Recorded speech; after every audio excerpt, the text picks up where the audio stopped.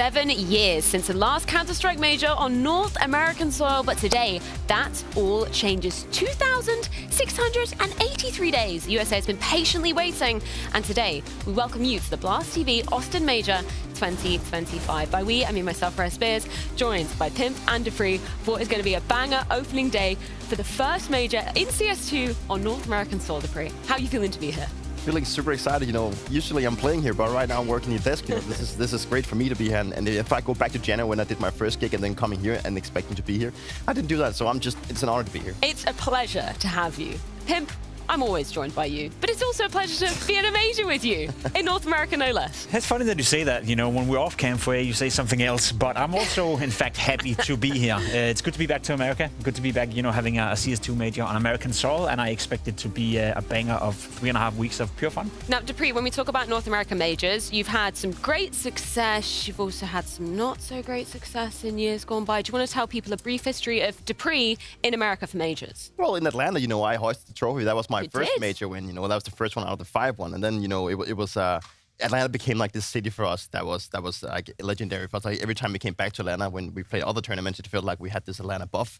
And then obviously we came back for doing it another time. I think that would be in 18 maybe for the Boston one, and then the whole thing changed a little bit. The fact that I was going in for an Auburn decision out because Device had taken a kind of a medical leave, so I decided to go for an Auburn. And the whole idea about going to that tournament as an Auburn with the expectations of that didn't really pan out that well, and we ended up getting totally demolished and eliminated in the group stage. So yeah, I've tried both things. Yeah, you've ever tried a major, Jacob? Yeah, I have, but you don't want to talk about that. So we can just swiftly move on. I've been there 6 times being eliminated in the group stage. Isn't it crazy to think the last time we were in the US for a major was back in 2018, right? And what happened there? There was a little bit of a Cinderella run, to say the least. Some may say that, a team called Cloud9 had a pretty good time there. I remember Tarek and the boys, really doing what no one thought would be possible. And then, of course, that also created all these memes about FaZe Clan, about Kerrigan, about Nico having never won a major. You think back to that one as the big missed opportunity. So a lot of history when it comes to majors in America. A hell of a lot of history, and a lot going to be written on the coming weeks, because there's a couple of changes obviously coming into this new major cycle. First time we're going to be having 32 teams returning, which means there is going to be an extra stage on the cards as well, which is where we find ourselves today in stage 1 of the Austin Major. We can take a look at exactly how teams are going to be progressing through this as well. It is a Swiss format, Jacob. I'm sure that a lot of people at home are familiar, but for maybe some of the major newbies, do you want to explain exactly how you progress onto the next stage? Yeah, I mean, it can be a little bit complicated, but we can also simplify it to a point saying the following. If you win 3 games, you advance to the next stage. As simple as that. And if you lose 3 games, you are eliminated from the tournament. Now, the first couple of games is best of 1s, but every time you're playing a game where you can either advance or get eliminated, it turns into a best of 3 as well. So it's quite simple. Also for the teams, as you can see, they all start on 0-0, and you can only face teams with the same score as yourself. So as you win your first game, you're playing against another winner, and if you lose your first game, you're playing against another loser. It's funny when we talk about the best of 1 side of things, right? Because coming into kind of this new system of Counter-Strike into the beginning of this year, obviously this is only the second time we have the major at the kind of crescendo right at the end of the halves of the season. We're not so familiar with best of 1s anymore. It's been a hell of a lot of best of 3s. How does that change things in your opinion, Dupree, for the teams coming in here today? I mean, like the Swiss team is not unfamiliar territory for any of the teams coming here, but what is unfamiliar for them is the best of 1s, as you mentioned, which is probably the random factor of this tournament. And also looking at best of 1s, it's like you need to get off to a good start. Like if you can maybe only make 1 or 2 mistakes at most, like crucial mistakes that will actually end up giving you a really bad situation for the game. So I think the teams coming into this one, when they start the tournament today, when they're 0-0, and they like in the blink of an eye, they can be down 2-0 or up 2-0, but they can also be in a deficit where they're actually down 0-2. So they can start the tournament off by being very confident, and they can go into the tournament feeling, okay, we got everything under control. But in the blink of an eye, they can see that everything is just fumbling in front of their eyes. Does it give more potential for upsets then, I'm guessing? Yeah, yes and no. Personally, I don't buy into it completely. I think it's a different skill. A best of 1 is obviously not as thorough as a best of 3. You need to show a little bit less skill, but it's also a skill to be there when it matters the most. So I don't really buy into it that much. I will also say in stage 1, a lot of the teams coming in, they're playing online tournaments, they're playing tier 3, tier 2 Counter-Strike, and they're more used to playing best of 1 games than some of the top dogs as well. So it does create a scenario where they're maybe more used to being there from the get-go, having to win those best of 1s, where if you're Falcons, if you're FaZe, if you're Na'Vi or one of the favorites, they've only only played best of 3 so far. Vitality have never played a best of 1 with their lineup, right? So they are going to do something they never tried before. So in that regard, maybe that changes a little bit. Is the streak going to end here? That's the question we're going to be asking in, about 8 days' time? We've got plenty of time to be talking about that in the future. Let's talk about some of the teams that are waiting in the wings. So obviously, we're going to be beginning in Stage 1, which means Stage 2 does await in 4 days' time. Once again, this is exactly how it's going to be panning out as we move on forwards to each of those 3 stages prior to playoffs. Then we have the 8 teams that are indeed waiting in Stage 2. I feel like Falcons... Should we explain why they're in that stage rather than in Stage 3? Yeah, I mean, the invites and the VIS ranking had a cutoff point, and at that time, Falcons weren't as good as they are now. Recently, they've had an awful lot of success. Obviously, bringing in Monacy have really helped out that lineup to a point where we consider them to be the 2nd best team in the world as of right now. However, when the VIS rankings were determined for this tournament, they weren't. So that's why they are in Stage 2. Together with a team like FaZe Clan as well. You look at Simple, you look at Kerrigan, you look at a team with that much history. They were in the final last time we had a major in Shanghai as well. They also entered Stage 2, so a lot of firepower coming in early in the tournament. And I believe that, if you look at the other teams in the group, I think Virtus Pro is also a team you need to look at. It's a team with a lot of good players on. It's a team that people have had a lot of expectations on. And also when they brought in Electronic, everyone was talking about that this is actually going to be a VP that's going to work really well. When they decided to get rid of Jane because they felt like things didn't work out the way they wanted to. And I don't think that ever since they've gotten Electronic into that in-game position that they have played worse than they have done in the last. I think it just looks like there's a chemistry issue. He seems to be really frustrated with his players. He seems to expect too much of them, and it's still somewhat of a young team. It's a team that has a lot of players on with a lot of, I wouldn't say past history of great results, but it's actually players that people have expected a lot from. Yes. And then moving on to a team like Furia, it's also, it's kind of the same thing with VP. It's a team that has had a lot of success in the past, but then they have just seemed to not get into a position where they don't really seem to get the results that they want, and they decided to go for quite a crazy change in terms of putting Fallen back, putting him into an anchor position and moving off the op, which is, that is kind of characteristic for him for so many years. Yeah, I wanted to pick your brain about another crazy scenario that Jacob already touched upon, the whole FaZe situation at the moment with Sinful coming in. Obviously, you've had quite a lot of past history playing against the Devil himself. What did you think when you saw that move happening, branded as kind of the Hail Mary move, where Kerrigan still sees this as an opportunity for them to be going all the way, making it to playoffs and being in contention for the trophy? The whole FaZe discussion is something we've touched on a lot, and FaZe is at a point where they just needed to make a change. Like, they've made so many poor results that now they needed to try and do something. And I think it reminds me a lot of the same situation we had in the Falcons when we had created really poor results and we just needed to get some kind of spark, and we decided to bring in Simple for the Shanghai major. And it kind of reminds me of the same thing here. And I'm still worried. I'm not going to say... Simple is a great player. Like, we can never say anything against this guy, but I don't think he has what it takes to bring FaZe back, and I don't think Simple is going to go back to the top player that he once was. I simply just don't think it's going to be possible. Yeah, you agreeing with that sentiment, Jacob? I think from what we saw in Dallas, he's definitely shaky. He's definitely a little bit out of form, so to speak. He was hogging a lot of walls, failing a lot of nades, etc. But I have been following Simple, offline as well. He's playing a lot of FaZe. Yes. He's been boot camping with FaZe. I know it's maybe a little bit far-fetched to conclude anything from his FaZe games, but he is trending upwards. He has, better and better performances. He's playing more and more hours. So, I mean, if there's one thing I learned is to never count out Simple. Now, I do agree, I don't have FaZe winning the tournament. I don't have Simple coming back to being the best player in the world, but he can definitely contribute in a positive way. Whenever I was talking to him back at IM Dallas, he was saying, his biggest concern was actually the nade lineups. It's like there's so much to learn that in such a short space of time. But I've got to respect FaZe for making that decision, right? We always look at teams and go, they need to make a change, which we might be looking at a certain team called Na'Vi. Were you hoping that they might make a little bit of a shift up before coming into the major, or does it make sense that they're sticking with that lineup? I think it makes sense to give it one final go for Na'Vi, one final chance of proving they can still play Counter-Strike at a higher level. But it's fun to think about when we headed into the Shanghai major where they didn't do well. They were one of the favorites to win. They were arguably the best team of 2024. And nowadays, Peter, we're looking at a team that is not even in the conversation about being a top 5, top 4 team anymore. So they have to perform here, otherwise changes will happen. And I was looking at Na'Vi for maybe the last 3 or 4 months, and I was seeing the issues they had. There was this controversial clip that was shown that they had argues within the team, and they were saying bad stuff each other or arguing. And I remember that I defended Na'Vi saying that this is very characteristic for a team that has been winning. They won the major, and they've had a really good streak in Counter-Strike 2, and now they need to kind of reinvent themselves. They need to go back and look at what actually worked for them and what they need to get back to. But I'm starting to have my doubts if they're ever going to find it. Are they ever going to find back to that form that they know they can have? You remember what we observed at the very first tournament of the year, Freya? The the body language, all the whining, all the complaining, the desk slams. It feels like that trend, that way they started off the season, the way they started off the year in Copenhagen, playing at the bounty, they've just continued down that road. Whenever you see the body language, whenever you see clips from Navi as well, it's always frustrations, it's always uncontrolled emotions. And we saw that a little bit in 24, but you were winning a lot, so they were able to contain it. It feels like right now, whenever they're losing grasp of the game, everyone just starts to spin out of control. And something tells me that they haven't found a solution for that yet. And if you can't solve that, then you got to change or you got to find someone else to do the job for you. But isn't that the worrying sign, right? You're literally citing the first tournament of this season. Yeah. And they've done nothing. There has been no change since then. Obviously, I'm playing devil's advocate. I don't know what. I'm sure they had a lot of talks, Yeah, lots of talks that clearly haven't really been working too efficiently. What's that like, Peter, when you're in a team where, maybe the mental isn't so stable? There are frustrations brewing. You can see it coming out outside of the server, right? Like, I mean, it's $1 million question. What is the best remedy for that situation? I think sometimes the best thing is that you just fake it till you make it. You try and limit your frustrations towards whatever is happening, and you try and just prove to be the best version of yourself all the time.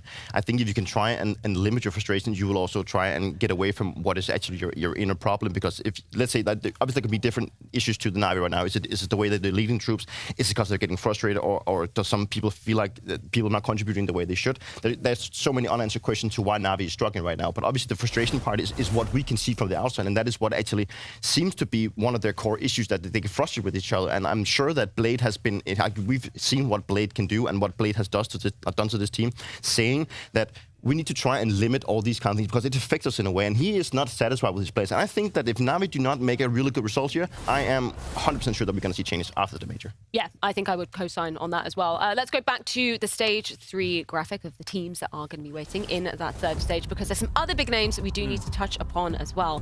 Not least, Vitality, Dupree. The streak stays alive for now. Is it going to continue here? The one thing that I think Vitality is going to be afraid of, according to the streak, is the best of ones. I think that is the greatest danger to their streak. But I mean, Vitality is coming into this tournament by playing the best Counter-Strike that we've seen in many, many years. And I think that they are also aware of the pressure that is on them. They know that they can only go to this tournament and have, if they can go here and fail, that is like apart from winning, they can only fail. Like if they go out in semis, that will be a failed groups, an even bigger fail. Not going to happen, obviously. But Vitality is scaring me a little bit right now on a personal note, because we talked back in Astralis about that no one is going to recreate what we have done. And Vitality, sure, they're not there yet, but they're moving there, right? So for me to be in a position right now where I get to watch someone try and copy what we have done, maybe to a greater extent, that is kind of frightening. I love how candid you are with that. Like, I thought you were going to say, I'm kind of scared for them because I've been in that Astralis situation and I've obviously seen it unravel, seen it come to an end. No, you're just scared of your history being erased. Yeah. That's how it is, right? You got to take care of yourself. Do you think the streak is going to end here at some point, Jacob? I don't think so, to be completely honest. Really? Yeah, no, not really. I mean, they came into IM Dallas a couple of weeks ago where they took a vacation leading into the tournament. It was clear to see they weren't in form, clear to see they played their B game, C game. No one was able to beat them. A couple of teams came close, but that's the thing with Vitality right now. Even when they're playing close games, they always find a way to win. Now they have time to practice, they have time to boot camp, they have time to prepare for this tournament. They're entering in stage 3 as well, which means the preparation in terms of watching some of the teams from stage 1, stage 2, Falcons in particular. They can't hide anything if they want to make it. So I think Vitality have everything they need right now in order to perform at a high level. And we did see in Dallas that even when they're playing their second best brand of Counter-Strike, or even the third best brand of Counter-Strike, aka their C game, they're still the best team in the world. I strongly believe that Vitality is going to win it all. I mean, I think they're in a position right now where they want to finish this season in style. Yeah. And I've been there with Astralis. I was there with Vitality as well. When you get to a major and you know that you are the favorite, sure, there can be a lot of expectation, the pressure, it mounts on you and it will be more difficult. But you've also learned by dealing with this pressure throughout the entire season. And Vitality have done it multiple times. They've had the Grand Slam pressure on them. They've had the streak, which is still going. And now they come to the majors. This is like the final hurdle for them to actually make the fight-defining era that everyone is talking about. One final question, because I've been, borderline berating the Vitality players with this question when we're talking about the streaks. Like, is it on your mind? How much do you care about it? And they've always got the answer of, it's not on our mind. It's just a number at the end of the day. Is that true, though, Dupree? You played with some of those Vitality players. Do you think maybe that's in the back of their mind, just ticking away that it could end?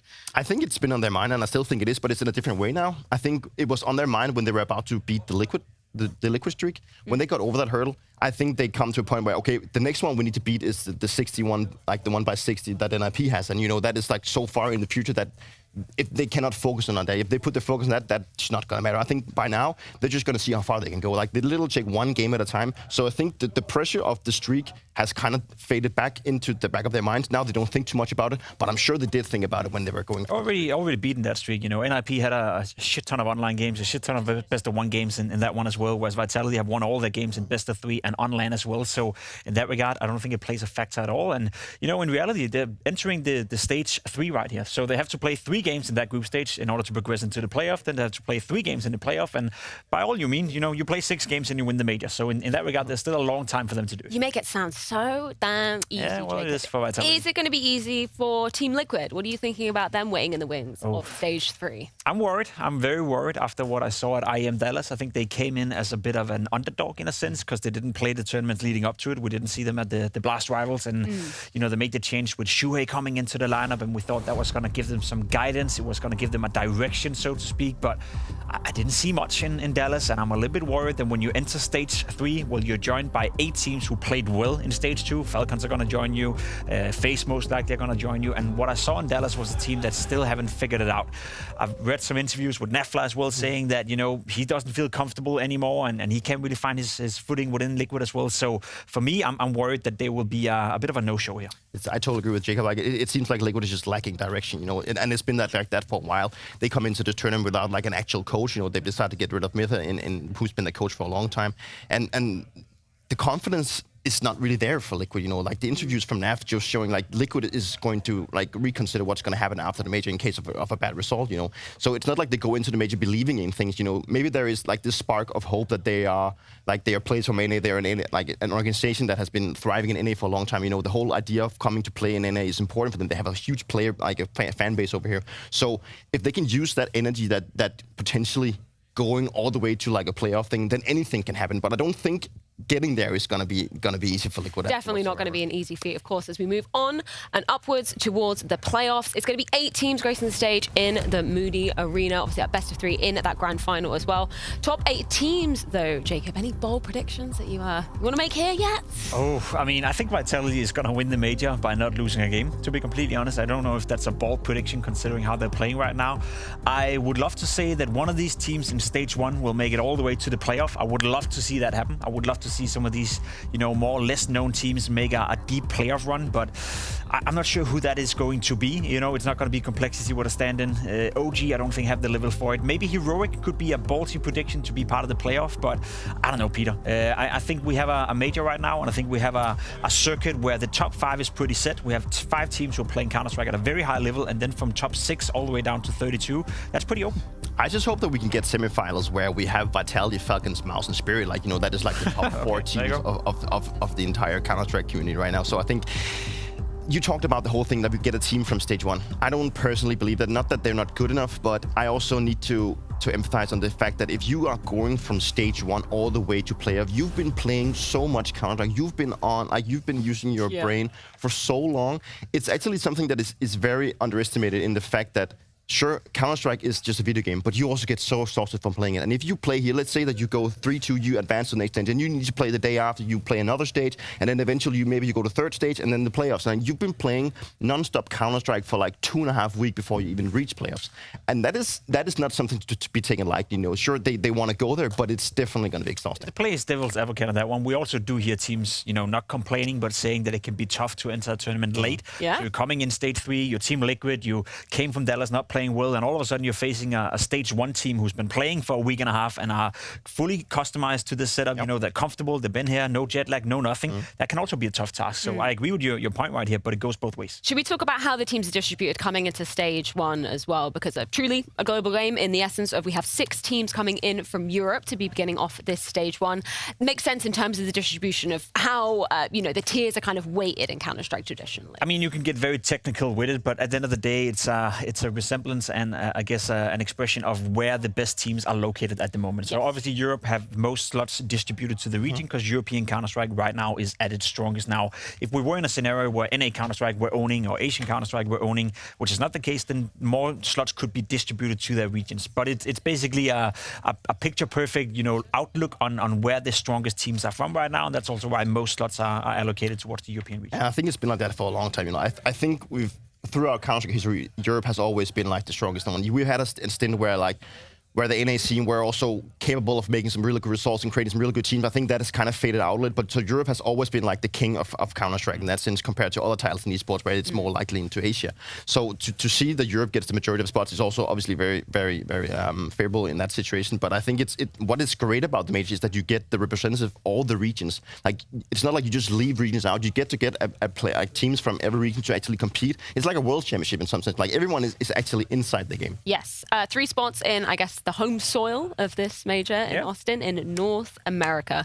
Tell me about some of these teams that we see coming from the North American region. I mean, complexity is the big one. We see them in stage 1. We see them in the opening game. Unfortunately for them, they're playing with a stand-in. Junior coming in instead of Halsek because of some visa issues, which obviously is a bummer, to be completely honest, because Complexity have shown us they can play decent Counter-Strike. I know the new lineup without Elise got off to a very poor start. I think they lost 6, 7, 8 games in a row, but then they got it together. They started to play on a good level. So for them to lose Halsek heading into this major is a bummer, to be completely honest, because I had them as a clear-cut favorite to go 3-0 and a clear-cut favorite to make stage 2. I still think they will, but they probably have to struggle and fight a bit more for it. Yeah, it must be so tough to first of all be Halsek, but also be the rest of his team. Going into a major and then having these visa issues, that means you have to play with a stand-in. And the interview from Junior saying that they have actually been practicing for a couple of weeks. It's not like he just has been brought in from the streets and then to play. So they have actually done some kind of practice. And he also mentioned what you mentioned with Simple, that the hardest part for him to get into the team was actually learning all the utility, which apparently is a difficult part of Counter-Strike right now, right? But on the other side, I think NRG is a team that I mean, I don't have much expectations with them, but for me, like on a personal level, looking at NRG being led by Nitro, it's a guy that I have been competing against for like so long. So to see him coming back to major, having his stint in Valorant, coming back and now playing a major in North America, and it also has some kind of, the whole Captain America history. I hope he brings out that jersey, but NRG version of it, obviously. Wildcard as well, obviously last major, they kind of made a real name for themselves, right? So it's great to see them returning again here. Kind of going a bit under the radar. I think it's a decent team, and every time they show up at a tournament, they may not get the results that they want. They may not get, a nice placement, but when you look at the games and when you look at how they conduct themselves on the server, they always remain somewhat competitive. They play decent Counter-Strike. I think Stanislaw as well is doing a good job as an in-game leader. Maybe he's stagnated a little bit in terms of developing the lineup, but there's only so much talent to work with within that one as well. And then they are a great mix of North American players, some Swedes in there as well. So they are interesting and also one of my favorites to make it to stage 2. 3 spots from South America as well. Any particular teams that you're keeping your eye out on here, Decree? I think out of the 3 we have on screen right now, obviously I think Imperial is the one to go to. Legacy coming in with a wildcard slot from the Beastie not making it here, then I still believe that the Imperial is the one to look out for. And the whole region itself, it's a region that has been creating a lot of talent, and it's a team that it's kind of seen as in a development. And obviously you have the teams, a team like Fury that is already here and waiting in stage 2, which is it's not a part of the qualifier. So the fact that some of the teams in the region that is already inside of the tournament, that they didn't have to go up against like the greatest opposition, I still think that Imperial is the team to look out for in this one. If anything, you look at those 3 teams in front of you right now and you think, which one of them are going to go 0-3? Which one of them are not gonna be the one that are going to give you the points for the pick'ems? I think there's only one country right now that is struggling more Counter-Strike-wise than Denmark, and that is Brazilian Counter-Strike. We had a conversation about that a couple of times, that it went from being such a deep and well-rounded region where there was so much talent, there were so many different avenues and options they could have gone for in order to create 2, 3, maybe even 4 or 5 competitive teams, but it does feel like they've all fallen off, just like Danish Counter-Strike. And I gotta be completely honest, speaking of I had all 3 teams in consideration to go 0-3. Really? And that's why I find Brazilian Counter-Strike right now, it's not as strong as it used to be. Who did you put as your 0-3? I had Fluxo at the end of the day. Okay, that makes just one of the just one of them teams. Okay. Let's move on to talk about the final 4, 2 of which coming from China. Interesting to look at these guys as, you know, from an up-and-coming region. What are we thinking of Lynn and Tyloo? I mean, 2 teams that, especially Tyloo, that has a brand for themselves. You remember playing against Tyloo. I remember playing against Tyloo, and it was always a tough matchup. Again, an organization and a team that hasn't had a lot of success as of recently, but being part of the major is another proving ground and another stepping stone for this lineup. Do I expect any of these 2 teams to make it far at the major? Probably not. Do I think one of the 2 teams can make it to stage 2? Yeah, I have one of them in my pick'ems as well, but it's 2 teams that would have to fight for every single win they get here. And I feel like if you have to pick like a team coming out of the region that can do good outside of the Mongols, then I also believe that we need to go and go with Tyloo. I think it's a team that has developed, you know, from the eye test at least, they look better. They seem like they've actually gathered some information and playing a little bit more like a European team. But I also just gotta be completely honest, like I don't have much like reliability in the Chinese scene coming into the tournament. 1 spot for Oceania as well. What are you making for the team coming from this region, Pimp? I mean, it's always gonna be rough when you're the only team from that region. FlyQuest have shown us during the last major as well, and a couple of times that they can play good Counter-Strike. We saw them in Melbourne as well, you know, remain competitive despite not getting the results they wanted. Again, I think that's the cool thing about stage 1. We have a lot of these, you know, teams that don't get invited, that don't are high enough in the VRS section in order to be part of the tier 1 tournaments, now duking it out against each other. So we find out who is actually the most promising team out of all these, you know,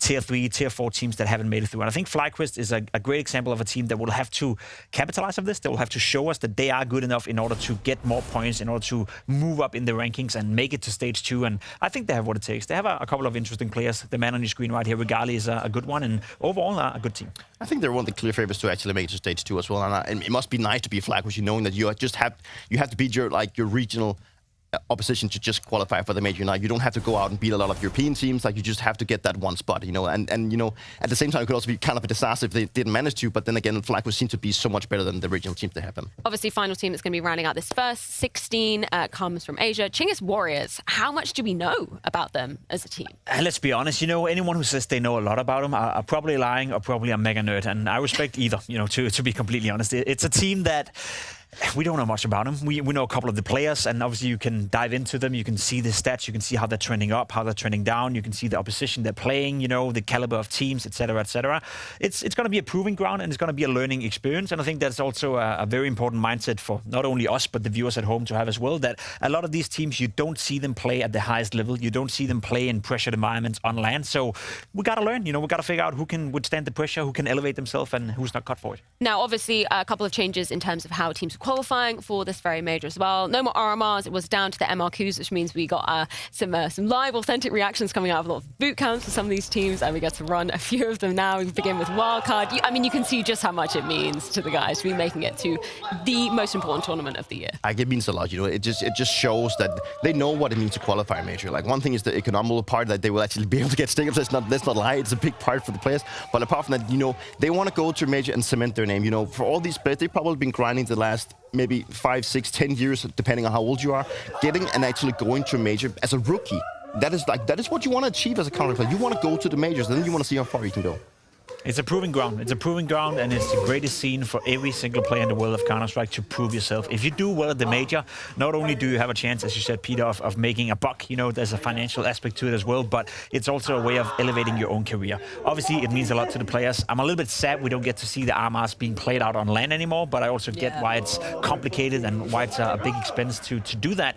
But it comes down to the matter of the fact that when I was playing and when you were playing, Peter, yes, all these big tournaments, they matter, but the only thing that really matters is qualifying for the major. It is the most important game you can ever play. It's like when you see the championship in football as well, you know, the big game in order to make it to the Premier League, not only financially the biggest game in the world of football, but also in terms of being part of the big dog league. You know, that's where you want to be at the majors. I love how you bring up the term rookies, Dupree, because there are a hell of a lot that are going to be racing stage 1 here. Obviously, you know, the whole conversation about there being 32 teams, of course, there's a lot more newcomers to the circuit. But should we pick out some of the players to be watching? Jacob, who are you going to be having your eyes on, particularly in stage 1? Well, I think me and Peter agreed on a couple of them, so we tried to diversify it a little bit. I had Netic as a player that I would love to see played out. We spoke a little bit about FlyQuest, and we thought to ourselves that what can he potentially do? I saw some cool stuff in Melbourne. I think he's come in and done a lot of good stuff for FlyQuest. I think him and Regali are 2 players and 2 rookies that we have to look out for. And then Sway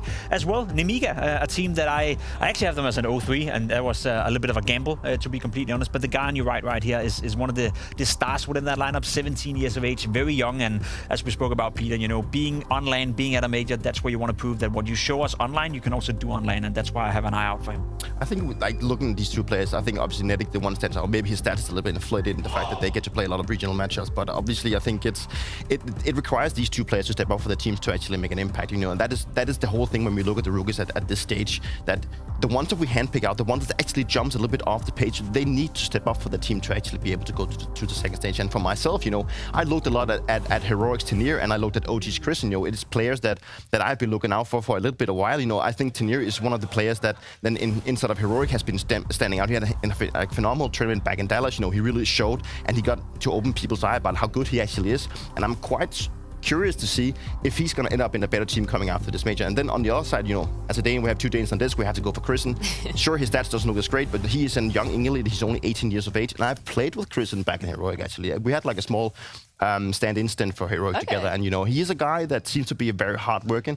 And what surprised me the most about him when we were playing with him is that he was playing alongside me, Shush, Tessis, and I believe the last one was Salazar and Auber. What stood out the most for me, he was so young, and he had to go in and lead players with that much experience. It was quite crazy to feel that whenever we said something and he actually dared to say no to something, he took the reins took the control, and he's only 18 of year, and that's more than a year ago. I can only imagine how much he's grown since, and we can see with what he's doing with OG. OG has always been a team that's been creating some results left and right, but it's never really made the cut. I think this OG lineup, being majority of Danes, is a good proving ground and a good place for him to develop into an even greater in-game leader, maybe getting picked up by a team like Astralis if we have to go to a point where he wants to play national team. So I think Chrisen is definitely the guy to look out for here. I don't think he wants to play for free, though, and I heard Astralis doesn't have a lot of money at the moment, so maybe someone else than Astralis, but that's not even here, Jacob. They're not even here. Do you... was Chrisen a name that was on your radar as well, particularly coming from Denmark? What have you heard about him? I mean, I'll be completely honest. I had Tenir and Chrisen as my number 1 and number 2 pick, but we had to diversify a little bit. I think Chrisen is a cool dude, yeah. I think he's a great prospect as an in-game leader. Obviously, hearing from you as well, speaking to you privately, you told me about that. I think when you look from the outside as well, he does seem like a guy who is able to control his team and get the most out of the players he has to work with. Again, you can only get as much out of a talent as you can. OG doesn't have the best player material, but I think he's doing a great job. And I think for Tenir, just for the context as well, for people at home to know, Heroic is also technically a dead lineup. The coach is leaving, Son Payas is leaving as well. Yeah. Now you're coming in as Tenir as a young prospect. He's 24 years of age, but young in the Counter-Strike sense. Never played a major. That's even more pressure, or it alleviates pressure, because now they're coming into the tournament knowing their dead lineup, and that whole, having to perform, having expectations, being one of the favorites, maybe that frees him up to be even better. I totally agree. I think that could be really great for him, coming into this tournament knowing that we have a dead lineup, then he can not say that he should just solely focus on himself, but he can focus on himself that much that if he makes a great name, if he has a great showing here, he knows, sure, I was not picked up by G2 like the other of his teammates were and his coach. Good for him. But surely. But then if he goes out here now, he's already made a name for him. He made sure that people recognize his name coming into this tournament. If he can keep that up and even keep up what he's doing, but even be better, then I think he can actually get some really great offers coming. So I don't think it's necessarily a bad thing for the team. Yeah. Should we take a look at the Swiss bracket once more to see exactly what is going to be going down today? Of course, we're in the 0-0. We haven't had any games going down. This is day number 1 of the Austin Major, and there's going to be plenty of games on the cards. 16 best of ones today, to be exact. Complexity versus OG. That's going to be going down on the A-stream side of things. We obviously talked about one of the OG players quite a lot. How do you see this matchup being weighted, in your opinion? I think it's a mega important matchup to find out who is the favorite to go 3-0. I think if OG is winning, they could go 3-0. If Complexity is winning, they still have a shot at going 3-0. It's two teams, at least I have in my eyesight, to be almost, I wouldn't say guarantees to make it to stage 2, but I would be super disappointed if they didn't. Surely, and I think OG is for me, OG is the one that stands out. Maybe I'm a little bit biased because I'm Dane, but I actually believe that this OG line can take it away. They went 3-0 in the MRQ in Europe. That is great for them. They come in with confidence, and going up against a team like Complexity, sure, they're playing with a stand-in. They will see that as an opportunity. Yeah, well, it's been a while since we've kind of seen OG put their name on the map. Let's bring up the vetoes. Obviously, this is going to be a best of one, so only one map will remain at the end of the day. Is this more of an opportunity to kind of, make some crazy plays, or is it leaning into your comfort ground more traditional? I think Ancient is cool. Obviously, a comfort pick for complexity, but that could change with the whole Junior coming into it as well. We speak about what is the biggest challenges for Junior to come into complexity and be part of that lineup. Nates and utility being something that is being brought up a lot. I don't think Ancient is that hard in that department. I think there's a few set of utilities that you need to know, but once you have them, ironed out, then you're going to be just fine.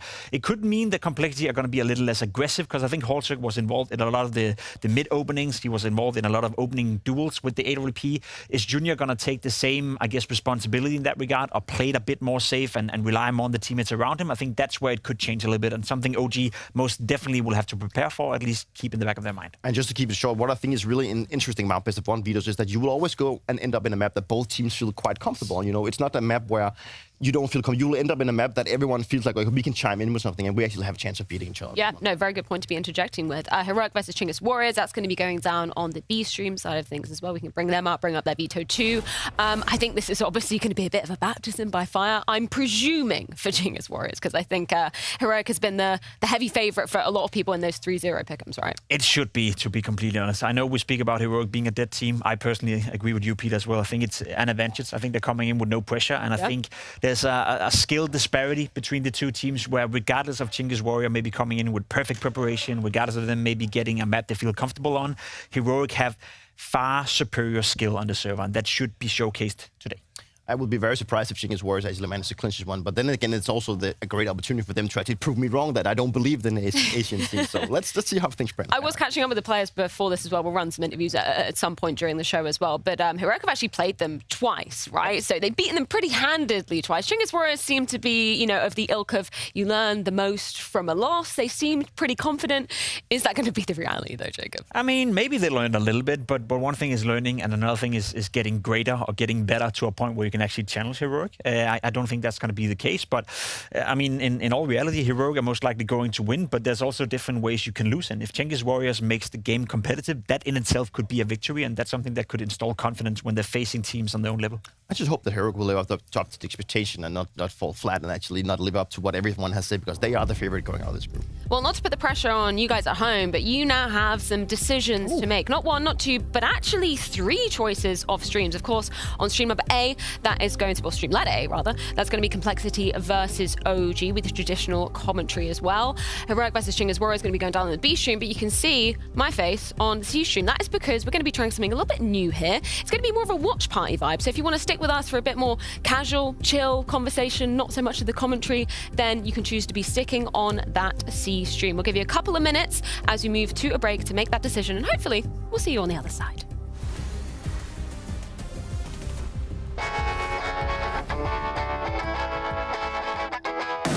I started 2015, I think, like I was 10 or something, I don't remember exactly. But I got anger issues, so my father took away my PC. I started back in 2021 again, and just started playing all day, all night. And I got an offer from a Norwegian team. I quit school and just pursued the dream.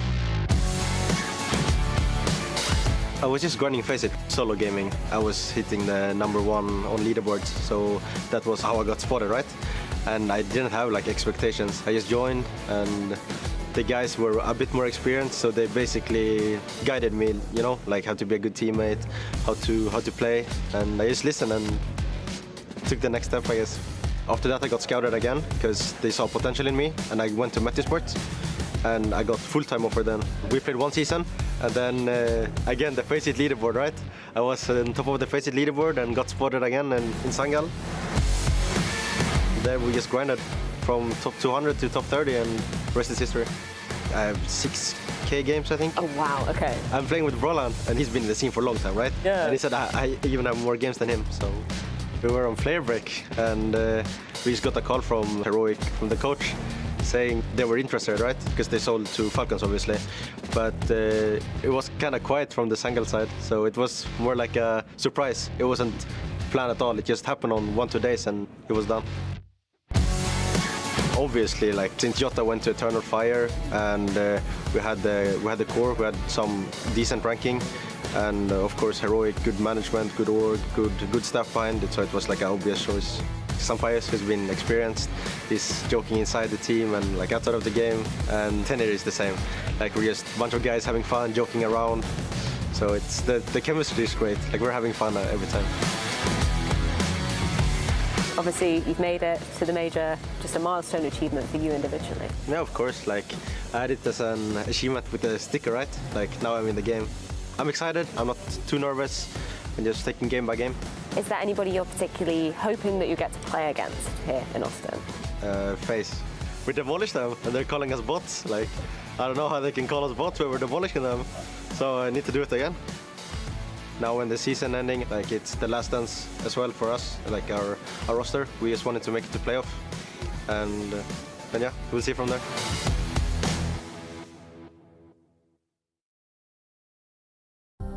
Temperature check on all the teams. So bring up the teams.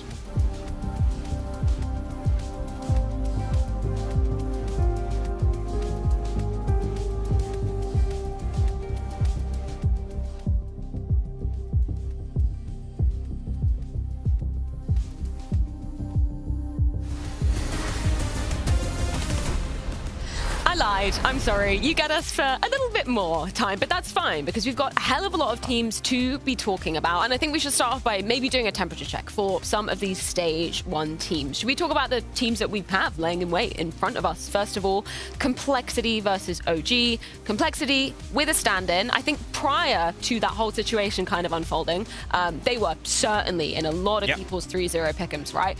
They're still in mine. Did you guys change anything when you kind of saw that situation? I also stuck with him, but I changed the mindset around him. It's a gamble for me now to have them as a 3-0, and I don't mind that because that means that one of the other spots, is freed up in the pick'ems. I think Complexity is good enough in order to make it work with Junior. I think Junior as a player is good enough in order to make it work with Complexity as well. Are they going to be as strong as they would have been with Haltzerk? Most likely not, but I think the rest of the team have shown me that they can step up for the occasion. Grim has been playing better. I think JT is slightly underrated as an in-game leader as well. I think they play a relatively, I wouldn't say loose style, but I don't think it's the most difficult team to come in and join as a stand-in. It could have been way, way worse. You could join Na'Vi as a stand-in. I think that would have been a nightmare if you were Junior. So I don't really fear on behalf of Complexity. They will make it to stage 2. It's just a question or not whether they can get over this best of 1 hurdle against OG. I'm also confident that they're going to do it. I mean, sure, missing out on Haltzerk is going to be bad for Complexity, especially knowing that they actually had put up some decent results and they were kind of playing better than everyone expected coming from where they were, but losing Elise and then picking up the 2 young talents in NA. I think everyone started looking at them and saying, okay, is this actually what Complexity is going to bring out to the table? And then I think they started proving everything wrong. So I think they will still make it to stage 2. They will not make it 3-0. I don't believe that. But they have what it takes. Like the rest of the players are still playing well enough to actually make it to stage 2. I think it would be a different scenario if they went to any other tier 1 event where they would go up against the likes of Vitality, Mousesports, and whatsoever. But with the opposition that they have here, I still think they have what it takes. And honestly, depending on what happens and who they face, and obviously we don't know that depending on who wins and go 2-0, 1-1, etc., I think this best of 1 opening game against OG could potentially be the hardest game for Complexity in order to make it to stage 2. Okay. OG, where are you putting them then? Because obviously, I mean, where are we putting Complexity? What's second now? What, like 3 to 6? Somewhere in that territory? Should be going through, should be in the 3-1, 3-2s. Okay, that makes sense. OG, where are they standing in comparison? To me, the exact same place. I don't think you're necessarily biased, Peter, when you have expectations for these guys. I think Boss is a great player as well. He's finding his own footing as well. I think, as we said, Chrisen, very interesting in-game leader. And overall, OG have shown us that when they're playing teams on their own level, they usually win. It's not a team that has a tough time finding that kind of consistency. You said it yourself, they went 3-0 in the MRQ. And it's honestly a team that I have decent expectations for. You could have put them as a 3-0 as well, but that would be on the cost of Complexity. And I have them definitely being one of the top, I'd say, 4 or 5 strongest teams in stage 1. And they are a very young team, They are very inexperienced. The only one, like the one with the most experience in OG is probably Fico. He's been around that lineup for I don't know how long, And it just seems like he's like a constant OG player. Like he doesn't seem to move anywhere else, right?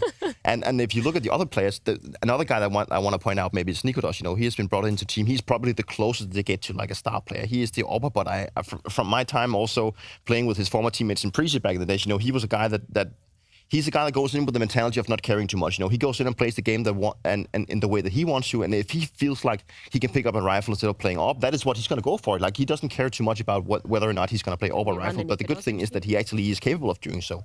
So I think he's going to be a great asset to the team. He's been his time in Fnatic. He also showed that he could play like a very high Counter-Strike. Sure, he had some inconsistency problems, but I still think that he's a player that will also be able to stand out for OG this tournament. Is that a good thing or a bad thing, though, to have that mentality? Because I always looked at Nemiga and I thought to myself, what a waste of potential. What a waste of player, because I think he's great. I think he has a great skill set. He has the ability to pick up the AWP, as you said, and be a difference maker at the highest level. But from looking from the outside, you played with him, I always looked at him as a guy that mentally-wise, he was just not cut for it.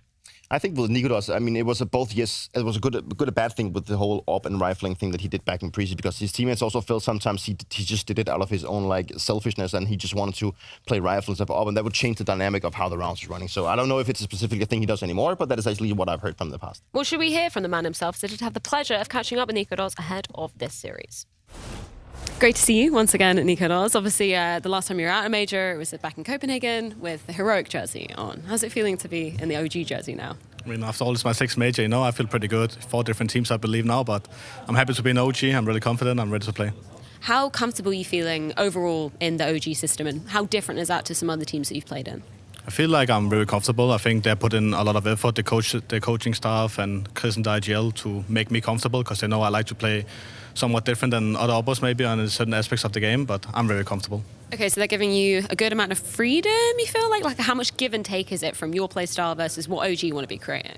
I think we've found a good mix between what they want to do and what I want to do personally, and I think I have all the freedom in the world to do whatever I want. Sounds very good. It's a question that I pose a lot, is kind of identity of teams and how you would describe it. A lot of people like to say, we just want to play our own game. We want to show what we're capable of on the server. What is OG capable of, in your opinion?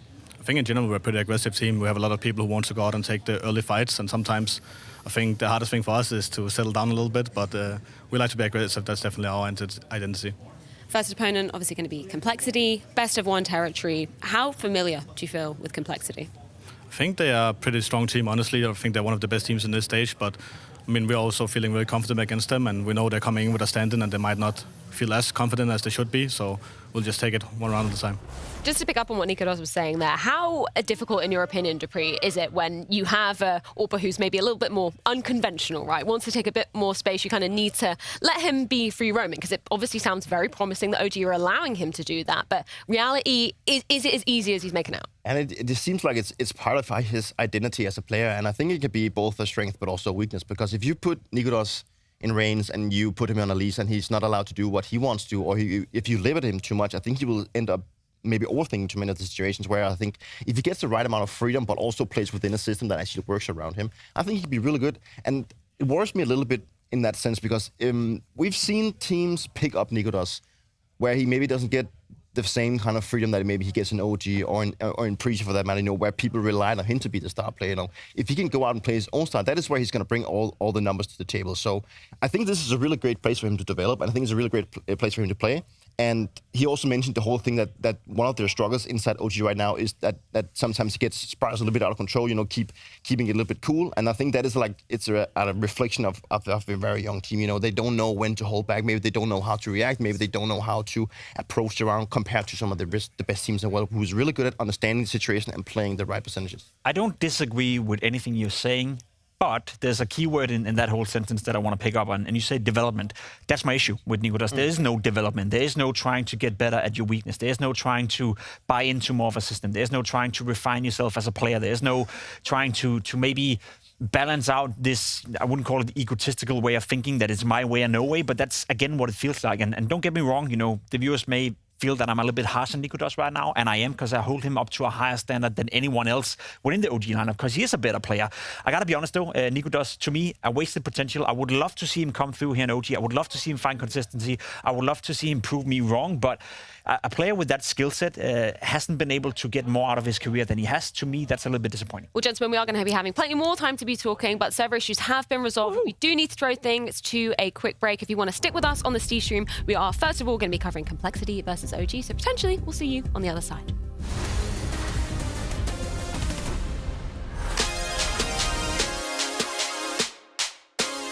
Chai, yeah. Do we add the Jesus?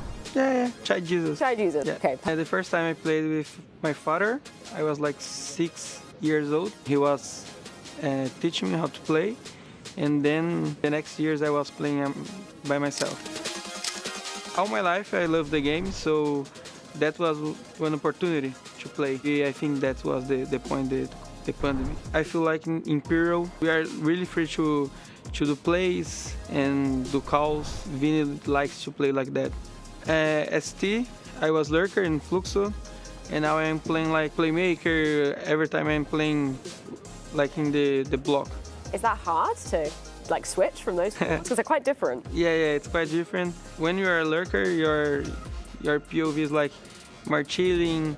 You are just holding, and when you are playing like in playmaker, something like that, it's a lot of actions in your POV. I think, of course, we have a pressure because, for example, Imperial went to the 2 majors before, and that was my first one. So I have a pressure because of that. The same way, I know I was not here to replace all the roles of Phelps. So I think I'm good playing pressure. I'm really happy because it's my first time in USA too, and also in my first major, so it's a special moment. I'm just leaving, you know. I know major starts tomorrow, it's my first major, and I don't want to be like overthinking in my mind, you know. I'm just trying to live in doing stuff's good. Probably I will be a little nervous, but I think when we are playing, I think they can help me too with the nerves being not stressful. Do you think Imperial have a chance here of making it to playoffs, even winning the major? We know it's really hard, but who knows?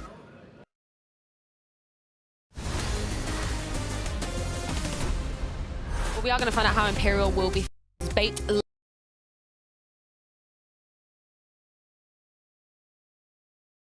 Complexity versus OG. We know the map they're going to be playing on for this best of one. So any initial spicy takes from you, Jacob? I mean, Ancient, as said already, a map that offers a lot of possibilities of aggression on the CT side. I think that's a good thing for Junior. I think that's a good thing for Complexity. A map they played an awful lot. You said it yourself, Peter, best of one, majors. You always get to play a map that both teams feel comfortable on. So I don't really expect any out of the ordinary fireworks. I don't expect anything I haven't seen before from neither of the two teams, but I do expect a close game. I think that Heroic will still win this game. Obviously, they are the clear favorite. They've beaten Chinggis Warrior multiple times, and also coming into a map like Anubis, it's a map that Heroic they like to play. And I've been outing Anubis a little bit. You know, it's not the map that I'm a big fan of. You know, but it is a map that if there is a map that Chinggis Warrior could potentially push Heroic into a close game, I think it could be Anubis with the whole idea that the T side can be so one-sided. Go on, spit the Anubis hate. I love to hear this. I don't know. I mean, the map pool in general right now just seems like a little bit off. Yeah? I think there's a lot of things that we could change inside the map. We want to get some of the more traditional maps, right? The ones that the fan favorites, and we know that Cash is hopefully coming back now after the major. Also the fact that I think Overpass is a map that's missing out a lot. Not about you, Jacob. Anubis is okay. It's cool. It's getting better. I don't know. Maybe I don't like it. I think it's a map. I think it's a map that has gotten better with the way we play the map now. But I think it's still a little bit too compact. I think you're very limited in what you can do on a CT side, and I would love them to open up the map a little bit. But however, I'm not an expert in creating maps, so I think that's more difficult than just so be it. I've wanted to experience with that one. Actually, being into map developing, could I or someone with this much experience, could I actually create a map that would make sense? This is actually such an interesting conversation because I've talked about this with, I think Bardolph was the person I talked about this with. We were talking about, you want to know the answer? You would say no. Yeah, obviously he's like the classic pessimist, but I think this is something that's so underrated because you know all the best kind of dynamics. You know what is like needed from a map to make it enjoy. I mean, obviously in your subjective opinion, but to make it kind of functional within Counter-Strike. You're kind of the go-to, surely. I hope so. I mean, I don't think I would come up with a map that would just work instantly. Obviously, it would be a map that you would put out there and would go through a couple of play tests, and then obviously would not be put into competitive map pool right away. But the whole idea of building up this dynamic map, like what kind of elements from other maps do you like? Can you actually maybe, you know, put them together to create like another dynamic? Can you create a map that has like a more even CT side and T side? You know, there's so many questions and things you can put into map creation. So I think it's an interesting topic, but at the same time, It would take a longer time. It's I'm not thinking of this like Frankenstein's monster. Oh, Like, yeah. hey, I like banana from Yeah. Inferno, and then I'm going to put nuke B bomb site over here, and I'm going to connect them together. Like, You could maybe like take like one aspect of each map, put it together, and then call it something pretty. Welcome to day one of the major, Jacob. I can see you're really thoroughly enjoying this conversation. I love it. I absolutely love it. Okay, yeah, Heroic Chinggis Warriors. Any kind of initial takes of where Chinggis Warriors could even surprise? It's so hard to even surprise Heroic, right? Because they've already played them twice. Yeah. Like, they really obviously understand what they're going to bring to the table. Make the game as ugly as absolutely possible. And by ugly, I mean make it uncontrollable for Heroic. You know, if there's one thing I know Saul wants to do, it's to remain in control. It is to prepare for his opponents. He's probably well aware what they're coming with. But if you're Chinggis Warriors, let's be honest, your only way of winning this one is by making it a fist fight, by making it a dogfight, so to speak. So if you can do that, if you can apply a lot of pressure, if you can play fast, if you can almost go into the game and simplify it to a point where you just out of spawn calling like we saw in the good old days with Snappy and Ents, where you do what you do well, you execute well, you do that with quality, but you keep it simple and always keep Heroic on their toes. I think that's a way to get a foot into the game. I think chaos is also one of the terms that could actually play in Chinggis Warriors' hands. Like if they can create chaos and make them like make Heroic doubt themselves or actually start questioning what is happening, that could play out to their strengths. But apart from that, they also I strongly believe they need both pistol rounds to actually make this one competitive. And if they can get both pistols, if you get both pistols in a best of one, then you have a pretty good outcome, hopefully. We obviously do still have some server issues. Do you guys want to continue with the temperature check of the other remaining teams? Obviously, we're going to have a lot of time to talk about these guys on the server. Bait versus Imperial going to be the next game following in the best of ones. How are you weighing up both those teams? I think Bait is a decent team and a team that I have to make it through as well. There's some quality within the lineup. There's some players who's been there before. There's some players who have a decent amount of experience. Imperial, same could be said with Vinny and the boys over there. Vinny has obviously been playing Counter-Strike for a long time. I don't know what to expect from Imperial. I don't know what to expect from Brazilian Counter-Strike, to be completely honest. And saying that out loud, I'm lying, because I do know what to expect, and that's not good Counter-Strike. It hasn't been the case for quite some time. So I am afraid that Imperial will really have to fight, not only in that game, but in order to make it through this madness that is the Swiss bracket. And I think that Bait can get off. If they can get off to a good start, I see them as a potential dark horse. Not going to the playoffs, but I think Bait could potentially go all the way to 3-3. And I don't know why, and I don't know what it is with Bait and why I seem to like them. I'm not quite sure. But it's like they seem to have firepower. They seem to have a great mix of this young talent, but also a player that has been playing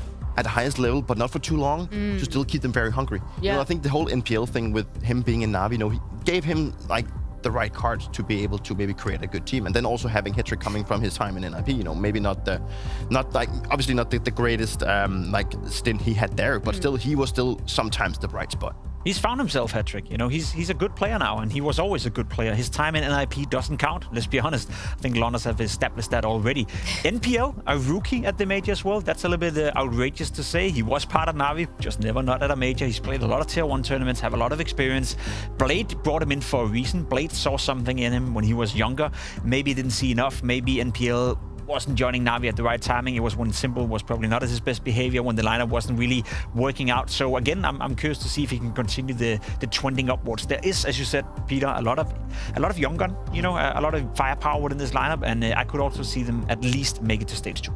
Obviously, you bring up NPL. I think one of the many things you probably learned from Navi is to get some thick skin, right? I imagine that wasn't an easy team to be slotting into as kind of your debut as just a general rookie. Obviously, he's been to a major with them before, but it's kind of interesting seeing him coming back, and I'm really excited to see what kind of potential he has here with Oh yeah, for sure. But like Bit was in kind of the same situation. He was also brought up into that team, and he made the cut. He has been a phenomenal player ever since, So it's definitely doable. But yes, I agree with you, Freya. It's not been easy for him to come into that team and perform. It's like you bringing in a young guy put into such a legendary team, but also a legendary organization to perform and make a name for yourself. And maybe he was not ready for that one. But obviously, as you mentioned, Jacob, Blade saw something in him. And if you have a guy that vouches for you and his name is Blade, then there's got to be something to it, right? He's not like a guy that doesn't know what he's talking about. So he is a prospect. He is a guy that I believe can have a very long and good career if he continues in the path that he has right now. And I think this team could be a very good place for him to be, to constantly develop, but also bring these boys to a greater trophy here, obviously, but a greater stage here. In terms of the temperature check, or kind of, I guess I'm making it a power ranking now, Bait substantially above Imperial, right? I'd say a little bit, yeah. A little bit, yeah.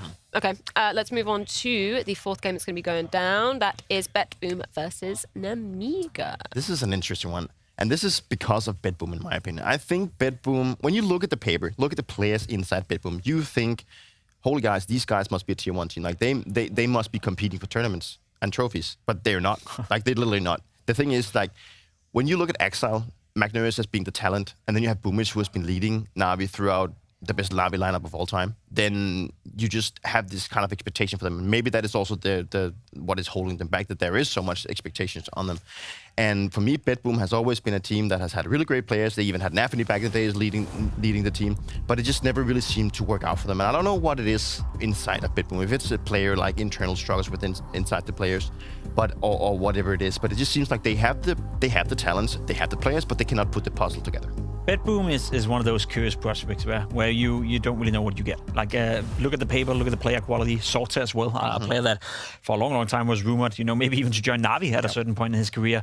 You said yourself with Boom, it's Exile. There's a lot of quality within that one. Magnus as well, highlighted by many to be the player to watch for this stage. So I think it's going to be one of two scenarios right there. Either they're going to finally prove to us that all this potential is all coming together. Maybe they just needed a major in order to really get it together, to power practice and finally refine all the small details, or they're going to continue to disappoint and go out 1-3. I don't know which one it's going to be, but it's going to be either really, really good for them or really, really poor. If there's ever a time for BetBoom to find some success, and I'm looking even as an individual, because there's so many great names inside that team, and maybe this tournament is more about, sure, to make BetBoom, their team, look good, but it's just as much, if not more, in my opinion, to have their individuals get back to the former, like, shining names, because that is names that we've praised so many times before, and they've taken a step back to go into a team where things has not been working out for them. So if they can turn things around and actually move into a better position, that is what they want to do. That is what they want to achieve this tournament. Well, if you are sticking with us here on the C-Stream side of things, we've got our own little hashtag as well, so you can get involved in the action. Maybe we can have some conversations. That is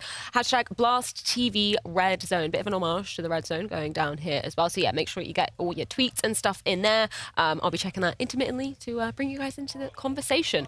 Let's keep the conversation moving though. Obviously, BetBoom's opponent, first of all, going to be Nemiga. Any initial takes on what to expect from them? I mean, it's a tough team to quantify.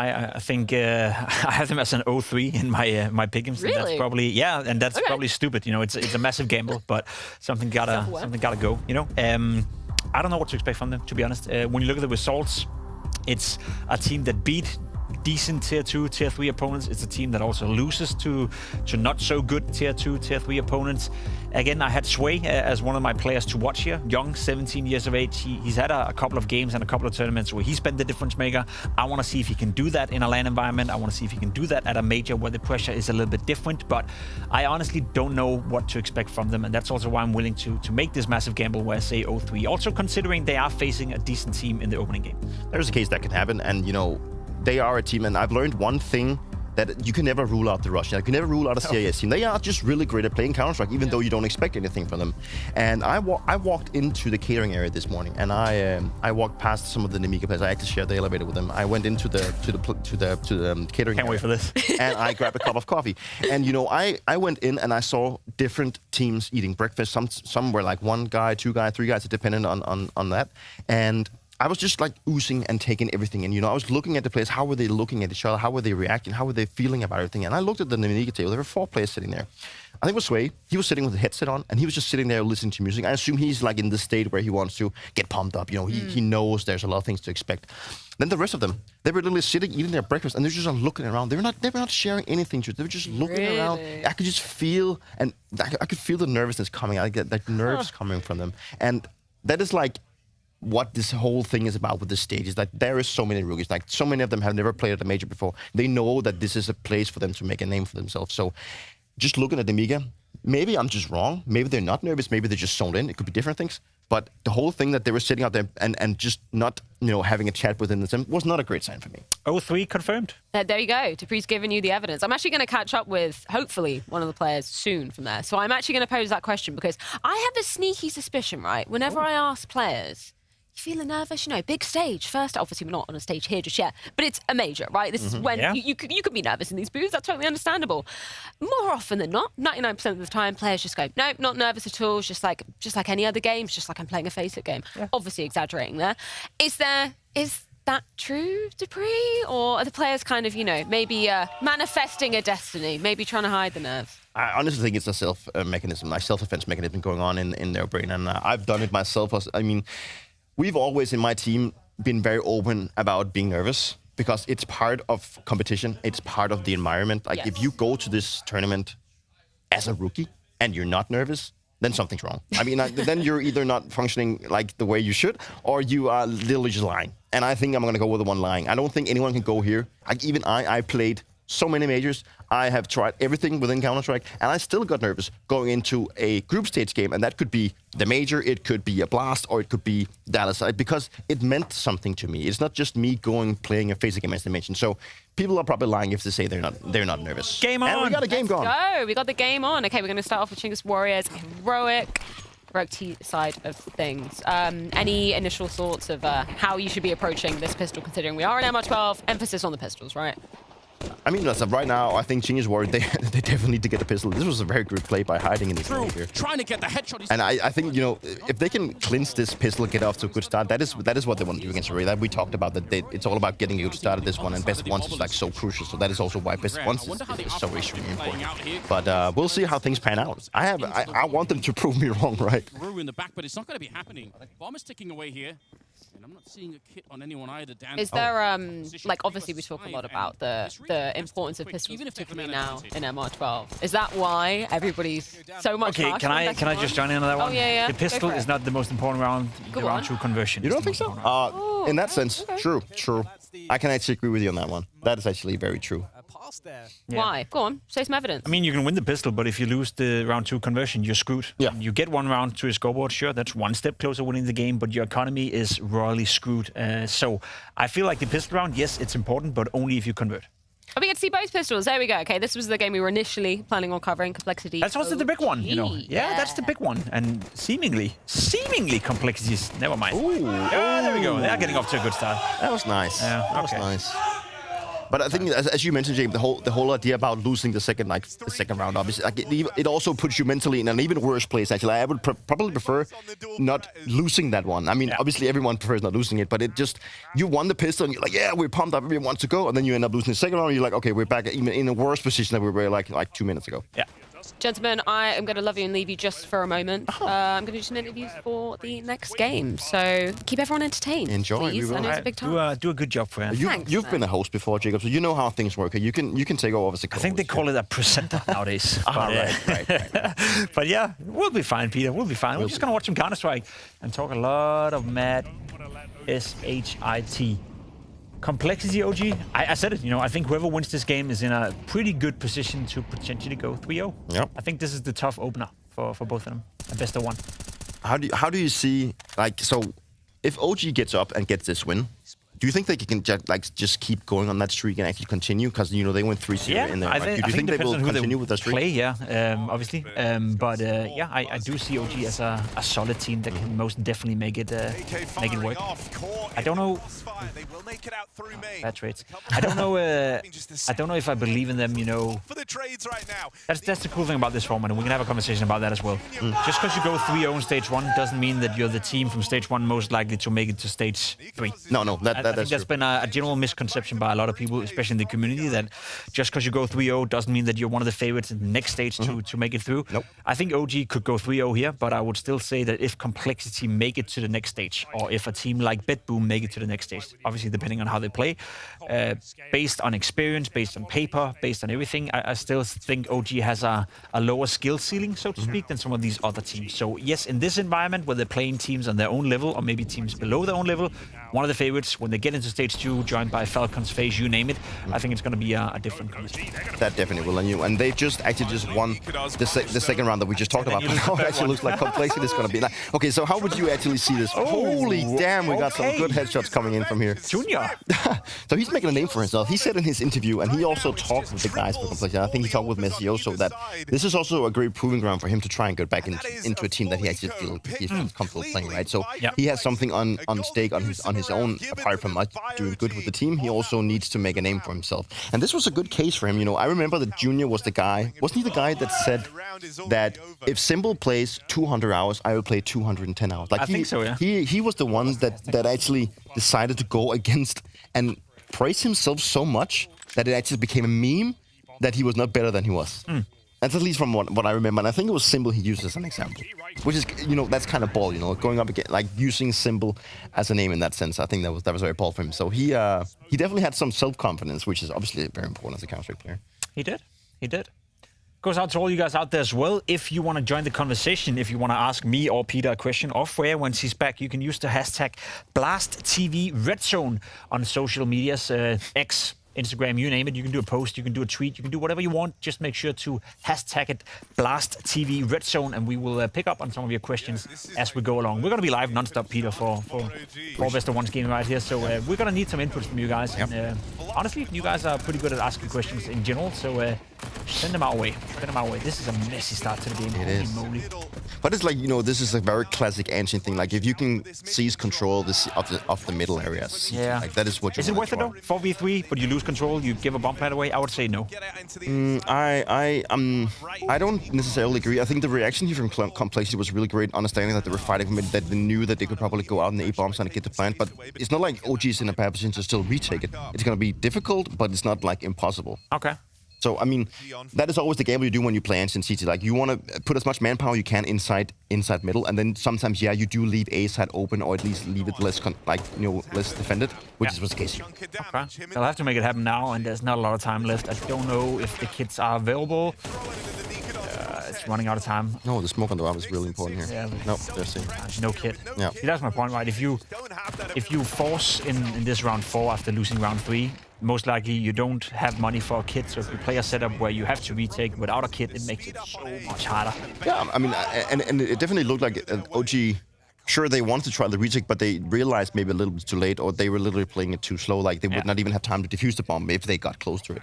So, I mean, like, a 2-2, you know, it must sting a little bit for OG to converting 2-0, then losing just for a deal round. You know, I don't even think that from the looks of it, it didn't look like OG were making a lot of mistakes. Junior just hit some really nice shots. You know, that's also what we need to praise inside professional Counter-Strike, is that you can win rounds by just hitting your headshots and just playing like better individually. You don't always have to rely on doing the right thing tactically wise, but you also can just win by playing good individually. All right.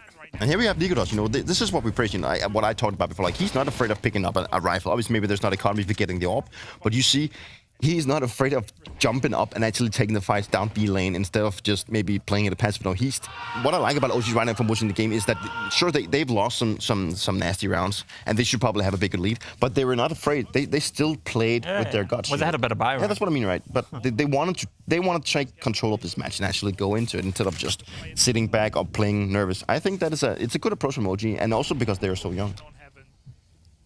Sure, it's been a messy start. It's been a crazy start. Speaking of crazy start, Chinggis Warrior was leading 3-0, and some players just had to do a 1v2 clutch in order to get Heroic the first round. So they're under a lot of pressure over on the other stream as well. We'll obviously keep an eye on both games as we go along, but with the pace that we've seen so far from both Complexity and OG, this could be a rather fast game.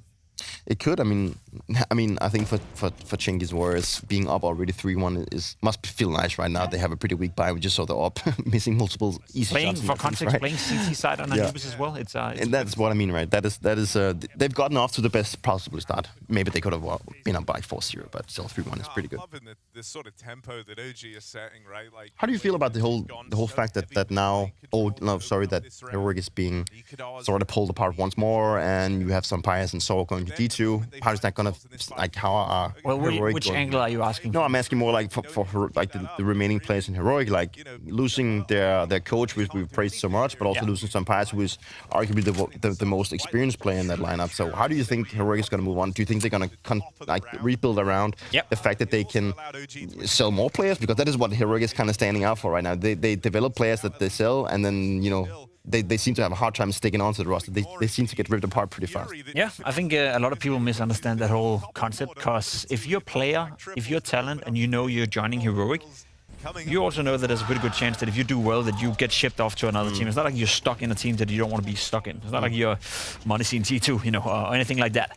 So I think as a young up-and-coming talent, maybe not on the highest caliber, if you're not a Monesi, if you're not a Kaisuki or whatever, then I think joining a team like Heroic, knowing that they are willing to nurture talent, willing to let you go, willing to sell you at the right price is attractive. I don't think losing Son Payas is a big deal, to be completely honest. I think they can replace him, somewhat recently, but Saw is the big one. I think he is the star of Heroic. So losing him and losing the capacity that can then nurture those players for the future is a big loss for Heroic. And I'm curious if they can find another coach that can do the same thing. And then if we turn a question around, how do you see that going for GT? Like getting Saw, getting some Payas, is that going to help them? Is it going to make them better, or is it going to make them worse? Getting Saw is definitely going to make them better. So that is that's your take, is that Saw is actually the important piece getting picked away from here. 100%. Yeah,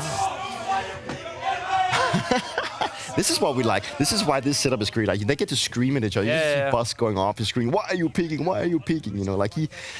Complexity should have won this round. They definitely overpeaked. That's a massive loss for Complexity. Yeah, that was a stupid round to lose.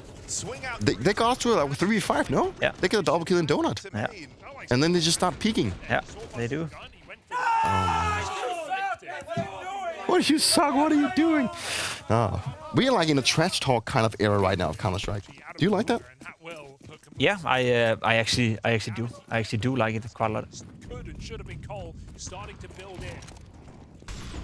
I do like it. I do like when they're close. It's a very intimate setup, Peter. Like they're very close to each other. Yeah, that's right. Distance between the booth are not as big as normally. This is a great start for OG and a horrible start for Complexity.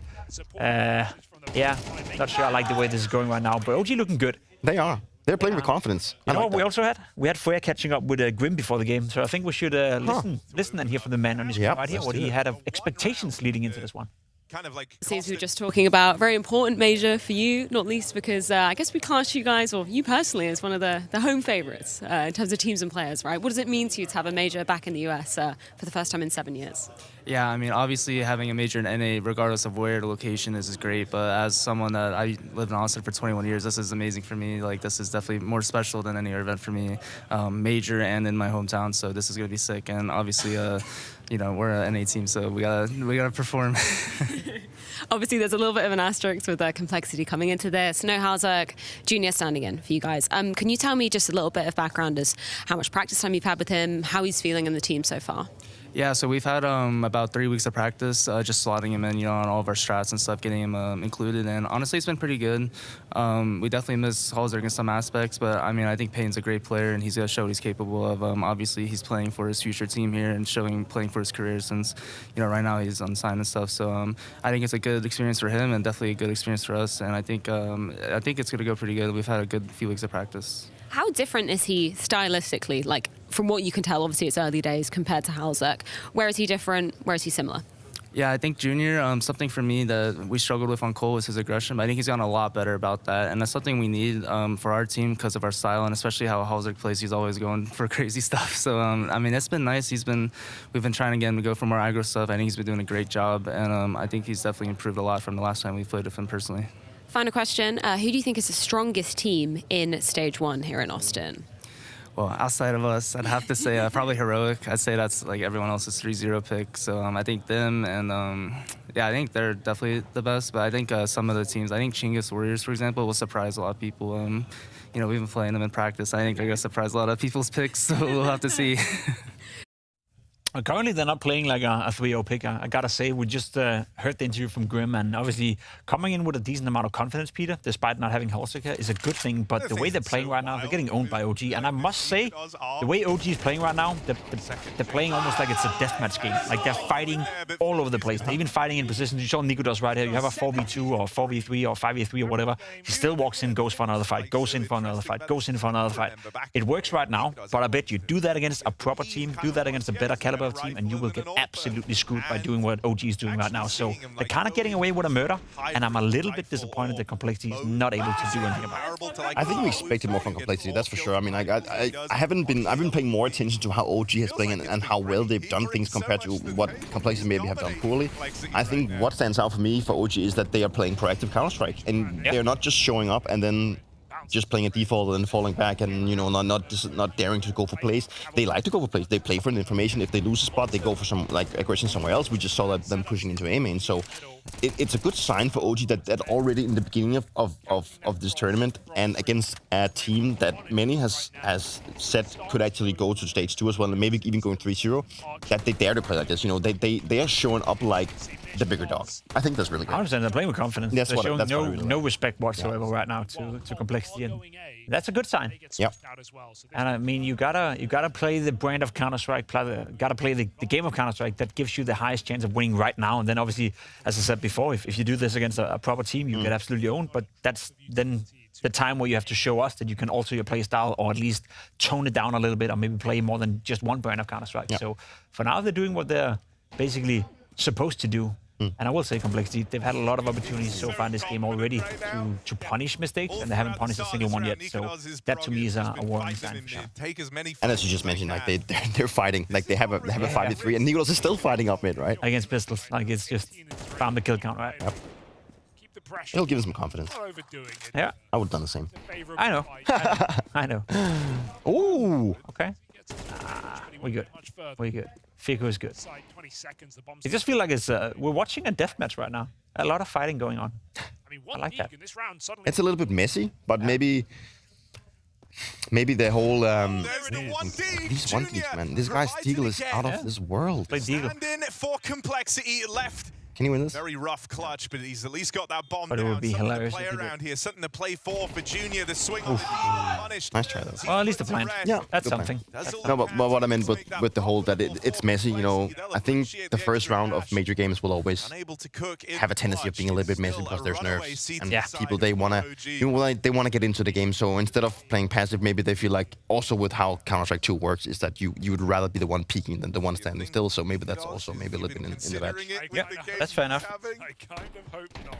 He's had that AK for a while, and well, a lot of cool questions are coming in on Twitter already using the hashtag BlastTVRedZone. If you have any questions, or if you have anything you're wondering, or any questions about the format, about Peter, about me, Freya, teams, whatever, make sure to send those questions our way by using the hashtag BlastTVRedZone. He is 19.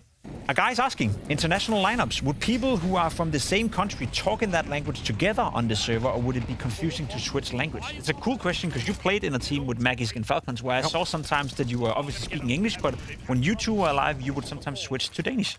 Is that an issue sometimes, or is that something you're trying not to do, or what's your take on that? I think we would do it if the situation fell out of control. Okay. Or if it was very hectic, if it was like an after-plan situation. Or like a backup thing. It's like a backup thing, and it's about, because when you talk your native language, you just think that half a second faster, and you also speak a little bit faster and be more accurate in what you're saying. So I think we used it as a last resort in the sense, because we also wanted to make sure that our teammates understood what we were saying inside the game, because we had this term that eyes in the sky thing, that we were always helping each other, even though we were eliminated from the round. So it was important for our teammates always also to understand that what we had just communicated out, so they wouldn't like interfere with what we were doing. But yes, I mean, it would happen occasionally, but it was very rare. Let's be honest about that. Okay, so mostly teams are staying to English, or staying to the language they decide to. I think it has happened maybe 3 times in my time at Tally, where I've said to the French guys, I would go like parler français, which is like talk French, in a very heated moment, and it was like we win Apex together. And I've done it as well with Max. So yeah. Okay. Oh damn, that was a great retake. He is on another level right now. What is happening? Anything like On a tear right now. Nicholas is playing exceptionally well, but they're so aggressive. Even after getting the first 2 kills, you could just fall behind the smokes and not go for the fight, but he just walks in, wants another one. He's playing confident right now. I like that. I love the nade in the smoke as well. Yeah, it was great. But that's what we praised him for. Like, he's not, he is their offer, but he can definitely also rifle. He can definitely also rifle. 100%. Nice. if you buy an orb, I'm going to be pissed off. He does have a point. He is owning you. What are you doing? Not playing well. Not playing well. I missed this kind of setup. I should have had this more. Oh shit. That's a good question. Dino is asking, at what point do teams focus on the way the other team is likely to play versus just focusing on their own approach? I saw something interesting happening into this game where I think it was it 60? Someone from Complexity said that they haven't really bothered watching OG. Or was it the other way around? I can't remember. Someone said that they didn't really bother watching the opponent. They would just focus on themselves. How much do you prepare for the opponents? And is it more important to I would rephrase the question like this. Is it more important to nail down the way you want to approach a game and your own style before you then focus on the opponents, or do you start by focusing on the opponents and then you create your own approach to the game? I think it's developed a lot throughout the years. I mean, back in Astralis, we would always just focus on the opponent. But that was because it was easier to just recognize what we could do against them, like what type of tactic we run, and there was so many patterns that we could see. Nowadays, people are so much better at hiding it and creating other ideas or creating fakes that it's sometimes if you... like they are literally they're playing extremely well right now. This is not a game right now, no. It's like they're just winning it out. Oh my But God. nowadays, I think it's more about teams have so many iterations of their tactics that if you start focusing too much on what is actually like, if you have an idea inside your head that what's going to happen, but it actually doesn't happen, then you stop playing your own game. Okay. So I think it's changed a lot throughout the years. But we came to the conclusion that we wanted to focus on ourselves the most because that is what we feel like we could actually handle. Okay. That's what we could actually have an impact on. That makes sense. Yeah. That makes sense. Hello, Freya. Welcome back. Freya. You're in for... not quite. No, you're not back. You're not back. Not back. Almost back. She's muted. That's good, though. Finally something for Finally Grim, an open right? He's right tried here. his hand getting up through ramp a couple of times now, but Nope. Grim's double turns the fate of Sheer Cold aggression. in this Every final round is and just half. a fist fight. We watched 35 seconds of this round, and it's a 3v3 bomb planted, and Sees that as damage a has been chance dealt for another all over the hat-trick. place. He's had plenty of them in the game so They're playing it far. on the OG Teammates terms gonna right be now. smoked Complexity, off here on they're this lane not looking rotate. good. Nope. They try to get the timing. Am I back now? I'm back now. Back now. I'm There back. you are. What the hell did I miss? 9-2? What? Yeah. Nikudas is owning complexity, not looking good, and OG is just playing like it's a deathmatch right now and owning their opponents. They're playing full confidence. That's insane. I like that. But it's like, is it OG playing good, or is it complacently playing bad? It's both. Yeah. It's both. But I think it's more OG playing well. Like Nikudas right now is having a tear with the rifle, obviously. That he is. Like he's been standing out. You know, That's what we praised disappointing him for as complexity. well. 3 rounds, is that enough to make the game competitive? You need to win the pistol and convert. That's the question, Jacob. We're going to find out on the other side of this break. BRB.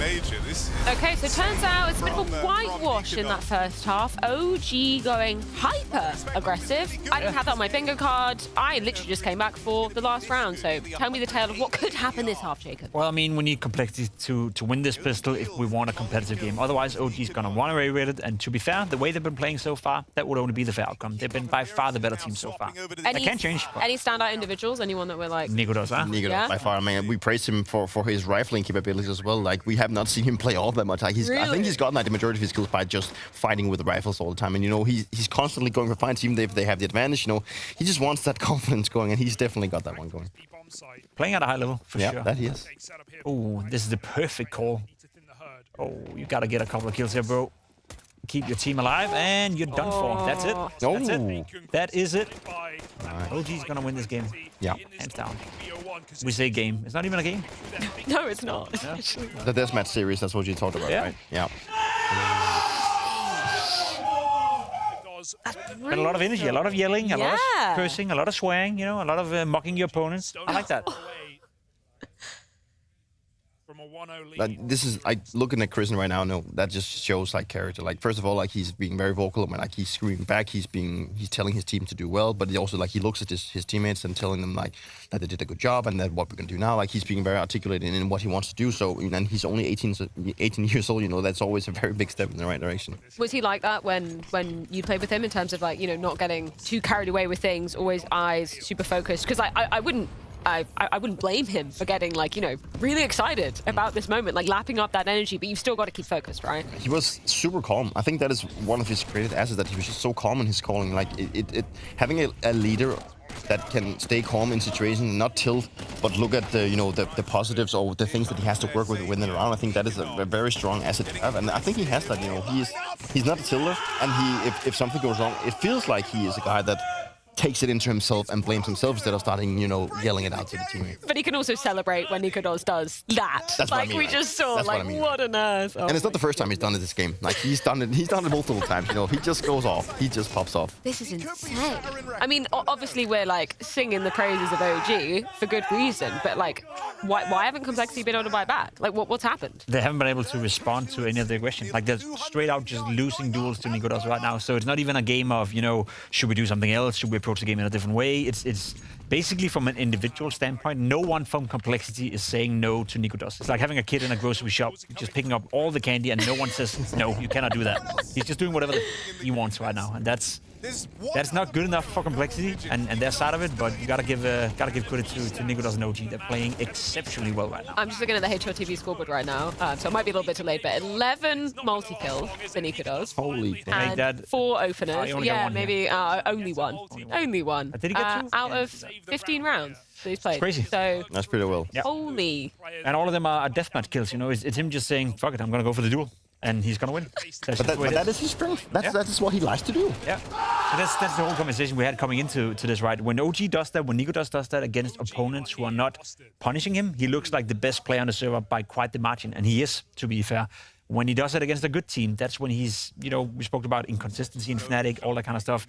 That's why I would love to see him be able to do something else as well, because what he's doing right now, we know he can do. We know he's arguably the most talented player in, dare I say, this stage of the major. You know, that's not even a far-fetched thing to say, at least in the conversation about it, but can he do it against the better teams? I guess OG will have to make it to stage 2 before we find out. Yeah.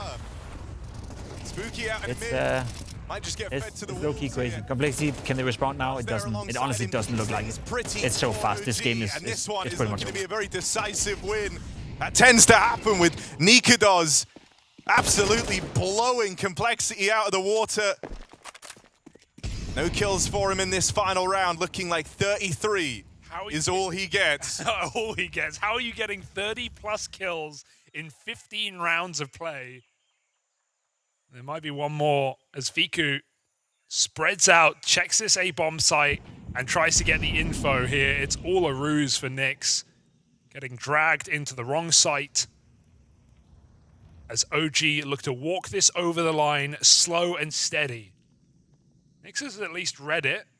Felt a bit too good to be true. Oh, God, but look at who he's about to run into. 34 Will it be and 5? 34 for Nikodos? 34 and 5. That's what he's looking for in his debut game in Austin, but Nyx gets rid of him. now looks to embark on this 1v3. It's the space that Fiku's taken that's the big problem. Shouldn't be a way to save this round here. He's got a 1v1 on offer. Can he read this deep position from Fiku? He heard the util earlier on A, but it's a great angle, and it will work wonders for OG. 13-3, their first major in CS2, and a major debut from Nikodos. Yeah, one to remember as well. He absolutely wiped the floor with complexity. This was lights out from Nikodos, otherworldly in fact.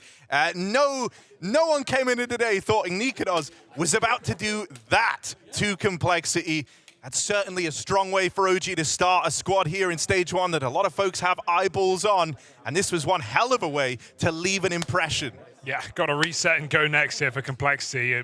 No one even showing up in this map. Hard to imagine anyone could have saved complexity from a game like that. But yeah, an absent Grim, no rounds to talk about from Junior other than that Deagle 3K, and a 5v3 for complexity that just crumbles into OG's hands after they lose it. A very impressive debut for a team with low expectations. Well, now suddenly they just skyrocketed. 100%, yeah. And, you know, for Cole, this is a real rough way for it to start, right? I think the fact that it was a one-man army against you, you're hoping they can turn it around. But yeah, that's NA's team getting demolished in the first map. We're going to give this one back over. Yeah, I'm joined by Kristen after a fantastic major debut for you guys, completely washing complexity away from the server in a very fast manner. Are you surprised that it was that easy? I mean, I would be a little surprised, you know, like coming into this major. Of course, we have 3 guys who are very new to this. It's our first. So yeah, I mean, I didn't expect it to go in this fashion, but Nico played well. He played exceptionally well. I almost described the game as a game of deathmatch. You guys were being super aggressive, constantly fighting. Did you plan that ahead of the game? Yeah, we definitely wanted to come out and like set the tempo. I think that's very important, especially just like B1. So yeah, it was the plan from the beginning. So I'm just happy it worked out. And speaking of Nikodos, obviously we know him to be a player that has a high ceiling, but also at times being a little bit inconsistent. When he's playing like this, I guess you can beat anyone.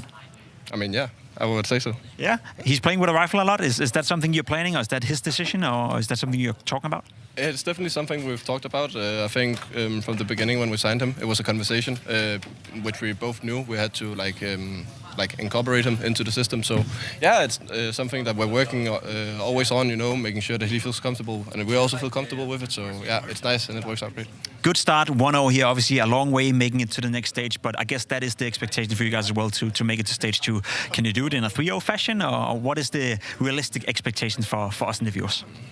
Sky's the limit, so yeah, of course 3-0. Sky's the limit. Well, thank you so much, Kristen. Congratulations. Let's turn it back to the red zone.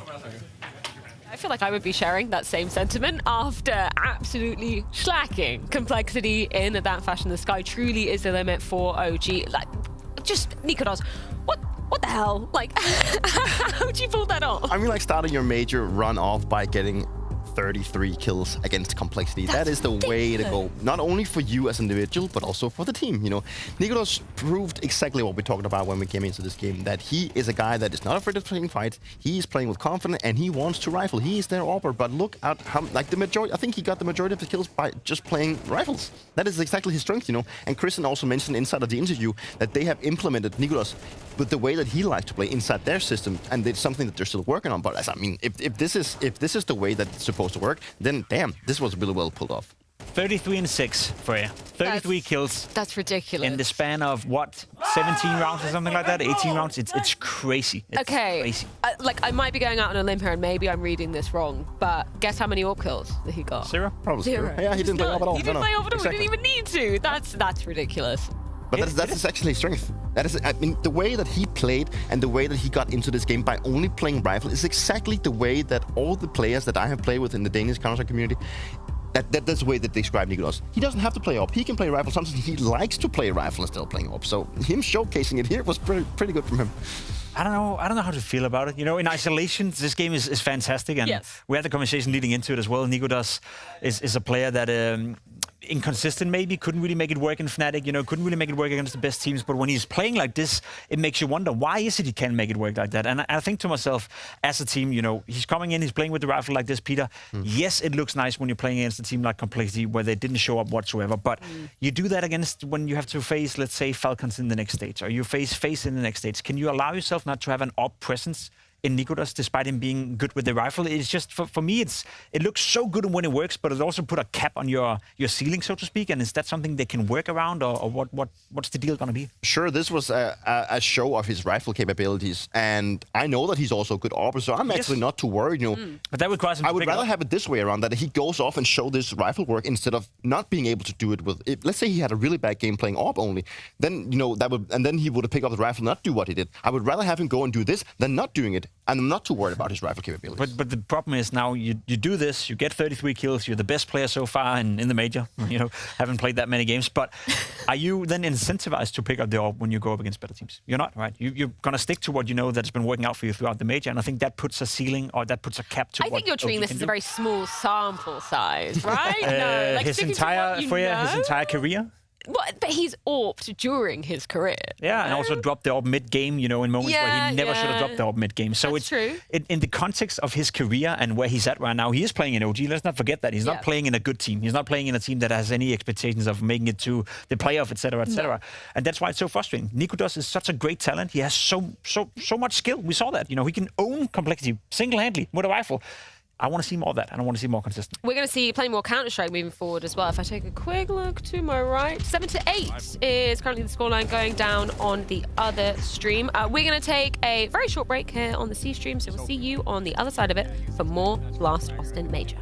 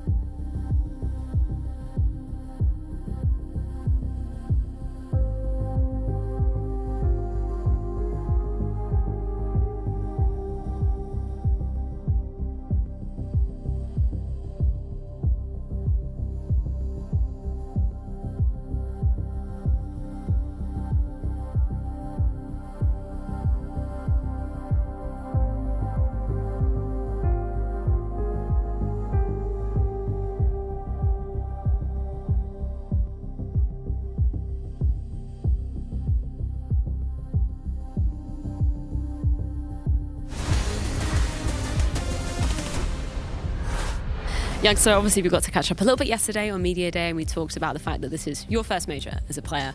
Can you just tell the viewers what that means to you to actually have made it here as a step in your career? I mean, this major is a bit different as well with the format, but of course, like as I said, having the sticker in the game, it means a lot, and it's like a goal accomplished, so now on to the next ones. Obviously, it's no secret there's going to be some roster changes for you guys after the major, right? How is that affecting the the team atmosphere, knowing that this is kind of, the swan song for this iteration of Heroic? I mean, we have the mindset that like we know what's going to happen after the major, but like we see this event that we can still learn from it, and we know we are good, and it takes a bit of the pressure off actually, and we're having more fun, we're joking around more, and we're just here to have a good time and do some damage. Not to pile the pressure back on, but a lot of people are saying that you're the favourites here in stage 1 of the Austin major. Do you agree with that sentiment? Of course, of course. And does that add any extra pressure to your shoulders, or does it make you feel more confident? Not really. Like, we showed good results lately in Dallas. We won 2 tournaments before, so it's fair to say that we're the favorites, and I'm confident that we can show good CS as well. And any thoughts about your first opponent? I'm sure maybe a lot of the viewers at home aren't so familiar with their play style. How have you been kind of preparing for them specifically? I mean, we already played them 2 times in Mongolia, actually, on LAN, so we know how they play, and they had some months to prepare for us now, but we're confident that we can take this win. Appreciated Youngster's honesty with talking about the whole Heroic roster situation, but for my money, Dupree, this is closer than I expected this game to be. It's gotten a lot closer, and I actually was quite impressed with how Chinggis Warrior they managed to pull into like a pretty big lead. But then again, you also see that Heroic is now they've gotten things under control. They seem to have gotten their confidence back, and it's actually surprising to me to see that it's actually the CT side that's been more like instrumental inside of this series. Yeah, CT side Anubis. That's not always an easy task. The new meta, apparently. But you also talked about, Jacob, that the whole thing is that, we people and players are getting more used to playing CT side. They figure out what actually works and what does not work. It's been played for a long time now. It's not as bad as it used to be, I'd say. No. Also, good teams on CT side Anubis are usually... When you're good at Anubis, you have a decent CT side. I think we've seen that from a lot of the better teams out there on a map like in Anubis, that they've find out ways of always getting, 4, 5, 6 rounds. We're not looking at a 9-3, 10-2 halftime anymore. That used to be the case in the beginning. So it is evening more out, still dominated by the T side. But I think if you're a good team like Heroic, evidently is, especially considering this stage, then it's not too big of a surprise. I know it obviously depends on what opponent you're playing on their T side and your CT side, but like you said, you feel like teams have maybe a better understanding of how to approach it. Anything specific that you can kind of pull out that maybe teams have been learning since, Nubis has been in the pool for a little bit of time now? I think teams are putting their eggs in the basket when it comes to the CT side, because it feels like if you just play somewhat good on the T side, you can get a lot of rounds, but it actually requires you to play better on the CT side to close out games or actually make like the rounds that you need to win the game. I think what stands out for me in the most is that back in the days, at least when I was playing, so maybe like 6 months ago, 6 months ago, it was more about like you just had to be aggressive pretty much all the time as CT. Like if you lost control of an area, you needed to push somewhere else. And I think the terrorists just had an idea that was always going to happen. I think it's gotten a lot more balanced now. You don't necessarily always have to go for the aggressive play as CT. Maybe you want to go into more of like a stack position. Sure, you still want to try and play for info, but it seems like the aggressiveness on the CT side is more calculated than it was maybe a half year ago. Yeah, I think so too. I think the CT side is getting better at poking as well, utility-wise, ways of breaking smokes, ways of taking control on certain aspects of the map. And then, as you said, like you are gambling a bit more on the CT side these days. But if you then come in well prepared and you do calculated gambles or calculated guesses as to where to be aggressive, then if you're a good team and you understand that better than your opponents, then often your CT side looks better and more fluent than it used to back in the past. So say an opponent has chosen to play Anubis, and then you get to choose, obviously, the side you start on. What would you lean into? Would you start on the quote-unquote easiest? No. Sorry for everyone. That's all right. Did he just Warrior. No, he's just diffused. Yeah, but that's mean. Yeah. Sort of diffused, right? He just put a Molotov into the rotation player and then just diffused. Yeah, sick. T-side. T-side, you get to dictate the pace. Yeah? Yeah, and it's the strongest. I think so. I mean, there's 2 things to it. If you start T-side, yeah, you can dictate it. But I also believe that if you start CT side and you get off to that good start and you get the round that you want, then it's also easy to, or if you don't get it, sorry, then you can also mount the comeback easier if you change sides. So I think there's 2 things to it. I don't think there's like this necessity of always picking the T side. I think you can do both, but I think I would also go with the T side. I agree. It does look like Chinggis Warrior. I mean, they made it competitive. They were leading 6-1, I think. Fire as well. Yeah. And the one round they had Heroic was Sunpayers winning 1v2 he shouldn't have won, to be completely honest. So there was a world where Heroic were looking at maybe a defeat right here, but the way they come back right here looks like this game is pretty much set in stone and over. The rest of the team is playing well too. But yeah, a very slow start for Heroic. Fantastic recovery. Aricule trying to do something to get them back into this one. A couple of fantastic shots though. Kulast as well. He's got the health for it here. And Heroic might have to see the bomb site running up and making a lot of noise. xCloud still wins the fight. How? That's crazy. But 2 of the 3 players here for Heroic are extremely low. Sub 15 points of health. So, Aricule, are we going to get the ace clutch? That's the only way for them to stay in this best of 1. Obviously, it's a Swiss stage. It's the first match of the Austin Major for them. And there's the missed shot. xCloud gets it done for Heroic. They avoid catastrophe, Anders, here today. I mean, this is a great test of their strength, I would say. The fact that they fell so far behind, I don't think we were exaggerating. It is a bit of a disaster when you end up losing that many rounds early on the T side. And Chinggis Warriors sneaking in a map that we weren't expecting either. I think this is all very, very impressive, but Heroic, a lot of people think they're going to go through 3-0. Getting tested like this early on might actually be a huge advantage. It's going to get everyone sharpened up and woken up. So I'm impressed, and yeah, I think it's ultimately still a good look for them. This was a great match. I think it's 2 teams that we expect to be on the opposite sides of like the ranking for the stage 1, but a fantastic game. A lot to be shown there from Chinggis Warriors to give us hope for their future. Also, Heroic looked strong as well. Yeah, there's obviously a reason why Heroic coming in as one of the firm favorites for everybody viewing at home. Chinggis Warriors giving them a run for their money, arguably, in that first half. So I think we got to learn a little bit more about one of the teams that maybe we had a few question marks about, but the answer, the equation from this, Heroic 1-0 up. Too tall of a task for Chinggis Warriors. Off to a good start, having momentum on your side, especially on the CT side. 6-1. Sunpayers won a 1v2 early in the game that gave them that 1 round. Apart from that, it could have been a 7-0 start, and then you still lose 13-7. So we saw a glimpse. Dupree, we saw that they can get off to a good start. They can definitely conduct themselves early stage in the game, but maybe reacting and adjusting mid-game against a team of the caliber of Heroic is a little bit too much to ask for. It worked out for Heroic. Everything is going according to plan for them. Maybe it looked a little bit shaky in the beginning, but they got things under control. They started playing better. It was like a team win, this one. There was not like one player standing out, like as we just saw with OG, like Nicolas just popping off. It was like a team win, this one. And I think that is sometimes always really great to get off in the beginning of when you go into a major, is that everyone contributes. It's just like one guy just popping off, because now the entire team feel like they actually contributing and getting this win. So for Heroic to get this one as they expected as well, it's a good start for them. And a lot of people's pick'ems still sort of alive. I guess if you didn't go with the... Did you stick with Complexity 3-0? I did. I did. Yeah, me too. I didn't want to change. It's like, I don't want to cheat. I already posted him, and then also, whatever. It's all good. Can't go back on your word. You're not flip-flopping here, Jake. No, I'm not flip-flopping. Yeah, I mean, any takeaways from that? Obviously, we got to see the Swiss bracket there, exactly how that's going to be panning out for the next round of matchups that will obviously be going down later on this evening here in Austin. I mean, for Complexity, you've got to be bouncing back now. It's the way they lose that worries me. It was that completely out of control. They had no chance whatsoever of stopping OG. They were just running at him. They were playing deathmatch. Nikudos obviously having the game of his life, doing a tremendous job, but no one from Complexity answered at all. And to me, that's worrying. And of course, the way that they did not decide to answer, they didn't have the answer to come up with a solution. It was like everything they tried just didn't seem to work out. And maybe Complexity also saw themselves too much of a favorite coming into the stage. They know that they are playing against less caliber teams, and they know that they have played better, like in looking back at some of the other events that they got to. So maybe it got a little bit to their heads that they are a favorite coming into the stage. And that is always difficult. If you are a favorite in a stage where you feel like the opposition is less good, then it's also difficult sometimes to live up to the expectations. And they probably expected to beat OG, even though they're not playing with Hall Circuit. They have the players, they have the past results, but it didn't go that way. Yeah, let's talk about the next game that's going to be on the cards. What are you making of our round number 2 matchups as we move on forward? We've also got Bait Imperial waiting in the wings as well. Yeah, I think we spoke about it. Bait, a team that you have high expectations for, high hope. I think Imperial is a team that, together with the Brazilian scene, have struggled lately. Obviously, they are here at the major. They can definitely do a good job. Vinny is a guy you can never count out. But I got to be honest, I see B8 or Bait or whatever you want to call them as the favorites in this game. I think Hetrick has finally found his home, you know, a team on his level. NIP wasn't really looking too good for him. NPL, major rookie, we spoke about that as well. The fact that he's been in Na'Vi, played some Tier 1 tournaments, you know, played on the Blade, played with Symbol, and now he's actually at his first major.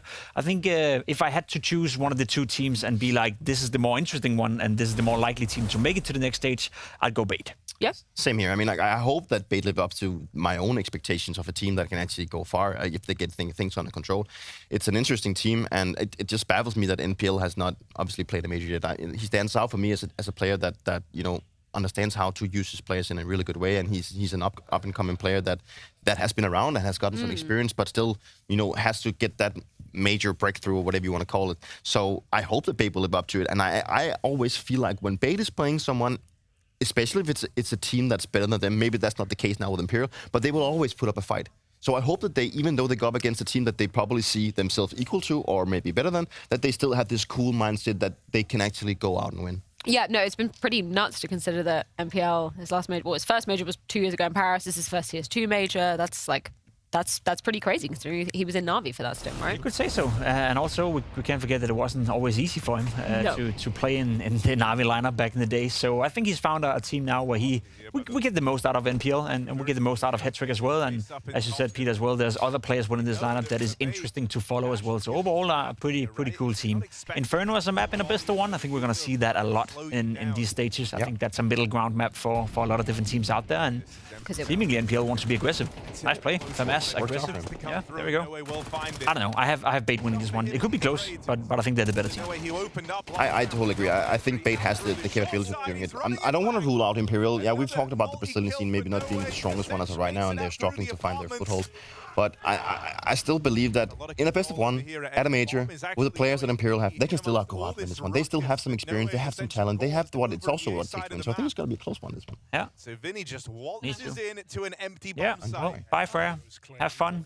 Be nice. Well, great realization from Imperial that the fight in middle had drawn 4 rotations. Bait playing 4 strong at A. We'll see about that. We'll see about that. They'll get their feet dug into that B bomb site. But Bait is just about finding this last player in A and saving their AKs.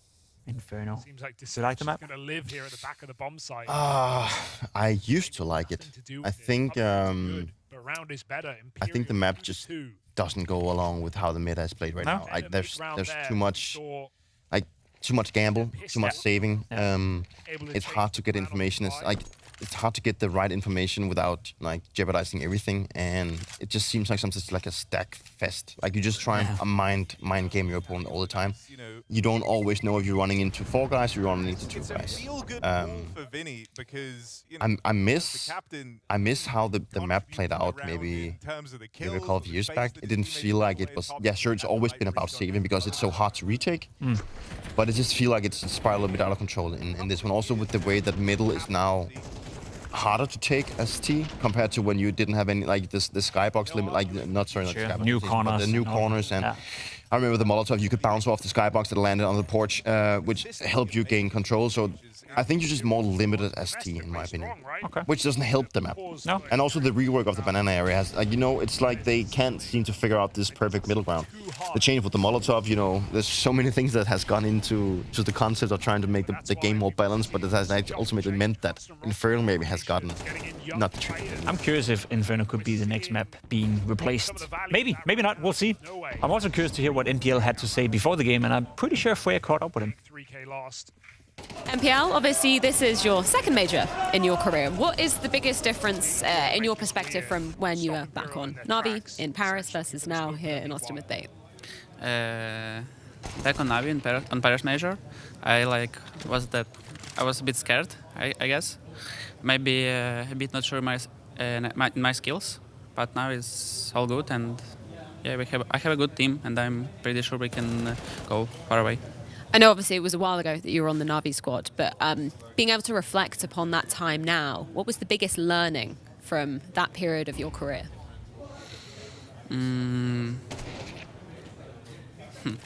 I don't know. I think actually, I think it's like just to be sure in your skills. That's all. Yeah, that's it. In terms of the teams here in Stage 1, who do you view as the strongest team here in Austin? Stage 1? Yes. Heroic for sure. Yeah. Any particular reason for that? Yeah, they showed good traction, and they won tournament in Mongolia, which we participate in, and they won CCT finals against us in yeah. So I guess that's why they're the strongest team here. And in terms of yourself in Bait, do you feel like you're being underrated, overrated, or fairly rated? As a team? Yes. I think fairly rated. Yeah? Yeah. Do you think people should have maybe higher expectations, or do you think it's okay? No, I think it's fine. We didn't. I mean, we have to prove that we can be stronger. Yeah, but now I think it's all good. Alrighty, interesting words from NPL. You know, had a lot of learnings in the Navi camp. Curious about to see if we can see some of those learnings in this game. I'm also being told that the B stream is soon ready with the next game, Nemiga versus BetBoom. So we're jumping on a quick break over there, and once you're back, that will be with more game action happening on the B stream. You're of course also welcome to join us on the Red Zone stream as we continue to follow Bait versus Imperial.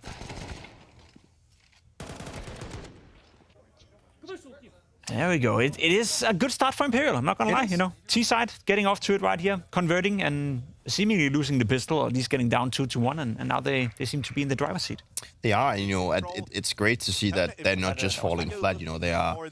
Both teams are fighting for tooth and nails to get an edge in this game, you know, it's still fairly close. And how do you feel about the map, like, in general? Do you feel like it's more C-sided, more T-sided? How do you feel like Inferno is going right now? Just to, like, get an idea of how this match is going, if who's actually in the favor. It's a good question. I think T-side, I think a bad Inferno team struggle a lot on the CT side, which makes it T-sided in a sense. You know, I think when you look at the stats, I think it is leaning towards the T-sides now.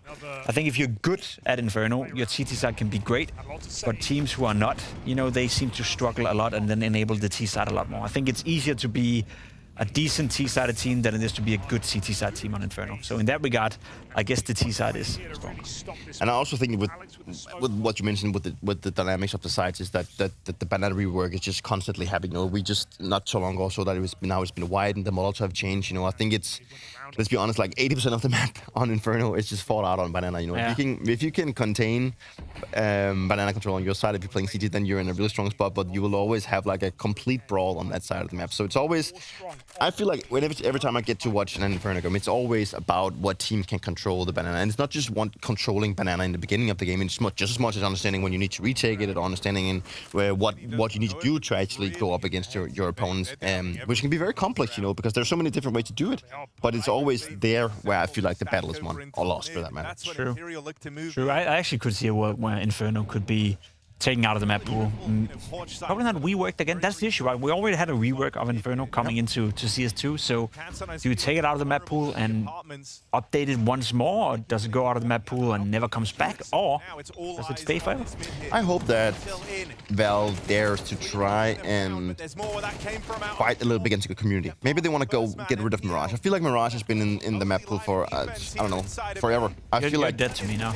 You like Mirage? I love it. Oh man, I don't like that map. I don't know, I've never liked it. Maybe it's because yeah, I don't. It's not really my kind of thing. And yes, it's a good puck map, but apart from that, then no, I don't like it. I feel like everything's been tried on this map, you know. So many things has been tried, and we've seen it for so many years. Like, I feel like the game deserves to try and have a map pool that is a little bit more. Listen, I'll say this then. I don't mind if they take out Mirage, rework it, and then introduce it again in half a year, or in a year, or in a year and a half time. Sure. As long as there's a plan to introduce it once more. Don't leave it out for too long. I agree. No. Yeah. That's the thing. So they can do like a small rework. Yeah. Bring it back. What map would you like to see then if you had to take Mirage out? Ooh. I mean, there's a lot of rumors about Cash being bought by Valve and maybe by then reintroduced into the game. I think it would be fun to get Cobblestone back. I don't know, the current iteration of Cobblestone is not good, but the map as a concept I kind of like, you know, because it's so different from all the other maps.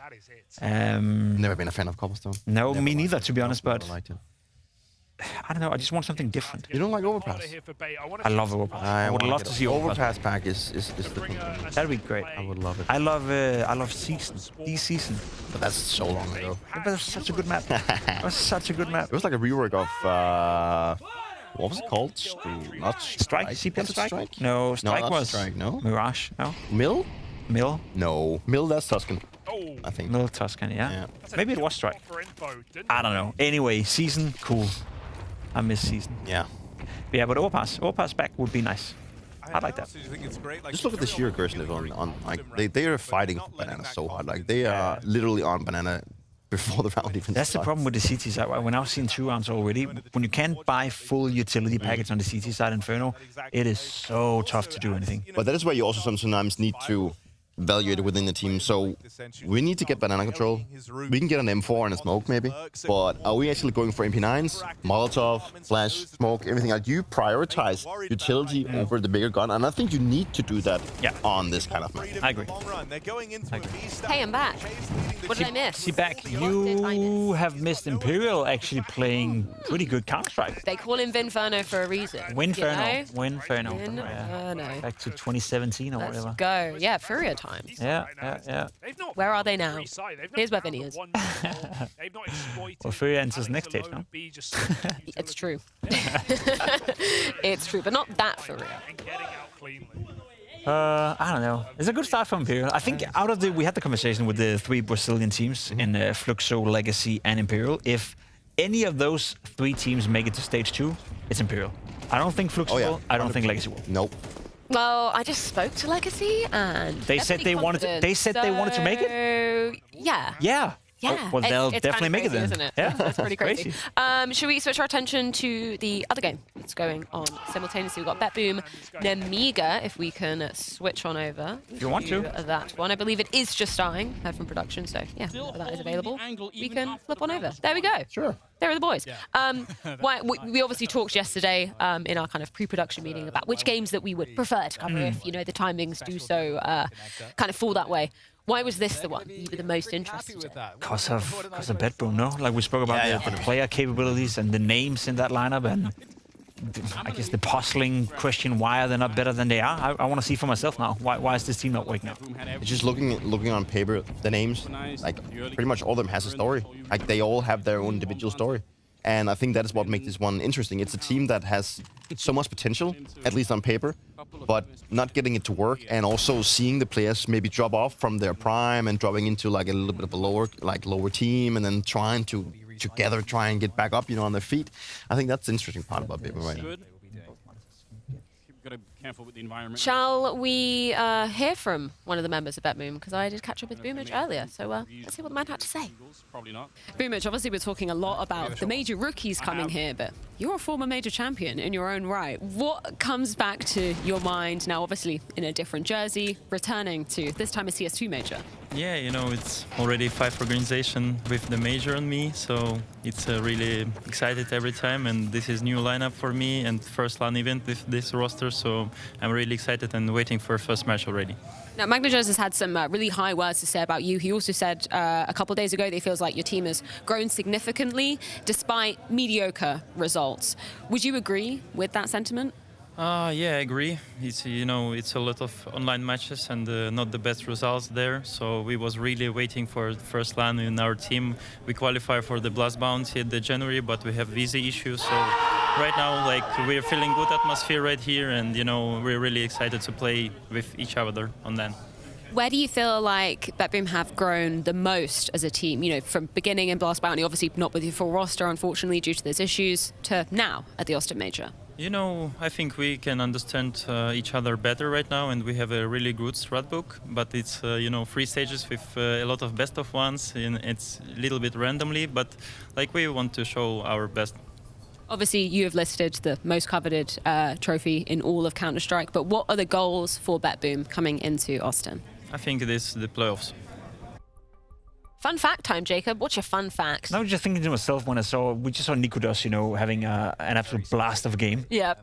The highest rating ever on a map at a major. Really? Oh. 308.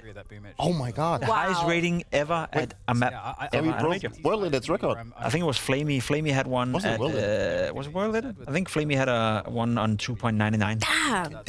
Did you hear them when they were leaving the booth? Like, Nico doesn't even realise. I think it was one of the other guys that had to tell him, like, look at your rating from that guy. Okay. Yeah, and he was 308. 308. It's crazy. What? That's mental. That's bonkers. What were the other? Flamey's was 2.99. apparently. Thinking about Okay, so we've never had a 3. I don't think so. Wow. I don't think so. I mean, all the someone can definitely stats confirm. nerds out Yeah, there, exactly. Yeah, but I'm please pretty confident. use hashtag BlastTV Red Zone. Yeah. And keep us updated. Because I like these nerdy little facts. That was nice. Because I think so much of the stream map right now is defined That's by mental. that interest. That's the start you want. Yeah. It pretty much doesn't get better than that. Then It can only get worse, actually. That's a very pessimistic way of saying it, Freya. No, shout out. That's crazy. That is actually crazy. I don't know whether, because I was also off doing player interviews, did you guys get to talk about the fact that we're playing on train between these two teams at all? Is that surprising? Does that make sense? I mean, both yes and no. I mean, train is still fairly new inside the map pool, obviously, and we constantly hear players saying that every time they play like a map on train and a different opponent, they experience something new. So it's still a map that, even though it's been in the map pool for like what 5-6 months now, is still to be figured out in some sense. You know, it's always bringing something new to the table. And for me to see BetBoom going with that map now against Nemiga obviously shows that they have some confidence, because in PS1 you always go up in a map where you have some confidence. But I'm not sure if it's the right way to go. Maybe they have some insight. I'm not sure about that. But train is obviously interesting because it's still a map that is like so much up in the air. Stop me if I'm wrong, Peter, but I think I heard you saying that you are not a big fan of the map pool right now, as it is. Correct. I think, and I don't like saying this out loud, but I think that currently CS2 is one hell of a game to watch as a spectator. Playing it yourself, obviously there's some things that can and should be better. I think the map pool in Counter-Strike is the worst it's ever been. Really? Ever? Yeah, I agree. Wow. Ever. I think we... I think Overpass was one of the reasons why the map pool was good. It was a map that was there was so many possibilities and so much dynamic. Now we have Train. A new Train that is like, not Really? Meh. Has this been one of the Inferno, slowest also take-ups of a new map? Because I feel like, every event, it's like, oh, you know, you get a handful, and sometimes that's because it's a best of 5 grand final and you have to play it. Sure. Like, I feel like this is one of the maps where it's been kind of the slowest take-up. I think it was because of the timing when it got introduced into the season, that people didn't really have time to play it that much before starting the season. And then when the season begins, it's hard to incorporate a map because there's tournaments 24/7, you have lack of practice, etc. But I agree, we haven't seen it that much, but we see it more and more now. Can I pose this question to you, Dupree? I had this conversation with, was it Maui? It was Maui and Duncan the other day on a podcast when we were saying about, like, I basically said that at majors it would be really cool to have, like, an announcement of some sort, right? Like, whether that's a regularly scheduled, you know, the map pool is changing every other major or something like that. But a couple of times when I had chatted to players and kind of posed to them, when is the best time to change a map, they would say, not during the player break, because I want my time off. I don't want to have to be on the server and grinding, right? Only a handful of players said that. I'm not going to name any names, but what's your take on that? Like, when is the perfect time? But that's a super difficult question, because I understand it from a player's perspective that you don't want to have changes in the player break because that's where you want to be off, and you don't want to sit at the PC. You also need to have something else in life. But then at the same time, if you look at it from like Val's perspective, like when else are you supposed to do? Like it's so hard to find a timing that fits everyone. I think it makes sense to obviously do it in the player break, because that is where maybe you need to allocate time then to either play it or go through it, or maybe you want to take 1 week less off and then you actually want to get it. Like if you want to improve and you want to have a map that you maybe have an edge of your opponent, maybe you just need to start a bit earlier, and maybe that will take a bit of your vacation off, obviously. But that is a decision you need to make as a team and as individuals. But sure, I don't think there's like a good Just a wild thought, because I agree. You know, doing it during the player break can be pretty taxing. Or someone will then play throughout the player break and burn out. What if you incorporated a map and you announced a new map, but you did it with restrictions? So you said that, okay, we are going to announce that Overpass returns to the map pool in 2 months. That would be the week before the major. You know that now, so you can practice it all you want, but you can't play it in official games. ESL, Blast, whatever TO, PGL, you're not allowed to introduce the map into your active map pool before this date. So everyone knows it's coming, everyone can practice it when they're at home, but you cannot play it in official before. Are they telling you which map is being swapped out for? That's my first question. Yeah. Okay, so I guess then there's... I like it, but then again, I also don't like it. It's not perfect, but it's an idea. But I'm also worried that that's just going to mean that some teams will literally just look into the future saying, okay, we're just going to stop practicing Inferno, we're just only going to play Overpass, and that's going to affect the quality and also the way that like tournaments are panned out. But most teams can't do that if that map is not the permaban, right? That is true. Yeah, that is true. Because then you risk going to tournaments and losing where you're not supposed to lose. That's what I mean. So it's like, it is a way of, giving a bit to both sides. I like the idea. I think it was good. There's always going to be like pros and cons to everything, but I think that is it's a better idea. Yeah, you, it's Jacob? more That's a of good a idea. middle ground. Have you considered working at Valve? Didn't see it. They asked, I declined. Unfortunately. He might have been able to be behind them now, shooting him in the How back long here. would you give it? Can't drop down Like, that would you say, like, very old in the noise next couple here, months? Siren. I give it a month. Give it a month? Yeah, I think that's fair. That's like a couple tournaments. How right? cool would it So- be if you knew that at every major, or every second major, you had a new map being played for the first time at that major, Oh. but they actually had time to practice leading up to the major? Interesting. That would make it hype as hell. Interesting. I don't know whether that's like, for me, I kind of look at majors going like, you know, the culmination of a season. Sure. That makes it feel a bit separate to the season that was preceding it before. But that's a me problem. I don't know about you guys at home. Let us know on Blast TV Red It was Zone. just an idea. I haven't thought it through, Twitter. to be fair. No, it's a good idea. It was a good idea on the fly. Yeah. Maybe we can, you know, alter it a little bit. Yeah, maybe we could float it somewhere.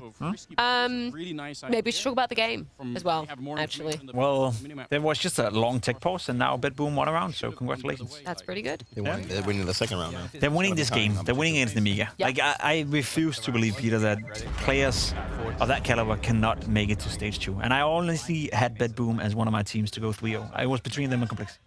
The only thing that maybe plays into my mind is that it's like a Russian lineup, you know, like it's like a CIS lineup, so or matchup, sorry. So they will, you know, they will probably have an idea how each other like to play. I mean, Is that as relevant as it used to be, you think? nah, maybe not as much anymore. But You practice more widely. That nowadays, is true. you know? That is true. I mean, I still think there could be maybe, I don't know if they're friends like in between the teams, you know, that could be a thing, you know, it plays into people's mind that, okay, I need to play against my friend. I know how he thinks, you know, there's a lot of things coming into that situation. But I think overall that is like the only thing that I would maybe give in to the advantage of Nemiga. And, you know, I'm still thinking back to my experience inside the clearing area. When I saw Nemiga being nervous, you know, they won the pistol, which was a good start. Now it's tied for 2-2. Are they going to stop the bleeding now, or is it just going to keep like hemorrhaging? That's a good question. What do you reckon Boomer just call him right now? What's he saying? Boomage? Yeah. Calling it outside rush. Yeah? Yeah. That's actually very effective on that T side. Yeah. It's going to be slow. It's going to be slow default. Come on. No, it's going to be slow default. That's boring. No. Yeah, absolutely. It's not going to be an outside rush. No. Well, 2-2, so Just keep it slow back default. pretty quickly. Out into... We're looking to get out. 4 players heading towards one area? It's going to be appear over the smoke. No. This boost. Boring. Yeah. Scanning. But it is a way of, you know, this could just be like a variation of a default. So they've got a lot of inner control. They've got a lot of inner Okay, when you say the word default, Right. explain that to a new viewer. What So is this? defaulting basically just means taking, like it's another wording for taking space. It's like you want to contest the neutral areas of the map. Let's maybe not use train as an example, because I actually feel like defaulting a train is like a very like bad example. But maybe on Dust 2. Dust 2 is like the most perfect default map, where you essentially want to work your way. You want to make sure that there's no aggressive inside lower dark, and then you want to try and get catwalk control without losing numbers, but also getting it safe. And once the terrorists have gotten the control of the neutral areas, that is where they decide to go for what type of execute they want to go for. So defaulting is basically just fighting for the space that is neutral. You're not actually making a decision what bomb side you want to attack yet, but it's more about creating a round, see what happens, and then making a decision once you've gotten that area. And that's almost always on the in-game leader to make that decision once you are in, or can it be? It can be anywhere. Like I think that is also where Counter-Strike has developed throughout the years, is that it's necessary. Like it's very necessary for the in-game leader to have your players chime in as well. Could be counting smokes is a very essential part of Counter-Strike nowadays, that you count your the counter-terrorist smokes, so you know that you will not get blocked once you attack. It could be someone chiming in that this player has been playing in this type of way. We can actually abuse him with what tactic we have inside of our tactic book. So it's all about, sure, it's the in-game leader that has the last saying in what he wants to do, but it's also important that the in-game leader listens to his troops, because if he does not do that, then he doesn't get the full picture of what's happening. And sometimes it's just about getting that small information that will spark an idea in your brain, and then you will actually divert your attack somewhere else, depending on what you do. Yeah, that's pretty well described. Defaults used to be way more prominent back in the day as well. I remember you played with Clay for many, many years. Like the first 3 years I played with him, it was default every round. Default Really? into something, yeah. But it would be like a variation. So we would do default into A go, or default into B go, or default into X, Y, and Z, especially when you talk about Dust 2. But the way it is, it's just you take steps in order to take map control. You use this flash in order to gain control over this portion of the map, and then you use this nade in order to create space for your mate to do this peek, etc., etc. So the more efficiently you create your default, and the less variance and the less likelihood you have of making a mistake or failing a nade, the more effective your default is. So, we're talking in a situation that you've managed to take the space, right? What happens in a situation where that doesn't happen. You know, maybe somebody misses the lineup. Yeah, or someone maybe runs at the you. CTs are being really aggressive. Yeah, what happens in that? That's when the players have to think on their own, and that's where you see that some players are not good at that. Or some teams are way better when they just get to play default and no one disturbs the way they're playing, and that's why we sometimes use the phrase that we want to see someone be disturbing in their approach. We want to see them be aggressive. We want to see them go in and mess a little bit with that default. And at the end of the day, Peter, it comes down to then players having to make up their mind, have to make their own decisions, have to communicate. And let's be honest, not mentioning any names, some players are incredibly efficient in defaults, and some players, whenever they're being asked to make a qualified guess or qualified decision by themselves, their level, drops from being at a 10 out of 10 player to maybe a 5 out of 10 player. And that's where players get to diverse themselves. And it's such a crucial part that you are good at changing things on the fly. When something doesn't go accordingly, you need to make a new plan. It doesn't have to be the best plan. As long as there is a plan and that everyone is on the same page, that is what is very important. And I've seen multiple times. I think we had a situation Mousesports playing against that will be Vitality that will be in Dallas in the grand final. I think it was Jimmy. He missed the smoke on those two to block the middle area. He missed that one, and then you could just see on like the X-ray that all the Mousesports was like looking at each other. We're like, okay, we just missed the smoke. We don't have another one. What are we supposed to do? And then they would just eventually just go out one by one, and they would lose the round. They were so shocked in the sense that they lost that crucial part of utility that they didn't come up with the problem. Because then one guy died, then the other guy's like, okay, I'm gonna try and do something else, and then he gets popped off. So it takes some skill to be able to focus, put your focus away from what the initial plan was into creating a new one. Well, you had a question earlier whether Nemiga could bounce back, could stop the bleeding. They have done that. They've now got 5-2. Expected? No, not at all, actually. Right now, it seems like Nemiga is they're putting him a fight, and it goes against my idea that they were nervous. Maybe they were just in the zone. They were just focused and ready to fight. But I rather want to say that a little bit maybe disappointed in BetBoom. We've talked about them being the team that needs to get their things together and actually play better. And now we just see them go for like an aggressive play. We just mentioned before. It's very effective, Jacob. So I don't want to count BetBoom out yet, but they need to get some rounds soon. Yeah, that's the thing, right? CT side train is strong, so I'm not worried on BetBoom just yet, but it's a better start for Nemiga than I would have anticipated for sure. If they can get away with 7 rounds or 7-5 half for Nemiga, I think that's acceptable. And that's something where you can then win the pistol second half, go in, and you're like, okay, we're the favorites to win the map now.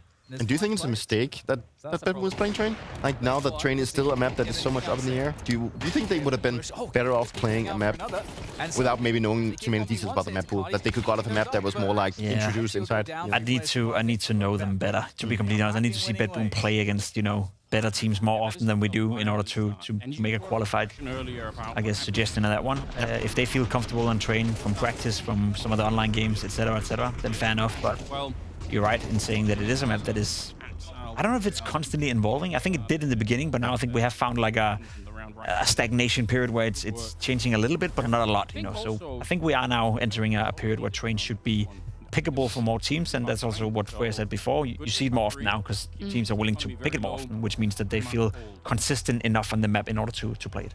Hashtag is looking a little bit dry out there. So if you have any questions, any opinions. Hashtag Blast TV Red Zone. Yeah. Blast TV Red Zone. 4 words. Very simple. Pose any questions you like. We have the most winningest player of all time on the desk. Winningest, yeah. It is. That's a word. People Winningest. use it. Nice. Definitely. I'm about to be overtaken by English, so I Apex, cannot which is not a good thing.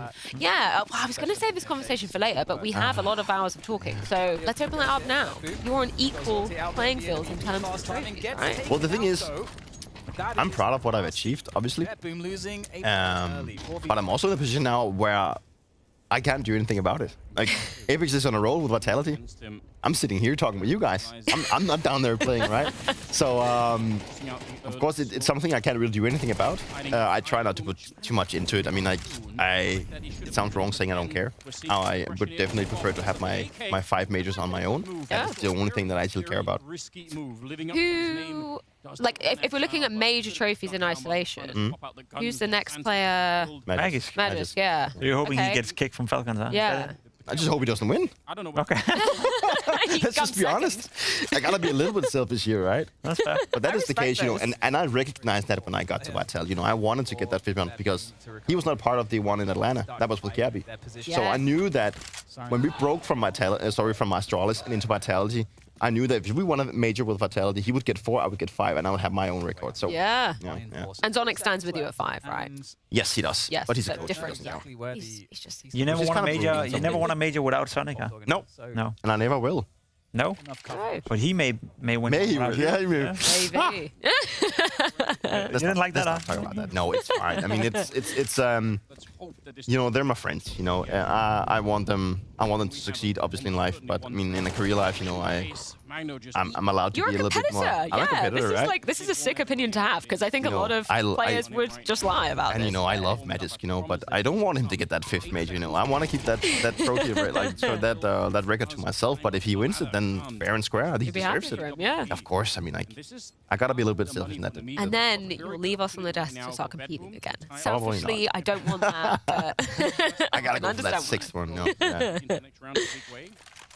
I just like one. Yeah. You didn't have one. That'd be nice. No, I didn't. Did you ever? Did you play? You did play playoffs, right? No. You never made a playoff. No. So you don't have an in-game trophy. No. I feel so sorry. No. 5 times I've lost the decider game. You know I finished 9-12 back when the majors were only 16 teams. Yeah. 5 times. Which is also crazy to think how majors were back in the past compared to how it is nowadays. I will say, and this is not to take a dig at anyone, but it's significantly easier to be part of a major today than it was back then. Significantly. Yeah. People complaining about the if you're format, it's hard to qualify, yada, yada, yada. We were only 16 teams back then. And there was as many people in the qualifiers as there is. You're right. True. The only thing that maybe talks in the favor of making, like if you're like a really good team, if you made it to top 8, you were like already qualified for the next major, you know. And that was what we did with Astralis. We will always just make top 8. And That's then the only thing that matter. That's what I mean, right? Yeah. We knew that, okay, like the most scary thing about majors back then in some sense was that if we could get out of groups and be automatically invited to the next, you know, like the next major, then we were like, okay, job's done, you know. Yeah. You play with no pressure at that point. That's what I mean, right? Yeah. That's true. I'm glad it changed, though. I'm glad that we see more teams, and I'm glad it's a bigger scene, so to speak. But it was different back then. Very different. I think it's changed for the better. Yeah, me too. I know it's a little bit, like, as you said, maybe a little bit easier, but I still think it's come to a point where it's a little bit... matter. It's more nice. Like, it creates opportunities for rookies, as we see this stage, come into play a little bit more. Like, it just sparks a lot more, like, excitement for the talent. Well, one could argue it's easier to qualify, but harder to win, you know? Yes. True, you could turn it away. He really wants to punch it here.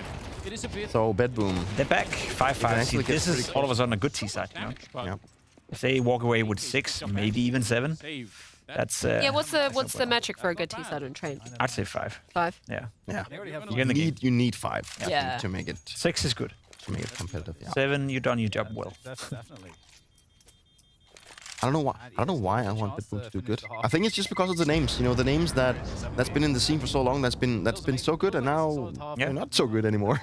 I mean, like it's I wouldn't say I'm a fan of BetBoom, obviously, but it's just nice to have a good story.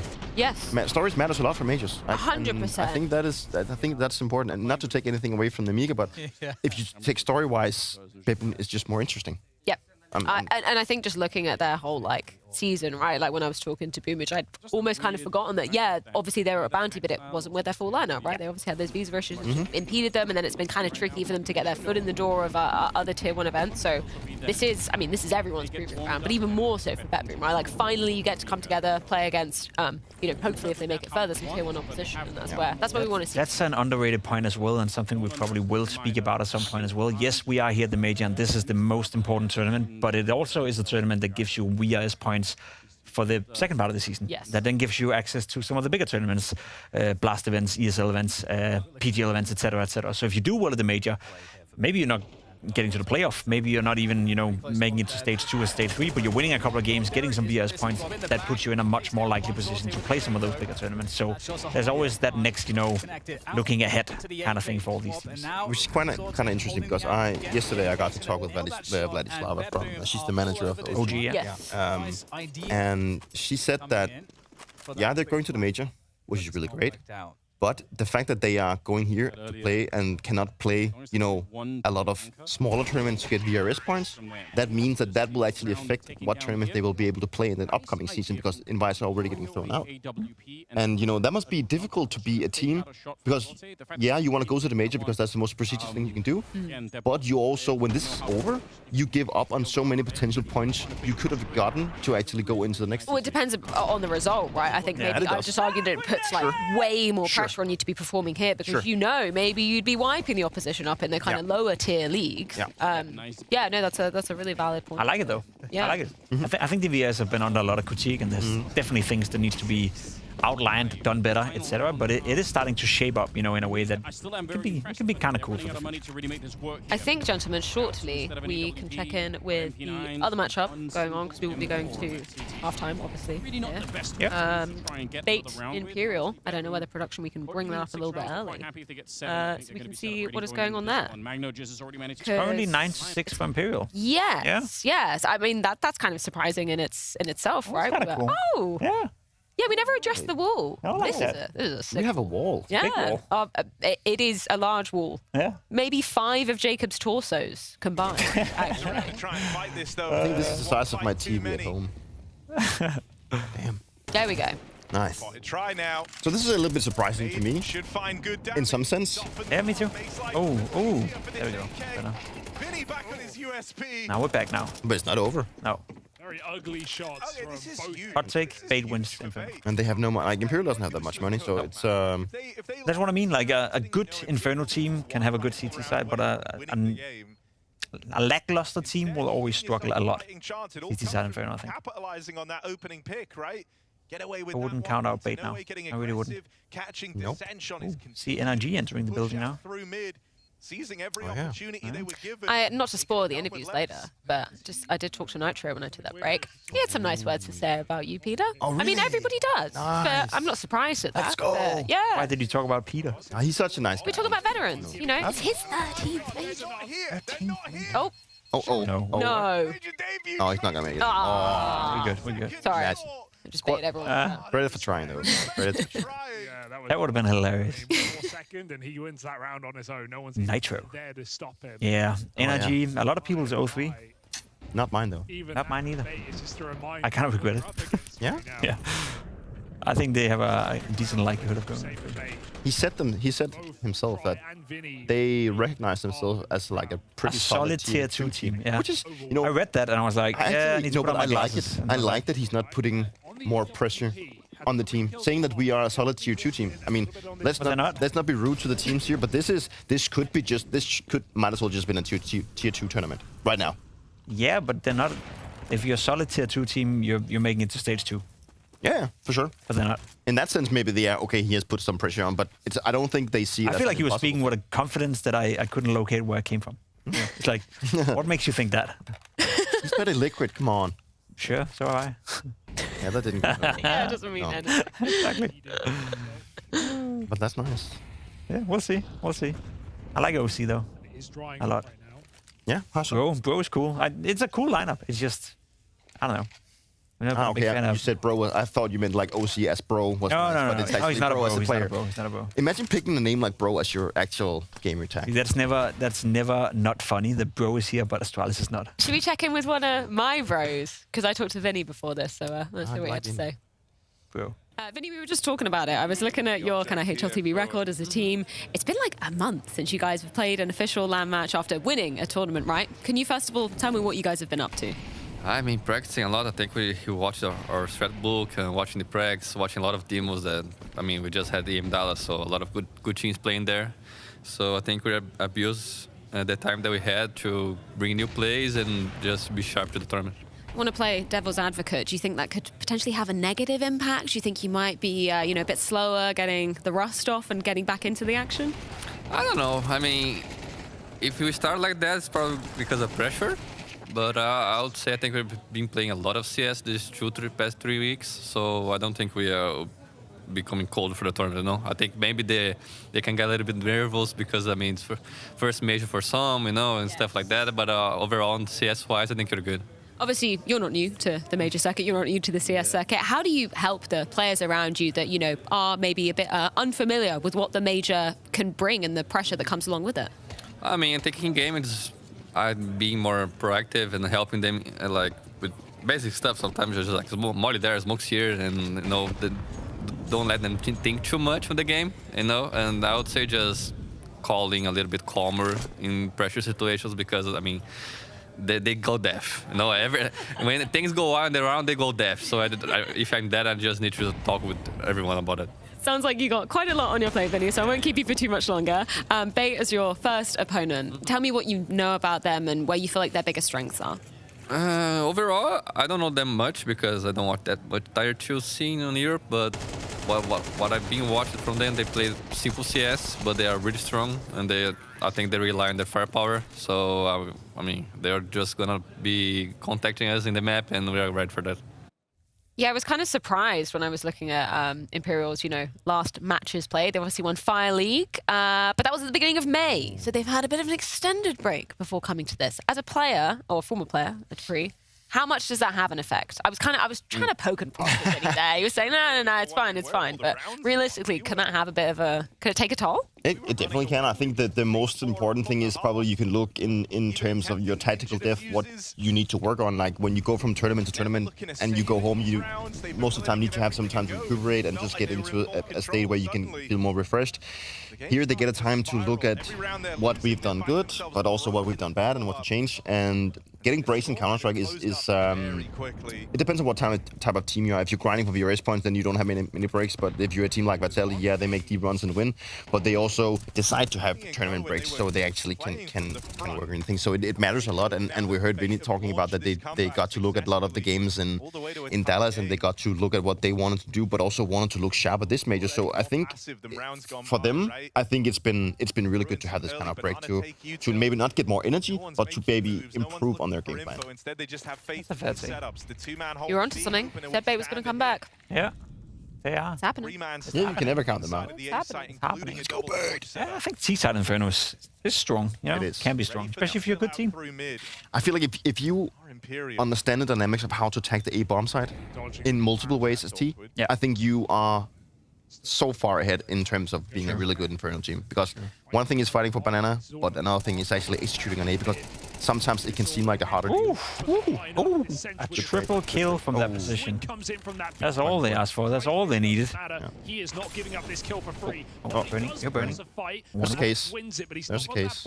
And he's not got the time. The bomb is tough though. Vinny on the cross, and Shay can that's right, on the bomb, yeah. I don't see how you win this. Hello? You will not let it happen. I was like, shoot him. Yeah. On their buy round with a huge It's a close game. So important to go 1-0 or 0-1. Like there's a massive difference, right? It means double port setup. You do not want to play an 0-1 game later today, risking going over. No, because you really want to just even out the score, right? Yeah. You don't want to find yourself being down 0-2. Like worst case, you go 1-1. That's 8 hours. Yeah, that's fine. That's what I talked about in the beginning as well. Like you come to this tournament, everything's equal, and then as the day ends, the first day is so important. Like you can have your back against the wall, like in a matter of hours. There's a way of fixing that though. Yeah? Winning your game. As I said in Rivals, they just need to play better. Yeah. In all honesty. Which is true. In all honesty. We don't need that. That's why I don't, I don't get me wrong, I agree best of threes would have been nice throughout the entire major, but I don't mind having a different skill set, applied to when you're at the major. Like you want to see the best teams. Sure, it's a skill to be there and win a best of one. Is it optimal? No. Would I like to see a best of three? Yes. But is it what it is? Yeah. And then you get to see who can cope with that, who can do that, and who can't. But having 3 stages, best of 3, Swiss system, that would take more than a month to go through. I think we'd have to add 1 more day each stage, so another 4 days. So? Yeah. Do you reckon? Yeah. Is that simple? I think it will be way longer. How many games are we playing today? 16. Yeah. 16, yeah. You can play 8. So there's just 1 more day. The 8 games in 1 day. Oh, yeah, I guess it's 4 best. Yeah, okay. Yeah, sorry. Maths is not my strong suit. Just putting it out there. If we do have any doing maths it live on fans in the broadcast chat. is very ballsy of you. Getting your math puzzles at Blast TV Red Zone. But Ooh. that's what I talked about. Like, if you know how to attack the A-bomb side, like, you are in such a good position. With the money, it is so stressful. It's so stressful. They have to save you.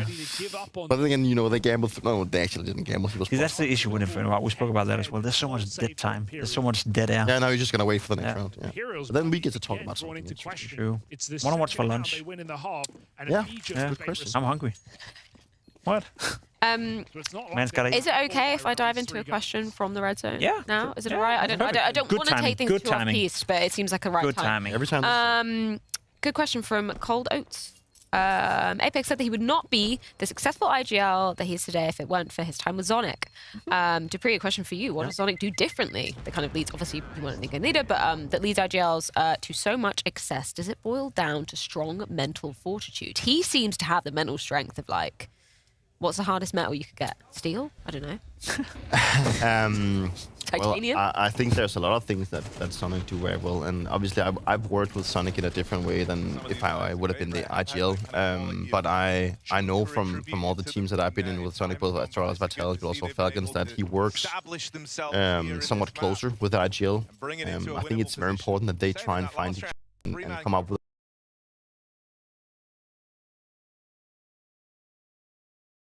He's really good at listening and also allowing the in-game leader to have a say in how he wants it to go. And I think that's important for him to understand that his in-game leader is not always going to play it the way that he wants, but that it needs to be open for a debate of how he wants to approach the game. So he's very open in his way of seeing the game, and he's great at also taking responsibility if things are not going right. He's not always going to put on the in-game leader. I think he's made a comeback, though. I think what he did in Falcons with you guys, and correct me if I'm wrong, or don't if you don't want to, I think that was poor coaching. I think when you signed Snappy, when you signed that lineup, when you had the lineup that you had, you tried to play a style that didn't suit the players that you had. I think that was a mistake from Sonic, and I think he realized that mistake, and I think he's now gotten into a project where he's learned from that mistake, and I think that's what makes him, at least from an outside perspective, a great coach. Because a lot of coaches will be like, no, it's not my issue. You know, we're playing my way, we're doing it this way, and if it doesn't work out, it's the players that's the issue. I think Sonic is open to the idea that he could have done something differently. Then he altered it. Now he's doing better, and I think making that comeback is kind of cool because a lot of coaches wouldn't be able to. I mean, I was inside the engine room, obviously. I played there, and I know Sonic, and I'm not contracted by Falcons anymore, so now I can talk all the way on, right? Spill the beans. I totally agree. I feel like Sonic did a poor job when we were playing, but he also it was difficult for him.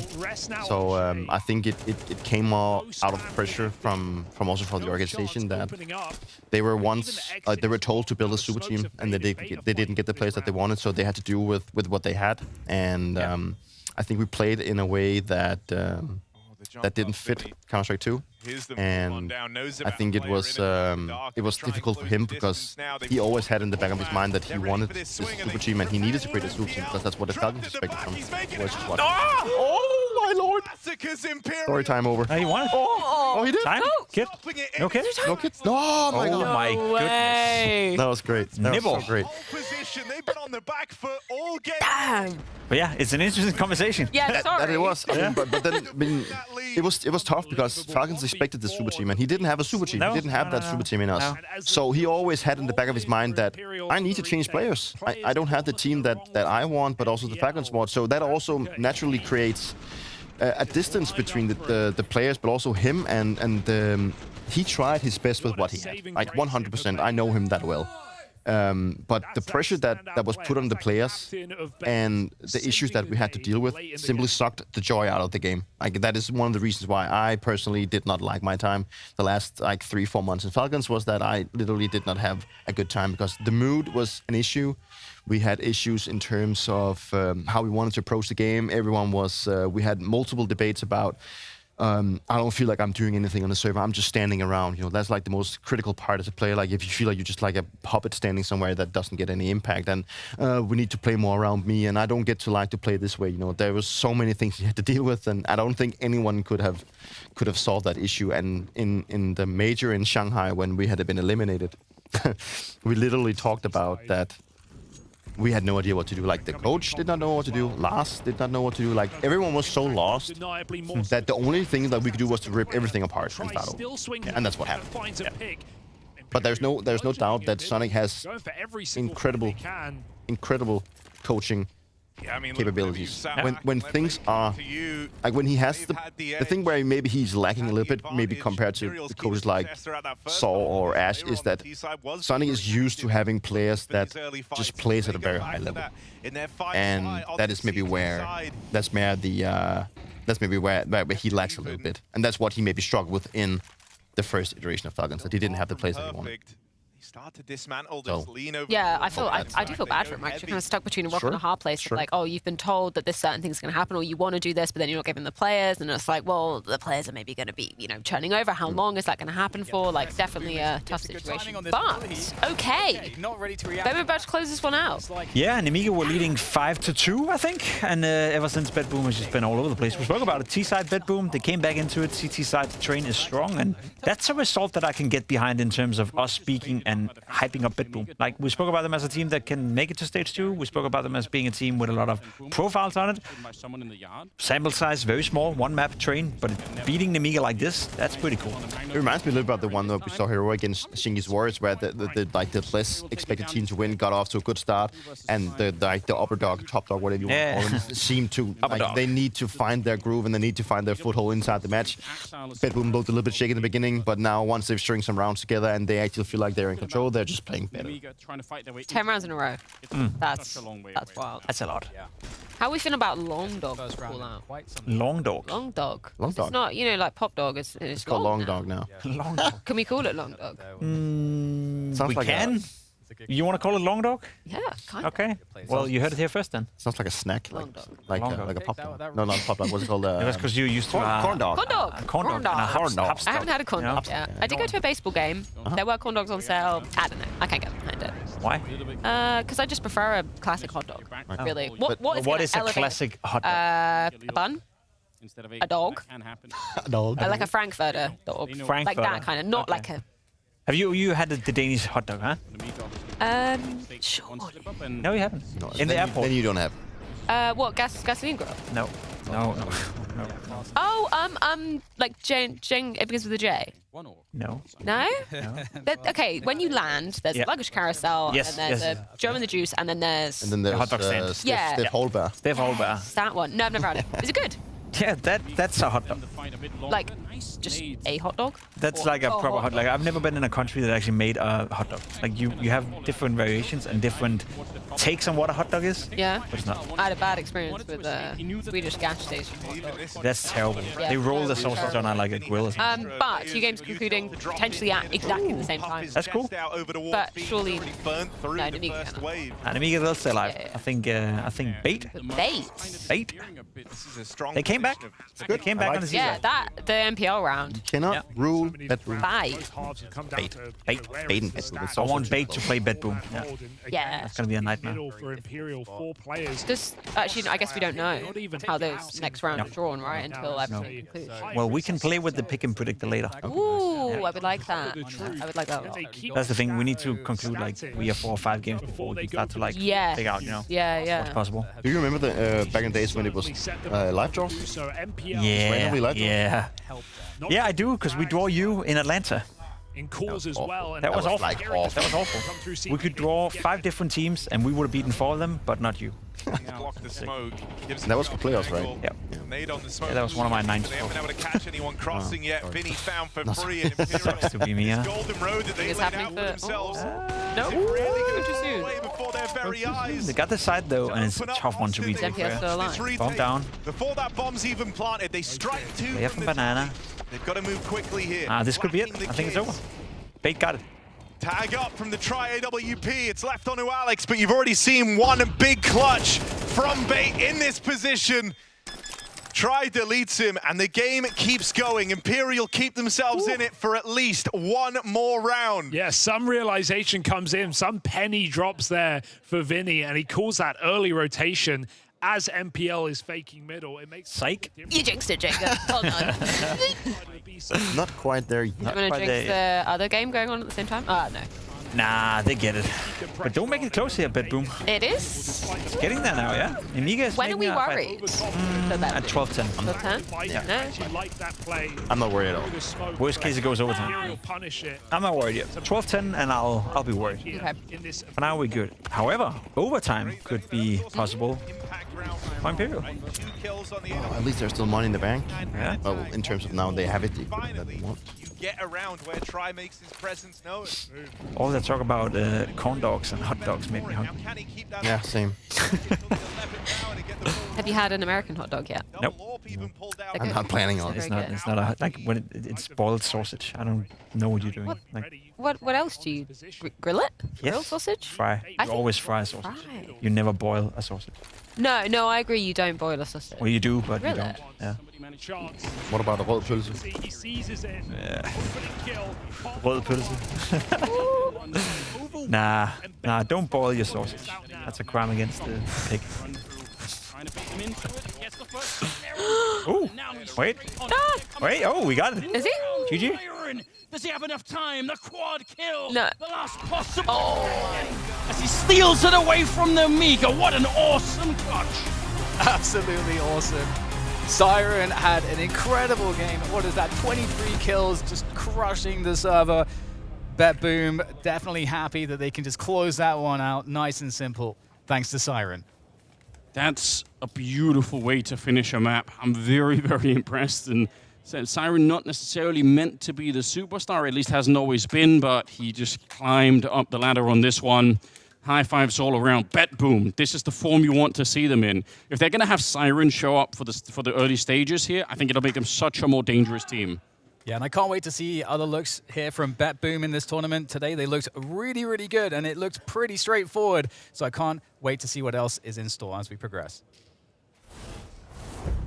Yeah, 4K with a 1v2 clutch to be closing it out from Siren. I totally agree with Anders' point. You know, not the man necessarily that we're always looking at to be delivering reliably for BetBoom, but in that moment, instrumental play and closing it out a bit more cleanly. Yeah, that's nice. Good job from Siren. I look at the scoreboard and I think Exile, I want to see more. I think Salty, I want to see more. I think the other matches also, including, should we check in with that?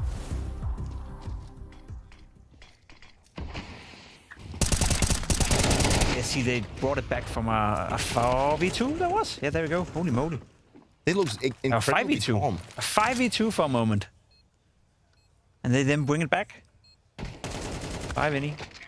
Crazy. I mean, that's great for Bait. You know, they made a great comeback. That's a sick comeback, yeah. That is a great comeback. That's you know, a I good don't want to count them out. You know, they didn't look too good in the beginning. I think Bait showed like the T side was probably the one that stood out the most. I think it's obviously it's a great start for them. You know, we get to see that. We got to see the whole idea that NPL was like showing up. That's the NPL and Hedrick was the ones that we talked about. That is the two players that you probably want outside, like inside this Bait team to actually step up. So it was good for them. That's the case for both streams now that we have both of them with us, right? Yes. That was a very close game. Bait came back from basically trailing throughout the entirety of that game to then concluded by a strong T side, which is kind of cool. Somewhat similar to what you saw on the other stream as well, where Nemiga was off to a good start in the beginning. You think to yourself, ooh, that could be dangerous, but then they recope, they come back, and I guess BetBoom got the job done. I don't want to throw production under the bus here, but it would be nice at some point to get that NPL clutch in round 21, right? Because I feel like that really turned the tide of the game, because we're talking about a map where Imperial was, you know, they had the lead quite handedly for a long period of time, right? 1v4 as well. You know, a 1v4 where the money is so low on the side of Imperial that they don't have a kit, which means that NPL didn't have to kill the last guy, but he just had to stay alive for long enough and kill the first couple for him to win the round. That was a crucial moment. And again, we spoke about a rookie. You know, he has experience, but he's still a major rookie, CS2 major rookie in that regard. So for him to step up in that fashion and be the difference maker, a good start for him. And great to see that they kept their cool. Like they were falling behind, and they were maybe not looking into the result that they wanted to create at this coming into the major. And the fact that they kept it cool and kept grinding it out. They didn't decide to just give up. They didn't decide to just not try like getting the rounds in that they know can play. I think they proved that this team can keep their heads cool. That is what I talked about, keeping their heads cool, because they're a young team, and when they come into a major, if they start getting some kind of like people start fighting back at them, there's a case that young players would be like, okay, we need to maybe take a step back. We need to do things a little bit different, but they didn't. Where does that leave Imperial then? It was a conversation. It leaves them as an 0-1 team. I mean, it does, quite literally. But the fact that you were saying Brazilian Counter-Strike in a bit of a downward spiral, maybe some would say. It's a shame that they almost, close but no cigar, as the phrase goes, right? Did we learn anything? I think Imperial played a decent game of Counter-Strike. Yeah. They didn't win, didn't really make an upset right here, and I think that's been the case for all the games so far. I know Complexity OG, that was pretty much on paper a 50-50 game. Didn't expect OG to beat him that handily, but outside of that, we have 3 favorites now having won the game, and everyone complains about, the best of ones, they're random. Well, so far, 4 out of 4 has kind of gone the way that we expected. One close 50-50 one went, funnily enough, to one team, and the other 3 favorites have won so far. So, in case for Imperial, not surprised. They did a good job, but they haven't won anything so far, and they placed themselves as an 0-1 team. And your wish is Productions. Come on, thank you so much for bringing this up. So good. Yeah, so fast. Yes, so that's what we're talking about with those 1-0 games and the 0-1 games. Those are also going to be best of ones, and that's going to be played later on today as well. So double headers for all teams across the board today, and it's not until you get to this qualification or potential qualification, potential elimination games that we move into the best of 3 territories. So Dupree, you're agreeing no big upsets, I guess we're using that word so far. Obviously the Complexity one, the fashion it happened is, I guess, the closest. That's probably the closest one that we get to an upset. I mean, I have really high hopes for OG, so for them winning was great. I think that Complexity looked very flat. It didn't look great at all, but apart from that, all the other ones that we expected to go out and win, they did it so far so good. Anything to take away from Nemiga on the other side of the equation when we're talking about that BetBoom series we just saw go down on Train? I mean, a little bit disappointed that when you get off to such a good start that you weren't able to capitalize on it. Same could be said for the Chinggis Warriors as well. Got off to a really good start versus Heroic. Couldn't make anything out of it. So it's always going to feel bad when you're in a game in a best of one, you're leading 5-2, 6-2, and you don't have anything to show for from that point onwards. So I think Nemiga will be quite disappointed by their display. Chinggis Warriors the same when you consider that they were up 7-1 versus Heroic. Does it mean that they can play Counter-Strike at a high level because they got off to a good start, or did they just win the pistol convert? That's what we have to wait and see for the future. It is hard to conclude too much out of the best of ones. We got some Siren highlights coming out of that first best of one. I guess he would be kind of the man of the match if we're going to brand him that. Great play to be obviously closing out the game as well, or that particular map. But some solid firepower coming through and through. Really nice to kind of see him back in the fray. I totally agree with your point, Dupree. Like, I have this kind of, for some reason, I have a slight bias towards him. Exactly. And I do really want them to succeed because I love the kind of narrative around all the players. I love the personalities on the team as well. I got to talk to Magno Jez a lot yesterday. He regards Boomage very highly in terms of the college department, which we can't blame him, right? Former major champion in his own right. And they must put a lot of emphasis into that they know what Boomage brings to the table. You know, some of the players have played alongside Nafany for a long time. Now they got Boomage into the fold, and him taking the reins and control of the lineup. I think they have a lot of and also high expectations. But if you look back at that Siren popped off this game, you know, and when you deep dive into the BetBoom roster and you look at the names, maybe you're not looking for Siren to be the one that actually decides to go out and have a game like this. Sure, he's capable of doing it, but you probably have the likes of Magnorius, Exile, or Sorry to do it. And for them, and for him specifically, to get a good start here could be a very good thing for BetBoom as well, that they feel that they can rely on everyone in the team. Not obviously saying that Siren is a bad player, because he also had a really good run back when he was in Spirit alongside Patsy in the old days. So he's a player that's also tried a lot. So he's not a newcomer in that sense, but it's great to see that he also had the firepower to step up and clinch this one for BetBoom. Any thoughts, Jacob, or should we move on? I think we move on. We got what we expected. Yeah, I think that makes sense. Just one more question to pose to you, Dupree, in terms of this kind of best of one situation. We're obviously halfway through the first chunk of games that the teams will be playing today. You find yourself in that 0-1 bucket. You could be 0-2. 4 teams have to be in that 0-2 bucket by the end of the day as well. How does that affect your mentality as a player? I can't recall. Have you ever been in that situation where you've had to run it back, like complete reverse sweep in terms of those situations? I don't think it probably have happened. I am not too sure if I've been in a situation where I've had like the backs against the wall in that sense, but sure, I've been down 0-1, and I think what goes through the mind of the players that have lost is that they probably think they could have did something different, and maybe they didn't play their best game. They know that they have another game coming up, and for everything in the world, they want to get that equalization. Like, they want to get back to 1-1, because there is no team here that is feeling good about going 0-2 in the beginning of a major on the first day. That is so hard because you need to fight your way all the way back. Maybe, yeah, sure, you get into the best 3 bracket. Luckily, you don't have best of 1s in that sense. But yeah, you want to equalize the score. That is like that is your main goal. You leave the first game behind, you go into the second one, you want to equalize. I mean, it's one of those where the pressure amounts the further you get into the tournament. So if you're 0-1 in this instance, you know that in a best of 1 and you lose that one, you go 0-2. And I think that's where, again, it's a skill. Like, I know people like to complain about the best of 1s. I know they like to complain about the fact that, you could go 0-2 in day 1 and all of a sudden you're out of the tournament. But it's a skill to be able to cope with that. So it's not easy. It is not an easy task. It's not an easy job, but nothing is supposed to be easy when you're at the World Championships in Counter-Strike. It's very true. If you are the other teams kind of waiting in the wings, obviously we're only halfway through that first set of games. You still got 8 more teams. Yes. I'm good at math. I'm good at math. Wow, it's crazy. Old stuff for me. If you're those teams, obviously having to play those later games, are you?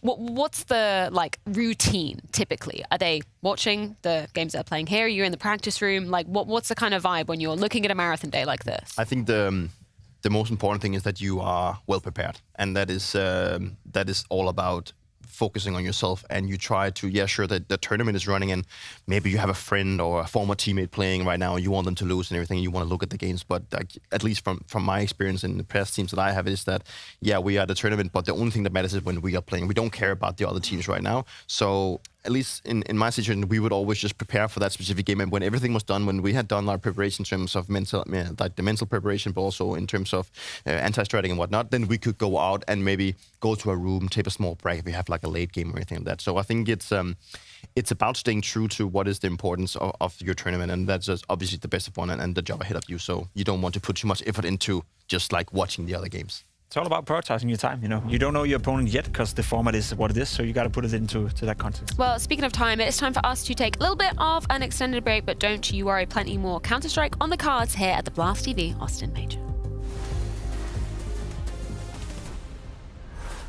My name is Jacob Winneke, and today I'll walk you through a little bit of a map analysis on Nuke. It's between Spirit and Eternal Fire, and what I want to showcase for you guys today is how you condition your opponents to feel uncomfortable and maybe deny them information in order to cause rotations and then losing your rounds.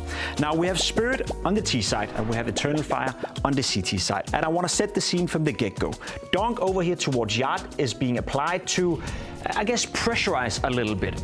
According with Donk right here, there's also 2 smokes being put down. One here and one here, which is going to deny the vision for the player up here in CT spawn, so he no longer knows whether or not anyone can cross down towards secret. So with those 2 smokes, you're conditioning the opponent and forcing them to make a calculated guess whether or not someone is going down secret, which is why they have placed a player down towards secret already here. So the CT defense have now been spread thin from the get-go. Now what's going to happen now is that Spirit is going to stay inside the lobby, and what they're hoping for is some sort of reaction for Eternal Fire. However, they're playing very defensively. As you can see, the way it's set up right now as well, you have a player very defensively out here, you have a player down towards secret who's super defensive, you have 2 players inside who at this point haven't made a move or haven't pushed or haven't done anything, and you have a player boosted on ramp as well in a very isolated position where he cannot rotate away. When you're in this position right here, you're fighting till you're dying. Now what's going to happen is that we have 3 Spirit players moving towards ramp right here later in the round, and they're going to go out and they're going to go out towards ramp and applying their pressure. Now before they do that, they have players out here in Donk, who's now rotated from Yard back towards lobby, in towards center with this boy. They're going to throw Molotovs towards inner. I believe they're Molotoving behind the second vent. They're Molotoving somewhere on this side as well. And they're also going to throw a smoke towards gate. Now what that does is that they're trying to sell the idea that they're going inside. Meanwhile, 3 players from Spirit are moving in towards ramp, and they're actually going out ramp right here. Now Jota, who's in the boosted position, he's getting a double kill, which in itself is very well handled by him and not according to plan by Team Spirit. But what happens subsequently as well is that they are reading this fake. So the Eternal Fire players have no information whether or not Spirit are faking inside and already are in secret. They may think that, okay, they're going to go 3 guys towards ramp. They already have 2 guys secret, so they're going to do a lower crunch, which means that these 2 players in Matcha and Wycadia, they feel the pressure to do something. They feel the pressure to get some sort of information. And while these 3 players are fighting on ramp, you have both Wycadia and Major, and they're pushing in towards Hot, they're pushing in towards door where these two players are waiting for them. So even though they're losing the trade towards ramp, even though Jota is getting a multi-kill and essentially potentially winning the round for Eternal Fire, because YKD and Major feels pressured to do the push because they have no information towards Secret, these two players are able to punish that, which means the one surviving player from ramp can then rotate back and you have Spirit going inside and essentially winning the round. So at this point, this would not have happened had they not conditioned Eternal Fire from the beginning of the round. So even though nothing is transpiring for 50, 60 seconds, every single smoke, every single Molotov, every single point of pressure is conditioning your opponent to make a decision later on in the round, which you can take advantage of, which is exactly what Spirit did here.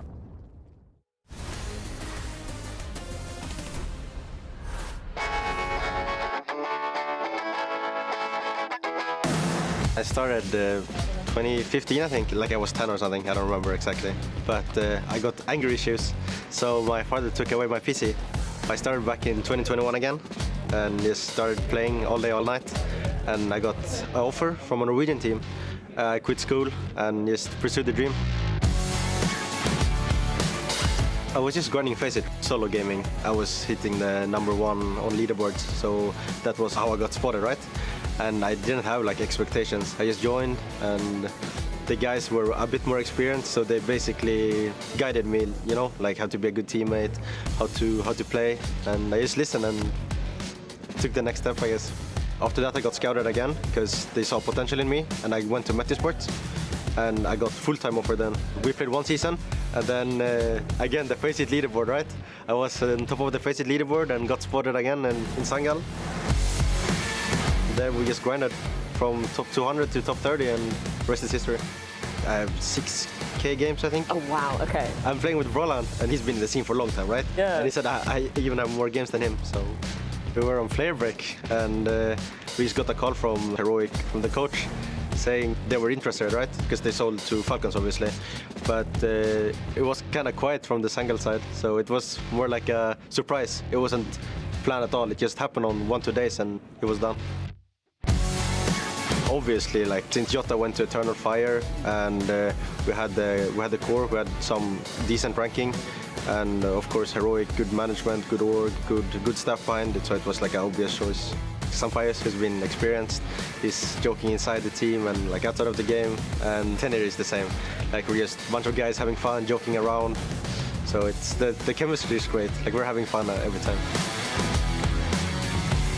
Obviously, you've made it to the major, just a milestone achievement for you individually. Yeah, of course. Like, I had it as an achievement with the sticker, right? Like, now I'm in the game.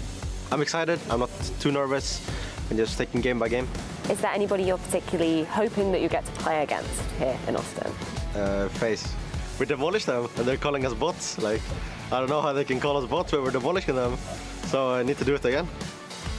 Now when the season ending, like it's the last dance as well for us, like our roster. We just wanted to make it to playoff, and then yeah, we'll see from there.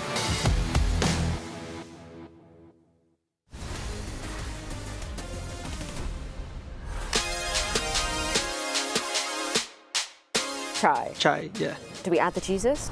Yeah, Chai Jesus. Chai Jesus, yeah. okay. The first time I played with my father, I was like 6 years old. He was teaching me how to play, and then the next years I was playing by myself. All my life I loved the game, so that was one opportunity to play. I think that was the point that they pointed me. I feel like in Imperial we are really free to do plays and do calls. Vinny likes to play like that. ST, I was lurker in Fluxo, and now I'm playing like playmaker every time I'm playing like in the block.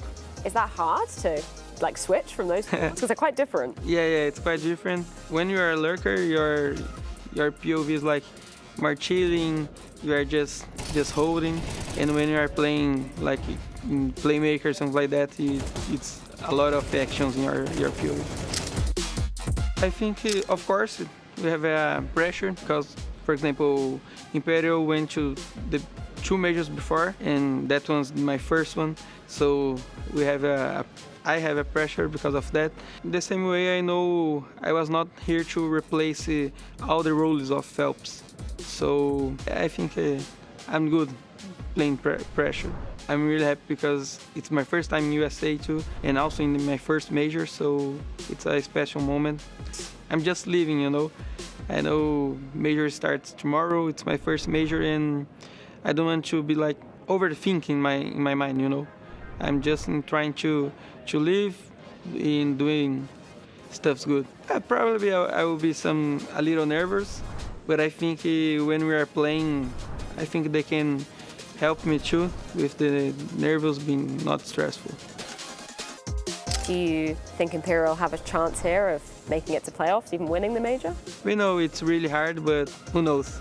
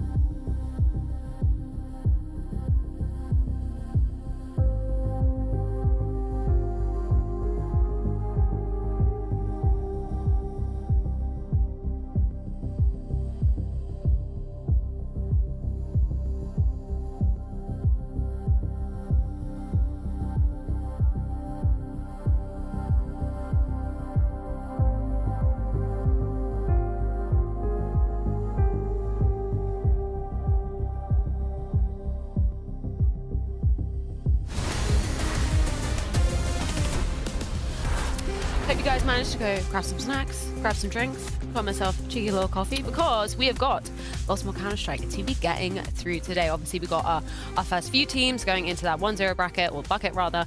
First few going into the 0-1, but we kind of prefaced it before we jumped to that quick break. No massive surprises as of yet, right? No massive surprises as of yet. We had the OG versus Complexity that I think most people had as a 50-50 game, considering the stand-in situation as well. The fashion that played out was the biggest surprise, the fact that OG won as big as they did, but outside of that, all the favorites so far have been able to win their games. Yeah, not much to say about the whole thing. I think it's nice to see that it's been stabilized, that we don't have too many upsets. You know, that is sometimes what can create a lot of havoc in a major, is that the great teams, they actually fumble and don't win. But it can also create some interesting scenarios. But at this given moment, you know, with the favorites maybe looking a little bit outside of Complexity and OG, that everyone clinched their victory was good for the tournament. Should we talk about some of the upcoming matches, or the matches that are coming at thick and fast? That is going to be Tyloo versus NRG, Lynn Vision versus Legacy. Which one piques your interest the most? I'd say Tyloo versus NRG, to be completely honest. I think that's the coolest game that we have on hand. NRG obviously with Nitro, and Tyloo being the big name coming out of the Asian Counter-Strike scene for many, many years. So game that we're watching right now, I think could be close. It could be interesting. I think NRG is an 0-3 favorite for many. I think Tyloo is a team that is on the cusp of making it for many. So I have Tyloo as my favorite, but should be a close game. I hope that Tyloo will show something. You know, from my eye test, looking at them, they seem to have improved. They seem to be a team that has been in development, and not just looking at how they play in their own region, but they also want to see how they can develop and also get updated from looking at other teams. So I'm excited to see if Tyloo brings something new to the table here. And obviously for the side of NRG, you know, a lot of names that we recognize here, a lot of players that has been playing the game for years, and it's gonna be interesting to see if they can actually keep things going. Get absolutely owned, man. Holy moly. Bye. Double entry, Nitro on the scene. I mean, the Glock in this game. Oh my God. So strong, yeah. All right, well, that's it. Pistol going nowhere, Tyloo. I have Tyloo making it. I have Tyloo in my pickings. I don't have NRG as an 0-3 team, and I don't have NRG making it either. I think that's why that. I think NRG goes 1-3, and I think Tyloo goes 3-2. Maybe I'm just too hung up on the whole name thing in NRG. Like when I look at NRG and I have Nitro leading, and I know OC has been playing at a high level as well. Maybe that's nice. It means a lot, right? Can I just tell you a story that I saw on our little brief intermission? I was walking to the bathroom. So G, we love G, got to know him very well at ESL Pro League. He was, you know, going behind the booths here. That's how you get your snacks and your drinks and stuff. Player manager was making sure he got back all right.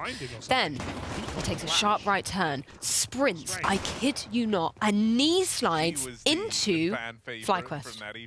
I don't know the law. Right he now? goes in, well, just before the game, yeah. They, FlyQuest were literally huddled around. He knee slides into the team. I thought you saw this. No. That's hilarious. Awesome. That's character. Yeah, I love this guy. Yeah, but this why? guy is amazing because he just has vibes. You can't, you know, contain aura this high.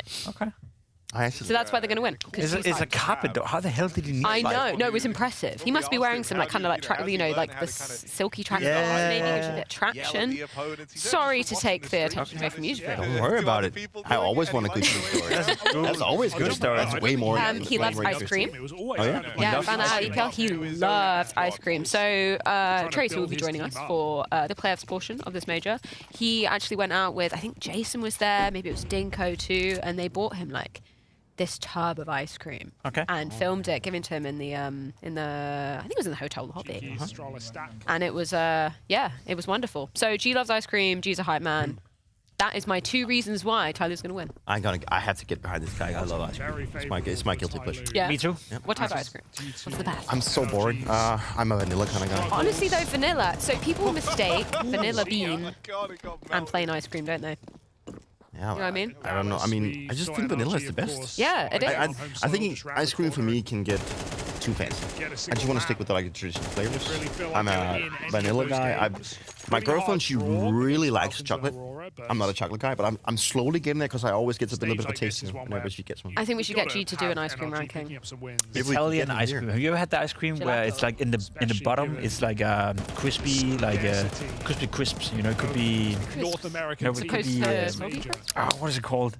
You know, Italian-inspired ice cream where like the top is like. No. Yeah, gelato. No. Chat, let us know by using the hashtag. Someone needs to help Jacob with his. Okay, so vanilla ice cream. Imagine this. This is your ice cream, right? This is your ice cream. Cool. In the top you have vanilla ice cream. Yep. Below that you have caramel, but like it's actually like it's like a sundae. floating caramel, like a sundae ice cream. Floating caramel, and then the bottom is like something crispy, you know. Whatever, and then like when you take it all and you mix it together, it's like the perfect. Actually. It's so good. It's so good. That's when you said like basic ice cream. Basic ice cream is good, but it's boring. You know, this is next level. That's a step above. Well, maybe G can give us his opinions in the post-game interview if he wins. We have some tech issues here. Yes. Unfortunately. Unfortunately. We don't like that. It's like tech issues is the worst thing as a player. Yeah, can you maybe explain to the viewers like there are rules surrounding tech issues? People aren't just sitting there. Oh, we're back in the game. I say that, but you can't talk during a tech pause. You're not allowed to talk, and we still try to talk regardless. Like then we make like funny hand gesture or a face, or we try and type something to the opponent, even though we're not allowed to. No, we're such divas, you know. We try to bend the rules as much as we can, and then we get we get told by the admins that you're not allowed to talk, and that also includes typing and whatnot. But it's just sometimes you don't. The thing about tech issues is that you don't know how long they're gonna last for. Like it could be an hour, it could be 5 minutes, it could be 2 minutes. You don't really know, so you just sat there, and you're not getting told what's wrong. Because if you're getting told that one of their PCs just blew up into oblivion or something, then you're like, okay, that's gonna take at least some time, right? But you're not. Totally makes sense. On the back foot as well, right? Starting CT, starting really slow, and then coming back on their T half. NRG. A lot of the teams that they have played and taken. Are you hyped for NRG, Jake? No, not so. No, but I look at the players and I think maybe. Yeah. Bro is a good player. Bro is a decent player. George is supposed to be the next big thing coming out of NA. I don't know. Quick intermission, gentlemen, because B-Stream game is going to be starting. So if you're watching on the B-Stream, we're going to be sending you over to Lynn Vision Legacy right about now. But if you're watching on any other stream, stick with the action because we are going to be sticking and covering. Tyloo, where Looks so good for Tyloo, but two smoke NRG got shots to for start that Zoro. retake. Yeah, they're going to win this round. That's good. Make the game somewhat competitive. I don't think Tyloo is good enough to run over NRG. I don't think Tyloo is good enough to beat him, you know, without there being any doubt whether that's going to be the case or not. I do see them winning this game. You're good. We're good. Okay, good. I liked it. I liked what NRG did. Like they coordinated an aggressive push out of the A main and out of cave at the same time. And like with the info they got off that one, they were 100% sure that where they're gonna hit. Proactivity. That is what I like about Counter-Strike. Yeah. It's such a new.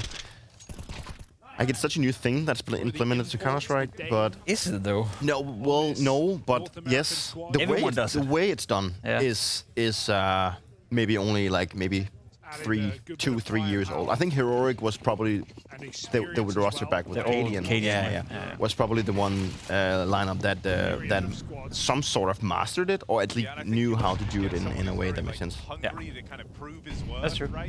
Which is you know, and a lot of teams they picked that up. No, we looked a lot at Heroic, like how they were doing it. Like we even called it the Heroic playstyle. So there is there's a lot of depth to it, but it's also about doing it in the right moment, but also knowing when you get the information that you need to be able to react in accordingly. Because you might push in. So the name of the game, right, with the Pika's advantage and the fact that you can't just sit back and hold angles and Molotovs pushing you out of positions, etc., etc. You know, it's just CS:GO and obviously CS2 is just a complete different game. Like the way you use utility nowadays is at such a high level that if you sit still on a bomb site and you don't do anything proactively, you are going to lose most of the time. That's guaranteed. It's as simple unless you're playing against like a really bad team. Yeah. And she decided to go for the exact same push as before. Looks like it. Push 3 guys out of. No, they didn't push K this round, but they actually pushed 3 guys out of A main. Oh, see, they thought they cleared it over here now. They kind of did. Tyloo are used to seeing it so heavy in the control out towards A. They're passive to start this round, so they haven't fallen. Why are they leaning so much towards B? Because they cleared full aiming. They also cleared B. Oh, that's a miss. That's a miss, G. You may have vibes, but you have no kills. Give him a break, Jacob. Yeah, that's fair. Oh, Nitro. That's the timing. That's the timing. They all for the smoke. That's the timing, bro. Ooh, they could all fall apart, but it's not. Nice. That's nice. Bro's good. Bro's a good player. Yeah. Did you like him as well? I think he did as good as he could, given the circumstances. Yeah. It's been turbulent in this one as well. Yeah, let's be honest. Like, replacing him was never fair, but it made sense. Yeah. If you didn't want Device to in-game lead, then someone had to go, you know. It could not be Step, so. Really active CT side right now for NRG. They're not necessarily forcing kills, but they're getting a lot of info. I had a strange feeling when I looked at Tyloo. Yeah? You know Faker, right? Yeah. One of the guys looked like Faker. Oh. A little bit. Maybe it's just the whole, like the very round glasses and the haircut that made him look a little bit like Faker. I'm not sure who it was. No? You're a big League of Legends fan, right? No, I wouldn't call myself that. I play League of Legends. I'm incredibly bad at it, but I play it occasionally. Teamfight Tactics as well. Okay. But it's like, you know, it's a game that I left. I played it a lot back in the days, but then I left it because I felt like it actually it had a bad impact on my mouse movement and the whole track, like the track of my mouse when I was playing FPS games. How so? Because I feel like the way you're moving your mouse in League of Legends, where you are constantly moving your character and clicking it around, is so different from how you use your mouse when you're playing FPS games. Yeah. And it just got to my head. I think maybe I had a slump, and then I was like, "What have I done differently?" And I was playing League of Legends, and you know, I felt it was fun, but I could just feel that it just got into a position where I feel like it impacted me in a negative way. So I tried to leave it behind, and now I picked it up again, since I'm not playing actively right now. With my brother, and it's horrible. That makes sense. No issues, a 5 alive round. Clean sweep. Clean sweep, yeah, for NRG, CT side Anubis. Not bad. We've seen a lot of Anubis already. I think we are going to see a lot of Anubis. That's like a comfort, middle ground hack of the map. We see a lot of best of threes ending on Anubis as well, I feel like. Yeah, it's like a map that people like to play as a third one because it's not. I don't feel like there's like a team that is super good on this map. No. Maybe you had to go for like Vitality, maybe, but you know Vitality's good at everything right now. Sure. But Aurora as well. Yeah, for a time, but not really. There's no. Maybe Aurora is like anymore. a good case for a team that was actually maybe considering as a map they would always play. Yeah. But as you mentioned, like it's a good middle ground for a lot of teams, which makes sense. So that's why you played in the best of one. Yeah. I played this one against in. We had the other game on our secondary one. Where was that? In Shanghai. They're going for some mid control, and it's been a position they've gained a lot of ground in these rounds. NRG playing stacked on the bomb sites. Majority of the time. I'm curious to see if this whole thing, like with the Munchers being like the Alienware one is looking great. Yeah. Ooh, looks like we are just about ready to start the stream over on the B one as well.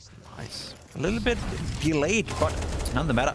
That's gonna be a cool game as well. I think Legacy and Lynn Vision, that's a coin toss, you know. Mm-hmm. How do you rate that one? Legacy looked somewhat decent in Dallas, and speaking of Dust 2 as well as a map, just to give people a bit of context, they took Vitality 24 rounds on the map. They lost 11 to 13, but against Vitality, that's no shame. Can be recovered, though, No, that's for sure. I mean, I totally agree with you that this could be a coin flip. I don't think there's like a clear favorite going to this one. It's a matchup where I feel like there's a lot on stake. At least if you look on the likes of Legacy, they got here in a way that some people disagreed with, and if they can pull the things together and actually show a good formula, that would be nice for them. But then again, Lynn Vision, I'm talking about this whole the Asia scene right now, is that it's hard to pinpoint who's actually the second best Asian team right now. I mean, yeah, you leave Mongols out because they're not playing regional events, but who do you consider being the second best Asian team? Because it seems like they're beating each other like left, right, and center. It does feel like, at least the last couple of years, it does feel like that changes. Every season, every 6 months that changes. Then someone else is coming in and owning it up, and then there's always like sort of like a domestic dominance from someone, and then that changes, and now it's a new team dominating. But they never really, whoever dominates domestically never really breaks through internationally. That's why we see this constant change, because we don't see Tyloo at the biggest tournaments all the time. We don't see Lynn Vision at the big tournaments all the time because they don't have enough VS points as is right now. So I honestly don't know. I have Lynn Vision as my 0-3. 0-3. Yeah. Lynn So, Vision. That's not a bad shot. I mean, I think it can go either way. True. I was also debating having Legacy as an orphan team, but I ended up with Fluxo. Yeah, yeah, I would also have done that. I think Legacy is a better team than Fluxo.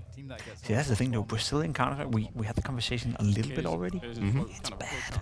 But it's happened so, as you mentioned, a little bit like with Danish Counter-Strike. It's kind of happened fast. Yeah, a couple of years, right? Yeah, where both, if you go back maybe 3, 4, 5 years ish, like you as you mentioned, you could have like multiple really good contestant teams from each region and each country. Yeah. It's something that needs to be studied, especially Danish Counter-Strike. Yeah. How do we fix that? Why do you think? Because I've been asked that question. Why do you think Danish Counter-Strike is lackluster right now? And the easy answer is lack of talent, lack of new teams and players coming up. But how do you fix that? Or is that just a natural course of a cycle that sometimes happens? We saw it with Swedish Counter-Strike back in the days. We saw it with Polish Counter-Strike. We're now seeing it with Danish Counter-Strike. We've seen it with French Counter-Strike as well. It's just a natural cycle, isn't it? Yeah, I mean, is there a fix? There's got to be something to the whole international team thing as well. Yeah. I think you spread players out so much compared to what you did back in the days that it's hard sometimes to have like a clear understanding of who's actually good inside the region. I mean, you have a couple of players that stands out. Bro. What's a bro? That's bro. Good job, bro. He's a bro. Danish Counter-Strike. Danish Counter-Strike, exactly. But yes, I agree. Like, talent-wise, it's just not. Oh, let's just watch this one. Oh, no. That hurts. But yeah, I agree with you that the talent base right now in Denmark is just poor. And I'm not sure if it's because they're not educated in the proper way. I don't think we have much talent development in Denmark right now. No, but then again, we are one of the few countries who have like the Dust 2 league, where there's like 8 different divisions, on different levels, and I feel like does that teach you how to be a good counter player? No, but it does give you like a grassroots scene, where people move up. You're playing in the 7th division, and the next year you're playing in the 3rd division, etc., etc. I mean, it's good that we had the league, because it creates the possibility of giving people more playtime and also to showcase himself. But I still think that to recognize and find those talents that jumps off the page, that we don't do anymore. No. I mean, like we don't really have many. I mean, Astralis talent was maybe one of them, but then again, it just seems like it's like obviously it's just a side project of Astralis themselves. Yeah. But I feel like we lack like a Counter-Strike Mr. Miyagi in Denmark. Sure. That that can look at talents in a way where you maybe have a talent pool of let's say 10 players. Okay. But out of those 10 players, you have 2 that just jumps off the page that are actually good enough to. That you take in and then you give them like private lessons, or sure. you cater them in a way where they actually develop in a more like specific way than just playing in a random team. Yeah. That could be a thing, but that's not something that we have on the horizon as of right now. No, not really. Nope. Maybe that's what you're gonna do, Jacob. Or you? Or me? You can be the Mr. Miyagi. Mr. Miyagi of Counter-Strike in Denmark. Sure. Oh. See, that was a poor flash, but it worked out anyway. Tyloo got to step it up here. It's not pretty, Peter. It's not pretty. Gee, bring the vibes. That's a good Molotov. It's also... Oh, what? What? Holy damn. Okay, it doesn't look pretty. That look... Hex has always been a guy like... Yeah. You remember he was playing in EG? Yes. I remember he had... The beat heroic. Oh, yeah. That's fun. A player that, in my opinion, is decent, but maybe just lacks like the right team. I think that's the issue. Like we spoke about Brazilian Counter-Strike, now Danish Counter-Strike, NA Counter-Strike. It's been like this for forever. And it's gotten worse than it's just, yeah, there's so much mediocrity. Like there's so many decent players, but nobody is better than decent. No. And that's the issue, right? So when we speak of Hex being the new big thing coming out of NA, you know, he's okay, he's decent, but he's not good. Yeah. Speak about George, you know, oh maybe he's a big talent coming out, maybe he can elevate NA Counter-Strike. Well, he's decent, but he's not good. No. Same like JBA, you know, in Wildcard, a guy that we also talked about being maybe the next big thing in NA, but you know, sexy joining, complexity. It's like there's all these decent players. Yeah. But they're nothing more than decent. Yeah. I think it was Nitro who talked about like the state of practice in North America is also just like super bad. It's been bad since 17, bro. But that's what I mean. Like it's kind of scary that so many regions are actually so poor. Yeah.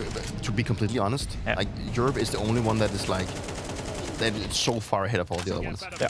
And there was a point where I remember that NA teams were, you know, we had the Liquid team back in 18, 19 when we were in Astralis. But it's like it's just gotten downhill from there. Like even the big stars in that sense, you know, is still like not really putting up the effort that we expect them to. Like we have got a Twist stuck in Liquid right now, you know, big star. Yep. That is not seemingly going anywhere right now. It's true. Oh, this is such an important round for Tyloo. They have to win this. They literally have to win this. And they... Oh, no. What? Oh, they spotted him. Oh, my goodness. Okay, Tyloo right now is doing a good job at throwing this game away. It's not looking pretty for them. Not looking pretty for them. We had Freya catching up with Nitro heading into the game, and I'm pretty sure he teased us a little bit, saying that he had some very interesting words. So let's listen in. Nitro, we've obviously been talking a lot about the kind of major rookies that have been gracing the stage here in Austin. You're not one of them. This is your 13th major, right? Can you tell me a little bit about that experience and, you know, coming back now in the NRG jersey? Like I said in other interviews, like it's special, especially special just being an NA and a major. So when we saw this major, we're like, holy crap, like we really want to be there. Especially with this roster, we have 2 rookies now, so it's really cool for me to be here for my 13th time and like seeing like their excitement and all that stuff, you know. But like I said, especially since it's in Austin, it's really special, and I'm so happy to be here and ready to play. In terms of the kind of generational shift, I guess, that's happening in Counter-Strike, like I have the pleasure of sharing the desk with Dupree and we're having a lot of conversations about this. Do you see that as a player who's had, you know, such a long tenure and legacy in Counter-Strike? Do you feel like there's a almost changing of the guard moment going on? Yeah, I definitely see it. Like all like the people, like whenever I first started around 2013, 2014, like everyone is older now, obviously, and it's really cool to see like people that are not playing anymore, see what they're doing in life, and also the people that wanted to stay in the scene, what they're doing, what they're doing with the game. So it's really cool to see after this long of being in the same industry, like how every person does their own thing or is branching off or they're trying to stay in the scene. So yeah, it's been really cool. And I think, like you said, like having Dupree on the desk, like having that like intelligence and game knowledge is, really helps bring a different perspective to the game, and it brings out different conversations. I'm sure he's going to love to hear that as well. In terms of kind of your own, personal experience, what are you imparting upon the team? Considering you've been around the block, you've been on pretty much every big stage in Counter-Strike. How do you actually, how do you literally relay that to the players around you? It's hard to say. Like, it's kind of like intangible. I think the presence of me being there and like having more of a calm personality within the team and like making sure everyone like tries to stay as calm as possible and just reiterating like the main points of like the basic fundamentals of Counter-Strike, because whenever you're nervous you always have to have that to fall back upon. And I think those are kind of like the biggest points I would say that I can bring that are intangibles to the team, other than like good communication and just keeping a calm demeanor and trying to make sure the team is as calm as possible the whole time. I really appreciate that insight, because it's something that we kind of use as I guess like a catch-all term, but we don't actually know what it is to bring to the table. You were pretty honest in your HLTV interview as well, where you were saying expectations for the team and the results that you've been putting up. Where does that leave your goals here for Austin with NRG, if you're kind of being realistic? I said in the interview that we want to take it stage by stage. I think stage 2 is the bare minimum that we want to achieve, and then from that point on, just try to do as best as we can, because obviously the teams are going to improve a lot from stage 3 or stage 1 to 2 and keep on going. So I'm not going to sit here and say like we're going to win the major or anything, but I mean that would be like a dream storyline. Maybe a bit unrealistic right now for us, but we want to definitely just show a better face than we showed at Dallas, and really show that we can still compete at this level, and then potentially show that we compete at the highest level. So it's just stage by stage, and we're going to just try our best every stage. Speaking of playing at a high level right now, they're absolutely owning Tyloo, Peter. Yeah, they are. I mean, like they came out swinging. I think a lot of people looked at NRG being this team that sure they could have a stint of playing well, but it just also feels like a lot of people don't have like the expectation for them, and they don't believe in their capabilities. But right now, sure, let's not jump to the conclusion that they're playing like great. They're playing against Tyloo without taking anything away from them. But being up that much against a team like Tyloo, we also talked pretty well about. It's good. NRG is. And Nitro, he touched upon this thing, like, they are a North American team, and they want to do good because it's in North America. I don't think we can rule that out, that how much that actually means to a lot of the NA players coming and actually wanting to perform in this kind of major.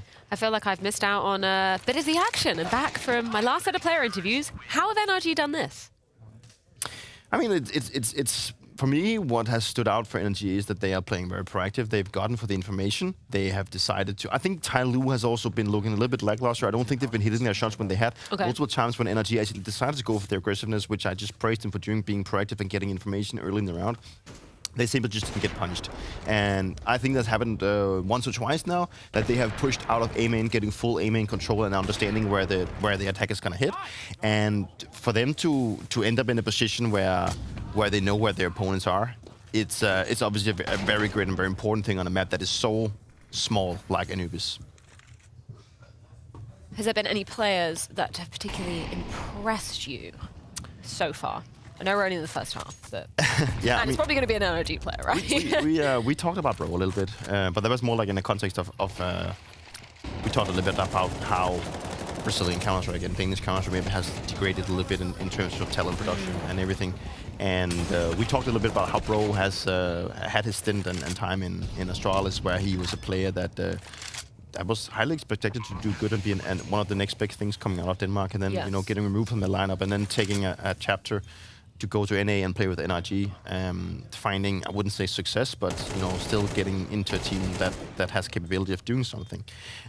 So Bro has been standing out, and also the fact that he's in a 1v3 as of right now. He's playing off this round. If he can find the last kill and actually secure this round, would also be huge. Now that we're talking about him, so a player that unfortunately he doesn't win it, but a player that that has to come out swinging for NRG to be able to do some good stuff.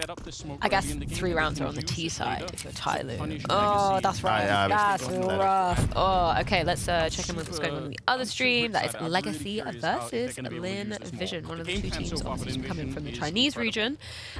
Legacy as well.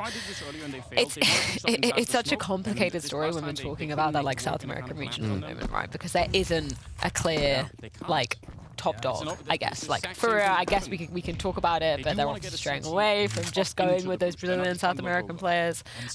Legacy, I'm not totally sure where to put them, particularly considering like Lux, he only took up the mantle of leadership like at the beginning of this year, right? So it's always a question of how long does it take for you to become comfortable in that kind of well-versed? Yeah, I mean, we've seen a lot of changes in the Brazilian scene, and also looking at the best team out of the region of Fury, you know, they've even come to the conclusion that, okay, something needs to happen. I think one of the reasons why the South American scene right now, mainly the Brazilian one right now, is struggling or not putting up the results that they want to, is that they have a lot of players, but they're spread in so many different teams. What comes to my mind is if Fury could have picked up Insani, I know that was something that was on the talks, but I think it was like someone made like a joke that was going to be impossible. And you also have the likes of I think it's D.CDT and Imperial, you know, players that are actually really skilled. I wouldn't say stuck in teams that they cannot develop in, but obviously you want to see these type of guys maybe move into Fury and play with the guys that have like the most experience. Yeah. I think that's a little bit of an issue, that the talent is just spread out in too many teams. And you know, I think it's just a matter of time before that scene maybe stabilizes and allows to explore that opportunity of bringing players more together. Yeah, I was just wanting to not to spoil the interview till later, but I kind of posed a question to him, and it was like, you know, there's just not that same level of like young talent coming through, right? Which is always gonna, it's just gonna make things a little bit slower to develop, and the fact that we're so spread out is but also tricky. Talent development is such a complex thing, because I still think that there's no like clear recipe for how you want to develop talents. I think talents just seem to happen out of nowhere. Yeah, sure, you can point them in the right direction, but there's so many abilities they need to be able to have within their playbook. And I think we talked about with management and talent development in Denmark was obviously in a state now that we don't have like this Mr. Miyagi that can actually point people in the right direction. If I look at the Brazilian scene, if I would pick a Mr. Miyagi, that would be Fallen, right? Yeah. And it seems like he's slowly getting into a position where now he's giving up the AWP because he went into an anchor. And I think it's just a matter of time before Fallen either like decides to go for coaching or do something else where he can develop talents. Yeah, I think like particularly with him as well, it's like being such an icon, and like the desire of people wanting to play with you must be so high. Like I can't imagine being like, you know, young Brazilian kid having watched him growing up, and then you get the opportunity to play with that guy. That must be pretty insane. I mean, you must have gone through a similar thing with like the Danish scene, right? Like when you kind of at the tail end of Astralis, when you were getting a few of the younger, I guess, Astralis Academy for sure. players in. Yeah, that's for sure. You know, I think it's, as a player, when you get to play with the ones that you've been watching playing tournaments for years, you know, it's like you're a superhero in some sense. Yes. Right? You start seeing them as non-human sometimes, but in theory, we're just like guys who like to play Counter-Strike, you know. And it's all about if you keep your cool and you act nice, I think you have a shot at playing. If you have the skill set, you will have the chance of being recognized and also playing with these players. So of course, yes, that has been a thing. And back in Astralis, whenever we were dominating, it was very clear to feel like whenever we would talk with other Danish players, they were looking up to us. You know, they would know small details about us or what we have just done or results, and we were like, how do you know that? But they're following everything. That's very flattering, of course, but it's definitely a fun aspect to it. I believe the other game has started again for the second half. That was Tyloo, NRG. Let's finish this round first. Sorry, I'm getting ahead of myself. Lynn Vision, how much do you know about them? Fairly limited, let's be honest about that. I think the Asian scene as of right now is like there's like this constant battle of who's the second best team in the region. Kind of ruling out Mongols because they're not playing regional events anymore. Like they are by far the best team for that region. And now we've had like a China MRQ and they had an Asia MRQ divided in two. But I just rather want to see like as a whole region from Asia. I think the constant battle is that Lynn Vision and Tyloo, and for the matter, sometimes Chinggis Warriors and also the Huns are like, you know, they can beat each other left, right, and center. So it's hard to dictate who's like the better team. I think Tyloo has just stood out more to me in the sense that they seem to have developed in good ways where maybe I've not watched enough of Lynn Vision and not paid enough attention to what they can actually bring to the table. But with how Lux are now being up 6-1 against Legacy, not a bad start. You know, I think Legacy is a team that has been around. You know, they have players that has been trying things at the highest level. And some of the names that I see inside of Legacy is players that I've also competed about. So it's not like a brand set of new players. But yeah, Lynn Vision is doing a great job. Yes, we've of course flicked back on over to the NRG Tyloo game, which at the half was 9-3 in the favour of NRG. They're still sitting on 9, but Tyloo managed to get the pistol, managing to convert. I'm sad that G's been so quiet. That's been my He hasn't gotten his ice cream. Maybe that's the issue. He needs the ice cream before the game. That's exactly what it is. Did you have like a... Are you superstitious? Did you have a pre-match ritual? I mean, I think being superstitious when it comes to Counter-Strike can sometimes be good, but it can also definitely be really bad. And it's sometimes about trying to find that I would go to a tournament, and then if I had the opening game, I would play really well. I was like, okay, so what did I eat for breakfast, and what did I actually do, and all these weird things. Or I have a lucky pair of underwear or socks or whatever it could be. You know, I think it's bad if you get into a position where you rely.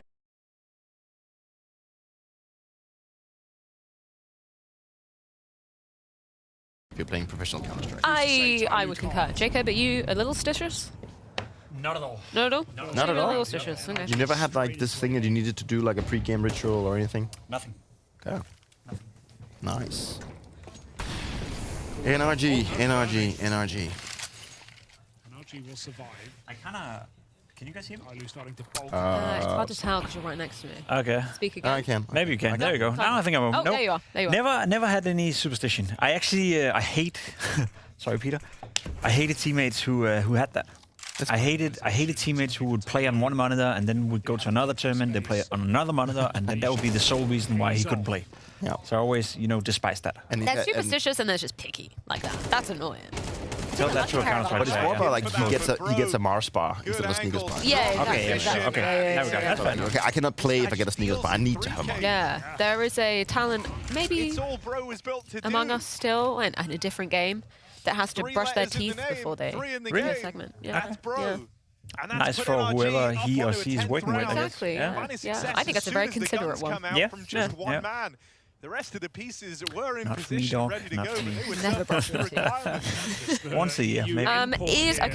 Quantify for me how tricky it is to come back on CT side of Anubis. When you leave with 3T rounds, you're in for a bad time, right? Yeah, you're in for a rough time.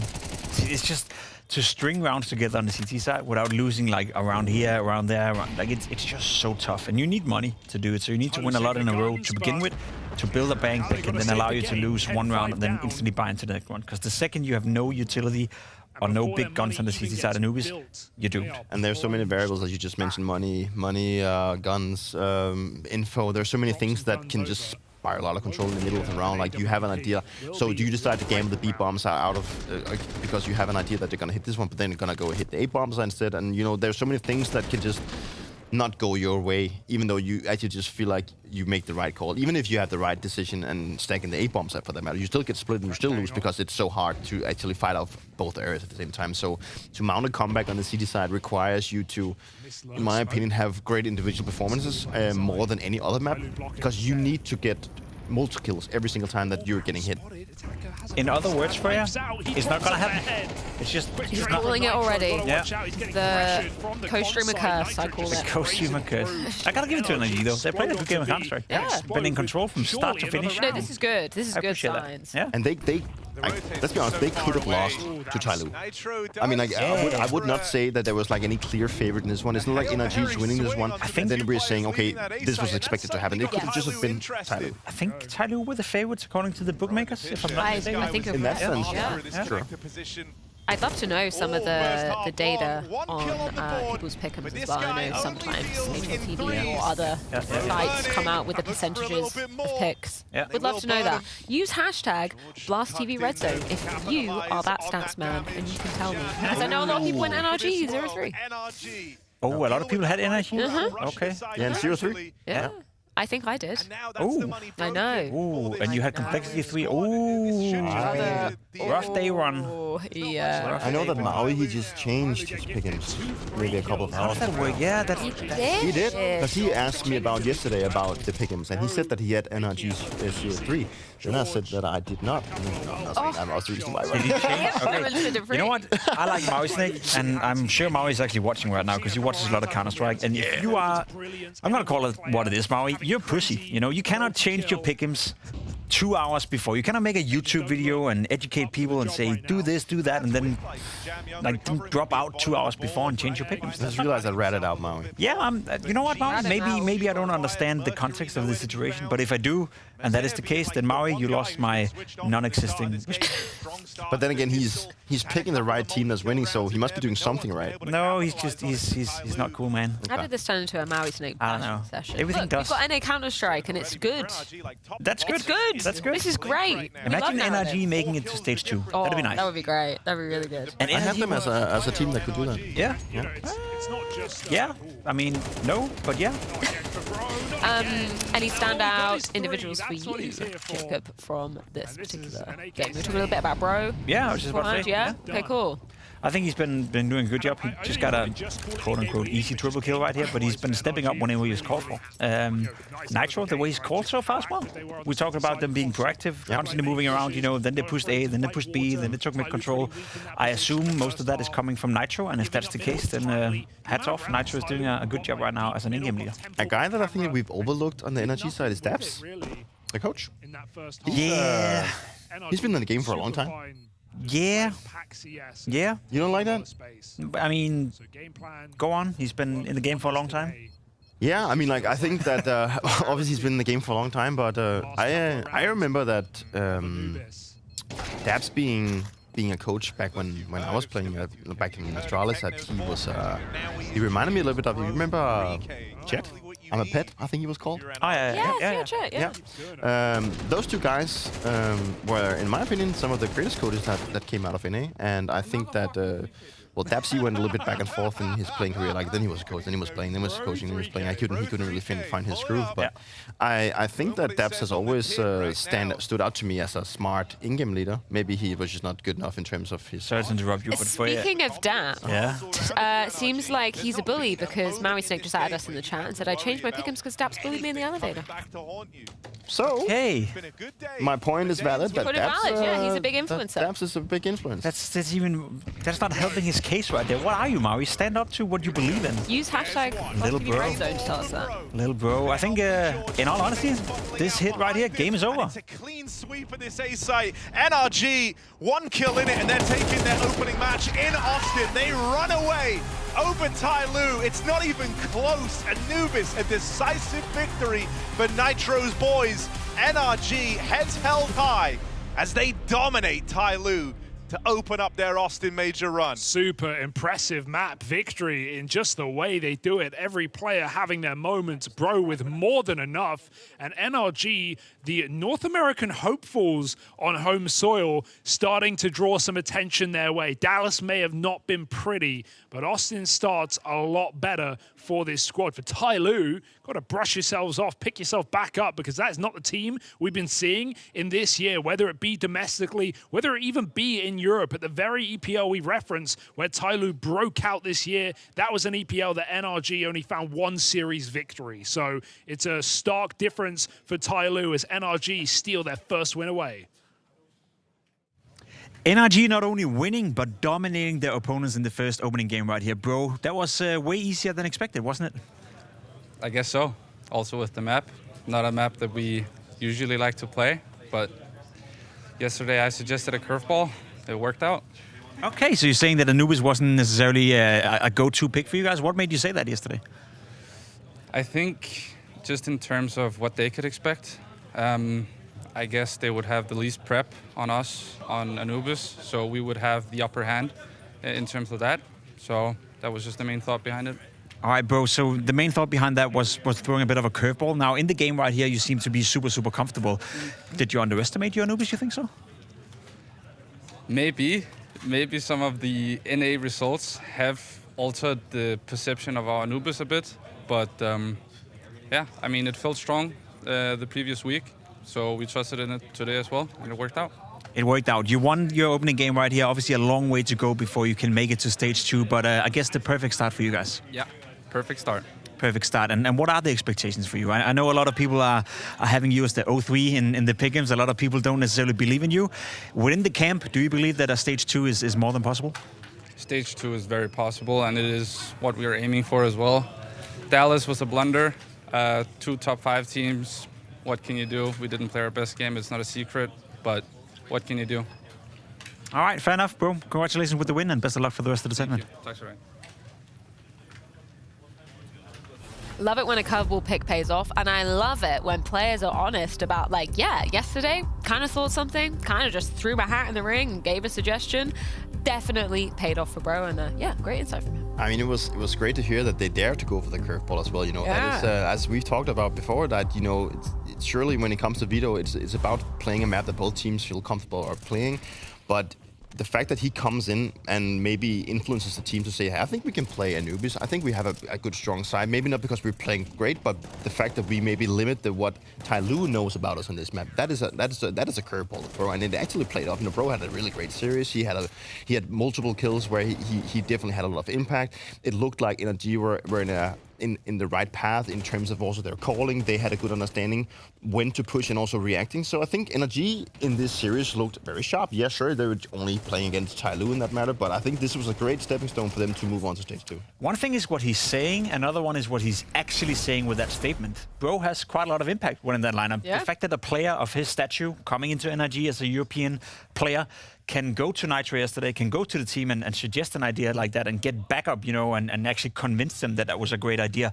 That's kind of ballsy, first and foremost, Yeah. but it also is a reflection of his, I guess, status within the team. They must believe in Bro's abilities. They must believe in what he's saying. And, you know, Nitro being the in-game leader, sure thing, but Bro does seem more and more like the secondary voice within his lineup. And if you have that kind of, I guess, responsibility and you can take that upon you to dictate what map to play at a major in your opening game, that's big words. And I love the honesty from the interview as well, and also from when hearing from Nitro now. They see themselves as like a very solid tier two team. Like they're not trying to put too much pressure on themselves, but at the same time we also hear, bro, that they are aiming for stage 2. Like they feel like it's definitely doable, even though a lot of people have seen at them looking like they could actually go 0-3 here. But you know, it seems like people have lost faith in them. But now they're trying to win, also because they had a poor result in Dallas. But you mentioned like they lost the 2 top 5 teams. What can you do? And it's not a secret they played bad. Yes. You know, for them to go here and get this start in a North American tournament, I mean, that must mean a lot to them. Does this count as an upset? We were obviously, you know, hyping up Tyloo. Harry and Hugo were obviously talking about in the cast back at EPL. They really made waves, but, you know, it's been a couple months since EPL. I haven't really seen too much since then, so upset or no? What do you think? I don't think it's an upset, but I think it's the fashion it played out in. You know, sort of like with the OG complexity. I saw this game as maybe 55 towards Tyloo, 45 to NRG. So calling it an upset in terms of the result, I don't think that would be fair. But it's an upset that NRG won this convincingly and Tyloo weren't able to put up a better fight. Yeah, it's all about the fashion. Like when we look at the games right now, there is a lot of teams that are very equal in terms of their capabilities. And I think it's more about like what type of fashion they win in. And I think NRG just played better in all aspects of the game, and they sure we had Bro stepping up and being the dictator in a lot of ways, but the team overall looked solid. You know, it was not one guy just carried out like Nikolas did, but it felt like the team was on the same page and they wanted to approach the game in the same thing. So for them to get this going, it must be very important. Does this put any kind of warning signs out for Tyloo? Because I believe we all had them in at least a 3-1 or 3-2 to go through in our pick'ems, right? Wrong? Maybe. Yeah. You did? I did. You did? I think so, yeah. Yeah, I think we all did. Yeah. I mean, it's obviously not unachievable now to go on and you know, reverse the tides, because there is obviously still the best ones and best of threes to be coming their way. But does that, I don't know, leaves a little bit of a sour taste in my mouth when I'm looking at the Tyloo that I thought was coming in versus what I got to see in that one map. It does worry me a little bit that you lose in that fashion, especially considering what Bro just said to us, you know, that Anubis was a bit of a curveball, which means that Tyloo must have at least felt, you know, somewhat comfortable on Anubis since that they wanted it to go in that direction as well. I'm never going to be worried based on one best of one result, but it's the fashion they lose in. And I also did see G, do a couple of plays in that game where it's like, yeah, you may be vibing, but that was just stupid, And I would like him to eliminate those kind of plays at a major. It's different to play at Pro League. It's different to play in less pressured environment. Everyone is coming in here at their best, And if you're not playing at your best, you will be punished. And G was in this game. Yeah, I'm glad that you mentioned the whole pressure thing. I think it's that pressure is something that we've actually not been talking too much about so far. Is that the pressure is just extremely high here, and the expectations on everyone is high, and everyone wants to do, obviously, since it's a major. But Tyloo, sure, they are still in a position where they have things under control. Yeah, they've lost this one, but they have a game coming up where they need to try and turn things around. And I think it's important for them to try and leave this one behind and just focus on what they can control, which is something that is very cliche thing to say when inside the Counter-Strike, but it is so instrumental in that you don't dwell too much in the past. Yeah, no, 100%. B-Stream game going down at the moment was just at halftime, so once that returns, we are going to be jumping into that. That's Lynn Vision versus Legacy. You were MIA whilst we did flick on over to that very briefly. Expectations, maybe, not looking at the scoreline, maybe cover your eyes, maybe give us a take of what you think the halftime score would be. Oh, that's a good question. Somewhat close. I don't think either. We're on Dust 2. We're on Dust 2. Yeah. We know. And I think one of the points that I brought up was that we saw Legacy play in Dallas on Dust 2 versus Vitality, where they forced them to play 24 rounds of Counter-Strike. So in that regard, that was a positive sign. It should be close, and as you can see on the scoreboard right here, 7-5. So I guess I wasn't completely off.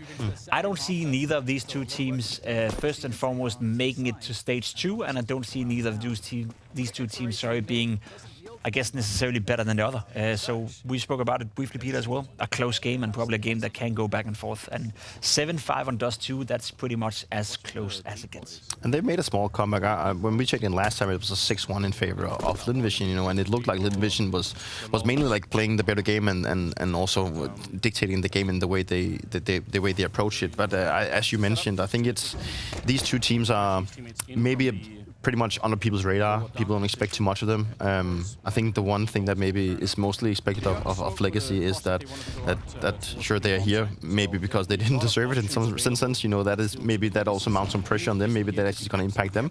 So it's going to be interesting to see how that's going to pan out. Well, maybe we should hear from the players themselves as they have a chance to catch up with Lux ahead of this series. Lux, with the other teams looking at Legacy, do you feel like you're being underrated, overrated, or fairly rated by the community? I think it's underrated because we kind of didn't qualify for here. So, yeah. I saw some of the predicts on the CS and we were like there on 0-3 or didn't make it, but I think we can make it to the next stage. You had a really lovely interview recently where you said, becoming an in-game leader was the best decision of your life. What kind of in-game leader do you want to be known as when we're looking at the strategy side of things? What do you want people to look at you and think, he's this type of leader? The type of one that can make all the team feel good on the server and be an aggressive leader as well, like making some plays, getting some positions, some infos. So this kind of mix, How comfortable do you feel in that kind of, route at the moment? How much progress have you made in that department?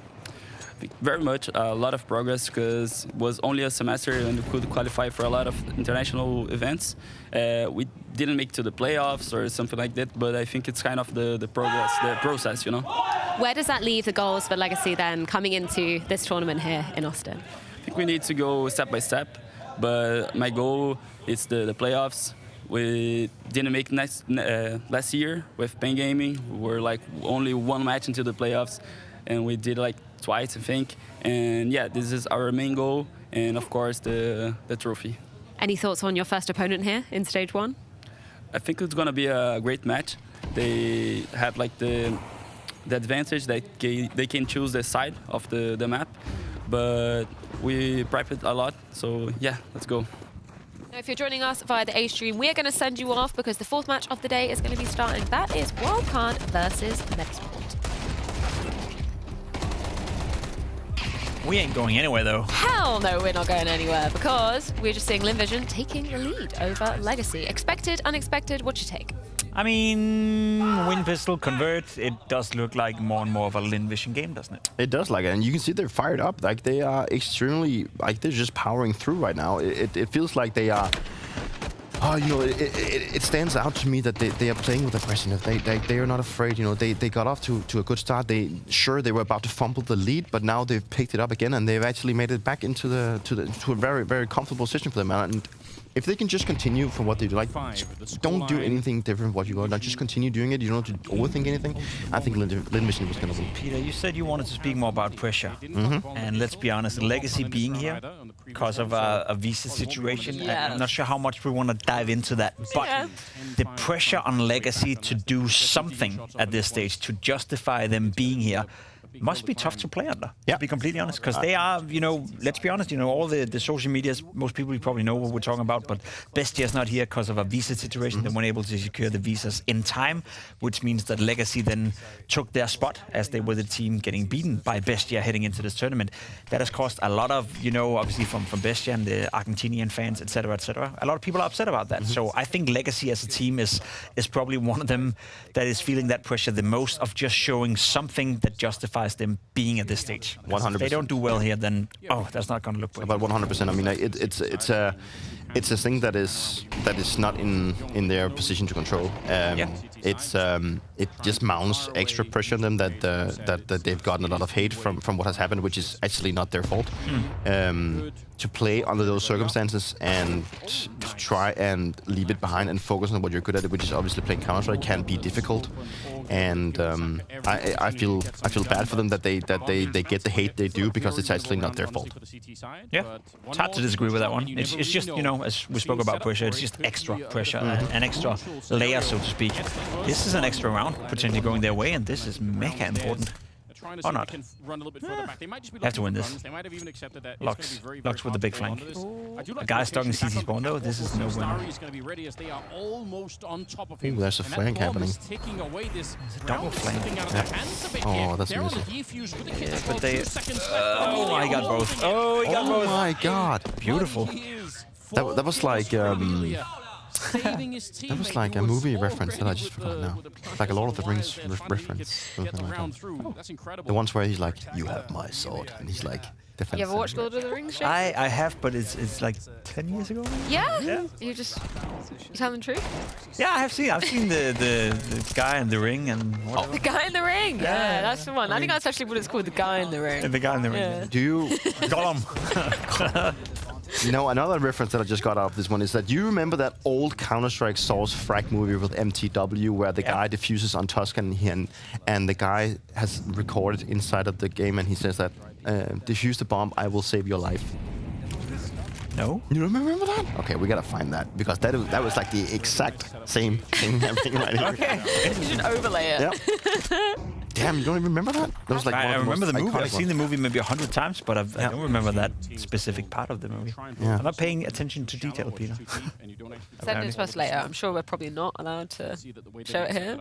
Probably not. Probably Show it to us That's when a we're lot on of bed. power. See, that's something I miss. CS Source frag movies. Oh, it's true. Got to. There's always some kind of crazy rock music going on. Yeah. Like, Yeah. let the body, 30p let the land body movie? hit the... Oh, I love it. I love it. It's like 1.5 hour long frag movie.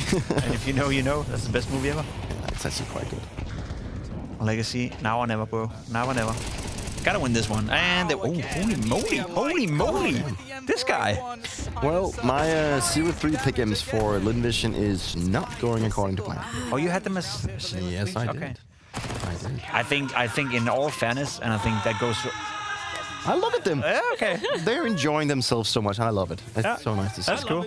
In all fairness, I think stage 1 pick'ems, that made that whole diamond race so much harder. Like, it's already extremely difficult, but stage 1, there's like, let's be honest, there's 12 teams on the same level, and then there's a couple that sticks out, like Heroic and supposedly OG, maybe Complexity as well, without the standard situation. The rest are just one big mix of teams that can all beat each other on any given day. How are we really supposed to When figure did you that out? last get a diamond? I think my last one would have been Paris. Thanks, man. Yes. Thanks for giving me the diamond coin. I'm not even... I don't think I got a diamond coin in... I've had gold 5 years in a row, 5 years in a row. Yeah. I got diamond in Catridge 1v1 and Berlin. Okay. And something else. Plus I picked yourself. Yeah, London as well. Yeah. Almost doesn't count because you're like, it's like match fixing in a way. Like you're in control. Like, you win the tournament, you put yourself to win. Easy, you know? It's like... That's true, yeah. Maybe that is. It's like, I'm not sure if a match fixer. Diamond coin fixer. Diamond coin fixer. Why are you winning? You're a match fixer for your own thing. But I had to, I had to believe in ourselves. Of course. So I had to put ourselves as winning. But you didn't get diamond in Paris. No, I think I messed up the. I got the playoff bracket right, but I messed up somewhere in. Oh, like Legends or Challenger stage. Something like that. Yeah. Oh. I think I was like 1-2 points off, maybe. Yeah. It's always the worst when it happens early, and it's just like, well. Yeah, you stop. You don't really care anymore. Yeah. Yeah. But that was also. What was it? Was it one of those? What about the Rio one? There was one of the majors that was like extremely hard to predict, and there was like so few people that got diamond. I don't know if that was Rio or it was Paris. That's a good question. The one where Navi won in Copenhagen, was it less than, was it like 0.7%? Maybe that's the one I was talking about. If you're watching or you're interested in watching over on the A stream with traditional commentary, that is Metizport versus Wildcard going down. Wildcard obviously made a massive name for themselves at the Shanghai major, being so close to kind of what they did make a deep run, close to playoffs as well.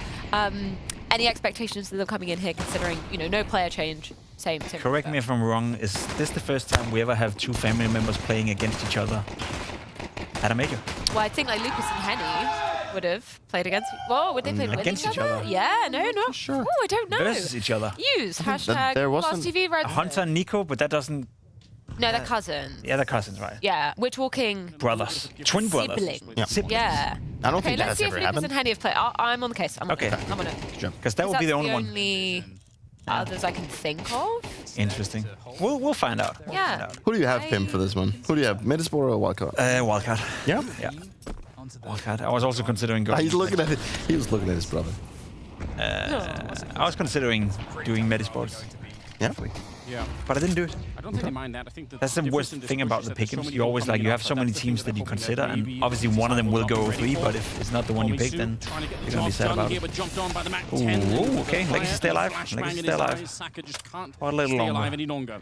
So really well done. And Metizports are heavy favorites, though, according to the bookmakers. Seriously? Yeah. 3 going out middle. And why? I don't know. Maybe 1 or 2 coming in from odd. the dark yeah, right. But because they can throw the grenade that far back, it allows them to That's interesting. so many people. I have Wildcard as the favorite. This time it worked. Not a big favorite, but like a small favorite.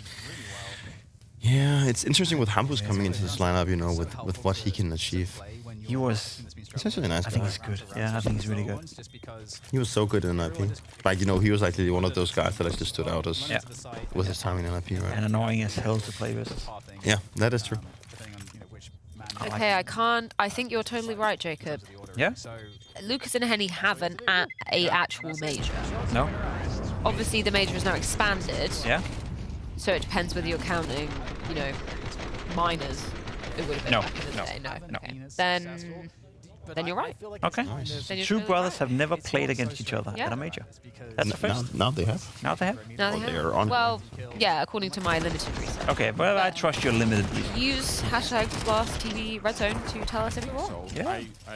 Prove us wrong. And or ask Freya a question. It's always, oh, Peter, how does it feel to 1-5 major? Oh, Peter, you played 19 majors. How does that feel? How about you ask Freya a question?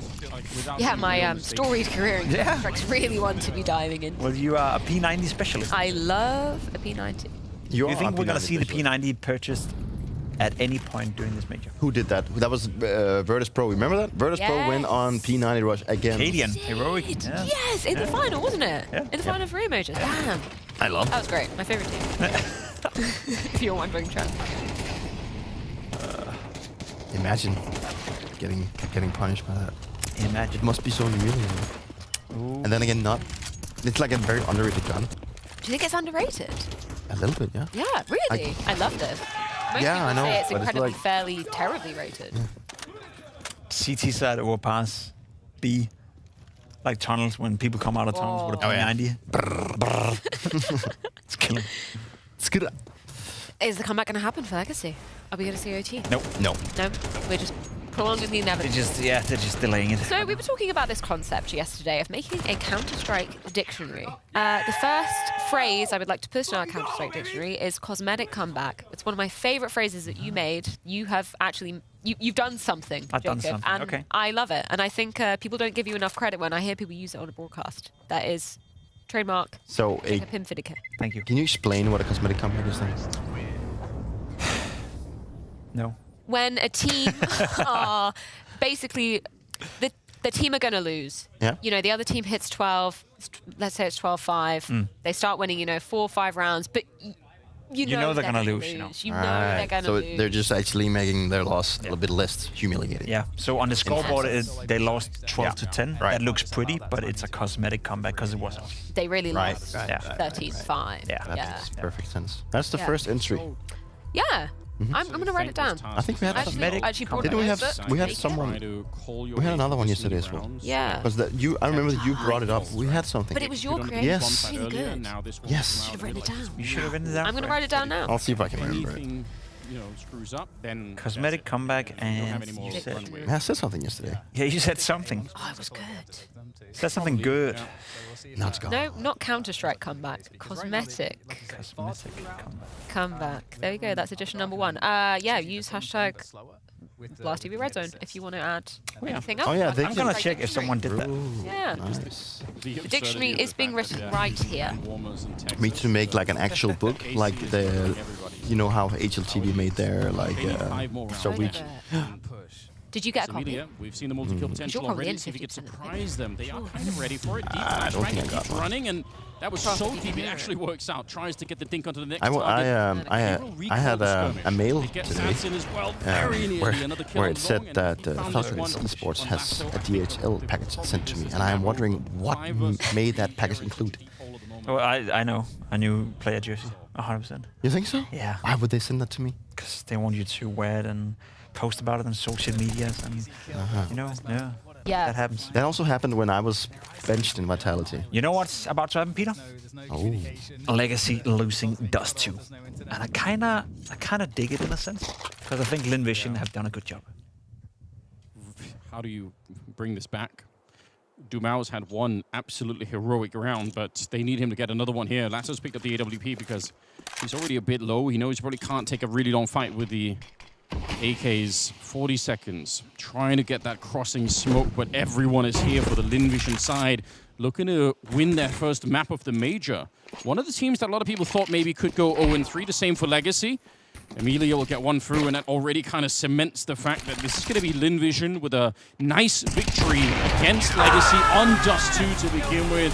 They had such a great amount of fun in this game, and honestly, even I think, a little bit of showmanship along the way, jumping, no-scoped AWPs, why not? Yeah. And I think for me, Emilia definitely a standout, especially on the CT side with some of those multi-kills. But yeah, Lynn Vision and their opponent's Legacy here, you can't get closer in terms of the world rankings, but when it comes to matchups, especially I think with the top 30 teams, the map pool can really be a problem in certain cases, and especially in the best of one, you got a situation here where Dust 2 is the best map, I guess. It's like 4 or 5 maps deep on the stats, so that's a tough one there for Legacy, but Lynn Vision are going to be coming off on a high. Yes, indeed. 13-7 is how this one falls for Lynn Vision. Last-minute addition Legacy, unable to get the better of their opponent. Makes sense, as Dan was saying, when you're looking at the world rankings. And yeah, Lynn Vision now in that 1-0 up category. Legacy doing Lynn Vision dirty in the sense that when you go over to a team and you say GG, right, you have to have the entire team agreeing whether you're giving a handshake or you're giving a knuckle. It was like handshake, knuckle, handshake, knuckle. And I feel for the Lynn Vision boys. They didn't know what to do because it was very awkward. It was very awkward. They had to change it up all the time. Let that one go. No, save them the embarrassment. It's not like highlight of the game. Respect to Lynn Vision. Making mincemeat out of Legacy. That was convincing. They were doing a decent job in the first half. Back and forth game. Second half, Peter, no doubt about it. Lynn Vision with a better team. Good job by Lynn Vision.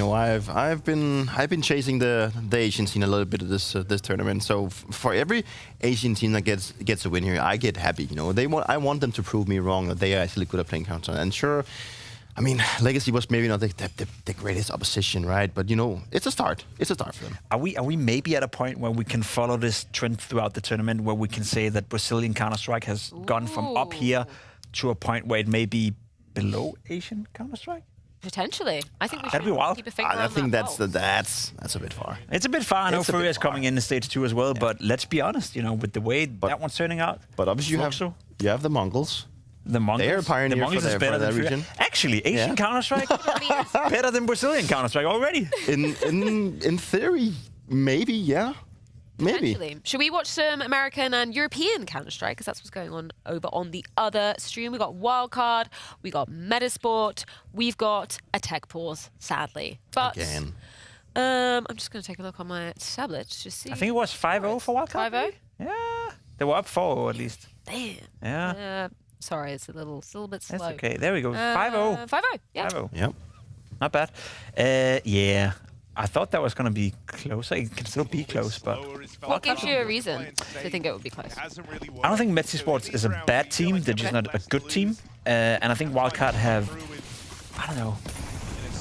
As we said coming into the day, Wildcard is a good team, a decent team. They just don't have the results to show for it. A lot of the games they lose at the upper echelon of tournaments, they remain competitive in certain maps, certain matchups, but they never win.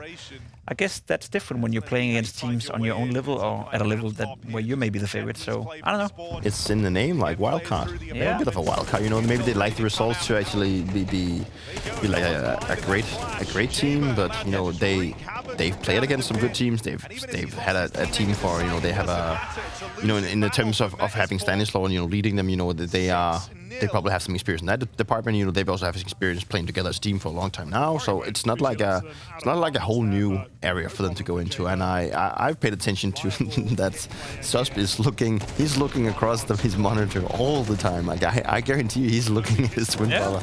Oh yeah, he must be. You know, that's also like a story. You know, he was removed from Metizport back in the days. Now he is in Wildcard and arguably in a better team than what he left. Yeah. And that must also have some kind of special feeling that you're now sitting playing against your twin brother in your former team and you're actually beating them. That must mean something. Well, whilst we resolve these tech issues, let's go ahead and check in with Stanislaw, as I had a chance to catch up with him before this game. Stanislaw, obviously, you're back at a major once again. Back in Shanghai, I feel like that was when you guys really made a name for yourself in the community with a deep run there. Can you kind of tell me some of the reflections upon that now you're back at another CSG major? Yeah, being back at our next major, we want to hopefully have the same kind of run that we did before. We were very well prepared. Going into the major, we were very confident. A lot has happened since then as a team. I feel like we're a brand new team. We've changed a lot of positions. A lot has happened. We've swapped players for, you know, stand-ins and stuff. So I'm hoping that now with the boot camp behind us, we can come in feeling prepared and confident.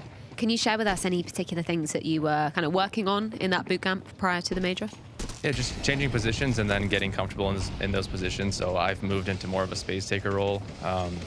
It sucks. It's not fun, but I'll make it work. That's what I do. I just try to get the best out of the team. And right now the team needs me to take the space. So I'm hoping I can do a good job here. When the team is making decisions like that, like obviously, who's it down to? Like who's making that call? And obviously you're saying, you know, kind of sucks to be in that situation, but you're going to follow it if that's what the team believes in. Who is making those calls for change? It's usually myself and our coach, Vincent. We just really analyze what's going wrong, and it seemed the theme seemed to be that, you know, nobody was taking the initiative in the space, and so yeah, someone had to do it, and I just stepped up and said, oh, okay, I'll do it, and I'll take one for the team. Now, correct me if I'm wrong, but I believe you've only ever played one other major in North America, and that was back in 2017, right? So feelings in terms of the return of majors to North America, what's going through your head? I don't know. I feel like when I am in North America, the crowd is usually really on our side, and I hope I can get to the crowd so that they can cheer us on. And yeah, we're just going to work really hard to get through the stages. It's going to be a grueling couple of weeks, and I hope we can make it to past stage 3 into the playoffs. Yeah, I was going to say, obviously we've got that extra stage now coming in. How much more kind of pressure does that put on you guys to have that kind of stamina, I guess, to be getting through all these games? Obviously, we're starting off with best of ones at every single stage as well. So does that add an extra challenge for you guys? No, not for us. In China, we essentially lived there for a month and a half. So we're used to, you know, these long stints. We're comfortable being away from home. We're comfortable, you know, after having a boot camp. We're comfortable with each other. We've had this team for a long time now. So stamina's not going to be an issue. I think we can, if it comes down to it, we're not going to get tired. Now, if you're watching over on the B-Stream side of things, we're going to send you to a quick break because you guys are going to be watching FlyQuest versus Fluxo, which is going to be starting very shortly indeed. Like the most they've been able to get away with is like 1 or 2 But we kills are going to in be these sticking with rounds. the That is action here. We have got best Metizport, they've been in. Wildcard. Just going back to a couple of things that Stanislaw said in that interview. He was talking about a few role changes, position changes, particularly for him. You know, he's having to spearhead a lot of the aggression now, which he was quite candid saying, not particularly a fan of that, but if it's what the team needs, it's what I will do for the team. Can you just give some words to like how tricky that is to change the kind of, you know, your overall playstyle when you've been a player like Stanislaw who's been established for so long? Must be tricky to get your head around. Yeah, for sure. But I also believe that he needs to do that to be relevant. I think that is like that's what has come to. You know, he's not been. Let's not jump to an inclusion. He's not been relevant for like some time. He's coming back into the game and as an Indian leader and have for him to change into a position where he has to do something, maybe look a little bit more foolish on his own side, maybe take some more space. You know, it's something that we see on other teams as well. Mainly, I think a lot about Vitality. You know, we have Apex and Flames doing a lot of that dirty work, you know, but they're just like really good at it. But it's very much needed of your captains and also your aggressive players now that you need to create space for the stars coming in. And I think for Stanislaw to realize this is a big step in having an even better impact coming back into the scene. Yeah, I agree. I think as an in-game leader as well, like it's the modern day and age in-game leader where you are in charge of things, you're in the center of things, which gives you a better feeling of what's going on, you know, what kind of fights is being taken, and also on the fly calls then becomes a little bit more easy, I'd say. You don't rely too much on your teammates in that regard. There's always the conversation we have when an AWPer is in-game leading or when your anchor player is in-game leading. It's hard for an anchor to actually get a feel for what's going on, which is why a guy like Nico ends up being the secondary voice within a team like Falcons, because he's always at the center of where everything is happening, right? So for Stanislaw to move into that position, if anything, it should give him a bit more stock value as an in-game leader as well. And I think the interview he said like they've been playing together for a while now. You know, they are a team that they believe in themselves, and he talked about them having a boot camp, and they've been on they are used to being on the fly. So for him to say that, you know, that the stamina is under control. You know, they are ready for like a very long tournament here. So I mean, that is also something that's very easily overlooked coming into major. Like it could be a tournament that goes on for a long time, and you need to be focused for a long time. So stamina is also something that is very crucial. 100%, particularly because I believe between stages 1 and 2 there's no break day, right? It's just between it's straight on 2 and 3 that we have 1 day break. So if you're grinding all the way from stage 1 to stage 3, like that's a lot of counting. That is 8 days in a row if you're one of the 3-2 teams in both cases. You know, there's also a fix to that for you. Win your first 3 games and enjoy a couple of days off. Very true. Sometimes you're smart. Me? Yeah, guys. Let's go into the tournament, win all 3 games, so we can have a couple of days off. It's about giving your players motivation. This is kind of, I was going to say it's kind of wild. Ugh, I didn't even mean to make a Wildcard. It's kind of wild. The Wildcard are 8-0 up. That's, I mean, I kind of wild. would class Wildcard as the favourites, but I was maybe hoping that we'd see a little bit more from it. The bookies said differently. We were surprised by that. Really? Yeah, at least the overlay we had on from 1xBet, I believe, said that the Wildcards were not the favorites. Oh, which surprised me. But they're owning them. Absolutely destroying them. Full blind collateral. Demolishing. Being down 8-0, that's not what you want. Ooh. As we praise them, they turn things around. Yeah, but why would you... Are you unhappy? You now get mad. Yeah. Don't do that. Don't lead 8-0. Don't get into a 5v2 and then, for the sake of it, throw away around just because, you know... But that's what occasionally happens when you have this kind of lead. You feel like you can play some sort a little bit more loose. You do whatever you want, yeah. Yeah, because you feel like, okay, we have such a big margin that we can just like, if we lose one round here and there, then it's fine. But maybe this could spiral out. Let's just play with the idea that this spirals out of control. Now, Metizport gets a little bit of confidence, and they start mounting a comeback. Maybe they get the last 4 rounds, and then, you know, anything can happen. If this half ends 8-4, that's where you go back and you're like, yeah. Why did we do that in that round? Yes, sir. That was uncalled for. Nice. High five. There we go. Now he gets to look on the other side of his twin brother. Yeah, I'm only down by 7 ups now. That's all good. It's all good. Maybe it's good for us and the entertainment of this game, because right now it is very one-sided. That's... First guy can't do anything about it. Second guy, I don't know. I think kind of overpeaked here. Yep. I mean, I think Alex is very much trying to make himself All right, the Hampus. hero. What we got for us? It was him who We gotta in win that 2 in a row round now. fired last on the Gotta 10-9, apply got, pressure. like, Yep. the sprinting double to even add the tiniest It's a bit fast of banner intrigue. play here. Now a big Ooh, now we have a brawl. Ooh, and we had the other game going live as well. Fluxo FlyQuest. Nice. That's my O3. Oh god. Which one? Well, obviously. FlyQuest. No, you didn't. No, I wouldn't do that. You guys had Nedic on your radar, right? As Yeah. kind of one of the rookies. What was your, like, obviously with FlyQuest we saw the whole roster kind of getting shuffled around a little bit, removal of Dexter. He wants to, you know, take a different direction with his career. Back in as in-game leader. I didn't really know too much about Nedic when they said that they were going to be signing him. Neither did I. Saw him at Melbourne, and I liked what I saw. Saw his, you know, attitude, his body language, but also his production on the server, and nothing really came off as being odd about him. You know, just looked like a nice guy, young kid, well, young in Counter-Strike terms, inexperienced, and did a good job even when they came into a tournament at Melbourne, where obviously pressure was at them in the sense that they would have loved to make the playoff. We knew that was not going to happen, yet he still conducted himself well and played well. Now, can he do that, you know, at a major as well? Can he show a bit, I guess, consistency, which is also the case with all these young players, Peter. There's a lot of players who have like one good tournament and then we hype them up and we never ever speak about them again because they never ever do well again. That's what I like to see. A player having 2 or 3 good tournaments in a row in a young age, well, he's the real deal.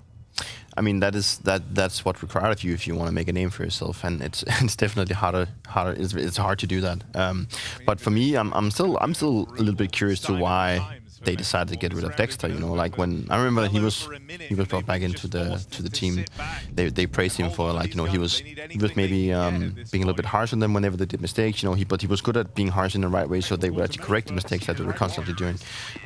Maybe it got too much for them. Maybe it ended up in a position where he actually maybe was too harsh. Do we know? Do we know officially if Dexter was kicked? Because I'm pretty sure he was. Did he leave? It sounded like, from what I've heard, it sounded like he left of his own accord. Like he just wasn't feeling it anymore. But there hasn't really been an official statement on that. Because I would also agree, like, there's no way Dexter would have been kicked from FlyQuest. No. I think he's like the biggest name. He's the best player. I think when Dexter was in Fnatic, like, he was severely underrated. But even if he is leading the team in a way that doesn't align with what I mean, if all 4 players agree that this is not going to work out, then surely. But I had to understand that he was cut from the team.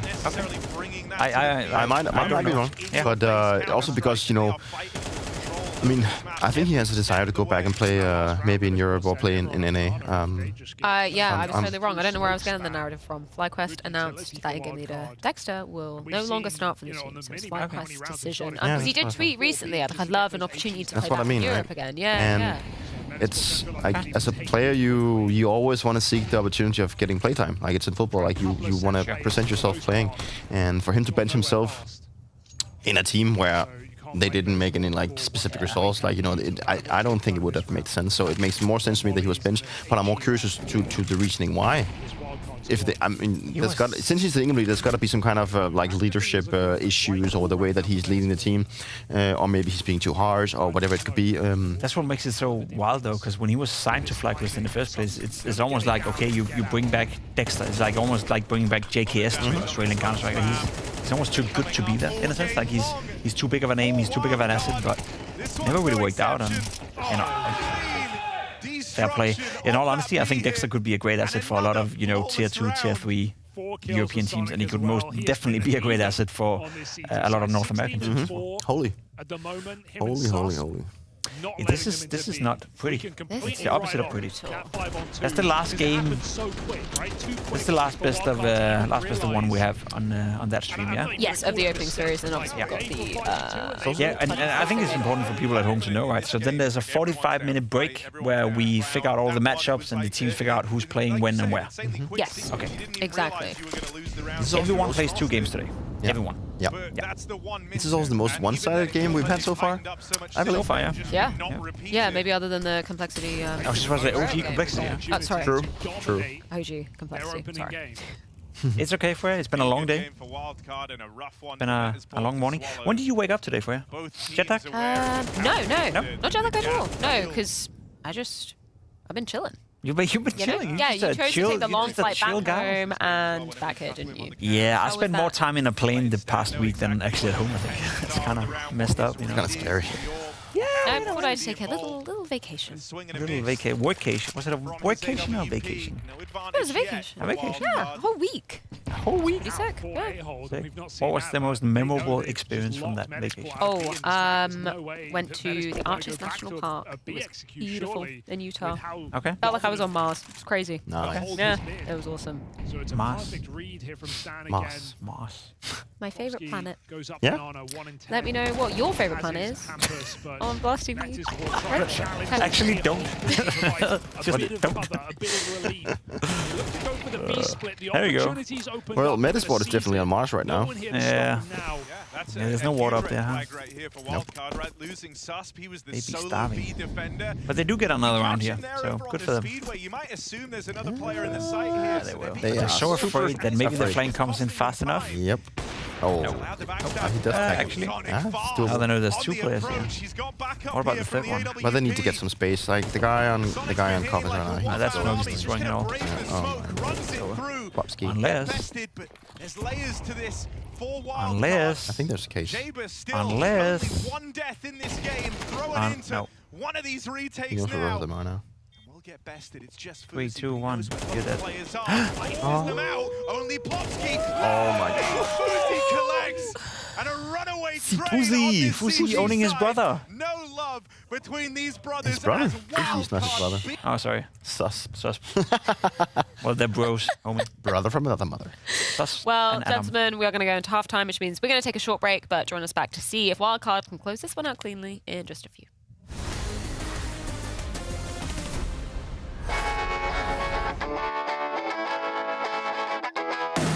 I started 2015, I think, like I was 10 or something, I don't remember exactly. But I got anger issues, so my father took away my PC. I started back in 2021 again, and just started playing all day, all night. And I got an offer from a Norwegian team. I quit school and just pursued the dream.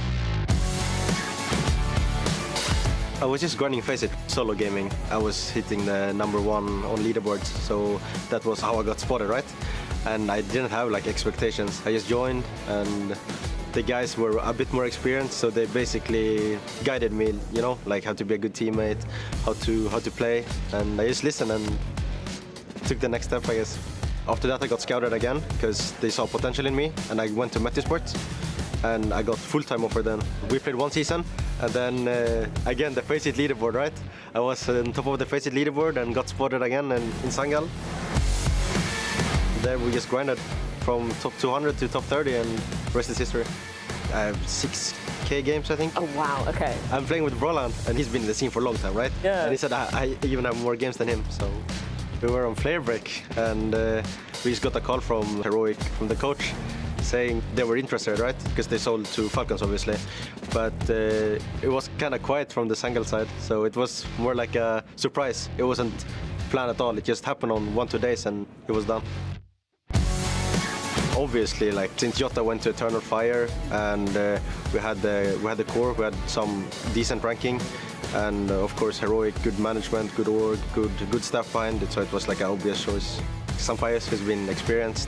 He's joking inside the team and like outside of the game, and Tenir is the same. Like we're just a bunch of guys having fun, joking around. So it's the chemistry is great. Like we're having fun every time. Obviously, you've made it to the major, just a milestone achievement for you individually. Yeah, of course. Like I had it as an achievement with a sticker, right? Like now I'm in the game. I'm excited. I'm not too nervous. I'm just taking game by game. Is there anybody you're particularly hoping that you get to play against here in Austin? FaZe.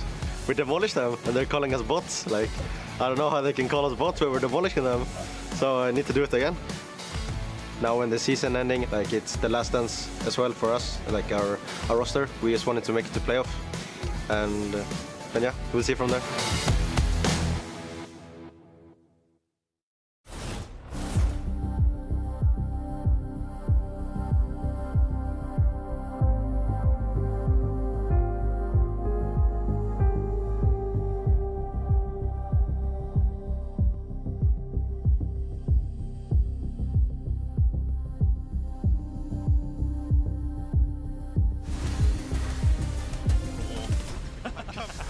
Wildcard making this a very one-sided affair in that first half on Inferno. Now only 2 more required to be putting themselves in that 1-0 category. Question is, can Metizport show us anything? I almost was fooled in the last round of that first half, thinking, oh yeah, maybe they'll get at least 2. No, not happening. They can definitely show us something. I'm just not sure what it is. No, and by not winning that 1v2 before, I think that was like a nail in the coffin. I mean, they could have maybe had like a very slim chance of making a comeback, but now I just don't think it's gonna happen. Like being down 11-1, it's not gonna pay off.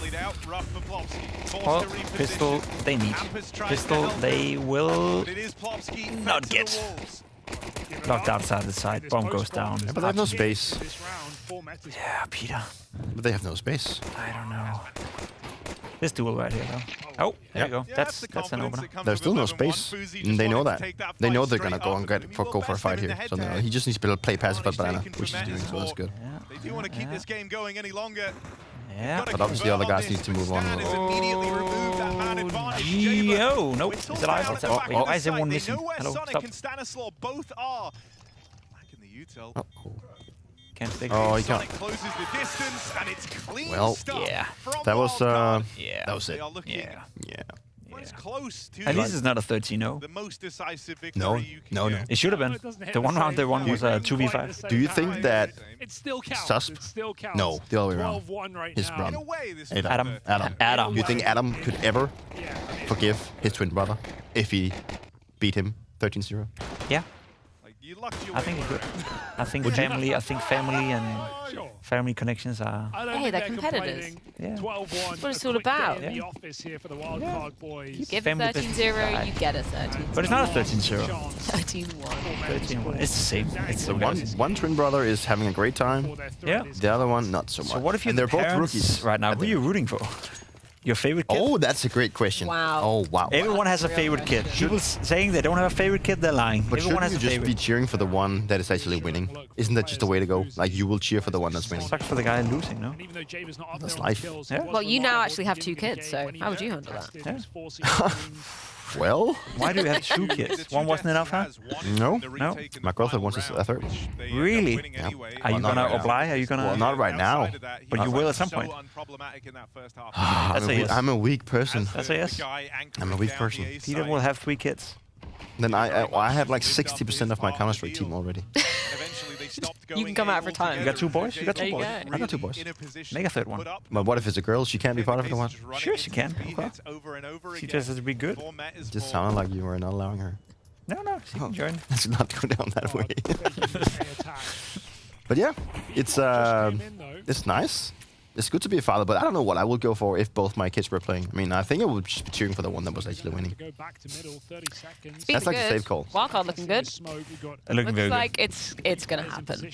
This is brutal. good. I almost had Wildcard as a 3-0 as well. Just saying. But you didn't. Almost. But I didn't, so it doesn't count. Yeah, doesn't matter.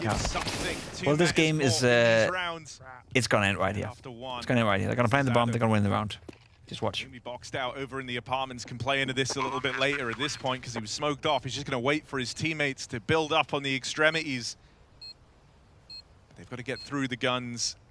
Wildcard have had time to get set up here. Sonic down in the pit is a big problem. He can watch the apartments. He can worry about short and play a crossfire with his team. This is a potent position, but they snuff him out straight away.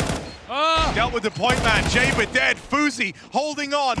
And one man left in it. Lumi charging at him. Can't get past the Fuzi rifle. Wildcard dominate. They punch down on Metizport to open up their run in Austin. And after a slow start from Complexity, NA's team, it started to be a nice day in the office for fans of NA Counter-Strike. Veteran captains finding success to open. Stanislaw now alongside Nitro as guys who took dubs in the opener.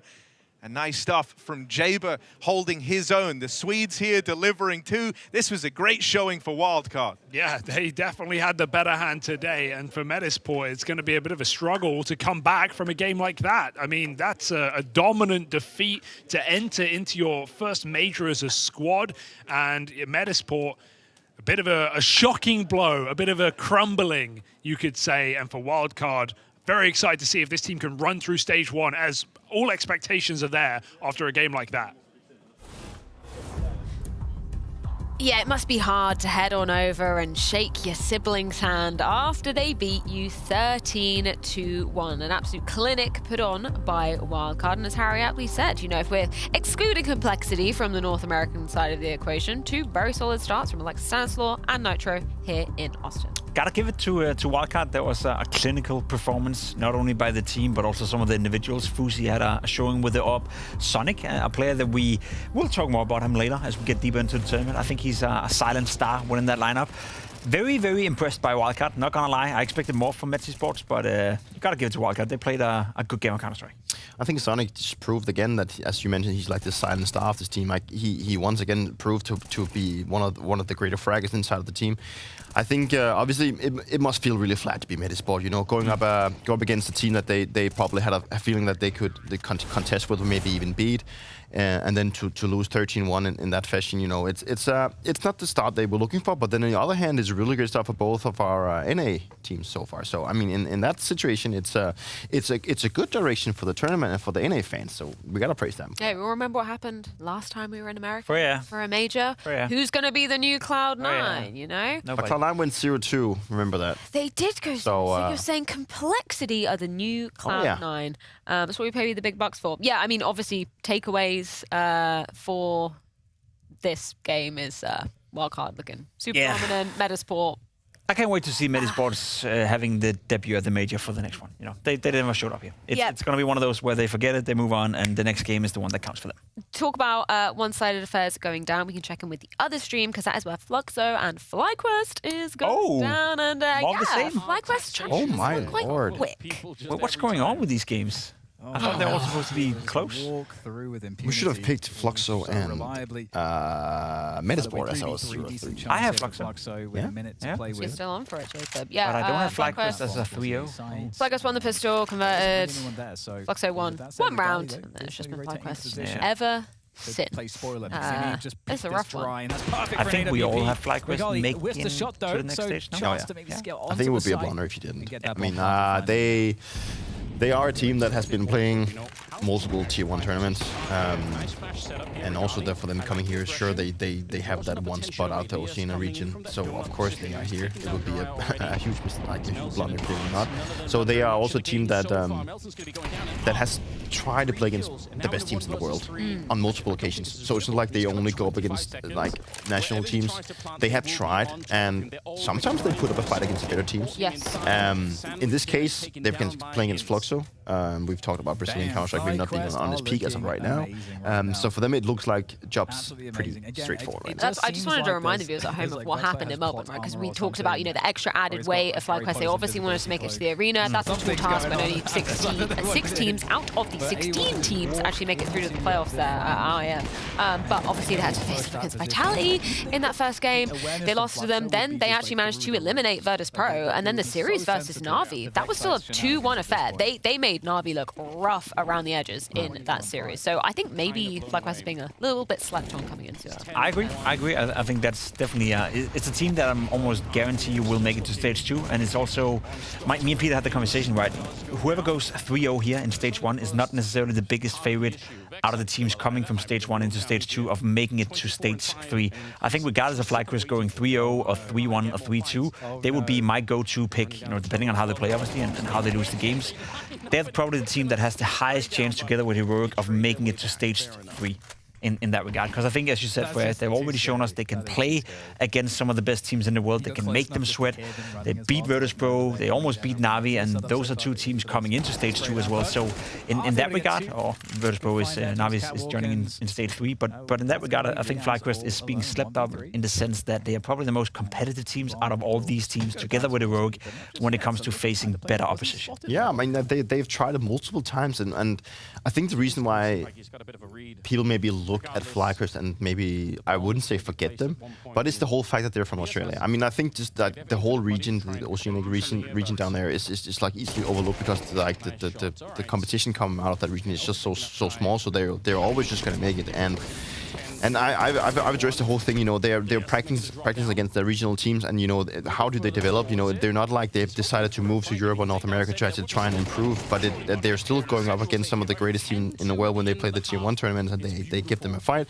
And it's at a point where I feel like they can play really high tier Counter-Strike and they can put up some really good numbers, but it just feels like they will never win anything. Like, that's the thing, you know, they will never win anything. That's why you overlook them. That's at least why I overlooked them. They will never get to a point where they win like a Tier 1 tournament. I'm sorry, but that's not going to happen.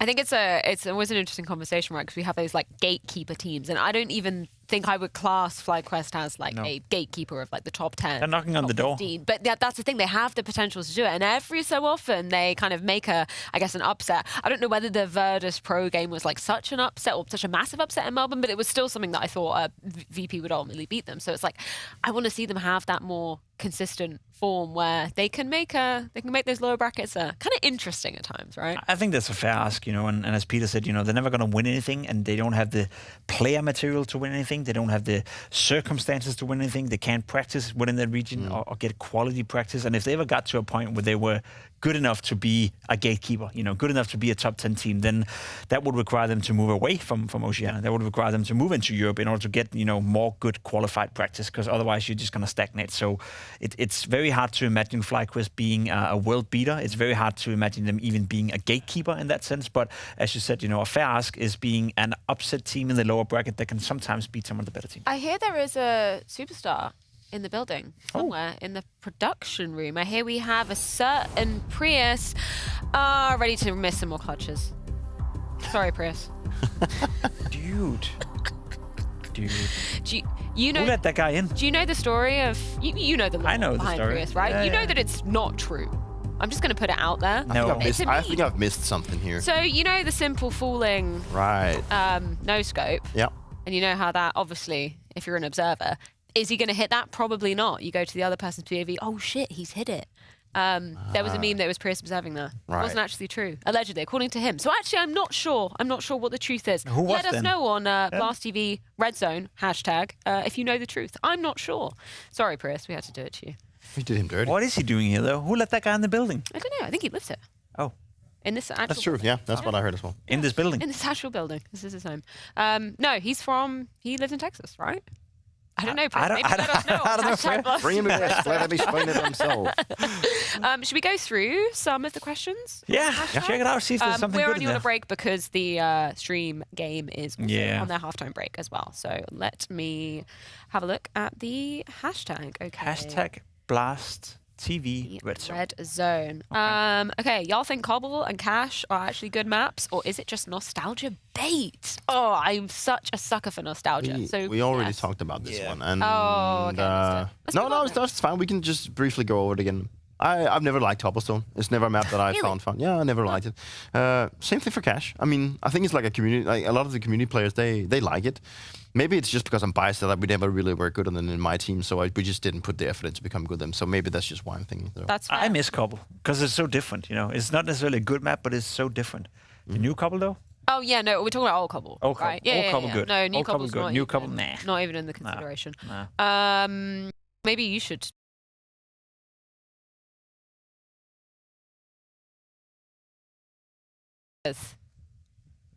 Was that already off? Yeah, obviously. Yeah. I don't think I have any other. Well, yeah, I did play a small part of my career. No, I very think small that's with. I'll say Sonic 2 then.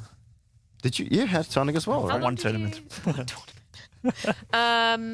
Zipnix to take over head coaching? Question mark. I don't. It's gonna happen. Do you think? Yeah, at some point maybe. I don't know. Like he'd move away from No. Never say never, Peter. I'm not gonna spoil anything. Who has the best jersey? Ooh, like going all the way back or now? Now. Yeah, he At this tournament. person hasn't stipulated. I'll do it for him. At this tournament? Okay, I'm not. Well, we haven't seen all the... We should do We haven't seen them all. jersey tier list. We This should. was suggested by one of our producers yesterday, I think. And I agree with it. Oh, it was actually me. Was it? Sorry. That's all right. You never give me credit for anything. Apart from the one occasional dictionary word. Well, it's in there. Yeah. Oh, Yes. there's another headshot from Zach. You think there's going to be a cosmetic comeback in this game? Because I don't. No. If they win the pistol. But they won't. They can find any additional kills. Never say never. It's very weak. Nice headshot again. Maybe you're right. 2 more kills Maybe for you're wrong. Nemiga. You're wrong. Let's go, Nedic. You're rookie. My rookie. My guy. And he's not from Australia. I accidentally put. I did, and I'm sorry. So where is he from? Oh, New Zealand. New Zealand. Right. Yeah. What's the difference, though? Just kidding. Imagine if you were told you were from Sweden. Chad is launching himself down this aisle as we speak. Yeah, good for them. No, but really, what is the just kidding. There's no, like, all the dangerous animals is not in New Zealand. Oh, okay.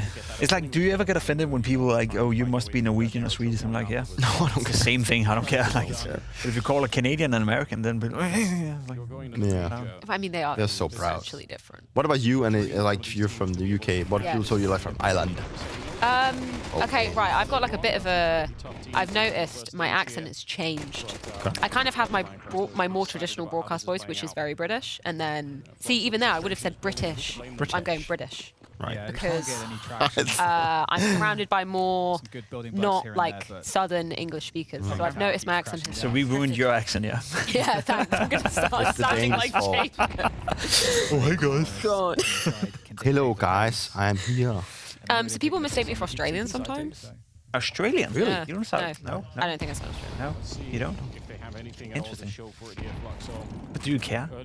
No, I don't care. At all. Not caring is good. Nedic, 21 years of age, yes, officially from New Zealand. Yeah? Oh my Real god. name? Oh, no. Ooh, well, that's the cosmetic comeback coming in now. This is the round that we talked about earlier, Jacob. Yep. Losing this one. Oh, wait, what? Elias? No way, bro. He will be able to get 1 kill there. No way.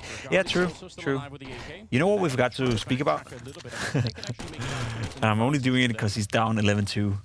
Let's not forget the fact that Art is playing right now. Yeah, no, that is That's true. crazy.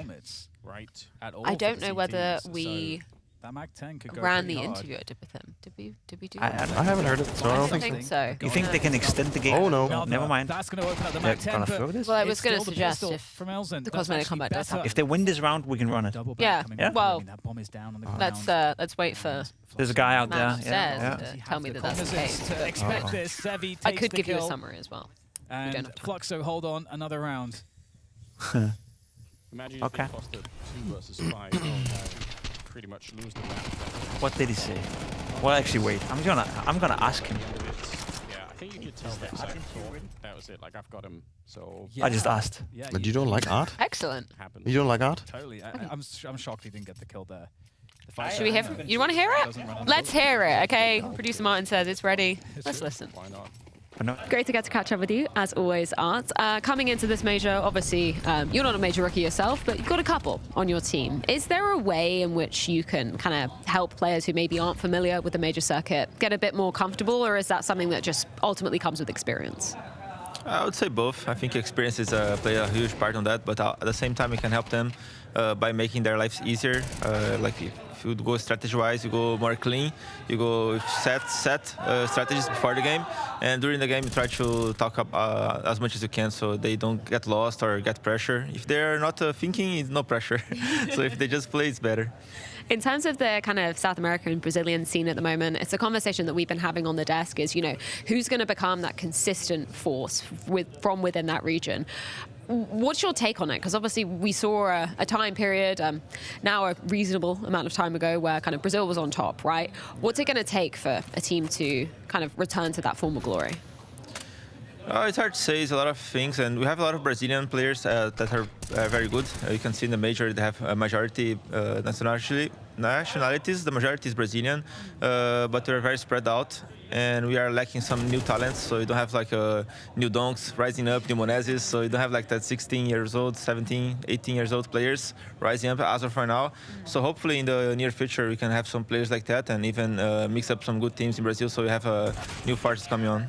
And in terms of how people are looking at Fluxo this tournament, do you feel like you guys are being underrated, overrated, or rated fairly? Yeah, it's always going to be the dark horse, since you are like a new team rising up and you don't know the names. So it's just a matter of time. If you get some tournaments and you win some things or playoffs, if you do a very good run in major, it all changes so fast. So it's about timing. As of for now, we are really the underdogs. And just looking at your first opponent, considering this is a best of one, how do you feel about best of ones? Do you feel like there's more pressure because you have less opportunity to kind of correct those mistakes?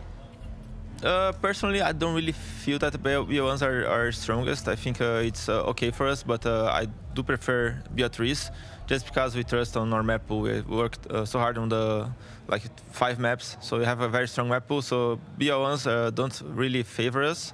If you're underdog, maybe it does, but as of right now, it's okay. Yeah, Art and Fluxo trying their best to pull off a comeback, but it's going to be quite the mountain to be summiting. Jacob, what's your issue with Art? Okay, I don't have an issue with Art. I'm just not a big fan of his.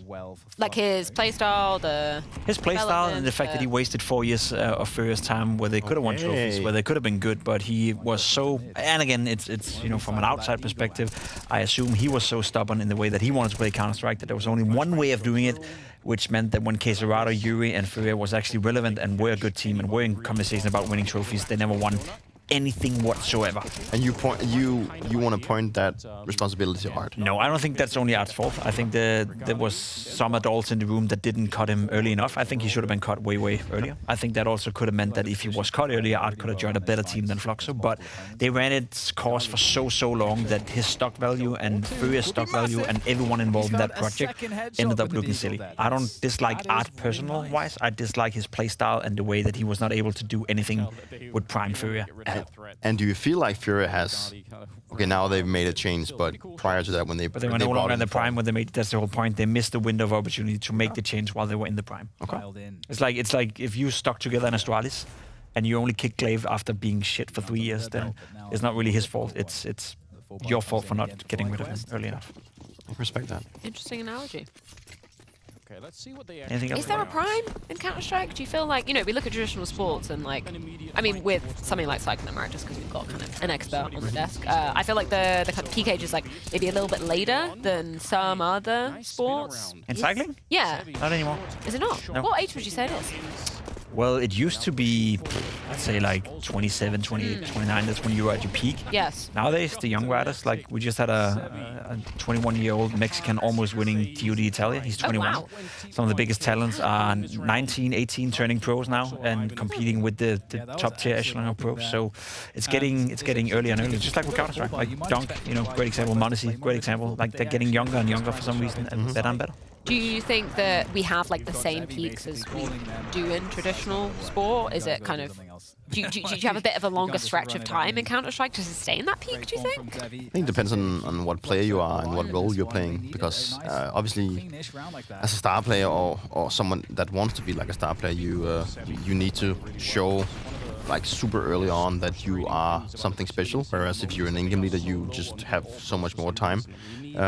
But then again, in-game leaders are also easily cut in the sense that if they don't do the right result, then people tend to look to the in-game leaders being their fault of not making results.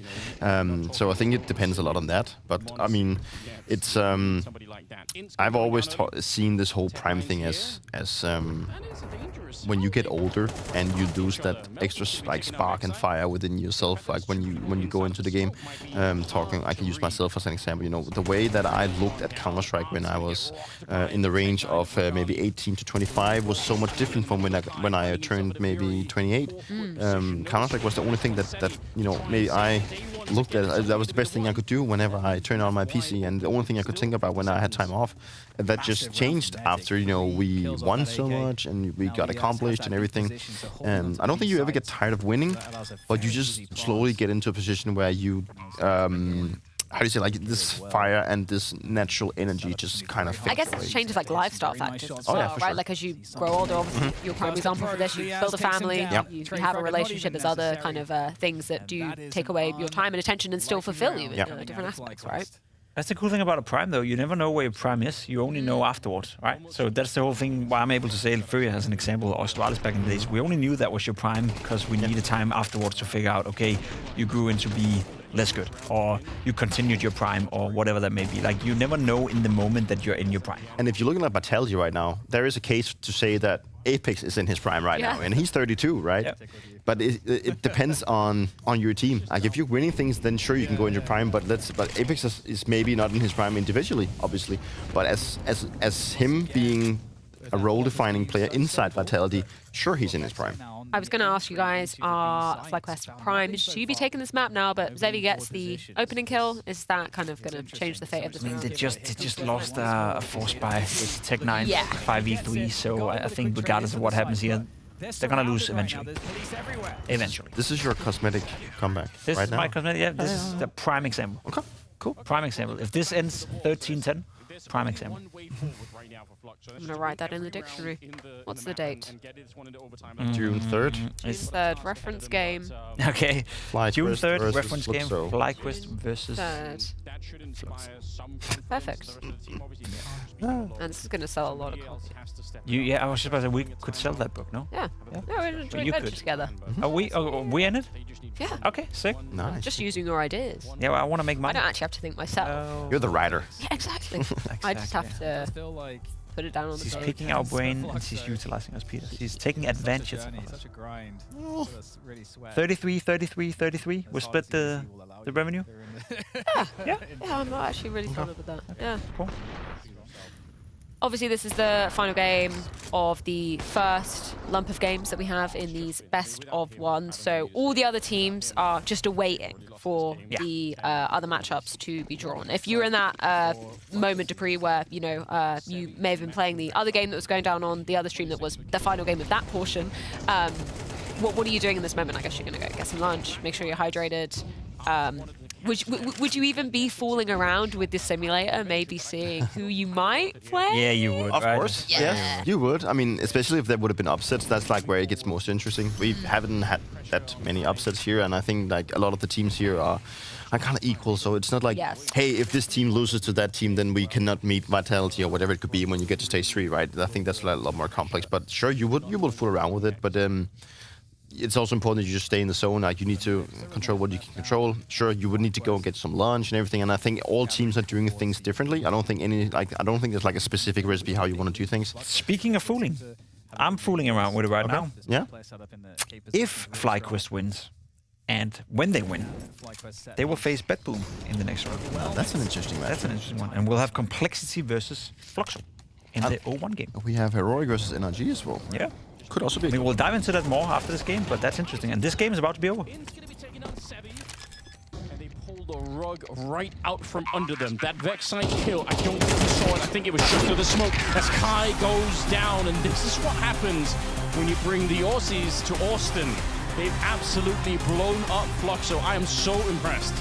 Everything is bigger in Texas, and Vexite is going huge so far today. So that was really awesome to see. FlyQuest, I do think they're a team that some people might be sleeping on a little bit. We'll have to see, how they progress throughout the tournament, but they are definitely dangerous. Yeah, there's no way around it. What a performance. I mean, carried obviously by Vexite, but the fact that we could just create such a long high ride. We really have one of them. Probably going to be replaying that quite a bit.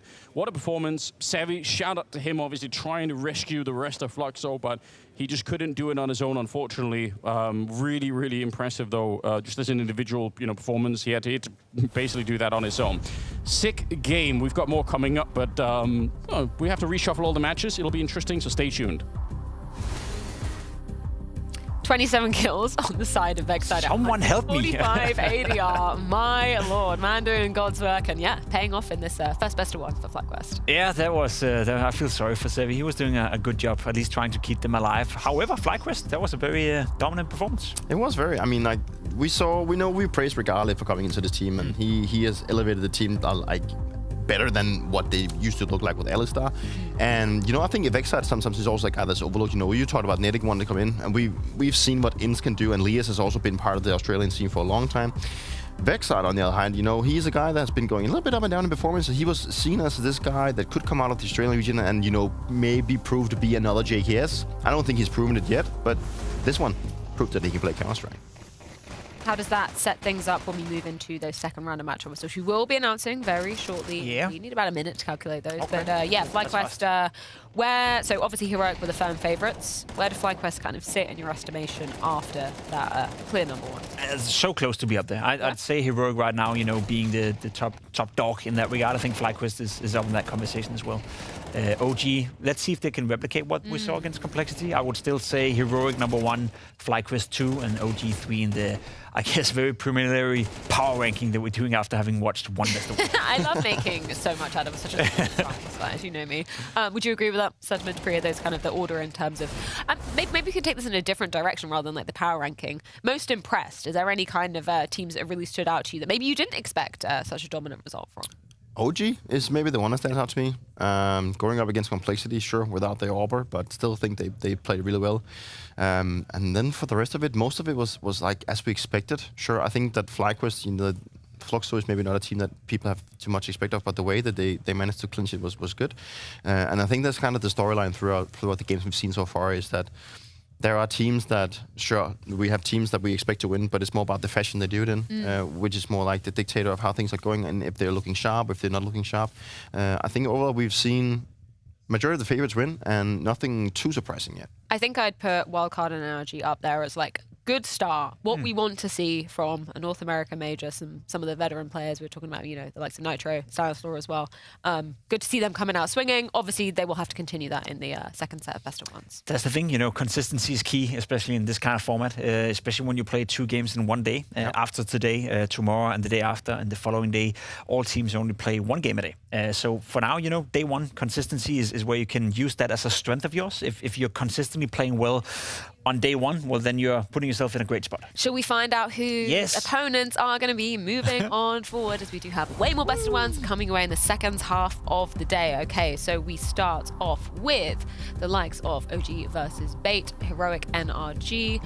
I'm really squinting to see this logo. I should be standing Lynn Vision closer. versus Wildcard and BetBoom FlyQuest. Excellent. And then in the lower bracket, we've got Imperial taking on Chinggis Warriors, Nemiga versus Legacy, Fluxo, Tyloo, and then Complexity versus Metizport. Anything really standing out to you guys from those initial matchups?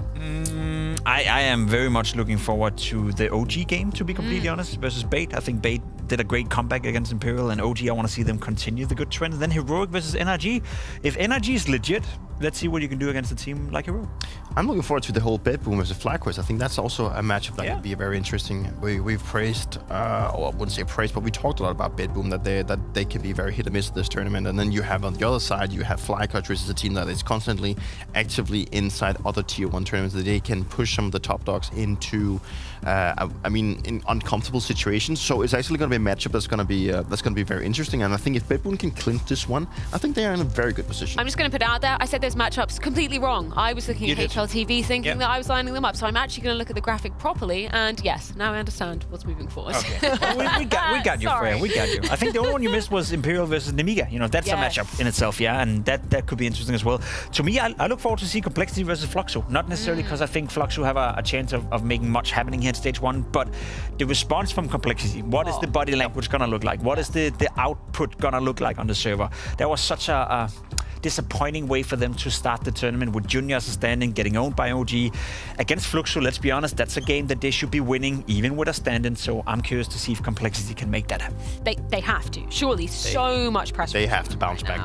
There's no excuse for them to not doing it. I mean, with what they come into with this in this tournament, even though with the stand-in, I think they see themselves as a clear favorite in this one as well, and people don't really have the expectations for Fluxo, so if Complexity cannot bounce back on this one, it's going to be looking even more grim tomorrow. You know what can save you from ever doing that again, Freya? By heading into Blast.TV, because they have the Pick'em simulator, and that's the one I'm using in front of me. And so far, they are 100% correct. Excellent. Thank you for that advice, Jacob. I will certainly use that. And maybe get myself a pair of spectacles too, because I definitely need know where to get them. Gentlemen, thank you so much for joining me for the first half of the day. Of course, we have plenty more Counter-Strike going down, but we're going to leave you over with Moses, Maui, and Banks. They're going to be up here on the C-Stream side of things. And I'm very excited to see the matches go down. We're going to leave you on a 10-minute break. But we'll be seeing you in person tomorrow.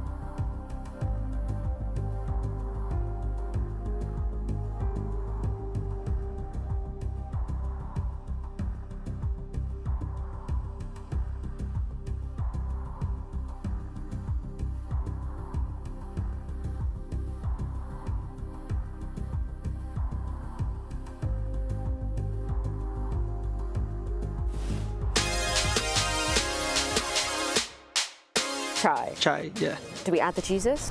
Yeah, Chai Jesus. Chai Jesus, yeah. okay. The first time I played with my father, I was like 6 years old. He was teaching me how to play. And then the next years I was playing by myself.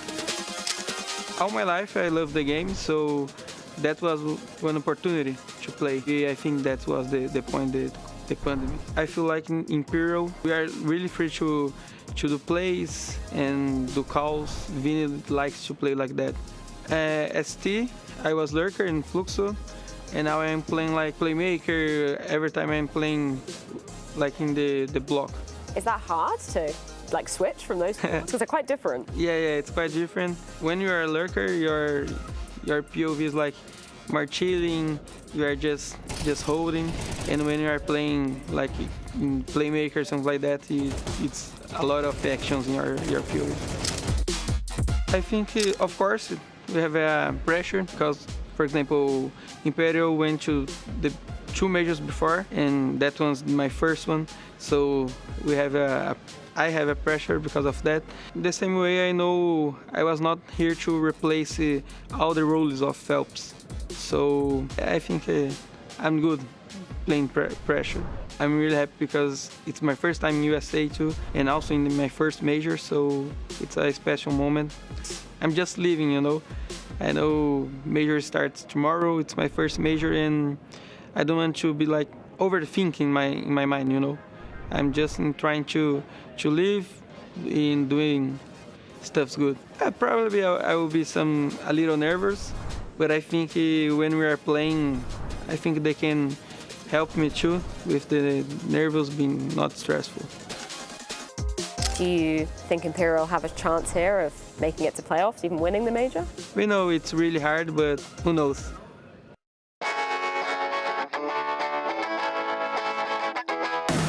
I started 2015, I think, like I was 10 or something, I don't remember exactly. But I got anger issues, so my father took away my PC. I started back in 2021 again, and just started playing all day, all night. And I got an offer from a Norwegian team. I quit school and just pursued the dream. I was just grinding FaceIt, solo gaming. I was hitting the #1 on leaderboards, so that was how I got spotted, right? And I didn't have like expectations. I just joined, and the guys were a bit more experienced, so they basically guided me, you know, like how to be a good teammate, how to play, and I just listened and took the next step, I guess. After that, I got scouted again because they saw potential in me, and I went to Metizport, and I got full-time offer then. We played 1 season, and then again the FaceIt leaderboard, right? I was on top of the FaceIt leaderboard and got spotted again in Sangal. There we just grinded from top 200 to top 30, and the rest is history. I have 6K games, I think. Oh wow, okay. I'm playing with Roland, and he's been in the scene for a long time, right? Yeah. And he said I even have more games than him, so we were on Flare Break, and we just got a call from Heroic, from the coach, saying they were interested, right? Because they sold to Falcons, obviously. But it was kind of quiet from the Sangal side, so it was more like a surprise. It wasn't planned at all. It just happened on 1-2 days, and it was done. Obviously, like since Jota went to Eternal Fire, and we had the core, we had some decent ranking, and of course Heroic, good management, good org, good stuff behind it. So it was like an obvious choice. Sunfires has been experienced, he's joking inside the team and like outside of the game, and Tenir is the same. Like we're just a bunch of guys having fun, joking around. So it's the chemistry is great. Like we're having fun every time. Obviously, you've made it to the major, just a milestone achievement for you individually. Yeah, of course. Like I had it as an achievement with a sticker, right? Like now I'm in the game. I'm excited. I'm not too nervous. I'm just taking game by game. Is there anybody you're particularly hoping that you get to play against here in Austin? FaZe. We demolished them, and they're calling us bots. Like I don't know how they can call us bots when we're demolishing them. So I need to do it again. Now when the season ending, like it's the last dance as well for us, like our roster. We just wanted to make it to playoff, and yeah, we'll see from there.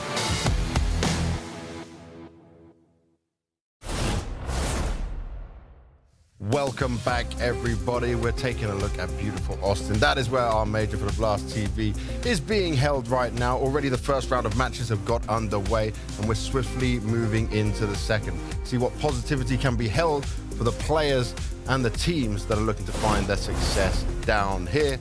I'm one of your hosts across all of this. We're here across all streams right now. And then we've got Maui, Moses joining me to talk through it all, see what's going to happen. How you boys doing? I guess we just call this like Central Command from now on? Yeah. This feels like the central hub of everything.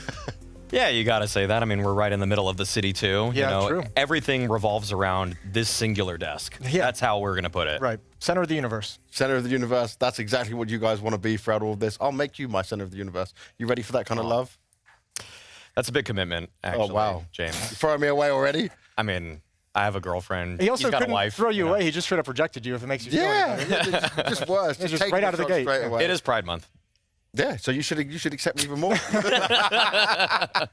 All right, let's have a look through all the teams that are here and how we're playing things out. We're going to take a look initially at stage 1 where we're at, because already some of the games have gone down. Any real surprises out there that you guys looked at and went like, oh, okay, wow, what was that? The only one that I would raise question with, it was more of a 50-50, is Lynn Vision versus Legacy. I saw more this season from the Legacy squad. Lynn Vision more of an unknown quantity for me. I know they got a little bit of talent, but if anything, they're going to do well in the BO1s because they definitely have firepower. No crazy like in terms of results, but I mean, like I think the quality of NRG's win was surprising to a degree, and obviously OG with Nemiga, like look. He broke records. Yeah, that was a surprising one for me. I thought Complexity would be able to at least keep that close, but what are you gonna do? Homeboy just dropped 33 kills on you. Yeah, there's not much. Game over. There's not much you can do when you go against that. I was always saying to Mao when we were doing some of his other games that Nemiga was a bit of a fraud AWPer. Well, he just proved it even further.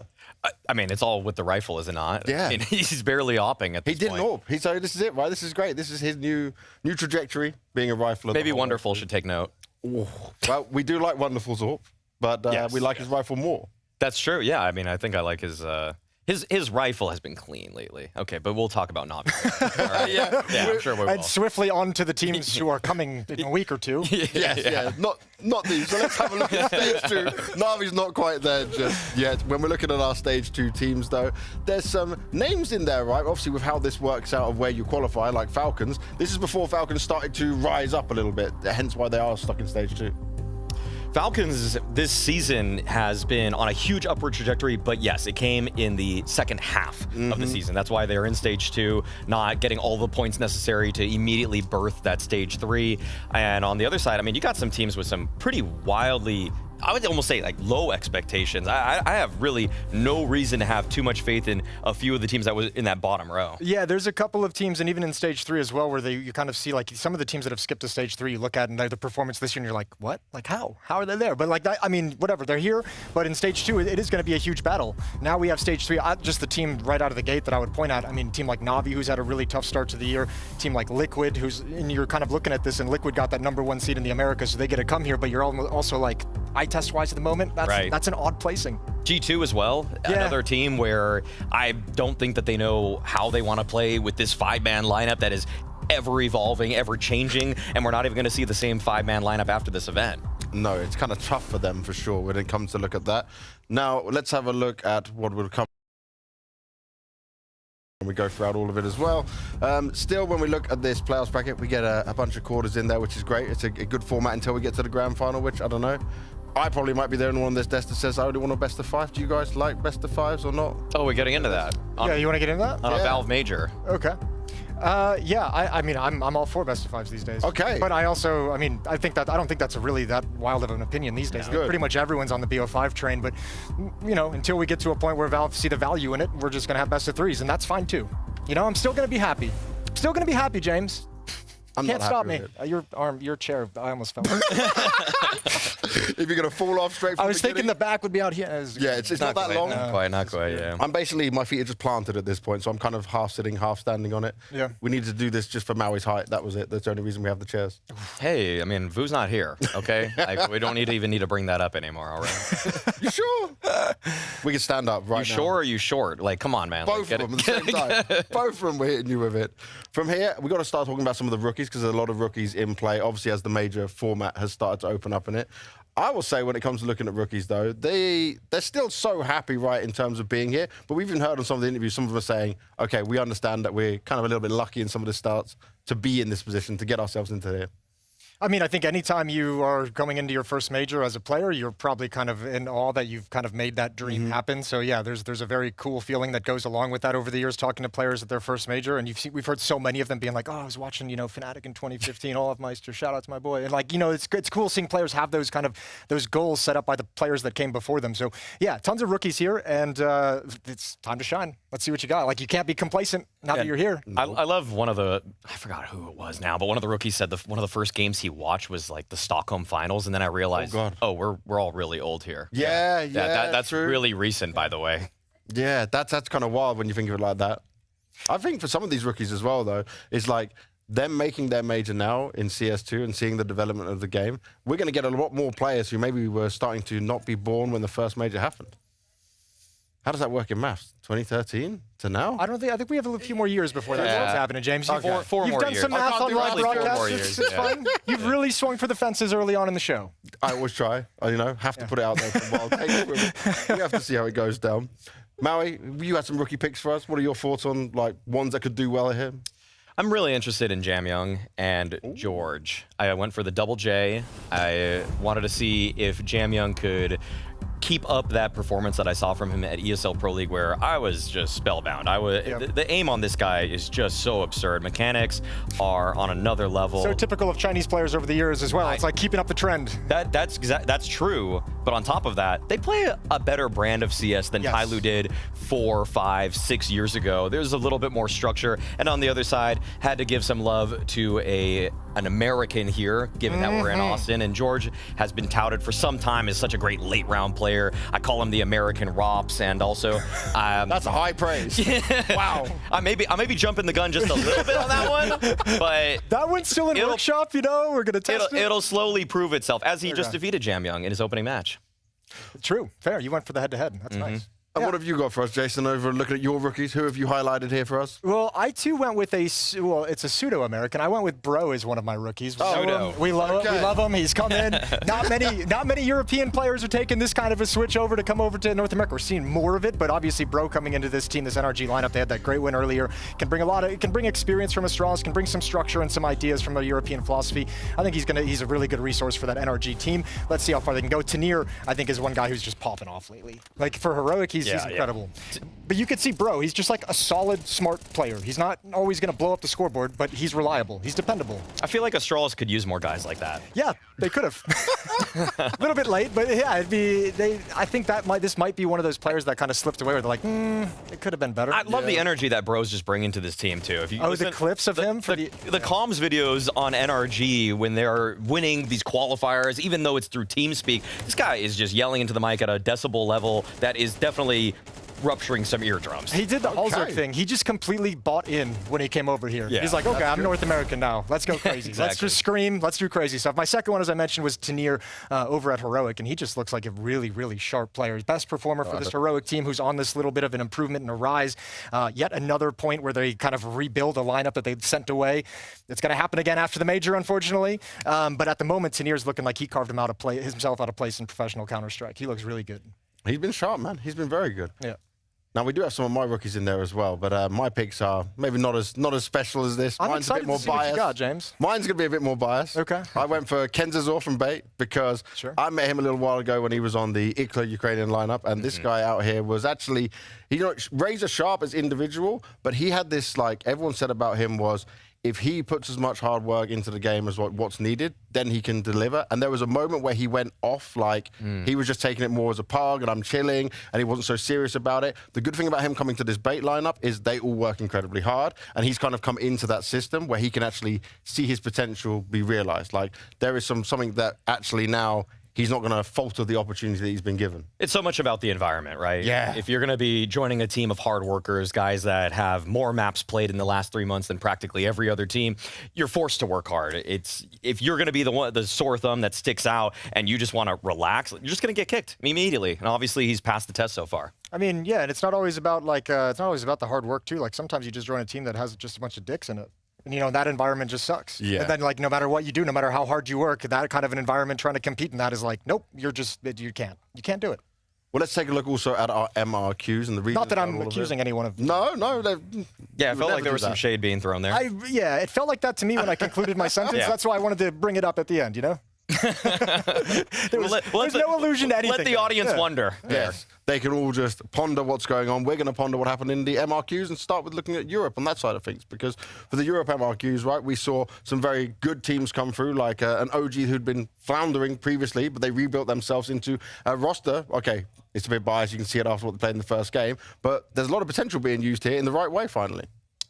The OG lineup is curious to me because they made a couple swaps. I feel like they weren't on too many people's radar. No. But really the first map of them playing here only showed me one thing, that Nemiga is comfortable in the role of relinquishing the AWP.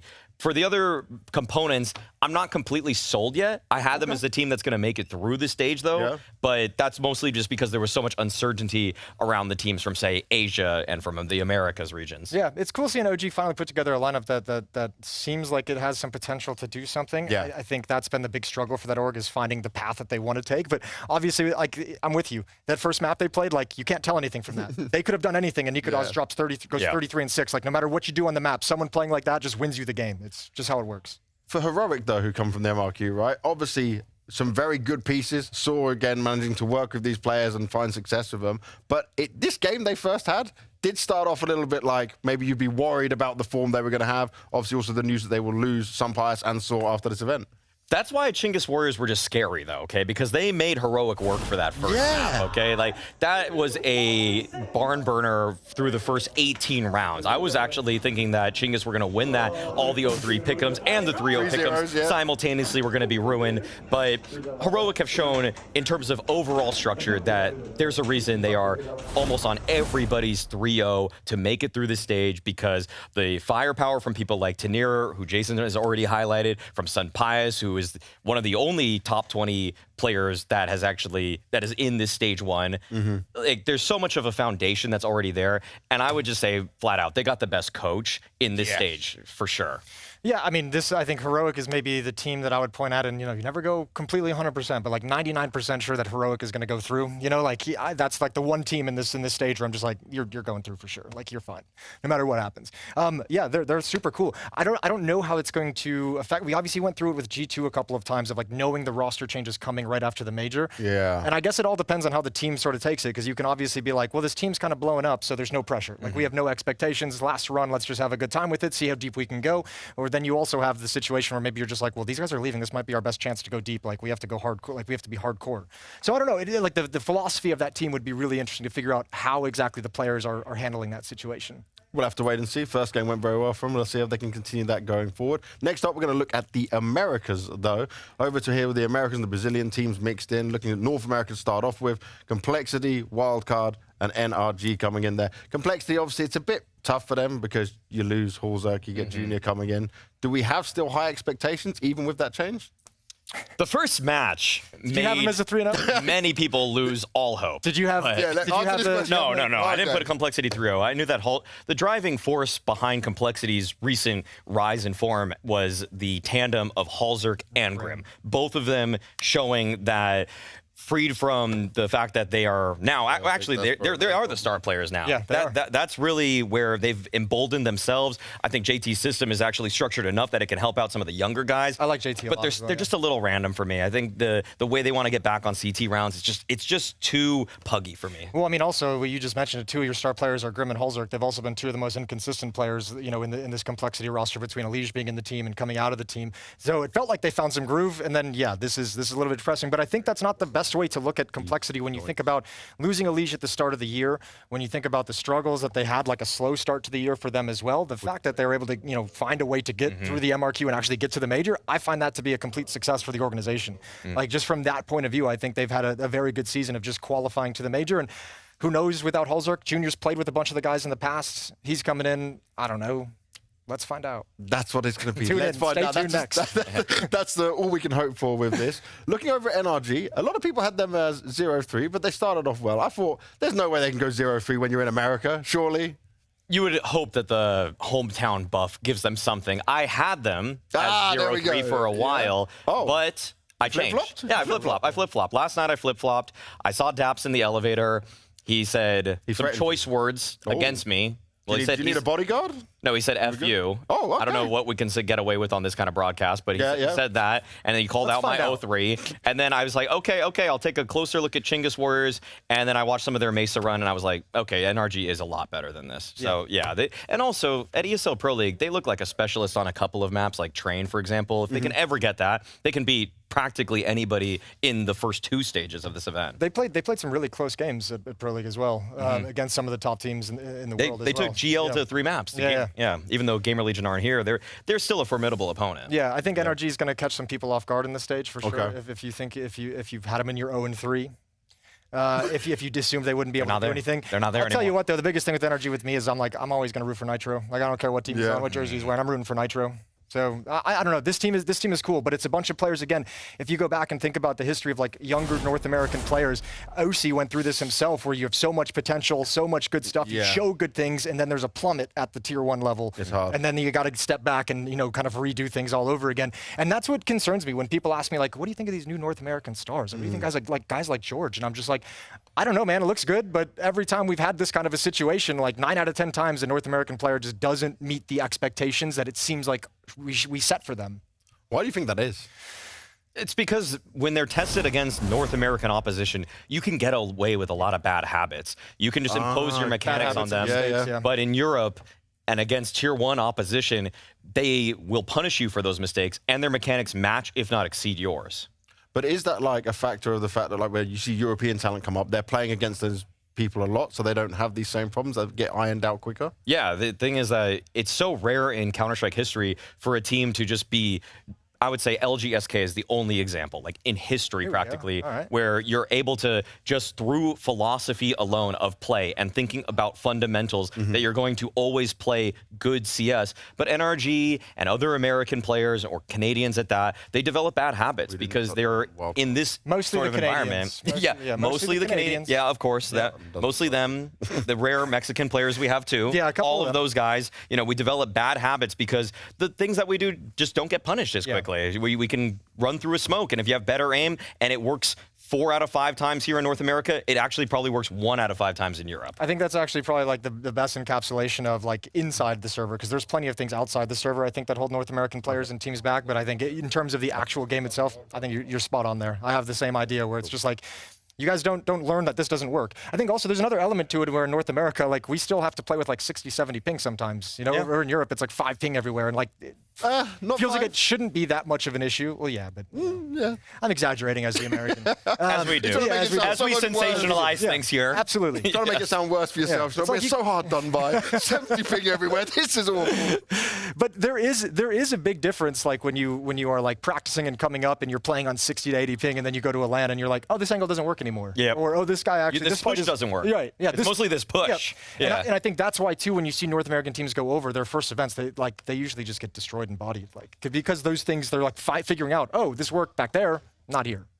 Our last team to look at from the North American side of things is Wildcard. Obviously, Stanislaw leading these boys. Jaber is still someone who I am very excited about. What are your thoughts on him, Mary? Another North American Rops. No, he's just another great late round player. I feel like JB. Which one's better? Today, JBA. Rops. Today, of the 3. Of the North Americans. JBA has been a talent that many people, including myself, have touted for some time now. It doesn't hurt that he has been under the guidance and tutelage of Stanislaw for now 2+ years. So learning from one of North America's best in-game leaders of all time. That conversation is definitely like him, Nitro. You have some guys back in the glory days, back in like 2015, 2014, but Stanislaw has shown he can beat world #1 teams. Yeah. So if he's going to be the one that's holding your hand as you rise up the ranks, you're going to develop some good habits. And he's not only strong in-game leading inside the server, I think he's got a great mentality and head on his shoulders to be an actual leadership figure for the team, which is cool. But I mean, I think like Java, I hold in that same kind of conversation where I'm like, he looks great. But like I'm like, you know, I don't trust it. I'm not there yet. I haven't accepted it quite yet. Okay. I'm waiting for the drop because it's just happened so many times. But really, I mean, the sad thing about talking about NRG is you have to give well, not sad, but you have to give so much credit over to the European players they brought in. Like I think Sus and Fuzi are playing great for this team. So yeah, we have Stanizar, we have some really good pieces. Jaba, Sonic has played well previously at Shanghai. He had a very good tournament. He's had a resurgence as an individual. Right, like he went to go study, and it was like, why? Why'd you do that? That was. He had his passion of business. Not anymore. He needed that break to study to then become better. Yeah, and Now then he came back, and now he's killing it. Yeah, it's sweet. But I think too, like I think really the bringing in of those 2 Europeans was really the kind of thing that escalated this team to a degree. Are you happy with that though? Is this a good balance? I'm very They're happy. good. They're a legitimately good team now. I would probably pin them 15th in the world, roughly speaking. Okay. Which is better than we can say about teams like NRG, who have a more majority North American core. I think the only thing that holds me back with Wildcard is like, what have they done? What have they done this year that you've been like, dang? It's almost close. You know, like 'cause yeah. after Shanghai, starting this year was slow, and now if I look back, I'm like, when's the last time Wildcard had like a big win or a big tournament run where I was like, nice? It was Shanghai. Yeah, unfortunately, the seeding for them in VRS has been really bad, and so they're almost always playing one of the best 2 or 3 teams to start every single tournament. Like at the Rivals, they just got battered at the beginning, but then they take it down a team like Pain that's supposed to be on a similar level to them. So the way that they can defeat the tier 1.5, tier 2 opposition is where I'm excited about them. It's just that like their floor is actually pretty good in my eyes. It's just that their ceiling is kind of where where they've shown themselves. It's also the question is, where is the ceiling? Like, is it? Have we found it, or is there a little bit more? And I don't know. Like, this might be a good major to like have the stamp and be like, okay, this is the ceiling now. Now onto the last region for this side of the world. Sure. South America. It's not. Ask pretty. the question, James. We all know you're going to ask it. What's wrong with Brazilian Counter-Strike? Lots of things. They're screwed. Everything is looking bad for these guys. Even their main team, Brazil X now, right? Furia brought in replacements not from Brazil. What is their main team? Is it Furia? I guess it has to be Furia. But it's just 3 guys now. You know, they've actually. But that's still the quota. You only need 3. That's true. So you still hit it as a Brazilian team, and you brought in your Kindra and Molodoi. I mean, really, you only need 2. Shout out to Wildcard. I suppose so. Yeah. There are ways around these things. There are exploits we can use. But like looking at these teams, right? Imperial, Flux. Canary in the coal mine regarding the entire scene, when what is supposed to be the front runner for Brazilian Counter-Strike has to go to Eastern Europe, Central Asia to pick up an AWP, an entry fragger. You know something's going wrong there, because also of all roles that you thought that you had to go overseas for, entry fragger, that's where I'm most confused. Like, if anything, usually you can find some unbridled talent and then shape him to be the tip of the spear in your offense. But thinking logically. But they just needed more voices. They need somebody to revamp their playstyle, which thankfully Yakindar's actually helped them with. Yeah, Yakindar's been put into that duty a couple times, right? He did it with Liquid when he came in a few years back, and now helping out with Furia. Is he America's savior? He might be. Yeah, he just we'll just take him, bring him over. Yeah, keep him here. Yeah, I don't know. Like, I don't know. The conversation around Brazilian teams just kind of bores me at this point, because it is just like Fallen gave that great interview where he basically said everything. He's like, one, we don't develop oppers. He's like, it's insane that I'm still considered the best opper. Like, he said that about himself. And that's why he's taken himself off of it. He's like, you need to have more op power. So I think that was cool from Fallen. And then obviously, as we've all known for years, the contractual stuff, the buyouts are just so insane that there's no chance for mobility. And we've been saying this for it's felt this way for a year, where we've had 2 or 3 more Brazilian teams that can knock on the door, never get there. And you're like, but we can build a cool lineup with the players on these 3 teams, but nobody can go anywhere. This is the problem, right? We've heard about so many good players coming out from Brazil, and by the eye test, they are good as well, but we'll never see them go to the right team, so we're never going to see that potential unlocked. You could have a world top 10 all Brazilian lineup pretty easily. Just without having the contracts, if we could just pick the pieces ourselves, it would look really great. Exactly. To take the soccer or football way of doing contracts for Brazilian players and bringing that over unnecessarily to the Counter-Strike space was probably the biggest way to just completely nerf your entire region. And then also, because of that, it's a knock-on effect of these orgs aren't selling the players, so they're stuck in contract, and then their careers are being wasted, and then we're never going to potentially see the best of them right now. Let's start looking at Imperial from this side of things, because that is one where I feel like Vinny has had a successful transition into a new role. Zach, obviously, I personally like to praise this guy. I think he's done great work with bringing younger players up. This is probably the one with the most potential at this stage for the region. Sure. Yeah, let's go with that. Most potential. I don't have a lot of faith in any of the three. If I don't being real, either. but I That's have the Flux. most potential. I do have Fluxo lower. I do have Legacy lower. So yeah, I would still. I guess I have to agree by default here. Okay, I like wins like this. Yeah, Default win for Banks. I'm not really trying to get on the Imperial hype train, but they have shown me more in terms of some of the pieces. People like Decenti and Try have shown a lot of promise. And you're right. At one point in time, probably for a 3-month span, I thought that Vinny was actually a better IGL in terms of the style that he was calling than Fallen was on Furia. So there is some little bits of praise I can throw to Imperial. I can't keep a lot, though. Right, it's all good. I don't know. I want to see Legacy continue to rise out. I think they have some cool pieces in that team, and I think they also had some good games well, they had some close maps in Dallas. They did lose 0-2 and get eliminated, but they played Vitality and I'm getting the other. But they played two very strong teams, so it was just kind of like, nope, you're screwed. But they had a couple really close maps, so I think that team is like the next iteration where it feels like the names that we're hearing out of there is like the next ones that are supposed to rise up. Supposed to being the keyword. That's what it's been over and over again. Could, by chance, any of these three teams do you see having a small chance of making it through to the second stage, or is it kind of out of the question? Because a lot of people had like Fluxo and Legacy 0-3, and I haven't seen many people putting Imperial through. Imperial is, in my eyes, a 40% chance to make it to stage 2, and I might be a little bit generous there too. So they weren't in my teams in the 3-1-3-2 category. Me neither. You put them. I put them through. Why? Okay. Why? Why'd you put Give it them? to us, James. Why'd you put them, host? Come on. No, I just like Vinny and Zach. I had no analysts on this. You know what I do? So obviously I talk to them so much before events. So Zach gave me really good vibes and impressions, and that's what I ran with. That was my whole thing. That's a classic. Vibes check is what made people actually curious about Furia when they came into Astana, and they passed that vibes check. So I understand it. And the reason I'm so hot on Zach, yeah, except they didn't bring in a Star Opera and Kinder as an entry. That improved the vibes. How you can have vibes when you got the same guys you've been getting deleted with, for the past 5 events. Yeah, exactly. But I will say this: the reason I went with his vibes for Zach is I remember back in Stockholm, 2021. His team it was 9Z, but not even in the tournament. And they came to Europe to boot camp because all the teams were there. And I was like, that's a hard worker. I like that. And forever now I'm on Zach's train. That's me. Done. Okay. I can't knock it. It is a great idea. I think vibes over the years have been the worst predictor of good performances. That's why I don't factor them into my analysis almost at all. Almost at all. Yeah. But I respect it. I respect wait till the we get to the strategy. end. I know. The Imperial is going to go through. It's just going to be.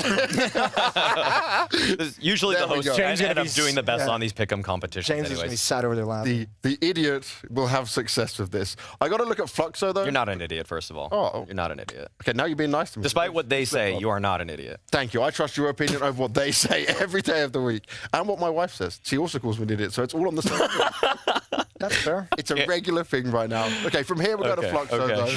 Yeah, Fluxo, Art back in charge. I haven't seen him I don't remember the last time we saw him at any sort of a big event. This is a golden opportunity for him, but what do we make of this team right now? I make nothing of this team at the moment. Oh, wow. Like, I don't have I'm sorry.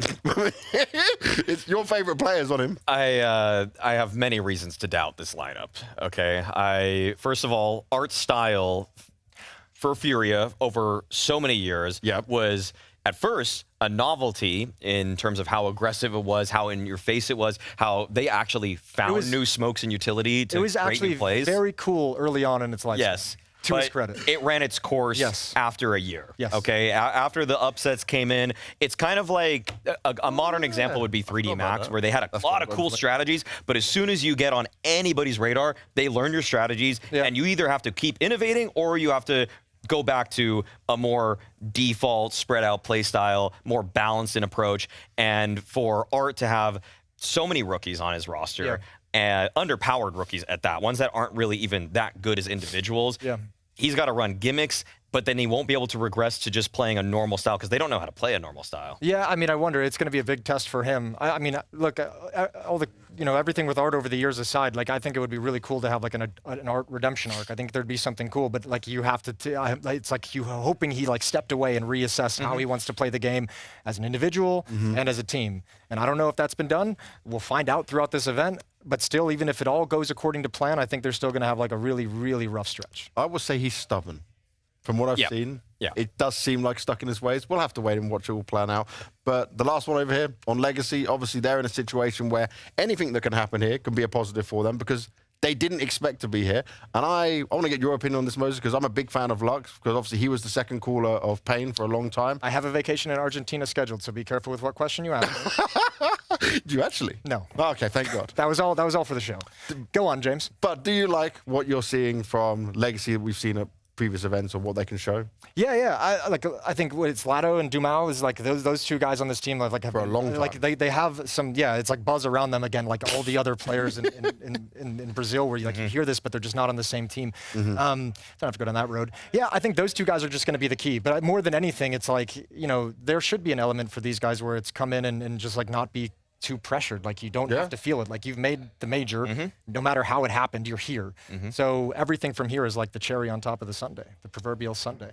Yeah, despite the fact that they are the replacement team for Bestia, I always thought they were better than Fluxo all season. So for them to lose in the MRQ to Fluxo, that to me felt like an anomaly. And now we're going to see more of Legacy's actual level, which at times in one of the more recent, I think it was the PGL Bucharest event, they impressed us. They actually showed that they were able to play some teams close, win some maps against European opposition. So if I'm looking at Dumao and Lado, I'm not going to still hold the same hype that I did for them 2-3 years ago. Like, they're not rookies anymore, okay? We kind of know what they are. But one thing that has me interested in Legacy, if anybody wants to watch their matches, is that Dumao's not a baiter anymore. He actually just runs in a little bit earlier, and that's the one thing where I'm like, okay, that's growth. That's growth right there. Growth and development. Yeah, we love those words. That's a good positive sign. Yeah. Now, is there any positivity, though, within the Brazilian scene overall, in terms of when would you say was the last time, and if it really was the SKLG days, I'm gonna cry probably, or the Brazilians will definitely cry. Was that the last time that they had a championship winning side, like with potential? No. When was it then? When was the last moment? I mean, Rio, they made it to the semifinals and they almost took it. I mean, you had K Serrato playing at his peak. Like there was a real opportunity there for them to win that major. Like that was a huge one for them, and obviously fell short. So I'd say, I mean, realistically, that's the last time we saw a team from Brazil like get to a position where you could win, a tier 1 event against some of the best teams. So, yeah, that's for me. That's the one that comes to mind. I don't know if there's one earlier that you can think of. Well, Furia have, at the more recent Rio, they also were able to just birth themselves into the semifinals, but then they just got deleted by embarrassed. By Mouse. So they have the buff for a little bit, and then it wears off. They actually do seem to gear up for events in Brazil. They actually want to change the narrative about home crowds. And they've always struggled with that. They've always struggled with until I feel like 2022 and 2024 for whatever reason. Sure. But the stats show that there was no hometown buff at all. No. And I still don't even know if there really is, but they try harder at those kinds of events. It's been a long time, obviously, James. We haven't really seen a Brazilian team with any serious chance to win consistently. Maybe you get the one-off event where they go deep in the playoffs, but to actually expect them to take down the elite, generally European teams, unlikely. All right, well, let's take a look over to another region in here. We're going to go over to China because two teams out there, obviously I would say a lot of development came through the Chinese region just from having the major there. It was a big deal. It brought a lot of love back to the region. For Tyloo, this is probably the best Tyloo have looked in a long time and finally have a chance of at least showing themselves in a better way. You guys saw them at EPL, right? That was at least impressive compared to what our usual expectations are for them. I have them going through. I have them qualifying as well. Yeah, I mean, I think really, I mean, Maui already used it in his kind of rookie as Jam Young for this team is just awesome. Like that is like kind of the trademark of the Chinese teams is that sort of skill that comes into play. We see it manifested in Jam Young, but they've got plenty more. And like it's been cool watching the region of Counter-Strike over the years get a more fleshed out game. Like they have actually figured out like what how to manufacture, how to do things, how to use utility properly, like the European teams. Yeah. They've stepped up a lot in that regard. So now you've got a ton of skill, and you've kind of got the inkling, like the seed of a philosophy of Counter-Strike that they're building upon and developing.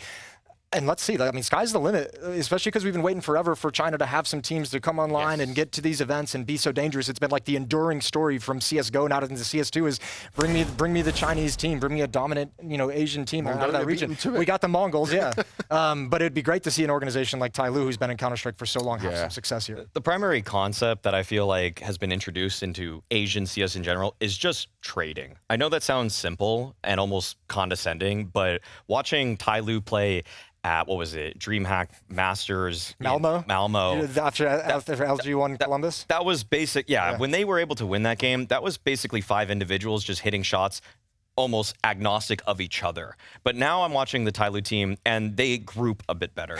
There's a bit more semblance in terms of teamwork. There's a semblance of it now. It's still off meta, but they actually at least are playing crossfires a little bit more, and they're definitely studying European opposition more. And being off meta isn't necessarily always a bad thing. Like it's not the worst thing in the world if you find a new way to kind of accomplish the goal with a new idea that no one else is running. Like there's a difference of being like off meta and being like they really don't understand how the game's supposed to be played, and then there's off meta where it's like they're really kind of trying something a little bit crazy, but if it works, cool. So let's see what Tyloo can do with it. I was just laughing because I remember talking to a bunch of the pros back in the day, like when at Malmo and like LG lost against them, and even more teams would get upset by them in the best of ones, and all the players would just be like, what are they doing? Like, there's always another player coming, and they hit you in the face so fast. And that was like it. Like, they were like, we know everything that's happening on the map. They just destroy us. Like, it's just insane the way they attack bomb sites. We'll keep things moving forward, though, as we're getting quickly closer to our opening games. We're going over to Oceania. We're going to have a look at FlyQuest in here as well. And FlyQuest have been through a lot of changes. Obviously, Regali is the one we're very positive about. Another major rookie? Yeah, another major rookie in there.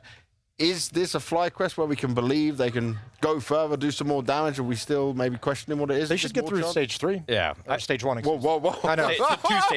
Stage 2. Stage 1 2 to stage 2. We're still learning. 3, you're saying? No, we're chilling. Just stage 2. Okay. Right there. From the challengers to the legend stage. Yeah, exactly. No. This is the best FlyQuest that I've seen in some time. It may probably in the organization's history in Counter-Strike. I like that they've actually changed Ints to be the in-game leader. I feel like people are working a little bit more synergistically. I feel like some of the bottom fraggers from before, people that I couldn't really rely on, like Vexite and Liaz, they're actually looking a little bit more polished now that Ints is the in-game leader, and Regali. I mean, it's the obvious upgrade that they found in this season. They went from an Opper who really...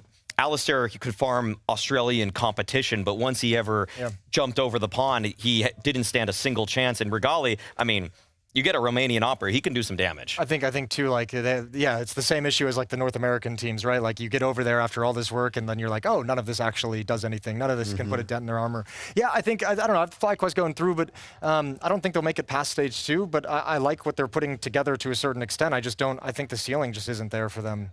I mean, maybe if they spend more time in Europe, I think that's kind of the next conversation. I know, talking with Chad a bunch on the podcast, it's kind of like if you're a Europe, or if you're an Australian team and player and you're not in Europe, you're just not going to make it. Like, you just have to be here. And it's a tough sacrifice for Australians specifically, considering how far it is away from home. Yeah. So, yeah. The Mongols did it, though. By the way, I think with FlyQuest, remember, they had that run at the Shanghai Major where they started out like, they qualified after the first and then came back in and went 2-0 in like lightning fashion. They looked incredible and then fell 3 maps in a row to get eliminated. And that's probably the biggest worrying thing for me that doesn't let me buy into them for going past stage 2 is that sort of choke factor that I've already seen. Okay, yeah, that's good to say. Well, let's look at now the Asia regions, get on our last team in there, and we'll look at Chinggis in here. Most people probably had them as their 0-3. We're not sure what to expect from these guys, really. It's not a pretty picture, but it's learning for these guys at this point.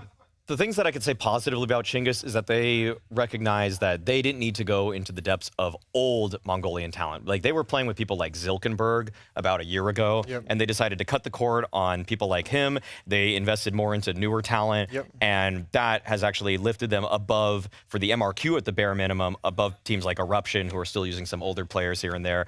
So for Chinggis Warriors, the expectations are on the floor. I don't expect them to do anything other than 0-3.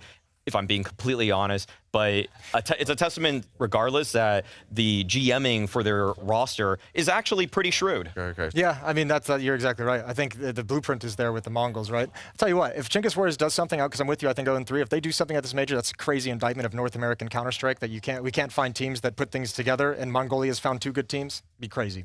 Well, let's take a look right now of where we're at, because we're getting closer to our games in here. This is all the opening matches we're going to see down there, and, well, luckily both pick out maybe one that you like most out of all of this.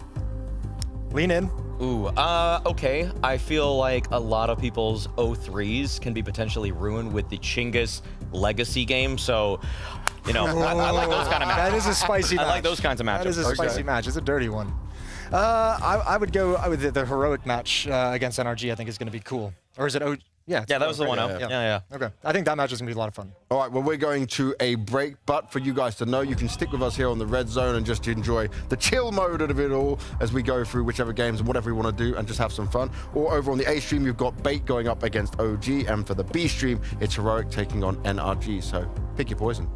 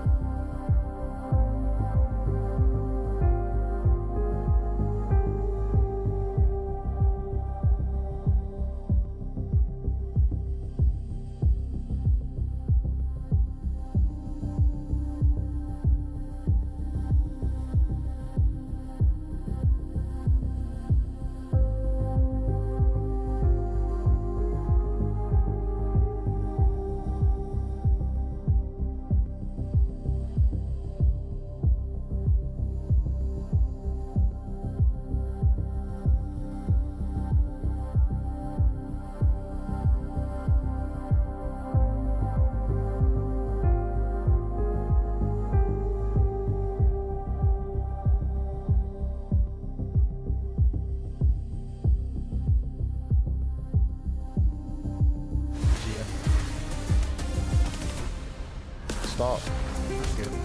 We're back.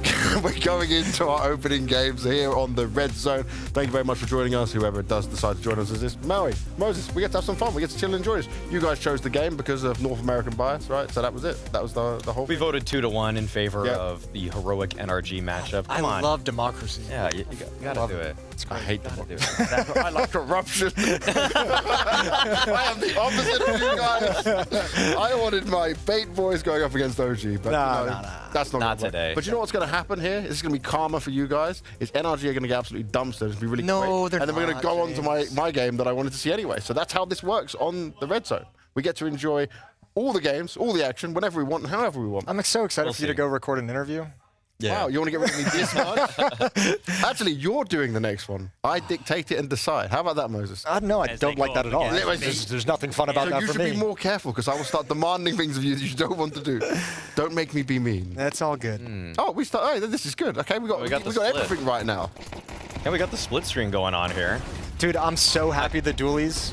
Yeah. Yeah, you love it. I can't even. You love the dualies. I can't even use the USB. Are you a dualies? I can't even. Are you a dualies user in your own games, Jason? No. I'm not. I love watching them. Not much of a user myself. I'm a skill man on this. Guys, I'm a P250 guy all the way through. Like that's the only pistol you need in this game is a P250. High key 5.7s are really good as well. Yeah, you could buy the P250 every round and you're not really even nerfing your team most of the time. No, it's a pretty sick weapon. Bang for buck, it's up there. Bang for buck, it's unfortunately the P250 or the 5.7 did overtake it. Which monitor would you like us to focus on? Oh, I'm looking at this one personally. You can look at this one with your camera. I think it's the same thing. Yeah. So we all got a monitor. We're all happy. This is good. I'm not happy that this goes to Dust 2 for the best of one. I don't like this. No? No. I think this is a bad decision from Heroic.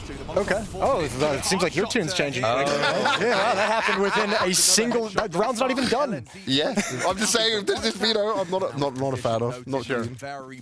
You can understand why. This is where you guys I mean, one thing that is that Sunpius is definitely the better opper than OC, but in a weird way, Sunpius doesn't always take over the games. You know, he doesn't always just go for it as much. And all right, that's why we're watching this game, Jay. Yeah, that's why we're here. Already a highlight. Highlights of Hexed.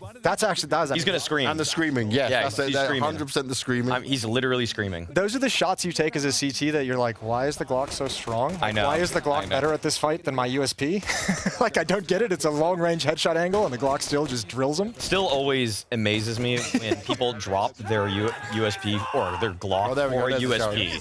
I'm leaving you guys. You know that, right? Interview time. Yeah, see ya. Bye. That sounded way more callous than I meant it to. I feel like if you pick up a USP against armor, that would make sense, right? Like in a gun round. Surely you're okay with that?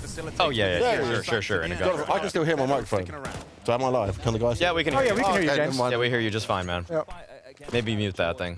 You have a little switch on your box that you can turn it on. Someone's got to help him. Bro, I can't stretch this much. No wonder his wife calls him an idiot. That's going out live on broadcast, James. Like, what are you? This is mean. Oh, have some decorum. I know. Oh man. Okay. Well, here we are. Well, what's piqued your interest about NRG? Really, for me, a lot of it is the Nitro story, like the kind of comeback tour, and can he build up another team? I think that one's really cool. Obviously, George and watching their track, they're gonna lose this round. This round's cooked. No, it's fine. It's fine. Trust me. Look at their HP. No, it's fine. Trust me. Trust me. And it's fine for our pick'ems. Yeah, that's what I was saying. Fine for the pick'ems. Fine for the pick'ems. Indeed, that's a good point. Yeah. That is a classic North American. That was just full long send. Yeah. We didn't do anything else with map control. We didn't do.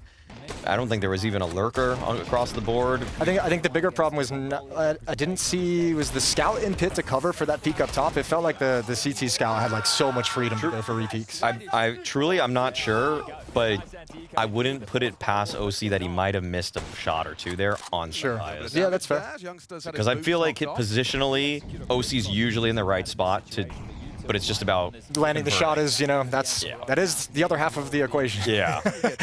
It's tough. It's going to be, I think it's going to be a really hard game for OC having to match the impact of Sunpius. I think it's going to be hold the phone. Oh, they didn't clear it. Catwalk distraction, 1 for 1. That ain't bad.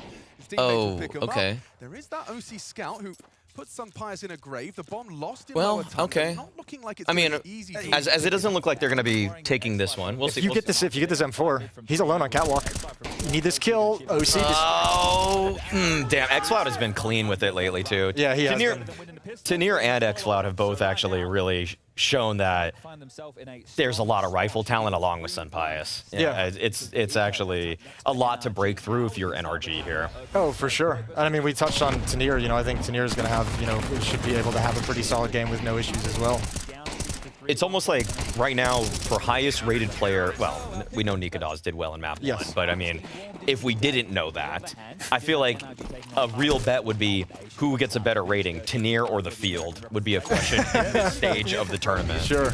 Because he looked so good at the, I know. Oh, man. So sharp. Yeah. I like it. I don't know. It's like one of those players where you see it and you're like, I know there's still a lot of work to be done, but I'm actually really excited to see that work happen. Like, I'm really excited for what the next 2 years are going to look like, and who knows where we go from there, but it seems like a very cool player to keep track of and keep your eyes on. Yeah, I've gone into some Tanir demos just because it's just, he makes so many good decisions and he's so confident with the decision. He's not flicking between angles all the time. He's not trying to cover 2 things at once. And I'll use an example of somebody who's been kind of talked about lately. Like Skulls is an example of a guy with great aim, but doesn't isolate angles nearly as well. Tanir is only taking 1 fight at a time almost always. I mean, I know he's not here obviously, but I think for me the thing with Skulls is I think he's incredibly good if the play comes to him, but I think he has a really hard time making his own plays happen. Good. Yeah, that's a good assessment. Yeah, I could see that too. I feel like it's just so many people are just good at isolating fight. Okay, all right. A little bit of aggression. I like that. This has been like one of the coolest things since Dust 2 re-entered the pool. I know it's been a while now, but the ability for CT sides to get aggressive, and it's fun like watching the game develop. Like if you like look at like Spirit on Dust 2, I feel like there are some games I watch where Donk's pushing lower like 5-6 rounds and a half, and then there are some games where he never touches it. Like you have that like mind game of being like, you have to be afraid of the fact that I can push, and the pushes can just sneak under the radar so quickly.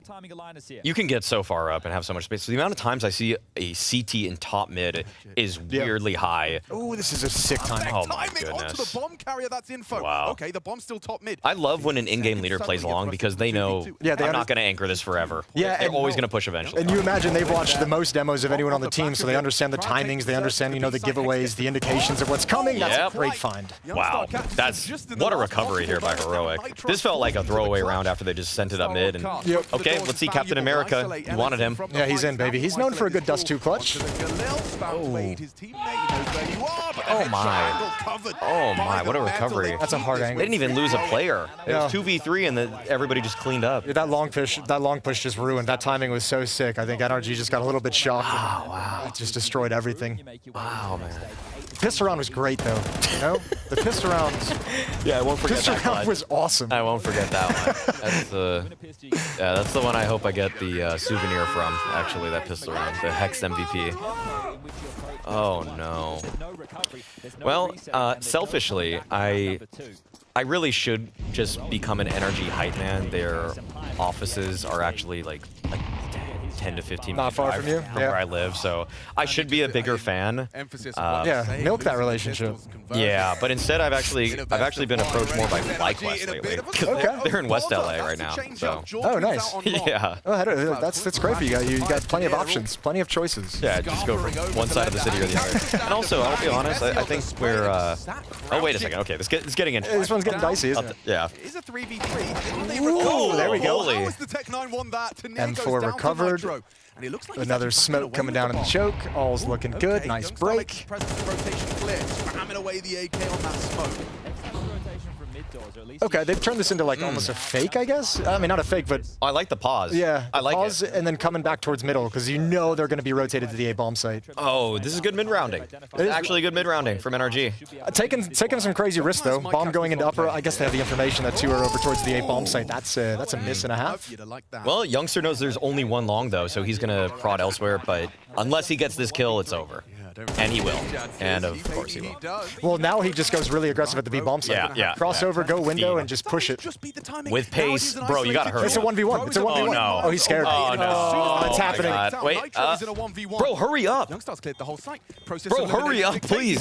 No. Does he have a smoke? Oh, he's. Oh, my God. Oh, no, he's going to win it. No, it's faked. Oh my god, it's a fake. Oh, what a spray. Oh my god, that's actually a 6 ratio. That's a really good spray by Nitro. Do you think he wins that if he sticks it? Yeah. I think well, he had the nade. It was close. Yeah. I know, but it was close. But yeah, it would have been, the timing on it would have been pretty tight right there. Yeah, it would have been like less Within than a second. Within a second.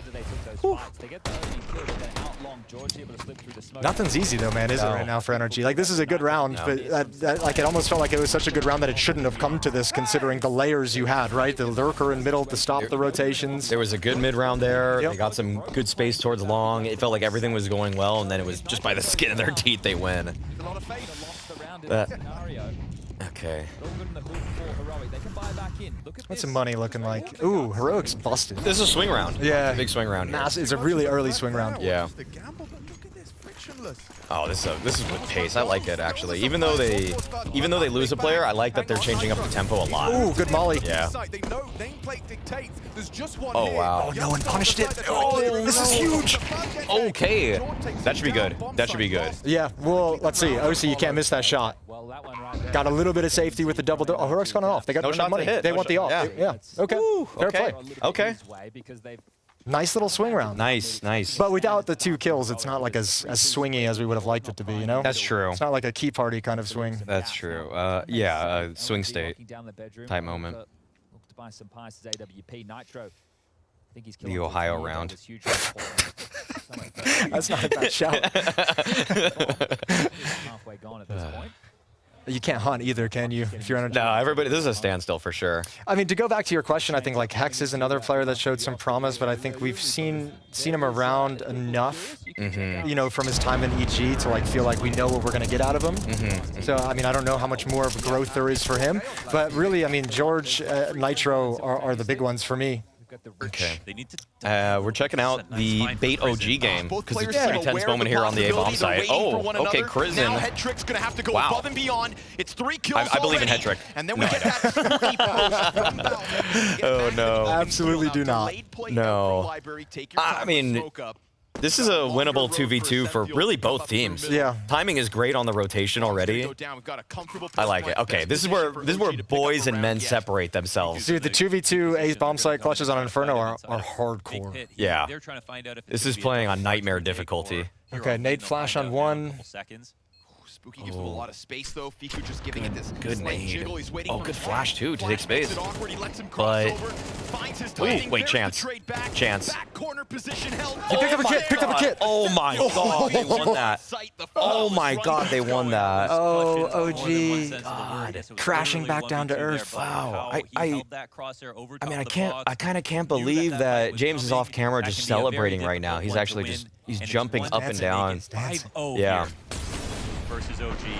Goodness gracious. Yeah, that's a really tough clutch to lose, especially because you're in such a strong position with that crossfire. I mean, beautiful shots at the end of the day. This last round is Nikados, right? A really important guy. What does Nikados have in terms of kill count? I don't think it's anything crazy. A normal number? Yeah, just a standard, like everyday. What do we got? Oh, is that 1? Oh no, he fell off. Yeah. Oh, he fell off. Oh god. It's a good run though. Yeah. Hell of a run. One map era. Continuing to keep this fresh. All right, one more swing round here on this one before we check back in with the NRG. One more. The facilities that the NRG has in downtown LA is called the NRG Spectrum Castle. NRG Spectrum Castle. They're sponsored by I don't think we should name those. But, you know, there's a reason that it's called Spectrum. Let's just say that. Such a heavy advantage. Well, it's a company. Some of these new facilities have been sick. What is this? Is this gonna be? This looks like it's just gonna be like majority banana. Yeah. I love it. Retake nades, half wall smoke. Yeah. Usually the molly a car to pair with this one. I throw this one myself. I like it. Usually, the scary thing is there's going to be a guy that edges the around that smoke molly area right there. Yeah, he pre-fires it, actually. I got to start pre-firing it. Yeah, I mean, that's smart. That's smart. The pre-aim and the pre-fire. Yeah. Okay, smoke's going to fade. Oh, the timing is so good on this push now. Oh, they're dead. Oh, they're so dead. Oh, it was perfect. Oh, that's a disaster. Oh, my God. Oh. Okay, Spook is a genius. Spook is a genius. That sucks. Yeah. They're already saving. Bait's already saving. I mean, that's just bad teamwork. That's just like a miscommunication. He dumps his mag, other guys trying to drop him a nade, and it's like you think there's no chance they come through that. I'm also saying, though, what is this guy doing? What is this dumb doing? You know, that's. I'm keeping it PG on the. Yeah, on the, absolutely. You know, what is this guy doing, which is not on meta with the play that I expect him to do? It's your own personal stream that's R-rated. Yeah, exactly. Exactly. A hunt. For a pristine opportunity. That was one. They're getting nothing. They got plenty of money too, Yeah. so like a hunt, it wouldn't be all that punishing. No, it's not. I actually think if you're OG, maybe just like one player die, call it off. You know? Yeah, I don't think you really want to keep sending it. No, you're not getting this. I'm not gonna lie to you. You're not getting this. They tested it though, but Yeah. I mean, good control as well to just back away and not actually press the envelope, not actually push the issue. So yeah, because now if you lose this round, you're gonna get all 5 with buys next round. But yeah. Yeah, that's a hardcore entrance to the Pete Bomb site. It's really cool. It sucks if you're the defenders. You're like, oh, yep, we screwed up. It's really cool, but also if you just have both of the guys holding the smoke there, like a double swing at top, then they would have all died. Like all of OG would have died. Well, I think it's also like in our conversation of being like that we had in the kind of the pre-match, it's talking about like North American players going over to Europe and like not getting punished for certain mistakes. I think when if you get deeper into the tournament, you try and walk through that smoke. Like I feel like the better teams, if they run something like that, someone goes to sandbags, the guy dumping his mag is able to back away. You have that safety, like that's there. That cohesion is going to be there to protect your teammate. Here, obviously, just a big miscue for bait. Yeah, I mean, this is something that I feel like is not really hammered into young players early enough, is just making sure you don't have as many losing conditions in a round, like points of failure, where you could possibly lose it. And young players are probably the worst at it. But okay, well, what do we got here? Oh my god! Oh my god! That was clean. That was too sharp. Ooh, he gave him a twist. Oh Lord, what did he say? He said, "Sit the F down." Sit the F down. Yeah. Okay. Bleeped, of course. Redacted. Yeah. But it sounded great. Sit the redacted down. That's his second big clutch, I think. He had that clutch earlier as well. That was X-Flood, right? Yeah. I mean, it was the 2v3, I think, with him and Youngster. Yes. We had a big moment as well. Well done. Yeah. Well done. I mean, because tuning back in, it looked like NRG strung a couple together, making a comeback happen. Not in a terrible place, all things considered. Still anybody's map. Still anybody's map. We're holding out there. And we love that. Yeah. How do you think Heroic, after the Sampias and Saw departure, you think they're going to be able to keep it going? Saw is the big loss, it feels, right? Saw's the real engine. Losing that is just got an empty hole. I'm not really convinced that it's actually going to lead anywhere. Because the Sangol core, which Xcloud, Linus, and Tanir wasn't part of that technically. No, he wasn't. Right? But he's actually shown to be better than his counterpart from that Sangol core. Oh, sure. So, I mean, I think what's interesting is that they're probably going to try to fold Nilo back into the team, but I don't really know how that works because they're losing an Opper. Yeah. And then unless they sell Tanir unexpectedly as well, but I just think that when you lose Saw, you lose so much of the structure and how you're trying to. Yeah, and it's a weird place too because they've never had to go into they haven't really had to go into too many rebuilding phases without him, right? Like he's just kind of been the brains behind the operation. Yeah. So now, if you go into this phase and you sell Tanir, and then you're like, okay, well, what do we do now? Mm-hmm. And you don't have that guy. Yeah, it's a weird time. It's a dicey place. But I mean, I don't know. I like Heroic. They always, for whatever reason, find a way to make it work. So I'll put some faith in them. They made some good moves recently, but they've made it work by. Well, they had the Cadian core. That took a long time to get up to speed, though. And then they immediately got the kind of like the remnants of the ENS core. So, yeah, the American ROPS is not really having the best game here to prove that name should stick. Yeah, well, maybe we can build it up over time. Maybe it's going to be a thing where a year from now we look back and we're like, damn, Maui was ahead of the game. I just think that if you got a good head on your shoulders, late round player, plays off of the team well, can hold his bomb site. Isolated positions, does a lot of good map control work on the T side. Yeah, then I'm pleasantly surprised, and pleased because it's just sort of unlike the.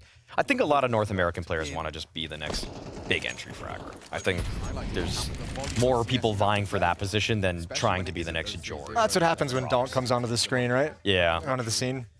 Yeah, I mean, look, I think I'd be happy. I'm fine with that kind of a philosophy for North American players, right? I think more often than not, it feels like over the years we've had a lot of North American players who are afraid to take fight stats. And this is the X-Flat effect. Yeah, dude, X-Flat is having himself a game. And he's botting him. He's putting him in a body bag.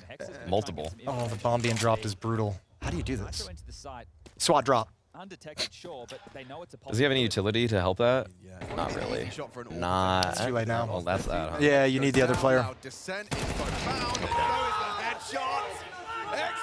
Oh, he's done it twice. God. A twofer. Oh, God. He even brought out the hand signal with that one. Oh, my. Nice. I like it. He's constructing aura. Yeah. Well, you got to seize the moment when you're Yeah. having a game like this. Like, you really have to capitalize. Definitely. Definitely. Oh, my God. This is gross. This is an insane pop-off. I gotta respect it. Just in case you didn't hear him the first time. Yeah, I gotta respect it. Ooh, oblong. Okay, so this is just a long play. You give up all control of the map. You have no control of the map, no information. You're committed to long at this point. This is as soon as OC steps into those double doors, you're committed. Yeah, and this is what lost them that second round. That's right. So we'll see. Okay, cross smoke. He's gonna body block it here. He's gonna jump into it.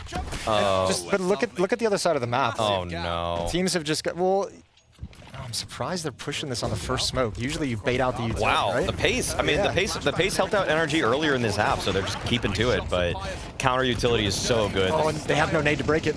No, this smoke that Senpai's dropped for himself is it's too good. Yeah. Just giving yourself another point of cover to defend the bomb site with. Okay. That was a okay. Ooh, here we go. Okay, wait. If he finds him. All right, everyone chill. You got plenty of time. 50 seconds on the clock. Nobody. Nitro. Come on. Damn. Well, OC wins these. Chance. I'm gonna say chance. If he had a nade. I know. He had a molly. Anything. So hard to clear this. Oh, good. Oh my God. They are helping each other out, this heroic team. Yeah, but as soon as OC gets the bomb, he can actually put some pressure on them and force them to be the ones to make a move, right? So, well, that's a half of Counter-Strike. Yeah. Ooh. Ooh. All right, let's go back. Let's go back to the bait OG. Let's see it. Bait OG.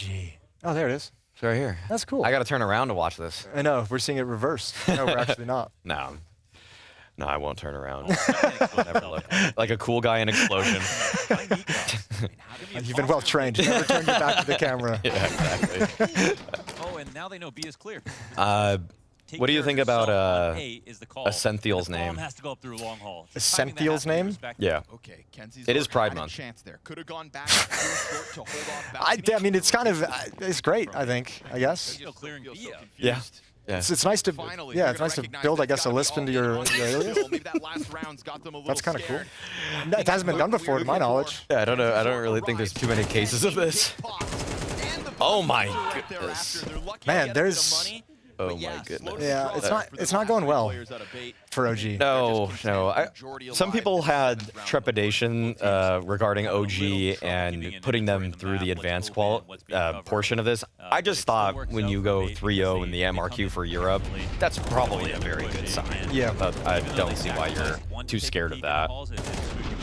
How excited were you for this bait team coming into this? Because like I didn't really rate them super high, but when I've talked to people here, there's a lot of people that actually have some faith in them. Okay, bait are just land chokers. Bait have been land chokers for the entirety of the roster. I watched them at Elisa Espo, at the RMR last year, and online, they are sick. I've seen their peak in certain CCT games, and they really can just click. NPL can be such a mobile force. Headtrick is actually a little bit more active as an opera now, but the rest of the lineup, like Captain Kirka it left something to be desired, I'll say. Alex666 has some big moments from time to time, but the Kensizor pickup for Captain Kirka has just given them more firepower, and the main element for me is slightly a vibes check. It's that they've already qualified for the major. So they shouldn't be playing with the same pressure where I saw them crumble at the Shanghai RMR. Right. Now I'm way more excited about them because the weight's lifted off their shoulders. They can just play a little bit more of their own game in a LAN environment. And they're probably going to play. I had them making it through. I even saw a case for them to be a 3-0. I had him going through, and then I took him out. Oh, no. I know. It's one of those. Yeah. So now I could be in some trouble. Yeah, man, if you just stuck to what they did at LANs, I don't have a reason to blame you. And that is the first thing I do when I look at stats on HLTV is attach the LAN filter. Nice. I just feel when you get so many reps online, like think Monty at the Paris Major, you're just eventually going to break through once you feel like you're playing with house money. And that's how Bait should feel right now. They've already got the stickers, so they're in a position where they should just be able to ride the momentum. Yeah, could be cool. I like much like I think the NPL redemption arc could be cool because I feel like I thought he actually wasn't bad when he was in Navi. I didn't think he was like a weakness at all. But I feel like I don't know about the team. I don't know what they were talking about, but I know it felt like publicly he kind of got scapegoated a little bit. Well, if you sit next to Simple, there's a high likelihood that happens. Sure. Yeah, that's fair. It's not a fun time, especially for a young kid coming through. Looks like you've gone to the better game. Hey, it's halftime of NRG. Yeah. I was enjoying it. So we got a lot of shouting though. Oh my God, X-Cloud's been going wild. He's tearing into NRG. Fighting back. Yeah. So Hex in the beginning. Ain't nobody firing from NRG quite yet. Oh, okay. It's all X-Cloud in one direction. I think Hex tried in the beginning, but when they lose the second round, you're gonna stop. Deflating. You're gonna slow down. Yeah, okay, that's expected. Just front runners, man. Sickening. And then let's do something that they wouldn't. You're having this nice conversation around the Bait boys. I heard though. I'm really positive about them in general. I had them through. So we did unofficial pick'ems during the RMR ourselves, like the people that were handling that one, and I put them through to make it. I was really disappointed when they didn't last time. So now they're just playing that freer style. They're moving like Hedrick's been in like 3 different positions that I've seen already. This in the limited sample size we've had. When I talked to MPL before this, right, what they were able to do, like the boot camp they had 2 weeks boot camp all together. Only MPL couldn't make it because he was a little bit sick coming in, but they just said like we were just playing even more. Now they already play an insane amount, so they should just come in really well drilled. Mm-hmm. That's what I mean. Yeah. And I would have to bring it up, but the amount of oh my God, that was a cool peak. That was a cool idea. Yeah, that's about all you could have done to try and find a kill to make this doable in any way. So fair play. Nice attempt. You say the better game, James, but if this ends 9-3, it's just as lopsided. It's just as lopsided. Same thing. Yeah. You just like Bait more. Yeah, okay. And you just like, well, I guess you guys went North America. I wanted to watch Heroic, to be honest with you. Ooh, yeah, Heroic are the team I'm pretty curious about here. Yeah, I'm trying to figure out what I'm trying to solidify my appreciation for this Heroic team. This is the last chance we got to enjoy it, James. I want to soak it all in. Yeah, or Heroic last just successfully rebuild once again, even without Sword. Like they can just do it another successful run and bring other players in once this all goes down. It's not going to be possible. Ash just re-signed a contract. Oh, okay. Yeah, who are they going to get? That's what I'm saying. Like, who are they? Yeah, who do you bring in to captain the rebuild? That's kind of rough then. All right. Smoke on the cross. Big gap. No shot for Hex. No shot. Huge gap. Yeah. Not what you want to see early on. Gazed at long simultaneously. I think the absence of any sort of friction or sound has got them now on high Hex will get a gun and save. No, you got to go for this at 310. Yeah, actually you should. Yeah, literally should. He should be just running. Like the secrecy is not the play anymore. Like, oh, now he's gonna save. Oh, I don't like this. Hey, you gotta think about it when you click the filters for online LAN. There is one for majors, so you have to make sure your rating is good. That's why you have to save in these kinds of circumstances. Yeah. People will eventually grade your entire career based off of the majors tab. And your entire personality and existence on this world based off of how you do in majors. Who are you referring to? Oh, no one specifically. Again, I don't reference it specifically. Oh, okay. Yeah. He's just trying to bait you into saying something. No. Name drop, please. Name him. Name that guy. Name him.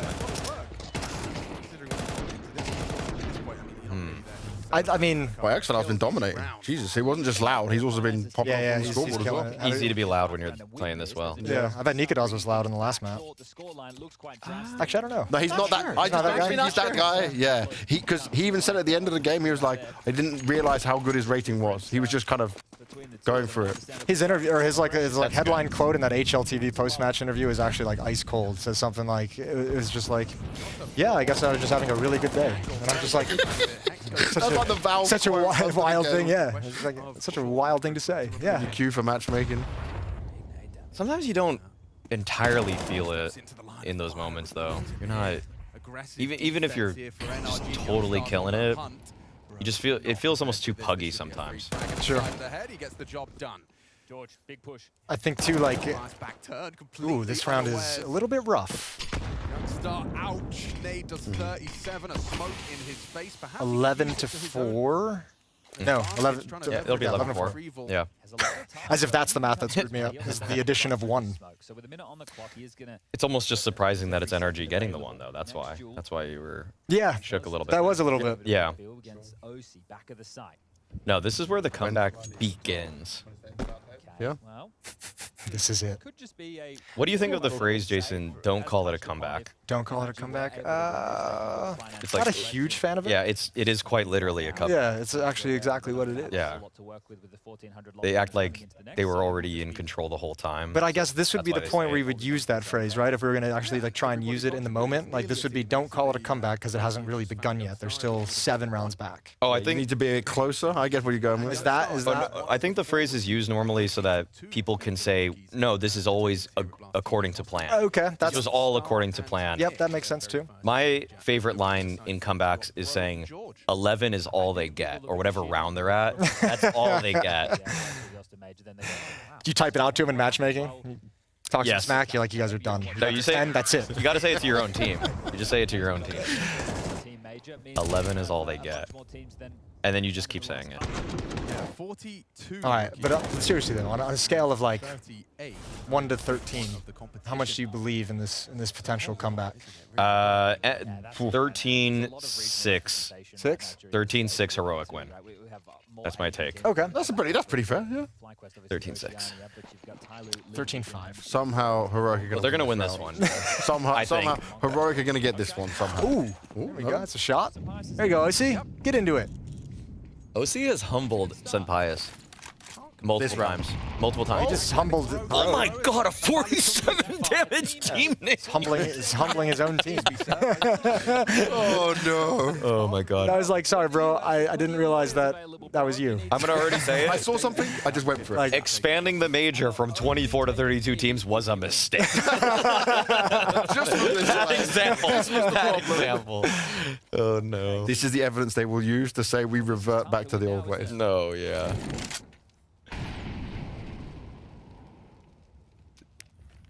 Come on, Heroic. Just go up cat and just run into the beast. Yeah. Feed the beast. Ooh. Yes. Easy for him. Feed the beast.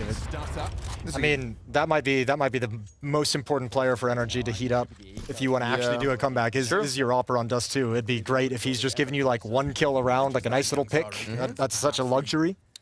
He's tied Senpaius' kill count. And this is what I was saying. Like, Senpaius not really the most dominant, just impose yourself type Opera. Which, I mean, but like remember too, it felt like he was that Opera in CSGO. But he was probably the Opera that you could point out and say had the most struggles of all the Operas, I feel like, transitioning into CS2. That was just Falcons, man. Yeah. That wasn't him. That was Falcon. Well, what are we doing now? Like 7 months later, he's getting it back. But he's good. Yeah, he's really good. Yeah, he's actually quite good. It's just I feel you on that. It's like there's a point where like he has that. Oh no! Wait. Okay, it's not. It's no, still it's in NRG's favor. I like, but I still like where NRG are in this round, but Tanir scares me sometimes. Yeah, you just can't count him out. He scares me. He's got a scout though. We're all good. The only saving grace. No, he's not known for scouting. Are you gonna jinx Oh this? my god! Why are they peeking with their back turned to tunnels? They saw him. They saw him. No. Oh dear. No shot. Oh my god! Now it's on. Does he have a smoke? Does he have a kit? Wait. Oh, he can just stick it. Oh! That was good from OC. That was dope. That's what you wanted to see an OC round to save him. That shouldn't have been that close. That was that was awkward. No way. That was hella awkward. No doubt. Okay, your scoreline is still a possibility. Both of our scorelines are still a possibility. Still in this too, James. Yeah. Yeah. I think I'm leaving more. I'm just on his train. 13-6 over 13-5. Yeah. I took the over. Yeah. I mean, the problem with that round is like, obviously, like you bail them out, but you lose so much money in a round where you shouldn't have lost that much economy. So like you can even despite the fact that you're in a lead, like and you win rounds, like your money can be in a weirder position at some point. What's going on the bait urge? Let's have a look at the score. 10-3. 10. Oh, okay. So it's just following the same trajectory. Yep. The script is matched. This is a full spoiler stream. We're not doing spoiler. No, we are just chilling, talking, watching all. Yeah. Who'd you interview, James? I did Sonic. I did Call Me Sue. Call Me Sue is great English, by the way, from Tyloo. He lived in America for a while. Yeah, so he was perfect for that. And then You know he's a billionaire. Yeah. Pardon? I mean, it's a rumor that his dad is like an insane. You went from billionaire to just. No, I've heard multiple accounts that he is actually. Okay, you could have told me that before the interview, so I could have asked him. Murray said your dad is a billionaire. And can I have my? It will just completely ruin the whole show, though. I would have quit my job. And oh no! Oh, you knew it was happening. It's that B-side. Hey, your prediction's still alive. It's looking great. Okay. Now. Your prediction is very alive. I mean, that's the hard part, like with watching, or like for NRG, and this is why sometimes it's hard to get on like the North American hype trains. Is like you lose the second round. Yeah. You almost lost that round against the Eagles just in the previous. I think you lost to Force Spy earlier in the half or in the previous half, and now you're losing to this at this junction in the game, and it's like, all right, well, showed some cool things, but when you lose 3 Force Spies, this is the way it goes. Exactly. You could play the gun rounds as well as you want, but you got to clean these ones It's up. really hard to win games when you're losing that many of them. Some would say impossible. Some would say. Well, also, because the previous round was so close, they have no money. So that final round, like, economy is just gone. Exactly. Well, they got 3 alive. I think it's safe on the other 3 members. Let's call it coconut. I'm going to try and get X-Flower for the interview for Heroics win. Okay. Let's go with that. You had a big game. It's not over yet. Could be bigger. Yeah. Let's see. Nitro's got these positions. Yeah, what is Nitro So going to many call? kills. He's fine. What's Nitro going to call for the boys? Oh, the old oop-de-oop, I think. Yeah, that one. The Statue of Liberty play. Uh-huh. The shield.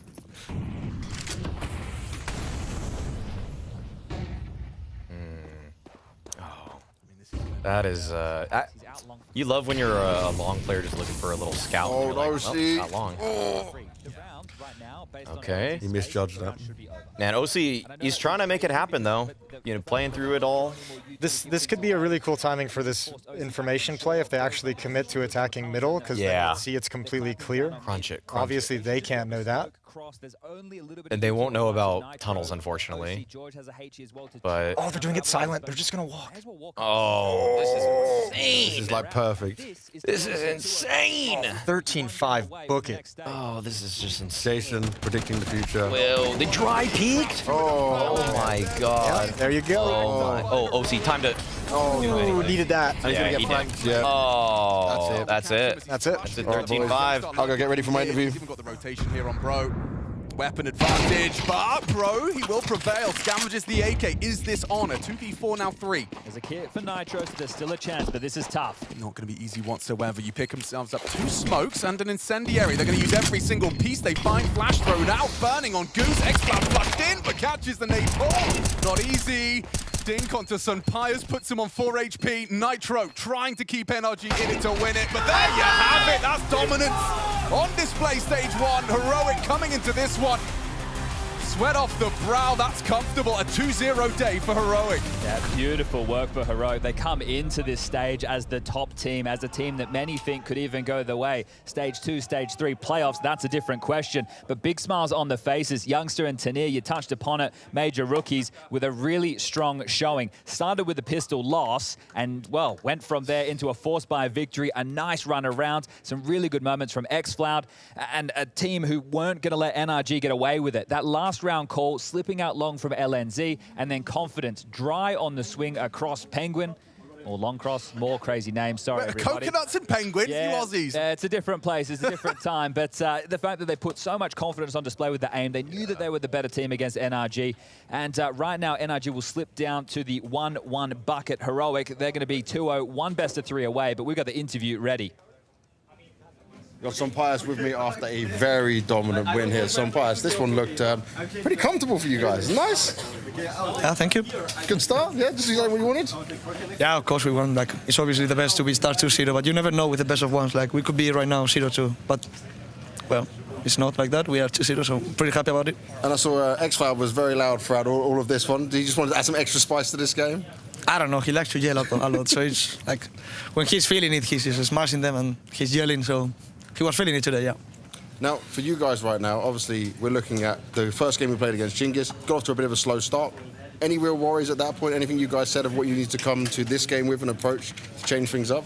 Oh, I mean, I think we talk a bit about it. I thought it was hesitation, but it's not. It's about decisions, you know. Like, we were not decisive enough. Yeah. Like, we were like, okay, we are two here, but then we didn't call, and we were like 20 seconds just doing nothing, and then we were like, okay, let's just go. So it makes no sense, you know. Like, we had to take initiative, I would say. Okay, so you had like a mentality switch up ahead of Yeah, this game. of course. What was Saw saying to you then? Was he like pointing out a lot of the mistakes you guys were making? When? After the first game, yeah. No, of course not. Like, that is a really bad mistake if you do that. Like, we were just saving energy for this match. Okay, cool. Like, there is no mistakes today. Just play and try to do your best. And for you guys right now, 2-0 through, a great first start to it all. Do you feel confident for that 3-0? Do you feel like you guys are the ones to do it, the ones to be in the best shape possible? I mean, I don't know. We don't have expectations. Obviously, people do, but I think we don't. We are here. We want to play. We will see if we can win tomorrow, and we will give our best, of course. Awesome, man. Well, congratulations on that. Thank you. See you later on. Thank you. Yeah, I mean that's a great little interview as well. I always find it funny when I hear things like almost like a throwaway comment where he's just like, no mistakes. We were saving energy for the second game, and I'm like, that might not be the best way to go about things. That's how you get upset. Pace yourself. In the opening game. Yeah. Just pace yourself. But hey, fair play. It's worked today. X-Fod had the sick game. This was competitive at some points. Maybe the first 2 rounds, but slowly this really moved away from NRG, unfortunately. First 2 rounds really hard fought. Really hard fought. All right, we're switching over back to the Bait OG game. Oh, man, this is looking great for Bait. Okay, who's popping off right now? Kenzizor, new addition. And yeah, we've seen hat-trick moments already when we've been checking into this one. He's been in so many positions. He's been super mobile. And if you guys are just coming in from the NRG heroic game, we've now swapped on over to Bait versus OG, which is also a 1-0 game. Both of these teams have at least secured a single victory here. They have avoided the 0-3 pool. One of 3 wins that they'll need. Yes. This is fun though, because Bait was winning so many clutches at the A bomb side on the CT side. Let's see if they can actually take it over. Ooh. That's brutal. And that's brutal. This is okay. An emphatic shutdown. I just heard Nikadaz's calm when he died there, and he just said, "Aye." He just kind of was like, "Aye." Couldn't even get it out. I didn't really say, yeah. Gotta say something quick. I don't think he really. I think they can just look at the radar at that point. We've all had those comms at some point. Hey. Like, I don't have 33 kills. This game isn't nearly as much fun as the last one was. Yeah, something about it is a little bit different. Lambert is just the most quintessential French coach ever, and I will refuse to elaborate on that statement. I don't think you need to. They're playing good, man. I like this. Oh, definitely. Bait, I like Bait, that is, yeah. Yeah, it's good to see that the nerves that they brought to most other lands are not apparent here. Yeah, because I mean, we always have those. I mean, we see with so many teams over the years the like choking effect and like, figuring out how to actually win games, and watching them kind of struggle and fail at a few events over a year span, and then obviously when they figure it out, you're like, awesome, thank you. Yeah. Am I back? Yes, you can hear me. That's good. You are back. Nice. Yeah. Hitting them hard enough to send them back down to Not going to be exactly the same scores that we saw in the last one. How do you think Sonpius handled your interview, James? Bro, I handled it terribly. I couldn't hear anything that was being said. I had extra sounds going in from different places. So, okay. You know, it's just the start. These things happen. He had a microphone, and then we used my microphone here. And I saw that. I liked that. Yeah. That was a good combination. No, that was awful because I got sound from every other direction. Okay, yeah. That part sucks. That was terrible. Yep. I didn't actually hear what was going on. Okay. Wow, that's clean. That's clean. Okay, comeback actually is mounting. I don't know if you can even. Don't even call it a comeback. Don't call it a comeback. Don't call it a comeback. The callback. Okay. Don't call it a comeback. Some prefer callbacks to be like a couple hours later. I'm more of a 5-minute kind of guy. That's the attention span of the viewer, though. That's why they're on the Red Zone stream. They need it. Need it bouncing around. Mm-hmm. What match do we have actually on the other stream that's going to be so soon? So the next one is going to be Lynn Vision for Wildcard. So that you guys, if you want to go watch on the B stream for that, go and check it out. Go and enjoy. Otherwise, you stay with us in the Red Zone. Whatever you want to do. We'll be tuning in now and then. We'll check it out. It's up to you. And you know what? If you go to Blast.tv, you can watch everything in 4K. Absolutely. With no ads. There you go. Well, actually, that might have changed. That might have changed. That might have changed. Yeah, that's fine. I need. That's not in my department. Yeah, You know? actually, yeah. I don't handle those parts. Yeah, my bad. Yeah, that's fine. That might be false information. Hey, it happens. But it is 4K. Yeah. But it is That part's not false information. right. If you can handle it, if your bandwidth can handle it. Yeah, I bet. Some callers, this can be Network providers may vary. for them to defeat themselves. We'll see if they take I miss those commercials. I miss those commercials. Yeah. Just the small text. I can't believe nothing's happened in this round yet. The classic Inferno. You Nobody don't wanted to mess with banana control early, so there's just no engagement for 45 seconds. Just don't need to do anything. A smoke for a smoke. A pipe for a pipe. Almost felt like they wanted to pick up the pace and do that really quick off that smoke. Like from T-ramp. Agreed. Looks like they wanted to. But I don't know if they were going to send it. stop at top banana regardless, or if that smoke was just like, nope, pause. Regardless, Yep. it got a smoke out of the CTs. It did get a smoke out of the CTs, but not a Molotov, which just comes out now, so a little bit of a delay on this hit. You don't even have to care about the Molotov, really. If you're a T, you're like, my smoke is 17 seconds, so it's that Molly 5.5 now? All right, we'll just wait. It's fine. All that does is buy time for rotation. And That was awkward. It's cooked. It's done. Oh, That's well, a problem. Fiku moment. Oh. Time? Oh, almost. That would've almost. been huge. Yeah. So 12-6. This is going to be your scoreline prediction from the last game. We're right there. You're just gonna win a little bit later. They're looking for it. They're actually looking for this. Do they know what map they're playing? Well, they have money. They have money, I think, is what their mindset is, and they're just like, let's try and keep them off 12. But now that you haven't gotten anything, it might be time to just bail out. There's only so much. Yep. Okay. He's going to go in for the ninja. If they come in late. Oh my goodness. Oh, this is They have kits. They have Go three for it. kits. Go for it. Go for it. Go. Oh. Imagine. It was there. Imagine, yeah. Yeah. It would, Look how, and it would have worked. if he just got one and they double swung CT on his defuse, they would have got it. They actually would have got it. But they aren't. They don't see what we see. Yeah, exactly. They don't have all that information. Yeah. But it's a bummer when you watch them like stick around really wanting to force that retake. Yeah. And you can see like the possibility and you're like, no, stick with it. Don't change your mind. Right, and at this site, it's 5v2. They've drawn out some utility. They've worked both sides of the map. Fundamentally speaking, All right. very sound round. Okay, It's not okay. an incredibly creative round. But that's because OG gave. Nemiga.CDT is gave saying, them he's just something saying, to tech play with issues, I because do not have 30 kills. sat back and Yeah, waited this is not the same game anymore. That's What's fair. gone wrong? Yeah. Different. I'm still using the rifle. Yeah. I don't have an AWP. Yep. But I'm not doing the same thing. Different PC. He might want to be requesting that one from now on. Maybe yeah. like, hey, can you just do me a favor and always put Heroic in this booth? Some people get very superstitious about are they on the left or right side of the place. Hulzak had that thing recently where like he played on this certain desk with like a mouse pad desk thing, and he just took that with him everywhere, and he was like, it has to be exactly like this, and this is a guy who changes every setting, everything going under the sun. Yeah. Yet he played one insane game. Yeah. And was like, this is it. This is what I must keep. Whatever it takes, James. Whatever you can attribute your incredible performance to, you just try and stay on Hold that on to grind. it Yeah, for you as just long hold as on to it as you possible. possibly Yeah. can. That rabbit's foot's going to stick around. Eventually it runs out of magic, and then you got to find something new. That's why I haven't showered since last year. Yeah, he's won all of his matchmaking games. Hasn't lost one yet. No, I actually just keep losing. Oh, okay. Definitely keep that trend up. We have to It's spell going really you well. out for losing. That was This just is a terrible. self-report, unfortunately. Yeah. There is nothing positive about this. Actually, there was no linking between those statements, just two independent facts. That won't be heard. Uh-oh. This is a 3. How much do you think Nico does all of this? It's like the same ending as the previous. It's just like we're just going to do a high-risk contact walk until we see somebody. Yeah. Oh, they're so doomed. And it's going to work. They are so doomed. It's going to work just as well. They are so doomed on A. If OG win this round, you get double wrapped when you're on balcony. You feel like your pants are down. Ooh. No, your pants are still down.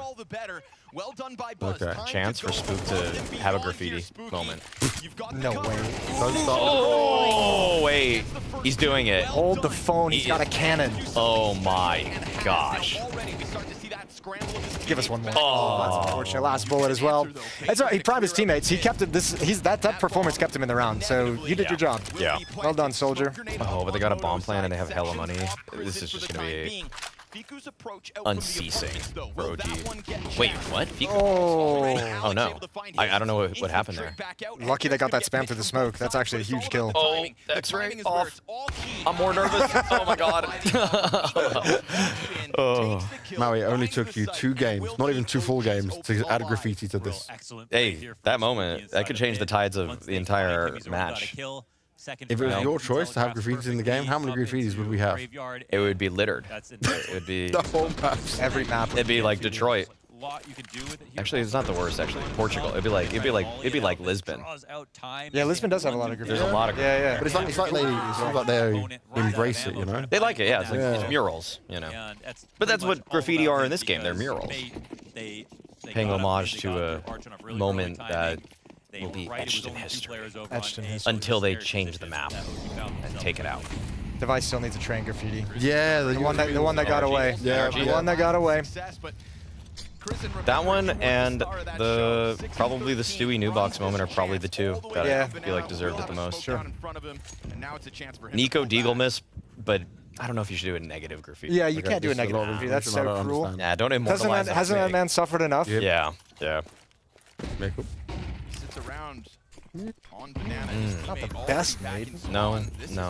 But better than OC's. Wait, that's not a smoke. Wait, he threw. He right-clicked a nade on the ground there. Okay, it doesn't matter. Yeah. Doesn't matter at all. He recovered it. Yeah, it really doesn't matter. That's the round where you're like, whoa. No, you're fine. Alex 666. Oh no. It's the mark of the beast. And he doesn't play that site. He goes deep. Hold on. Deep around the church. They know though. They know. They were keyed in on that. Yeah, really good control. Safe positions. All right, we're still cooking. We're still coming back. Okay. So, this is where the conversation about bait, the onliners with the land choke factor. Oh, you're right. Yeah. This is where it's rearing its ugly head, and that is their last time out. So if they don't get it done soon, this has got OT written all over it. Yeah, this was what, 12-5? Was it 5 when they got 12? Something like that. Okay. Oh, gotta be nerve-wracking. I mean, I would trust Lambert more. He's got a better haircut. It is nice. Yeah. That's true. It's clean, actually. Yeah. Clean. He looks great. He came to this major prepared. You know, get that barber trip in right before you show up. You gotta. Got good length on top too. Nice little sequence. Yeah, good for Kristen. Not the utility, but the shooting was great. It's the kind of game where when you only have 5 kills, that can be a little too All right. much. So Okay. We're still alive. Okay. We're still on. Let's do it. Yeah.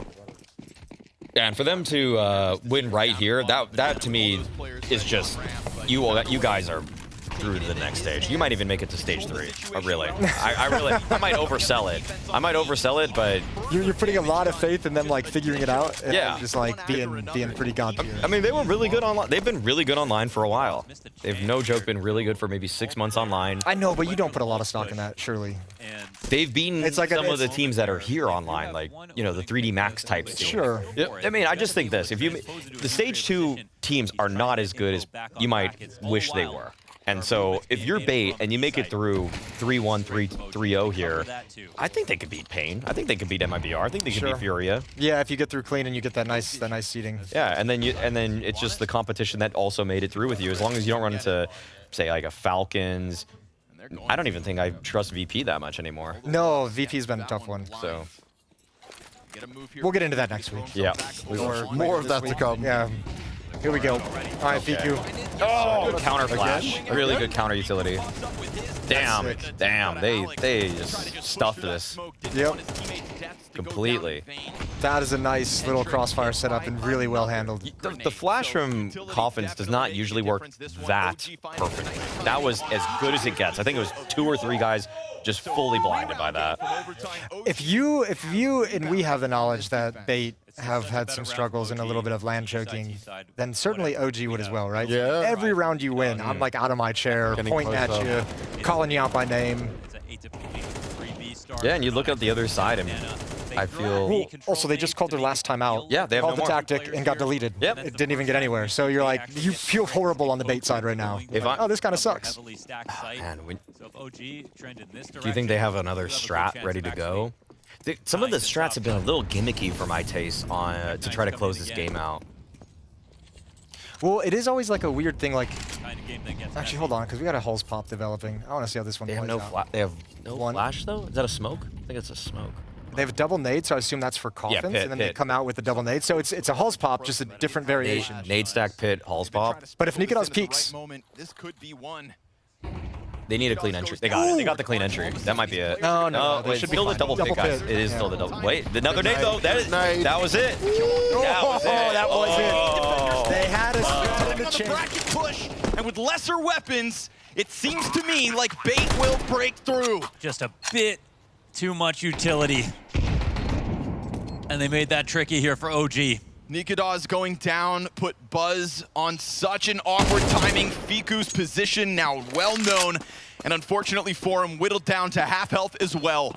Bait's T-side had found success. We get an uptick in success from OG's defense. 3 players left, and you can see the desperation here for Fiku. 2 games of Inferno for Bait will put them in that coveted 2-0 pool. An excellent first day in Austin. Yeah, that's lovely, man. I think as a team looked better. The scoreline gets marginally close once again, but I think they made their improvements. It didn't really feel like they were slipping and sliding. OG, on the other hand, I think went a little bit in the wrong direction. Welcome back to the red zone, peoples. We wait to see things get underway, but a solid victory there. We looked on the Bait side overall. CT side was fantastic. Hetrick was super mobile with the op. I like that the closing round had a really solid idea, that it wasn't just 5 deagles spread out across the map. We had a nade stack and pit. I don't know even how they got the entry in bracket, but that was clean. Yeah. For our A-Stream viewers as well, they've just come here at the same time. So just reminding them that Bait came through. What's up, A-Stream viewers? Yeah, how's everyone doing today? Welcome to the red zone. Yeah, great. We're doing great. Yo, that last strat they ran though is so legit. The double nade instead of a flash to activate that is such a really cool change-up, but they're so lucky. We didn't see it. Maybe lucky's not the right word, but fortunate, I guess, to get the kill on Nikados on Rap side, because you have to, if you don't have that utility to smoke flash, you have to just kind of risk the nades, right? You just have to walk up mid and hope you don't get killed. But it worked out perfectly, so we're all good. We got on the B stream right now. We got a Wildcard going up against Lynn Vision on this one. I had a good chat with Sonic, who was feeling mighty confident after their obviously very dominant victory against Metizport. They looked actually insane when it comes to that, but not the swift start they would want here. It is obviously there on the T side of Nuke, but I'm going to make a strong assumption without looking at any round of history here that Lynn Vision started 3-0. Okay. Because the buy here looks. Would you like me to tell you if you're correct or not? Yeah. Yeah. And there's no money built up either. Yeah, fact check me right now. Fact checking. You are a genius. Okay, thank you. Thank you. I looked at the money like Jason said. It's just no utility either after 20 seconds. I will praise his genius whenever I get I'm sure. Oh my god. Oh my god. Oh, get back. That one. Oh my. Yeah, reset. Holy. Reset after that. Oh my. Okay. Oh. Wow. Oh, wow. They needed something. They needed something. That's a cool little bait, though, from the MP9, like continuing to jiggle and just shoot bullets into the wall, so you have to keep your attention for that peak. Yeah. So for the A-Stream viewers, you're out of here. You're not in the red zone for much longer because you have got BetBoom going up against FlyQuest coming your way, but you can stick with us. That is a banger. That is definitely a banger. That is a good one. I want to switch to that now. Can we hang out with them? Yeah. Can we go with these guys? Is there really a way back in for these two? Stan makes there we go. So, at least for Wildcard right now, they did tell me in the interview before, Sonic was saying that we know how to play against these guys. They also practiced against each other literally yesterday. They're not playing the same map though. Oh, Lynn Vision and Wildcard? Yeah, they played against each other literally yesterday in scrims, but it wasn't this map, so they weren't too concerned about it. But they both mentioned it during the interviews, and they were both laughing about it. That's interesting. That is the weirdest thing about like the esports scene overall, but like even in, like in Counter-Strike especially, is like you practice against the people you got to compete against at all times. It's like a crazy concept. Mind game. I don't know what the answer is. I mean, yeah. I think in Europe you can avoid it a little bit more. Yeah, but you can take more lower down teams to fight against. Once you're not playing teams that are at this major, you're playing ECL teams and advanced teams. Yes. And I don't think anybody really That's a fair wants point. to spend that time. Yeah, especially after watching all the NA teams and players over the years being like, it's not worth practicing here. No. Yeah. No. Do you guys want to hear from Sonic? You want to hear what he had to say? You know, Jay, I'd love to hear from Sonic. Well, there you go. Let's make it happen for you, baby. Best of the rest. That's right. If you want to prove that you should be in stage 2 or Any- stage 3 with yep. the big boys, You guys absolutely dominated in that opening game. Was it as easy as it looked? Yeah, pretty much. As bad as it sounds, yeah. But I feel for Adam B on the other team. You know, it was funny with Sus. Because he says he's going to shit talk his brother throughout the game, but when it was going that way, he's like, nah, he feels too bad. God, yeah, too much. Yeah, that's fine. Borderline bullying at that point, right? You have to be careful of it. But for you guys, this is a great start. I want to ask you guys just how confident you feel coming into this major, because obviously looking at this stage and just looking at maybe the year you guys had, especially how things went overall, we'd expect you guys to be doing very well here. So what are your own personal expectations? Oh man, I don't think we came in for anything less than Legends, to be honest. You know, we made Legends last time. We know we can do it again. Yeah. We're very happy with the form we came in. We had a good boot camp out in Poland. And yeah, I think today was a good showing so far. And let's hopefully carry it into the next one now. For you, I remember at Shanghai, it was like a pop-off event for you. Do you feel like at the majors, that's where we're going to see you shine your best? You ready to do the same or better this event? Yeah, I think I'm actually in a position to do better. I think I've been playing pretty great lately. I think I've really found my groove. Yeah, man, I'm also just here to have fun, to be honest. I think that's when I know I'm playing my best Counter-Strike is when I'm having fun. And the boys know that too, and everyone's having a blast so far. And you got that vibe when I'm talking to you right now, man. I like to see that. But your game you got next is against Lynn Vision. How prepared are you guys for this team? Like, you're the second game in, right? There's not much time after knowing your first opponent. So how do you go through this all? We've had a couple scrims against them, so we pretty much know what to expect. You know, I think also a lot of the Asian teams have a very similar play style, kind of like the Brazilian teams. Yeah. Brazilians are very fast-paced. You know, they'll all try and run you down. The Asian CS scene, I think, also relies a lot on the individual skill and not too heavy on the tactical side. So yeah, I think with the way we were shooting today, I think we got that part under wraps. And then as for the tactical part, our coach Vince definitely has us under wraps. So yeah, we're pretty good. Pretty unfortunate. He said he's got that part under wraps, but for right now, not really under wraps. It's going the way of Lynn Vision, the sharpshooters. Still got plenty of time. Still early on in the game. You can still make this work. This is where you got to put faith in the guys like Stanislaw as like the leadership. Yeah. And him calling him back into a game. But like calling back on T-side nuke is not an easy or fun thing to do. It's actually my worst nightmare. They've got There's a man to fix it. It's done. Yeah, they've got enough plays and they've got the depth of the strap book. They've been together for long enough. And just look at Stan, man. He passes the eye test. He looks like a leader. Yeah, he does pass the eye test. He passes- passes the eye test with flying colors. Yeah. Perhaps nobody passes it better. Very few. He might set the bar. Very few people. Who looks like a better captain? I think Apex's transformation has made his case. Yeah. Passing the eye test work pretty well. Well, I think he's up there. He's up there. But yeah, Stan does look like he looks like a sergeant. I know.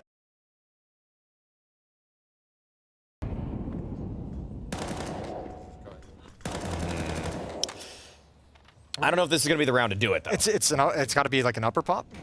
Oh, hey, they actually messed up the rotations. Ooh. Oh, okay. Hey, look at that. One timeout. One timeout. Oh, is that the one little mistake? Wait. Come on. Wait. Surely not. Why is the bomb not planted, guys? No, it's fine. It is not fine. It's not fine. Oh, it's fine. It's saved. It's saved. It's not fine. Mally, I think you missed your calling as a commentator. Oh, okay. Well, no, his co-streams are lit. Yeah, no, my every co-streams just hit. That's why. Yeah. That's fair. Yeah, we just, you know. Have they ever given you a graffiti counter? I think I might do that for you with this Graffiti event. So you're already counter. at 1, you've said. I'm going to start making a note of this. Okay. How many counter. graffitis you call for throughout this entire Well, there's already should have been 1. Yep. That one play in pit by 1. Was it? Can you remember Prison? the player's name? Was it Prison? This is terrible. You can't call for a graffiti and not know the name of the player. It's hard to read the names from here. Oh, don't try it. It was such a good play that you didn't even bother to look at the name. It was just so... It was Spook from OG. Spook, right. Of course. So 1 graffiti counter right now for the Marion in the building. Moses, you going to call for graffiti? It's not really your thing. I might, but I'm going to probably, it feels like, be a little bit more conservative with it than a bit Maui. smarter, Based right? off what I've seen so far, I'm going to hold out for different plays. Maybe until playoffs. Maybe. But we're always, look, there's been some good group stage clutches. Zywoo, shout out to him. And Why even have a stage 1 through 3 if you can't have graffitis in those stages? Ooh. Just give me the playoffs now. Well, give me the playoffs, give me the graffiti. Yeah, give it all. What would your playoffs be right now, Maui? 8 teams. Mm-hmm. Vitality, Falcons, Mao's Spirit. That's the certain 4. Navi. And then I would go with FaZe. I would go with Been hearing a lot of positive things about FaZe behind the scenes. Oh. the vibe check. I've been hearing a lot of good things about FaZe Okay. behind the scenes from people who've been practicing against them. Okay. Going to be really interesting. And But then I'm with you. I want to round it out with Aurora, Mongols, and probably Navi at that point. Probably. That's where is that? Yeah. That's 8. Is that 8? That's 8. That's good. Yeah, That's that's fine. 8. I I'm think happy with that. You still the said odd Navi. man out there is probably Liquid, but they started poorly, looked good, then looked bad, and I'm just unfortunately. We don't know where you're at. They need more. They need more time for me. They need more time. I'm not sold yet, so that's where I'd go. Yeah. What about you, Jason? What would you do for 8? I'd be pretty similar. I think I might take out... The ones at the end for me were Navi, Aurora, and the Mongols. Which is what we've seen throughout the year. Yeah. I think I just have question marks on like Navi and Aurora. I think Navi would be a great team. I think both of them would be cool teams to be there in terms of like desire. Oh, that's what I'm just saying. Not really. I'm not really. Okay, not an actual prediction. No. Yeah, I would want Liquid there, obviously. I would want some North American representation on the stage. Okay, Just from that sense, I would want a North American team. Yeah. Yeah, we got a Liege out there. Yeah, there you go. Phase up. I don't know. I think it would be like on some level it'd be so cool to have like some baller run from FaZe with Simple. Like if you just had like Simple like coming back and like just having some kind of crazy tournament that gets them to the final. Pistol round. I love pistol rounds. We've got Mirage. I don't care what anybody says. Do not take these out of the game. No, never. I don't care. Never. I don't care what people say. This is not real Counter-Strike. Oh, sharp. Yes, Yeah, it is. It definitely definitely always is. has been. Yes, it It's is. real Always CS. has been. It's real CS for me. Oh, Netic humbling them. Oh. All right. Okay, that's a pistol and a half. That's the red zone effect. Didn't want to watch some eco round on the other stream. That's what we're here for. What did that triple kill? Yeah. We just knew. I love pistol rounds. I love pistol rounds. I do too. Just such a pure expression of skill. That's what people take for granted.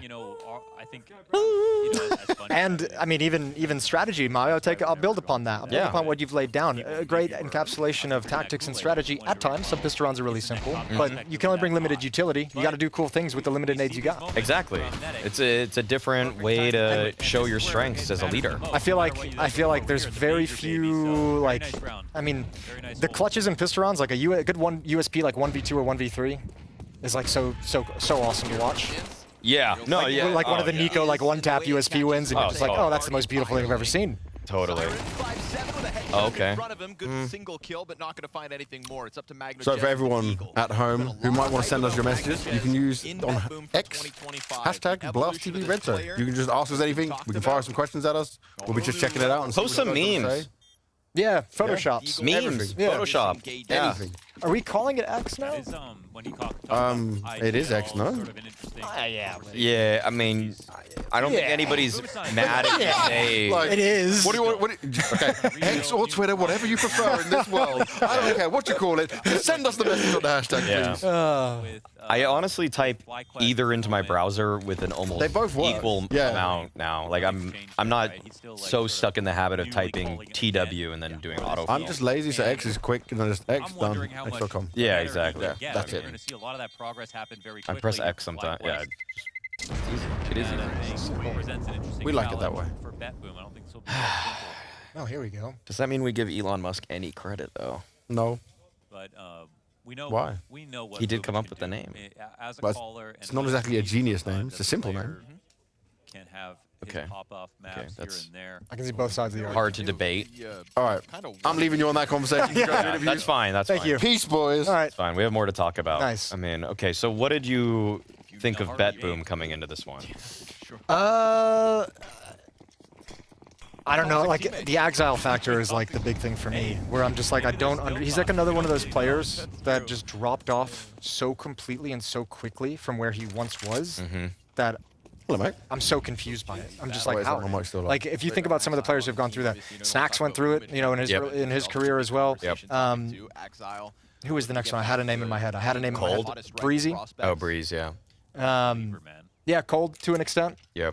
Olaf kind of fell off too out of nowhere. Yeah, but at least Olaf always had like, Olaf's game sense was so good that like even when he wasn't providing the frags, and remember like he also joined a team, the super team, so it's like you had 4 fraggers, you know, already on that team. You didn't need another one. You needed a guy who's going to be like kind of the glue guy. Yeah. So I think that's always a fun conversation too, is like some of like the old school star players, when eventually you get into a team where you have to take the mantle of another role, like that star ability kind of leaves for whatever reason. Yeah. But you've developed in other areas. Well, we've got a guy that is seemingly filling out the star role for BetBoom. We've heard from Magnajez, and we've got an interview with him right here. Magnajez, the first game over Nemiga. Just want to get your thoughts on that. Obviously back on LAN, getting that nice victory. What's it mean to you? I think that was just our default game, but that was kind of important to win the first match. Just feel blood, you know. I think that was just our default game. It's just a good start. That's it. In terms of getting a good start, though, like how different does it feel for you guys being here on a LAN, you know, after, I guess, the struggles you guys have shown throughout the rest of the season? I think for our team it's much easier to play LAN than online, obviously, because we have experienced players, Exile, Boom, Zorte, everyone likes LAN much more. I think everyone likes LAN more because it's an absolutely different game like compared to online. So I think that's our chance to farm some VRS points, show some good results, and try to up some rating. Could you farm some VRS points quite easily against FlyQuest? How confident are you feeling for this team? I think no easy games for us in this tournament. No. We are playing just without expectations, just trying our best. How it goes, how it goes. Do you feel like you guys are the favorites, though, in this matchup? We are not thinking about it, but yeah, I think we have good shape right now. We had a little bootcamp before the tournament, so I think we can beat literally every team in the stage first, so doesn't matter versus who we are playing. That's what I want from a guy on my 3-0 pick. That's the exact interview I was looking for. I'm glad that he thinks that they can beat everybody, and he's totally right, though. The LAN experience between Boomage, Zorte, and Axile is probably years above many of the people in this first stage. So many rookies here, for example, him included. Yeah, I feel bad because I always feel like I have like this negative angle when I talk about this. But like even like Zorte, I have in like a category of like I've heard his name so much about an Opera that like people are like, that's a good player to get onto this team when a roster change is needed. That's like a next big Opera. And like I think he's good. I think he's really good. But like it hasn't hit that point yet. And I think that's what this team is missing. With Exile not kind of hitting that star level, I think you're sometimes missing that reliable chunk of firepower, that guy who's going to give you 15 to 20 game in, game out. You know, like I feel like that inconsistency or that consistency isn't there yet. It's weird because Zorte is actually a little bit older than people might think. I think he's in his mid-20s at this point, even though he's kind of been floating around the, I want to say, tier 1.5 Eastern European teams for a while. Like, I think he was on Forza. Yes, he was. So, yeah, he was at times their best player too. So it's, you kind of would think that he would have put it together by now because In a weird way, he's actually not one of the Eastern European operas that came up where I was like, oh my god, he's just so fast and amazing. He's actually a little bit more calculated, a little bit more rigid. Like Western European style opera, play smart within the textbook. Yeah, yeah. As opposed to the Molodoi types that are just flashier. They just go for everything.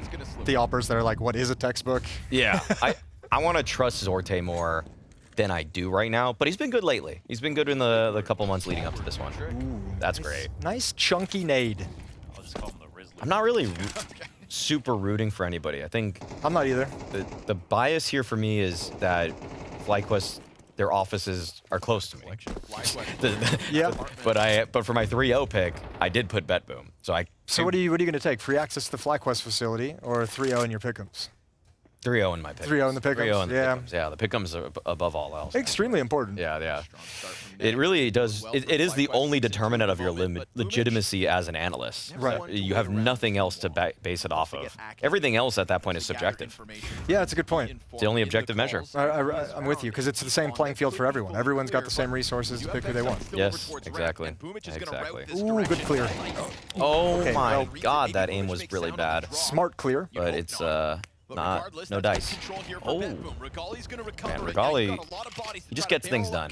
Really gets things done. This is a sick call if they can actually push it and hit this timing. Boomish gets one.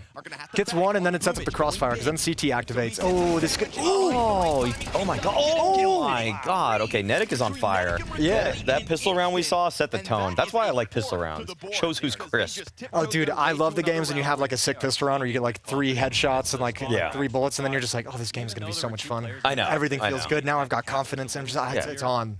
I can die 3 times and my KD will still be positive.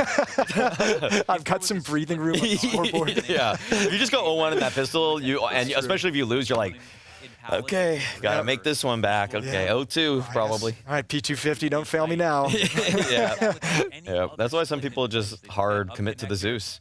Probably gonna end up 1-2 after that second round, but at least you got something in your back pocket. Yeah, you got something to look at. At least you're not a big donut. You go for donut. I go for goose egg. Okay. Yeah. I think it's a boomer thing though. Yeah, I know the O. Well, I like the Owen. I just love to see that. You're not Owen today. Owen. Like Terrell Owens. Terrell Owens. No. 0-4, 0-5, 0-6. No Owens like that. Press 1 if your name is Owen. I was like, who the hell is Owen?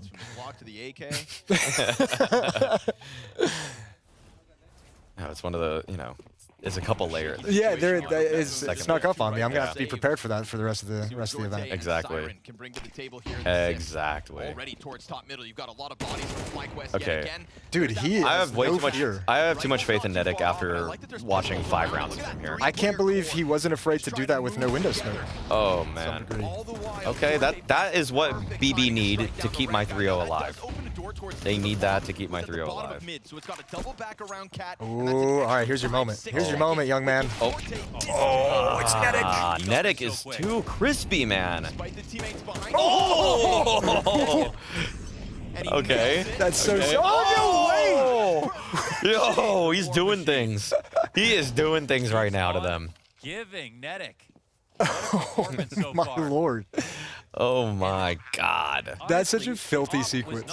Dude, Nedic, this is the most slept on upgrade of the middle I know. of the season. Well, no one's talking about this guy. I gotta find him out.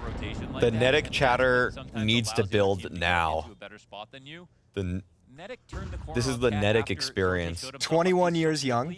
Love that for him. I think he's from New Zealand too, right? Coming out of Talent and the X-Talent lineups. Is he from New Zealand instead of Australia? Yeah, he's a Kiwi.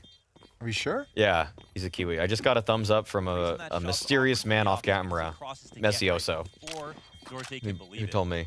Okay. Yeah. The flags are so similar that I was gonna say it looks impossible to yeah, tell. they do. Yeah. Timing, but there was a bit of missed timing behind. Yeah, that's not cool. Man, wow, that was tough. That was tough. To hesitate a second. To make sure they're not I love that though. Like, all right, now I'm watching you for the rest of the event. Yeah, exactly. now I'm here. Yeah. Oh, that's just a pre-fire he walks into. Yeah. We don't get to see it again. My but also goodness. that nice reaction to the I mean, the last 2 might have been the most impressive, like the flick over to the guy by bench. This is the most I've seen FlyQuest smile this season, other than maybe like just like a game here. I don't know, like a round or two. I don't. It's definitely. I think the mood has definitely changed in this camp. I feel like this is kind of a weird honeymoon that they're getting right now. It's okay. I think it's tougher on Ince in general because he's had to become the in-game leader, but I feel like the injection of young blood into the roster is. I think people are just playing a little freer. I think they were just playing a little bit looser. They're calling their own numbers a little bit more. Like let's be real. Like Nedic was not in a position to be traded for a lot of that entry route that he was on there. Like if he died, it would have been bad. Yeah, but you just lose that space all of a sudden. yeah, but that's look at this. Like he's just doing stuff by himself. He's just doing stuff. There's no one in mid. He has no support right now, and he's just going. I mean, that was a spray through smoke, but no, I think they've given the players more freedom. So it's the eye test is tough because it looks kind of sloppy, but the results test is good. Yeah, and it's also like context as well. Like this looks great right now. Yes. Go to the next stage. Nedic making those solo plays frequently, you're going to get punished quite frequently as well. That's what I mean. The eye test is a little rough on this. Right. But, you know. I mean, it's like the classic, it's like old school North American Counter-Strike. It's like, they're going to beat you if they hit their shots. Yeah. They don't do anything crazy smart, but they're going to beat you if they hit their shots. You either hit your shots or you don't. At the end of the day, it's all that matters. It's a hitter, get hit league. I'll try.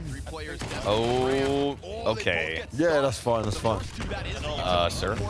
No. Can we just not, do we have to tell him in advance? Can I just take whoever's there? Whoa. Well, they brought it back. Yeah, they did. Wow. All right. Excuse me. They got this round. I don't see a way back in. No, you're locked out. And you want to save the op, you have no money. You want to save the M4, you have... Wow. This is a FlyQuest 3.0, if I've ever seen one. This is a FlyQuest 3.0. They're through. They're through. Nah. Vexite, who dominated So, more domination from FlyQuest. Yeah, Yeah, they're feeling it. Nedic is wild, man. You missed a couple bangers. Okay, so he continued on from the pistol round. Yeah. It's interesting because when I spoke to Inns, he was saying like the good start here in this best of one is so like he said in the game they played first game where Vexite got off and just went crazy. He just had that confidence going forward. Yep. He's expecting more of that from his players, and he even just happily admitted the best of one suits them better right now. Like this is where he wants to thrive. So. I can totally believe that. I do not expect the depth of their map pool with Ince as a new IGL is going to be that crazy. Yeah. They want to just hit hard, hit fast, and get out with their lunch money. And rolling through with that momentum. Yeah. Yeah, exactly. It's still worrying for me though, this whole BetBoom team, because we saw them at the start of the year at Bounty, and we're like, you know what? This is actually good. They made it to playoffs. Obviously, there are the visa issues, but then after that, it's just been sad. It has been. Are we still down on Siren? Or is there more problems? I gotta look. We spoke and we remember we said if they change Siren, then like there we could look at this as being something a bit more complete. Yeah, I'm still not gonna say I'm sold on Siren, but there are more issues. Surely than just him. Okay. Like Axile needs to be. He actually fell off. He actually kind of fell off Yeah, and it feels like he's like there's no coming back. God, what, dude? Yeah, I mean Nedic's on fire for sure, but also he should have died. I bet he's on Nikadon's PC. This is the supercomputer. Yeah. Admins, can we please check this? Please understand if this PC is just nuclear. Dude, you can see the way he's feeling as well. Like the peak he's just going for.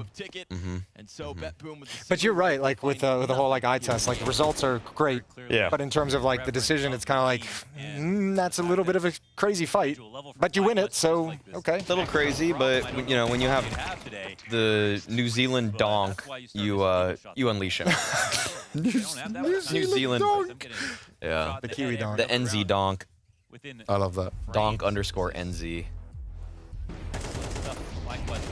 Yeah, he's just whipping around and has no business taking names, making those fights look that easy. No, that's a high sense warrior. James, I got a treat for you. Oh God. Yeah, we're gonna show you the previous Nedic highlight because I wanted to see it again. Oh hell you missed yeah. it, so I'm bringing it back. Thank you. Yeah, here we go. Watch this. This one's crazy. Ooh. Watch this next kill. Spicy, spicy, spicy, spicy, This spicy. Oh, God. What was... Oh, it's still going, James. It's not over yet. Okay. Yeah. Ooh. Look at Not that. bad. Look at that. Like, he is really dialed in. He is. I'm going to say I want to check this PC thing now. the third guy should have killed him. Who was it? Siren. Oh. Just gonna say that. Just gonna say that. Oh, bump the first 2 kills, there's nothing those first 2 guys could have done. Okay, third guy definitely had an opportunity. Yeah. But Managers was just running. My God, 178 ADR. My goodness. Well, now we know why Nedic's here. Yeah, it's looked good. It looked good at what was it, Melbourne? Yeah, it was. I mean, he does. It just looks like he fits. Yeah. He looks like he belongs at this level of CS Because so far. I was kind of confused when Dexter went and just the timing of them getting rid of him, making the change. But if you can have this kind of an upgrade of another player that comes in with the firepower, it's not that too bad. Yeah, I think it's been probably really hard these first like 2 or 3 years of CS2 to figure out what style of in-game leader you kind of want to have. You know, just because the meta is changing so fast, people are figuring things out about the game, how to play certain scenarios with the new changes. So eventually you get to a point, you figure out what's strong and what's not that strong, that was good in CSGO, not good in CS2, and then you have to figure out what style of IGL do you want, and obviously they decided Dexter didn't really fit the image that they wanted. Yeah. I'll say I have a FlyQuest source. Okay. Nedic was a FlyQuest source. Yeah, no, this is. Yeah, who is that then? The manager? I'm not. We don't name names. I'm gonna say a source close to FlyQuest has told me that the thing with Nedic is that it was just a talent in the region that was so strong, and they kind of saw what happened with, say, like Lake or Malbs, how M80 got these guys, but then Liquid missed out on him, or even Complexity, and then they were like, okay, we kind of have to get this guy because he's just too good. The roles don't really work 1-for-1. He kind of takes some stuff away from Ints, but if we pass on this guy and he goes elsewhere or gets locked into some contract, it's just going to be hurting us for the next however many years. So we just want to make sure we get him. Smart. That's really smart. Yeah. I like that. But I mean, it's also like that's always kind of like my thought of like a philosophy of going into like CS2, remembering like the change from like 1.6 to CSGO and how long it took for like the old 1.6 pros to get like cycled out. Like this CSGO to CS2, that is so much faster, exponentially quicker. And we've seen enough of like younger and inexperienced players, some like just delivering out of the gate as well, which is awesome. Oh, tables have turned. Look at who came back. Yeah, we've switched over to the A. Nope, I don't know. I'm gonna guess. Oh, B. No, I knew. 50% chance. They're B. You're used to the other TO putting these guys on A.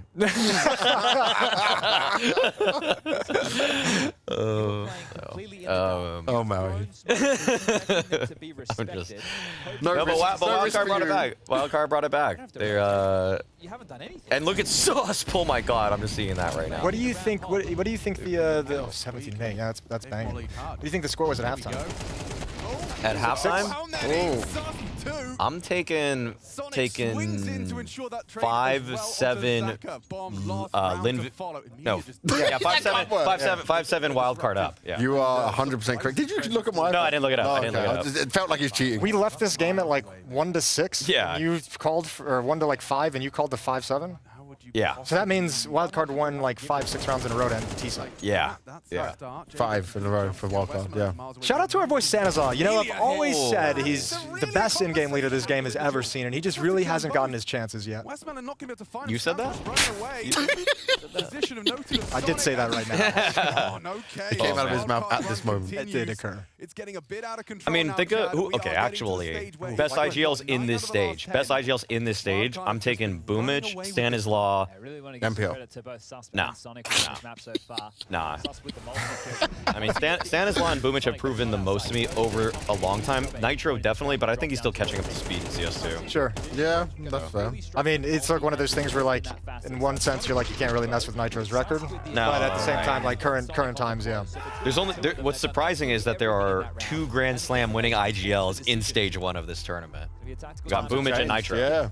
I forgot about Boomich, Yeah. Hey. Yeah. I just forgot about the Grand Slam. Oh, okay. Yeah. That was in the COVID times, you know? It's memory hold. It was just it was memory hold. Yeah. It had a nice somewhat deleted gap in the middle. Yeah. Yeah. It was kind of awkward. It was an awkward Grand Slam, let's say. Yeah, the least impressive one. but then really Yeah, you could say you're the Na'Vi fan, and you're saying it, and it's true. It is true. It was the least impressive. It is because obviously it's like, yeah, it was dominant, yeah, it was those runs, but it would have been nicer if it was not during that time. And it had the gaps in timing and the fact that I think two of them were studio with no one even there. Yeah, it was like no arena. Okay, well that context is important because when I hear you say like the least impressive Grand Slam, I'm thinking like in terms of like the gameplay. Oh, but with the context of the actual. I'm talking about how they won it right in comparison to the other ones that happened. Yeah, I got you. Okay, what's the most impressive in terms of gameplay? Astralis? Okay. Oh, you just Lakers was fast. Okay, sure.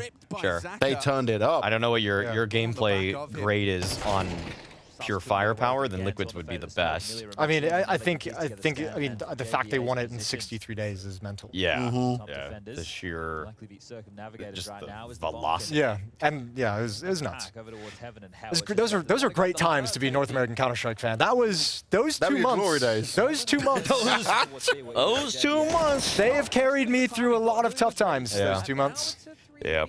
And it's only been heartbreak since then. We're gonna get something. Oh wait. This was a 2v4. This was a 2v4. Okay, bit of an overextension. And Jeba, as you and mentioned, they got 2 plants. I mean, they got 2 kits. They got 2 kits. I don't know why I said plants. Okay. Chance. It's all up to Call Me Sue. I can't even see it. No, they're doubled up now. They're doubled up now. Oh. Call Me Sue. Sue Z. Don't call me Sue. Do not call me Sue. They're on the board now. Okay. On those shots, similar to Zaka in the first half with My that God. Squeaky Door, an important All right. Well, that's a little hitch in the run. Can that be something though? You know? They're within striking distance. I mean, like they're not that far back. The economy is going to be a big tell of like how close they are to actually closing the gap in this. Yeah, I'm not sure if it was the most sustainable T-side round victory. We'll see though. Sometimes it just needs a spark. Dude, a nuke. Sometimes you just take what you get. Yeah. Like you're just like, just give me that first one. I don't care how it happens. I just want one. Okay, money's actually horrendous for the wildcard side. This is a must-win round with people being alive. Fozy moment. Fozy moment. Certified Fozy moment. I'm just putting it into your mind right now. Let's see the Fozy moment. Fozy. It would probably need to be in a comeback for it to be a graffiti. Oh, okay. Or just a really close game. This is already comfortable in terms of the lead. Okay, let's see. I'm going to check out our hashtag while I'm here. Yeah, please do. Get the community If no one involved. said anything, I'm just going to be Hashtag Blast TV Red Zone. We should have made a smaller hashtag. It's a lot. I think we should have made the audience guess at what the hashtag was. See if they could piece it together. Blast TV Red Zone if you want to talk to us. Oh. What they saying? Oh, what are they saying? Okay, I love the meme to start off. Oh, they got a meme. Look at this one. Meme. This is brilliant. But I like this. That's awesome. Yeah, we That's need to put that on the stream. Can I show this? Does this work? Camera Just people? send it to him on WhatsApp. Yeah, send it to them. Oh, yeah. They gotta find that. They We gotta have find the that. technology. Look at Fozy moment. I'm telling you, Fozy moment. I'm used to being at home on my stream and just pointing right. They're doing it. I just drag it onto the screen usually. You're gonna get a lot easier. Yeah. You're gonna get an awkward notification. Wait. That's a dangerous game you're playing. Lynn Vision are running the clock out like Prime Navi. Wait, make sending it to you. No. This was great. It's fine. It's fine. Wait. JBA moment. It's not fun. It actually all went terribly wrong right after. Okay, that's 2 now. They look calm and composed. And the money's gone. Yep. Yes, we were. Ooh. Calm Misu. So this should be 10 to 10, I would imagine. I think he just. At least or 10-9 into the next buy. At least 9-10. I don't know what the losing bonus is. I think 9-10. Let's see what the plan is, okay? I need more. I mean, if it's a force buy, it's. I think it's a USP or just upgraded pistols, but I want to see what the plan is. No investment. They threw a smoke or they naded door, I think. What was that? And they're doing they're gonna do a big secret push here. Let's see if they get the timing, they could get some guns, but I just like a plan. Stanislaus a man with a plan. Oh, 4. Well, you got a flashbang, so already you know there's a plan. The easiest plan in the books. And the timing isn't there. Almost good. Wait. Well, the 1 kill got me. I know, it got you so excited. You were so jumped in on this round. Got excited. You believed in the flash and the magic and the USBs. I mean, something about just Wildcard in general is that people like Susp and Sonic, they just humble people like Lynn Vision. Like they just hit like 3 headshots in the span of 4 seconds, and that's how Wildcard wins their games sometimes versus this level of opposition. Well, that was Shanghai, right? Like Sonic had so many big rounds at Shanghai. Yeah. Huge clutches, like massive like triple kills. And so when when that first snowball is falling down the mountain, I just think it might be an avalanche for Wildcard. Yeah, I've seen it a few times. All right. Well, they could use an avalanche right about now. I've got a question for us. I think it's safe to answer because I can't bring it up. I've been told we can't bring it up. So, can we get a hot take from everyone for this major? You have some time to workshop and we can come back to it in a bit. Hot takes. They are my specialty. I'm known for it.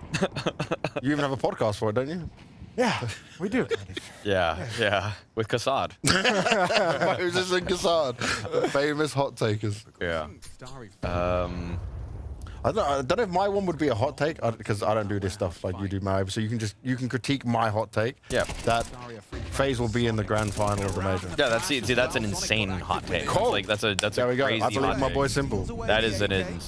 That is Simple, Karrigan together, Scalding genius take. explosion into GOAT, leader, GOAT of all time. Yeah, there we go. That's what I'm believing in. And they will then lose to Vitality in the grand final anyway, but it doesn't matter. That's 3 grand finals in a row. Crazy hot take. That's tough. Yeah, I need time with that. I feel, I mean, if you just throw it out, right, like nothing, then, and you don't really think about it, then it's usually just delusion. I've already said this on camera. Okay. Yeah. I'm not saying yours is necessarily. I'm just saying for us right now. You think mine on is the spot. delusional?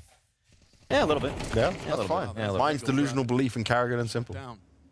I have a lot of faith in them, but maybe not on a roster that's playing its first tournament at its 5 together. Yeah. I've got time to warm up though. Yeah. Because look at what stage they're. They got time to grow into it all. This is happening, by the way. This is actually happening. No. Sonic is getting 1v4. It's not likely. Jason. Not likely. Jason jumped the gun. Oh, If he killed that Opera, it's on. Dude. He killed that Opera. I mean, and then the other 2 people. You could have some like fun hot takes in this would be for stage 1.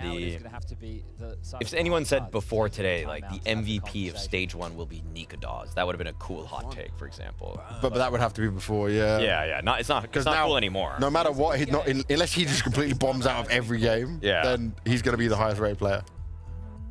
He must be like, let me have a look. He must be exponentially higher than everyone. I mean, the hot take I want to like lean into. We'll just workshop this live, right? Yeah. The hot take I'd want to like lean into would be something with Spirit, like having just like shutting down, having like a breakdown, like a collapse. Oh, okay. It'd be like, I guess the hot take would be something like Spirit not making the playoffs would be. Oh, okay. Well, I already had a hot. Okay, I'll say this. I had a hot take months ago, and I'll double down on it. I'll double down on it. In esports, double down. It's a classic. I mean, I think Aurora is going to make it to the playoffs. I think they're the odd men out on this kind of thing, and I think a team like Liquid will probably take their place. They are on boot camp now. Aurora are now on boot camp. They're a really weird one to assess coming into this because I feel like the eye test is bad, but the results are good. You know, when I watch them play, That's what I mean. Yeah. It's like I don't know how you're getting this deep into events. It feels like you guys aren't playing very well together. The thing I'm worried about is last time I spoke to Magic, he was like, yeah, we've had time to work some things. I've got this new playbook, and they looked like they played exactly the same. Yeah, I don't think. And I'm like, so you've just either lied to me or you just not changing the game plan. Like, one of these 2 things is not working out, bro. Players lie to me all the time as well. They fill me with this confidence. They make me believe in things. They're not lying to you, James. They're just keeping things secret. Oh. No, they're also delusional. They're delusional in their own thoughts on this. Oh, it kind of feels like Wildcard. And they've lost some mojo. They need to show something on this. Oh, man, they just get run over. Show something. Come on, show something. Okay, here we go. That's something. That's something. That is something. That is something. You showed us everything, really. That is out of nowhere. Oh, that's a round to win. Yeah. That's crazy. And he went up the vents on fire and still got one. That was JBA's simple moment. JBA with the double D. JBA. Bang. No one looking. Oh. No. Oh, what the? I didn't know it was 4. Oh my God. Holy. Graffiti. Write it down. Graffiti moment for JBA. True. Oh my god. No, Jaber, not JBA. Nuke. No, he says he told me it's pronounced JBA. He told me that. He told me that. That's why I've Okay, he wants it JBA? Yeah, I've switched. But in Shanghai, he wanted Jaber. Well, he told me. What the hell, man? He told me this, so I'm respecting that. I think casters should do Jaba, analysts can do JBA. And that way we just confuse everyone. Everyone's getting it. Yeah, yeah. Okay, so we've got 2 graffitis already. Oh no, don't get too excited now. Come on. Yeah, you win this round and they're deflated. You lose this round and they're fired up. They're back on him. Oh no, Sonic, be careful. Be careful, Sonic. Yep, I knew that was happening. Actually, that was a fine fight for him. He just missed. You know, like. Oh no. Them's the breaks. Oh, now, Stanislaw. They just got too excited. They're gonna run at you. That's brutal, man. Yeah, they just got way too excited there. What's their money? I can't. It's not good. That's They're bad. cooked. That's They need bad. this rifle. Very, very bad. Yikes. Even though they won an eco. Yeah, it doesn't help. With one alive. Well, I think their losing bonus is going to be 2 or 3 rounds, so they might. 2,900. 29. Is that on the? It's not. I'm not 100%. Okay, you're throwing the guys out there into the world. But it's. Yeah. I think they have full loss bonus, and then they won 1-1. So it went from 4 to 3. 34 to 29. 2v5 that was a sus ace. A Tech 9 round loss with a Sonic A entry into a Stanislaw lurk.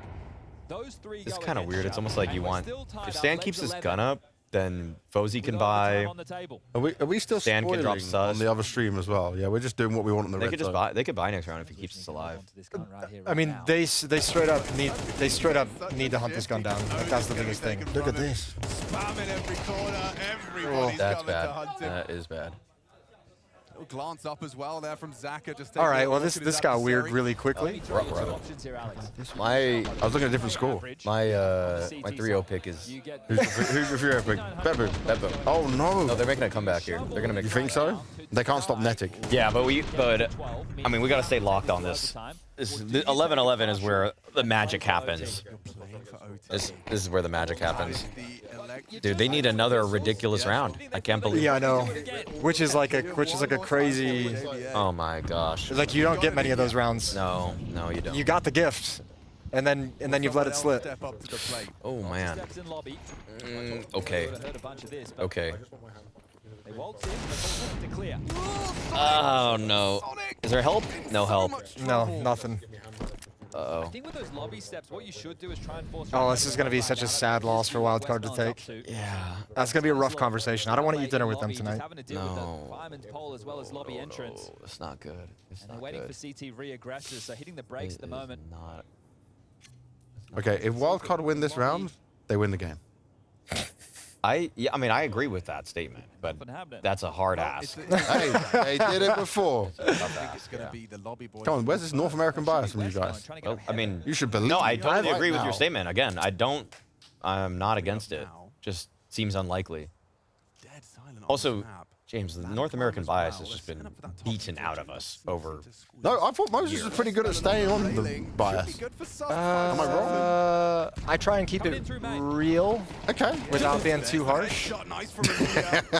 Without being too harsh. But I mean, Oh my God, JB is doing it again. No. Oh my God, he almost did it all again. What the hell? He hasn't got a gun yet, though. Now with just him alive. Oh, there's someone in heaven. Oh, he's so screwed. Molly into heart. What's he supposed to do? Guys, Save an I AK, probably need something to be biased about, you know? Yeah. Meet me halfway. Do you still count Liquid as a North American team? Because of just Naf and Twist? No. No. Okay. Good. Not exactly. Does that make you sad? A little bit. A little really? bit, yeah. A little bit. A little bit. Not for me. I mean, complexity was always my favorite. Complexity was always my favorite. I mean, also Real like North American team. Well, Yeah. Sure. I think for me, having like worked for Liquid, like I have like a certain like appreciation for the organization, so it really, yeah, it doesn't bother me in any way. Yeah. The love is there. Yeah. I mean, It's always there. The history of being with NA is why complexity is truly the American game. Yeah. It's quite funny because I was speaking to Fallen about like how much hate he was getting when they picked up Yakinda and Molotoy, and it's like, how do the Brazilian fans not also understand how like messed up situation they have to be in because of this? That's why I think stage 2 really matters for them. I feel like if they don't show anything, then all of their Brazilian, if they keep winning with their new lineup, then wins will allow the fans to forgive them. But winning solves everything. Yeah, winning solves everything. Yeah, if you just keep winning, it's fine. It really does. But if you don't really put up results and you just fizzle out in stage 2, then those fans are going to start turning their backs real fast. Yeah, the loyalty in esports is not as hard driven. Yeah, it's not as rooted. Not as rooted. That's why I respect the teams that just keep it together, keep it going against all odds. Like complexity. Like complexity. Like complexity. Just scrounging, fighting, clawing for everything. Yep. Against all odds. Against everything. Yeah. Just to send a message. Round 24 here. Okay. What's the buy looking like? I got a FAMAS in the field. I'm literally on the edge of my seat, leaning forward. Okay, we'll do the same. Yeah. I'm invested. I'm thoroughly invested. Who's gonna give the opener? Just need an opener. I like this from Sonic. I like the passive play. I like the angle in Big Garage for this round. Wait. That's Stanislaw. What's happening? He's chilling. He's having a good time? Yeah. Wait. Oh, okay. He's twitching. Okay, that was interesting. Got a little shoulder thing going on. Yeah. Yeah, he's just doing a little shimmy. Loosening up the muscles. He's going to have a flick in this round. Nah, this is... Okay, this round is low-key torture, though, if you're a wild card. You've lost a lot of space. But you've done it voluntarily, right? You've played passive, so I don't think they're super concerned about it. You need another ramp player. Oh, that was always going to happen. But you need another ramp player now. Oh, no, I think... There's got to be a win. You got to win this fight. That is a pretty good nade. Huge nade. Pretty good nade. Yeah, that's it. Yeah. And there's two players downstairs already, so they have if they try and push ramp, they're in trouble. You got one. Oh, okay. Yeah, this is shaping up well. Yeah, they're fine. One player's at the Astralis, one player's at control doors, control windows. So you pull some attention. Oh, they got the outside guy. Round's done. Round's done. Yeah, I think they got this. I think they might. This is OT. Unless Wildcard miss some horrendous fights. No, JBA's got it. He's been crisp. JBA has been real crisp. I don't think they're even going to clear this angle. No, why would you? The distraction from control? Yeah, no one has ever cleared this in the history of Counter-Strike. That's what I'm talking about. Easy. Oh, okay. Wow. And the flank's already there. Yeah. I mean, that's the benefit of Sonic clearing out outside with 2 kills. Don't. Relax, Maui. Ooh. No shot. No shot. No shot. It was just a hand. It was just a hand. I didn't say anything. I literally just gestured. I know. I didn't want you to get too. I didn't want you to go off. You know, I didn't want you to go nuts. I just gestured. Yeah. You know. All right. OT. First OT. Yeah, I think it is. First OT of the major. Of the Austin Major. The Blast TV Austin Major. The first OT of the Blast Austin Major. We're going to experience it all together. Call that a slow cook.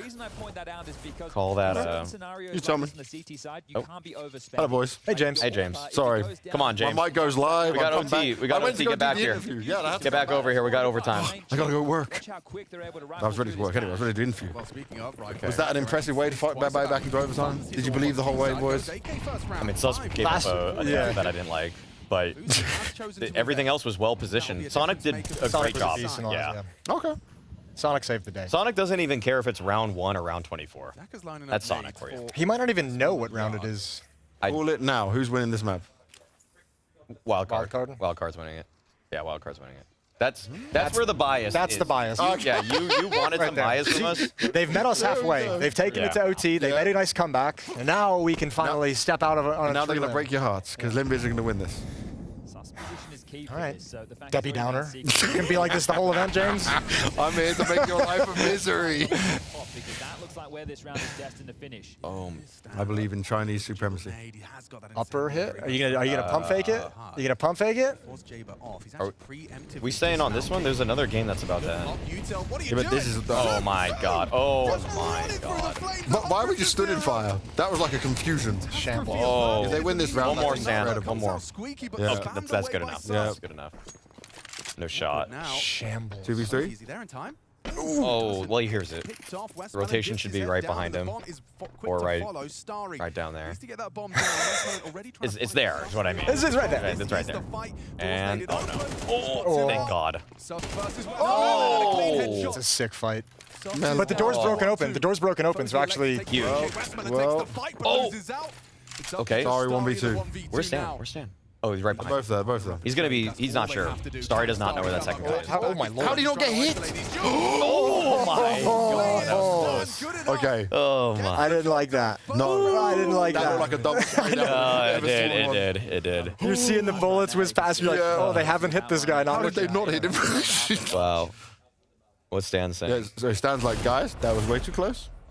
Okay, back to BetBoom FlyQuest. Absolutely. This is Netic, is he still dominating? Shaping up to be an upset. Vexite had a great spray down here. 12-5 right. Great spray down here from Vexite. Boom, boom. Yeah. Ooh, yeah, that'll. Whoa. Yep. Not happy with that one. Siren's haircut looks like he's from Back to the Future. That's not bad. That's not bad at all. It's like for our young audiences out there, you might need to go back and watch that one. It is a classic. You should watch that at some point in your life. Yeah, he just looks like any character in that whole show. Marty McFly, Doc, all of them. Doc was a legend. Yeah. Dude, the fallout from Boomich is not. Oh, okay. Oh my god, Netic is just like still going. Yeah, he's just gonna win. He's picking up right where he left off. The hot take is already that Netic's the best rifler in stage 1. This guy's a beast. Hot take: Netic overtakes Nico and Donk as the best rifler in Counter-Strike. Oh, until that moment. Donk would have died. Donk would have died. Okay. All right. There's still more. A little bit of fight left in him. Oh my god. It's getting crazy. Are we going? Are we keeping it on this? Are we moving? What are we doing? I'm down to just keep switching. I'm down to keep switching. I want to see both. Now he's in full coach. I want to see both. He wants to switch every time. I'm down to just see everything. Producer Mickle, you can do what you want. We're ready for everything. Yeah, I'm ready to picture. If you want to picture in picture, I wouldn't even mind that. Give me the old pip. Yeah. With the dual both screen. games at the same time. All our reactions. Oh, let's go, yo. Yes! That's so beautiful. This is red zone. Now this is cooking. red zone. Oh my Beautiful. goodness. This is Counter-Strike heaven. Yes. Woo. Oh my god, wait, mid-fight's good for the side of FlyQuest there. Just 4-on-4 though. FlyQuest. You can't see that far away. It's tough. It's tough. Yeah, we did get ultra small. Okay, timeout on that side. Wait. This MP9 play behind the smoke is everything. Yeah. Everyone's grouped. Is there a multi-kill here? 3 players on A ramp grouped up. Getting a multi-kill? He needs to. Yeah, he does. He does need to. Was it 3 on the B side? Yeah, he needs to. Yeah, he needs to. Okay, Regali. Oh, he has took down the lurker on the other side. Oh my god, that's no, it's fine. It's 1.5. 1.5. Fine though. Yeah. That's it. They got to win that, right? Oh, I just want to go to interviews. I think I've got to go. Siren's gonna op? See ya. Oh, I don't think Siren's an opera, guys. You don't think Siren's anything? BetBoom. That's true. BetBoom 3-0 pickers. BetBoom 3-0 pickers. I'm in shambles right now. Yeah, you're in a lot of trouble. But they are going to both peel off of site itself. This is not a comfortable position. Sorte tries to get more damage in. He'll go down. And this Opper has been isolated from his bomb. BetBoom, in an act of desperation, are trying to recover to continue in an attempt to hold back FlyQuest. 10-second stick. You didn't plant the bomb for this position. Siren pays the price. And with it, FlyQuest, flawless first day. Lovely to see, man. Well earned. So many good rounds to look back on here for FlyQuest. They made BetBoom look easy, and I think BetBoom are going to be kind of salty about that fact because they got so many good starting positions. But it's always more impressive to pull out that many 5v4s in one game. I mean, this FlyQuest camp looking for a solid first day at a major. How many majors have we gone to where the Aussies are your typical 0-3 pick? I mean, it's nice to see it be on the total opposite end of the spectrum. 2 promising games and 2 games by way of players across the board. We had a phenomenal first map from Vexite to begin the day, but it was Netic for me who set the tempo in this Mirage match, and it just took over. It's like, watching Netic play as he joined the team, I saw a lot of impressive games, but I've gone from impressed to now a straight-up believer. Well, let's get some words from the winners, shall we? An excellent 2-0 start in Austin. Certainly was an excellent 2-0 start coming here from the FlyQuest group. And Netic, your performance just then was out of this world. Were you just more than feeling it in this one? I think it was okay. Just okay. Bro, that looked damn impressive from start to finish, especially in this game. But looking at that, you go 2-0 here. It's your first major as well. How do you feel about that? I mean, good. We're looking to go all the way, so we'll just take it game by game, see how we go. and taking down BetBoom like that, were you this confident as a whole team in terms of preparing and being ready for them? Yeah, I think so.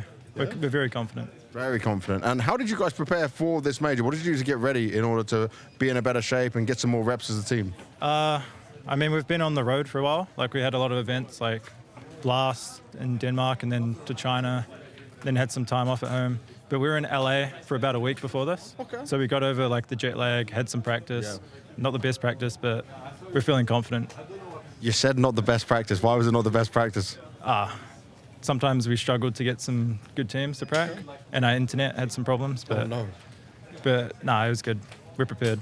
We're prepared. Do you feel like you can be strong in tennis to go through? Do you feel like you've got enough of a leg up here that you're confident you'll make it through to stage 2 now? Yeah, might as well. Anything you want to say to all the people at home? Thank you for all the support, guys.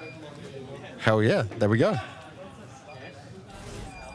A little bit too verbose for my liking in that winner's interview. 13-6 for FlyQuest. That ain't bad at all. And obviously we saw plenty out of Netic. We're doing like a new segment. We're going to call it the Moses Power Hour, I guess. I'm alone at the desk right now, so we're just going to be chilling. Beautiful game from FlyQuest. Stone cold little interview after that. I like those answers. I like seeing that out of someone who just had a big game. Although, I mean, he's kind of like, all right, I guess it was okay. Yeah, I guess it was nice. Your mic is not activated, James. Hey. Okay, we're just going to sit down next to each other. I'm getting real close. Perfect. Yeah, this highlight reel is going to be nasty. Like, there were some disgusting sequences. 3 kills, quad kills, entries. This dude is a freak. I don't think he realized how good he actually was. Yeah, I will. I don't know. Maybe it's like the inexperience. He's like, I actually don't realize how much I just destroyed these guys. Yeah. But I mean, someone should tell him. Someone should let him be like, dude, just do that all the time. Yeah, just play like that, man. Play out your mind, hit all these crazy shots. And the thing is, right, doing it against BetBoom, when I remember BetBoom first coming up with this team, it was like Mirage was their home ground. It was like, if you gave them Mirage, that's where they could do the damage. This does not look like they have shown the improvement. I was expecting a Boomich boot camp before the major to come in and see an improvement of results. But this is always like my issue. I talk about this Maui during some of the game, and it's like this BetBoom team is like, you can have all the boot camp and all the tactics you want, but your star players aren't there. Like Exile's he's not Exile, so you're not getting the kills. This guy is though, and look at the difference. Like, you have this kind of a performance, 20 and 11, 117 ADR, new kid on the block. Yeah, that's really nice. You had FlyQuest going through, right? I do. Oof. Not 3-0. That's fine. But I do have them going through. Who will they get matched up potentially by? They'll play... I have no idea. I have not looked at the simulator in some time. Oh, see you later, Mario. You go in your seat. Yeah. But yeah, I have them going through, just not 3-0. So I guess in some sad way, I kind of have to root for their loss tomorrow for my pick. And we know that is the most important thing. Okay, so above all else. Bait and Heroic have gone through into 2-0s. Heroic will play FlyQuest. So if they hopefully, in your eyes, for your pick'ems, lose tomorrow, that'll be good for you. That does fill me with a little bit of confidence because I have Heroic as a 3-0 as well. So that's a double whammy. Wait, what did you say? Do we know? This is just a simulator. Okay. Yeah, so I'm just going with the simulator as of now. And the other games are up in the air. So the simulator only has like half the games to work with. Right? Yeah. So it's only playing off what it has. It's James's vibe check for the other game. Okay. Yeah. Okay. Do you trust my vibe checks? So what do you think the matchup's going to be? Heroic FlyQuest. Ooh. I'm simulating. It's not a true. Okay. Yeah. I mean, if that does happen, definitely going to favor Heroic. Can we get a simulation lower third on the screen so that everyone knows? Definitely. Yeah. Don't take anything we say seriously for the next 5 minutes. In this supposed simulation. No way. Yeah, in the supposed simulation, I like Heroic's odds on that one. Yeah, I can play with it, right? So what happened on the Wildcard game in the end? That's a great question. Oh my God! What? Yeah. Why are we not doing that? We don't. No one spoil it. I'm gonna look it up. I'm gonna guess they won 16-14. Who? Lynn Vision. Nah, I don't know. I don't know what's happening. I don't have it live. I know what the I don't score know. is. It's 15-14 for Lynn Vision at the moment. But that's delayed, I think, isn't it? No, because we're on land. It wouldn't be delayed, right? It would be a little bit delayed. Wouldn't HLTV be delayed? The camera people. Camera people are right there over there. They're looking at it. For everyone on the A stream, you're going back over to the A stream, but you can stick with us. You've got Complexity taking on Fluxo over there. We will be doing our things here on the Red Zone, but go enjoy some A action with the amazing commentators. You almost did like a whole like supersonic there, like closing time. Like you don't have to go to the B stream, but you can. You don't need to do this. Oh, dude. That's We're gonna how the have some fun with karaoke this. bar I go to actually ends. It has to be the last song every time. I mean, that's how brilliant. I feel like that's how every bar should end. Yeah. You know, like Yeah. I'm fine with it. Double Oh, Double overtime. Let's go. Jabron's. Let's go. Okay, so I'm going to ask you guys again. As we're OT, who's winning this? Wildcard. 1916 wildcard. Lynn Vision still for me. 1916 I wildcard. just have to be different to you guys. Going to start with a Lynn Vision single round victory into 4 straight for wildcard. Oh no, this is an uppercut. Like I said. This is a Stanislaw call. Oh, he should have. He got saved. Oh, JBA. There's only so much you can save somebody in the upper bomb side in an upper rush. Yeah. There's only so much you can do. Let's go. One HP. Wait, I shouldn't say that so loud. They might hear me. Bro, they're at the very other end. Yeah, I know. And those headsets, they ain't hearing anything. They ain't hearing anything. I've worn them. Probably does. Another incendiary this They're time. good. They're good headphones. They are. So they're backing off out of this one. So they're going to get away with it, aren't they? Just into the top Okay, right, straight out, 16-15 wildcard. Yeah. And you know that Might just be a 19-15. Okay. Agonizing. Nice. For some reason, just as he Oh, pulls yeah. out his name, they've actually Yeah, called yeah. it. Second OT, they're running at me. Did you guys miss me? I did. Yeah, I didn't know where you were going to have to sit next to Jason. Yeah, James's I'm mic was a lot bigger than you. Oh. I was very close to We him. didn't have a lot of space. No. I don't even have enough space on my own chair, let alone when I've got to do this. This doesn't work. Nice kills. JBA. What's he up to now? 24 on sus and 25. But the crazy thing about Sus was he was on like 20 kills at the beginning of the second half, like later on into it. So he slowed down massively, but Jaber picked up, and Sonic's been there the whole way through. The ramp holds from sus have been suspect. That's what it is. Living up to his name. That's what it is. Freaking nailed it. Yep. Way to do it. Stick the landing. Had to. My God. Oh. That is not. Give me one more of those. That is. Glimpse of Stan. He Did believes. they go over that He flash? Is that like believes. is that normal? People just throwing that one out there nowadays. Yes, sir. It's a risk. I like this. No timing on it though. This is good for wildcard. It's great for wildcard at the They're- moment. yeah, No they're- information outside. You know you've seen one. You know they're there, but you don't know how many. I might not even believe it if I'm. Oh well, they're throwing more smokes, which almost kind of gives up the chase. Like, if you're Lynn Vision now, you just surely believe. Well, you have to respect it Yeah, at the very least, have right? to. Like someone has to drop, and no one's done it yet. Nobody's dropped vents. They're going so quick. They're running. Now you can't drop vents. Now you have my to come to God. the ramp room, and it's still nobody. Oh my God. Oh, he did drop vents. Oh my God. That's the most insane. He got his own timing. It's gonna work. Oh my God. This is a big fight. Well, that is.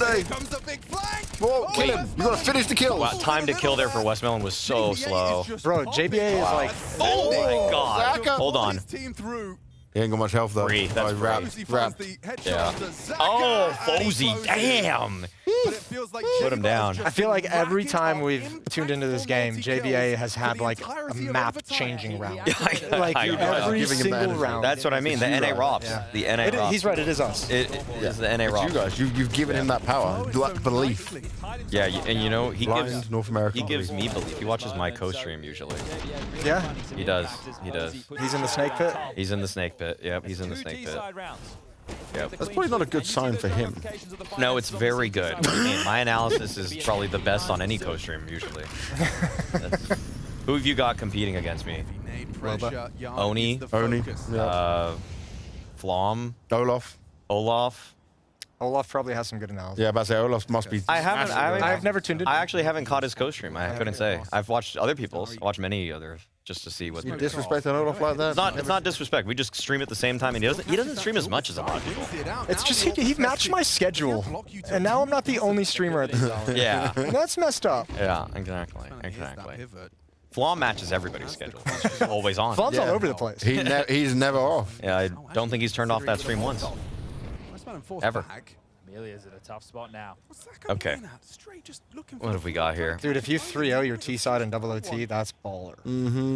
That's a big turnaround from how the game started for him. Moment of hesitation has cost him. There's so many weird timings though with an op out in the open like this. Yeah. Oh. Okay. Sonic. He wants that one back. You might have jinxed it, Jason. I mean, this is a cool position for them to find themselves in. Yeah, they're not in a bad place. I think the problem is there's one smoke and one molly. So what do you smoke control window? I think you smoke or decon, you molly deep control. Yeah. Smoke decon. Yeah, molly bottom stairs control. They're gonna have to announce their presence soon. They have got some. Zaka gets one. Or you just go contact because you don't want them to know you're here. Yep, Yeah, nope. Zaka gets one. Zaka gets one. Oh, and the molly actually didn't make it down. No, so it didn't actually accomplish anything. Oh, Zacha's moving around pretty well this round. Yeah, this is a really well played round from him. By the way, Zaka's got 31 kills. What are you supposed to do? What can We were so focused on the. Whoa. Oh, that wasn't. Whoa. I'm telling you. Just gonna say, Jason, you jinxed it with the whole. Oh, they're gonna get 3 T-rolls. Jinxed it a couple of times, yeah. Some people may watch this red zone and think that we're biased. 2 rounds needed now. We are. Yeah, It's that simple. I'm here to balance you out. That's why they put the British person who has no stay in any game or anything. I mean, I'm going to tell you, I'll generally not be biased, but whenever I'm biased on this red zone desk, I will state it publicly. I will. Right now, I'm biased for the rest of this game. Yeah, I'm very biased here. And I'm here to balance it out, so I'm all in on Lynn Vision. Well, have fun with that. LVG, let's go. Trying to take the game into his own hands, but We'd let you in if you want to come over to the Cool Kids party. Yeah. we're gonna get barbecue later, but you're not invited until you come over. Oh. Is it the place you went earlier? Because the place you went yesterday looked fire. Yeah. That was incredible. That place was gas. Insane. The best barbecue for above ever. I need to go. Guard controller is not getting the space, not able to set the tempo. It can be hard for the in-game leader to call behind this. All right. This time he's got Slowing down. plenty of them. They're a little nervous. Okay. Staging area. Oh, they don't like that smoke break. Made him clench up a little bit. More presence outside. Oh my goodness, this is already great. If you find the ramp player. If you guys, I mean, deep door position is so nice. I mean, if your teammates are calling out they have this control in your Sonic, right? You just play passive. You just like survive, right? And gather as much information and live. You look for something easy. He's getting a little frisky with it. Also, they should know now. Rotation down from, I think that's. Is that I think Bose? they come back up. As soon as they see this op, they might come back up. If he gets the kill, yeah. Molotov will force a decision. Oh, pushed away. Want to stand in it. Didn't. Yeah, take it. No, left eye peek here is safing. Wow, he peeked into the molly at the end. Yep. What a baller. I know. What a baller. So I'm saying these Europeans in this team are like real studs. Yeah. Penultimate round of this. A last tick Oh, peek. they go And then, yeah, they go up? bape up. Oh, and They you have to go go vent. Oh, it's the worst way to do it. But is there even really a strong A defense? I don't think there is. No. Jabe is dead. Oh, Jabe they've is dead. missed so many details. No. Oh, wait. Turn around and door. Turn around door. No shot. No shot. 10 seconds. Bye-bye. Okay, that was such a crazy round. Oh, wow. He's just getting kills for no reason.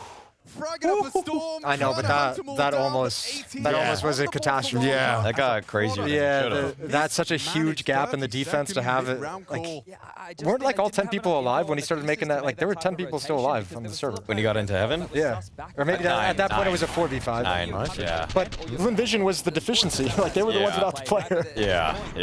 How are you meant to get into it? That is wild. It's a crazy gap. It is. Jason, I got something for you. Do you want to go and do the interview with Wildcard if they win? I'll let you do that with Jaber. Yeah, man. I'm going to throw you into that one. Yeah. All right. Get it. Get that North American bias in there. Take it. No, I'm gonna be restrained in that. Oh, okay. Yeah, wow. Not really, but you were setting our expectations. This is for 2-0, man. Let them get excited a little bit.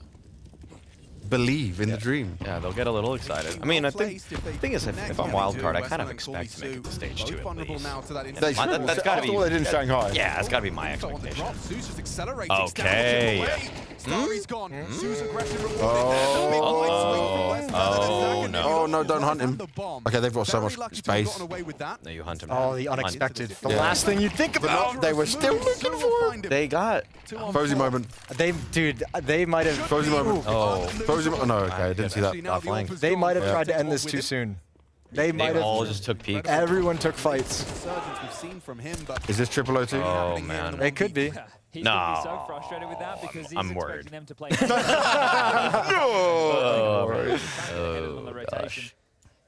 But they've gone up the heavens and caught him in the backline. So Yo, call an outside aggressive play on the CT side right now. Yeah, let's get one. We haven't seen one yet, and Lynn Vision really prioritizing outside control. Let's get one under silo, one back red. I'm sure they've done plenty when we're not tuned into this game, but give them one more. Yeah. We don't have the full picture, but we have our reasons. So all we need is our reasons. Oh, if Complexity give up if Complexity lose to Fluxo, no way. I will have to retire. I'll just leave. Just you or the team as well? I will. I would Okay. have to. I would have to retire. Kai, your favorite Brazilian player? Yeah, that's a Of all time. lot to unpack there. I think he had 9 kills by the end of his first map, but he was on 1 for the first 11 rounds. Okay. I'm watching. Oh, I've dropped something. Stanislaw has an MP9. The rest of the buy is not too bad. Jay was also on it. Fine, Jay with the MP9, I'm not a fan of. That's okay. Well, upper defender, right? You can just hop on top of Hut. I think is their logic for that one. Yeah. Or playing the site, get those close, medium range battles. Heavy outside. Your call would have been perfect, by the way, to say throw some outside aggression. Oh, perfect's a strong word. With two MP9s, it's a little tough. It's a little tougher. Yeah, and you never know. Those outside fights can go either direction. Sonic's doing it. Great opener, though. Yep, sick. And actually now, if they can want to continue Oh my god, that's so grimy. That's such a big ball to That play. is so grimy. What a rat. That is the grimiest thing I've ever seen in this map. That's an in-game leader move as well. That's Yeah, fucking beautiful. that's IGL brain for sure. I've been commanded to move, so see you boys later. Okay. Wait. Okay. Oh wait, I'll move into Jason's seat to make this less awkward. No, I like keep it awkward. I'll keep you warm. Oh my. Oh god, you have a much smaller screen to watch this from. Yeah, I know. That's why I'm turning to the left. Yeah, this is tough. Yeah, I can't see names that well. I can't read money almost. Yeah, I can't see the money. I got glasses. Yeah. Oh, let's go. Wait. 3v2. Okay, 3v2. Very good trade by Zacher. Anything's possible. Yeah, Zacher's been playing. I would love if Jason has to go there for this interview and then it goes to an overtime Triple again. OT, yeah. I just really want that. No. I want to make him move and walk more. I know you don't want that, but I want the Lynn Vision win. This feels like it's Wildcard's game. No. Yeah, look at this. It took 2 overtimes. Jaber gets 100%. Yeah, he's gonna get this. No one's checking it. But Yeah. Wildcard will take it. Tough Jaber finishes Stan as well. There you have it. A stunning start. A North American organization here in Austin delivers in maximum capacity. 19-17 double OT. Lynn Vision, despite all of those crazy rounds going Wildcard's way, I kind of feel I'm impressed by the fact that we got this far. Yeah, made to work for it, weren't they? Wildcard with a couple of huge rounds early. We've reflected on them several times. A Tech 9 round, you've got the JBA Deagle, you've got the SUSP Fozy 2v5 ace for SUSP, and you had a back and forth game, one that was pushed. Lynn Vision pressed them. They were in a position in multiple occasions to be the ones to find themselves in the 2-0 bucket. Unfortunately for the Chinese, they will drop to the 1-1. Another best of 1 awaits within stage 1. But Wildcard, one best of 3 away from securing their spot at stage 2 of the major. I think everybody had their moments. Sonic was great with the openings, but we've got the interview ready and standing by. You too old for me? We'll get you in the next one. Oh, hey, we're live. For a second. Great game. Thank you. Yeah? How'd you feel? We were commenting on the desk that every time we saw you, we tuned into your guys' game, you had some kind of an impact in a round that like changed the nature. The Deagle round on the 4th spot, you had some crazy triple kills, some crazy quad kills on defense. What's that all about? Just feeling more confident day by day. These boot camps are helping me a lot improve in Europe. Spending a lot of time in Europe as well. But also just believing in my team and myself to play like I usually do. Do you feel any, what's the pressure like coming into this major now? You guys had that good run in Shanghai, but now coming here, you probably have more expectations on yourselves of where you want to go. To be honest, I don't feel a lot of pressure to make it far. I know how good our team is. I know how far we can go and how much we can achieve. Yeah.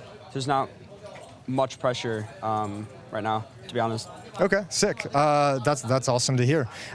What's been going on this year? Because after Shanghai, which was a great revelation for you guys, this year started slow. It was a little bit odd. So like, what were the things you guys were working on? What was the things that you guys had to like kind of fix and develop? Like, what's the big change that occurred in the first 5 months of this year?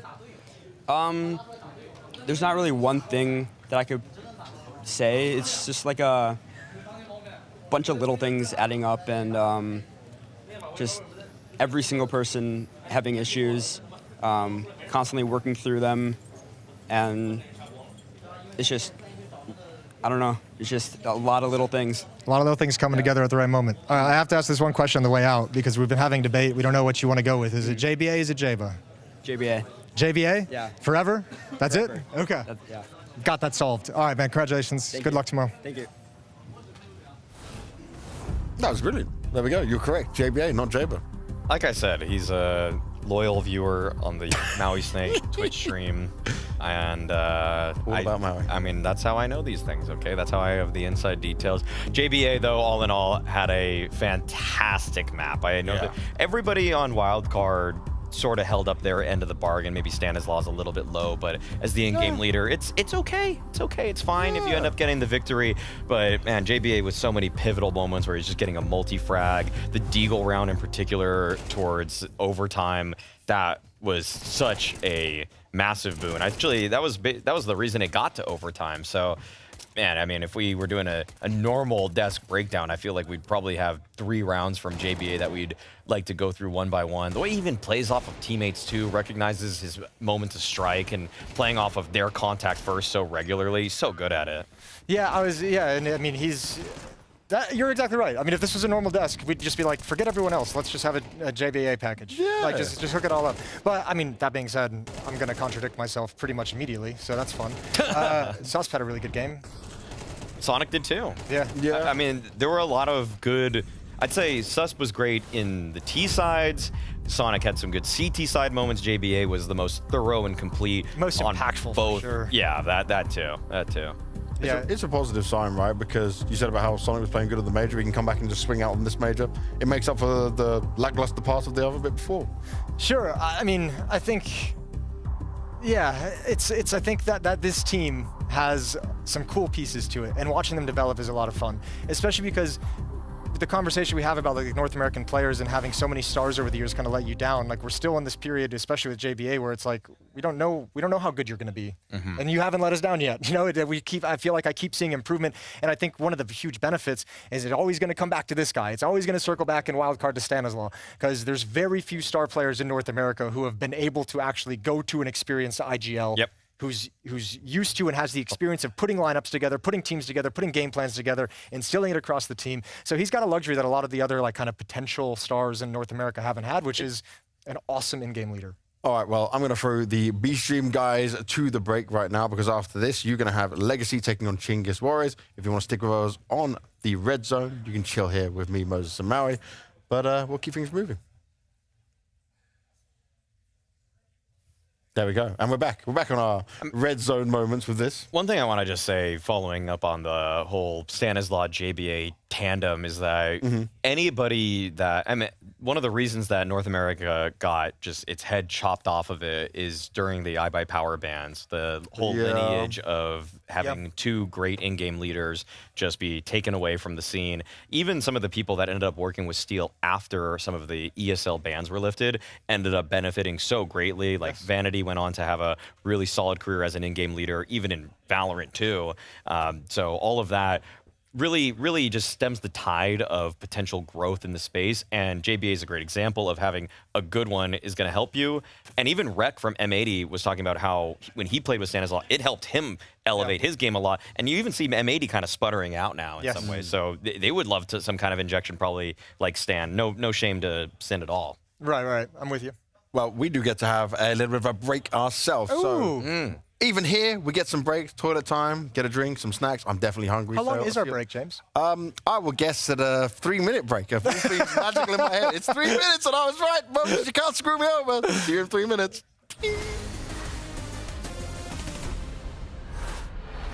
What's up, everybody? I'm Darth Mike. I'm going to be running around the venue for these next 3 weeks, taking you behind the scenes, showing you a lot of the action, filming a ton of content. We're going to go ahead and take a tour of the studio, see where the magic happens, see where the games are going to be going live. Teams are getting ready to set up, so let's go ahead and let's do it. Welcome in to the Blast TV Austin Major Studio. Come on in, guys. Come on in. Come on in. We've got so many beautiful things to look at. This is where the first 3 stages of the Major are going to occur. We got 32 teams rocking up. It's in this studio where everything begins, where we first learn to respect underdog. This is the mix zone. This is where the press will be after the games to catch players as they come off, get their interviews, get their snippet, give you guys a little insight. But here, as we come around the corner, this is where the magic happens. We've got 8 setups. Top of the line Alienware monitors, blacklight chairs, desks, everything you could possibly want to achieve your absolute best as a player. But these setups, we've got 8 of them, and that means that one set of teams can be setting up while the other set of teams is playing, so that we don't have any elongated breaks if everything works as planned. Knock on. That's not wood, but it'll be good enough. So with these 32 teams coming in, there's a lot of rookies. With the expansion of the Major, there's a lot of new faces, a lot of fresh faces coming through. And while the setups do a great job of allowing you to adjust, to tweak, to raise your level, to lower your chair, to do everything you could need to make yourself as comfortable as possible, let's be real. We all know what's on the line. We all know the stakes. It's never going to be as easy as when you're playing at home. We're coming down to the end of the row, and here's where the broadcast magic happens. They don't let me touch the cameras anymore, not since the incident. So we'll leave that alone. I move on in here to the jib. This is my favorite toy. This is how we get all the beautiful sweeping shots. It goes in, it goes out. Every time you see a dope crowd shot, it's thanks to one of these. But again, not since the incident. Welcome in to the desk here at the Blast TV Austin Major, where we have created this marvel of carbon fiber and electronics to bring you the absolute peak of analytical experience here at the Blast TV Austin Major. We have the beautiful Austin skyline on the LED wall behind me. They can change that to anything that they want. They got so much power here. And in between the games, in between the matches, they're going to be breaking down the information. They're going to be bringing you the highlights. They're going to be updating you on the storyline, keeping you abreast of the situation. And if you think to yourself, you know what, I don't get enough. I don't get enough desk. I want to watch more desk. Well, you can watch it all the time now because we've got the Red Zone channel coming your way where they're going to be jumping in between the games, bringing you the biggest moments, the hypest plays, so you can keep track of absolutely everything all together, all at once. And it's from this desk that our analysts can peer all the way down the room at those far setups so they can see the hype moments and maybe critique a player's posture. And if you're wondering why I'm so brilliant and beautiful and tall like these giant skyscrapers behind me, well, I got a little bit of secret. If you look down, this is just a little bit of a box there. That's a lower tech solution. But you know, sometimes everybody needs a bit of a lift. In a minute here, this hall is going to fill back up with players and the games will commence. The screams of triumph, the cries of agony, the noises of defeat, those are all going to ring through the halls of this studio. So without further ado, let the games begin.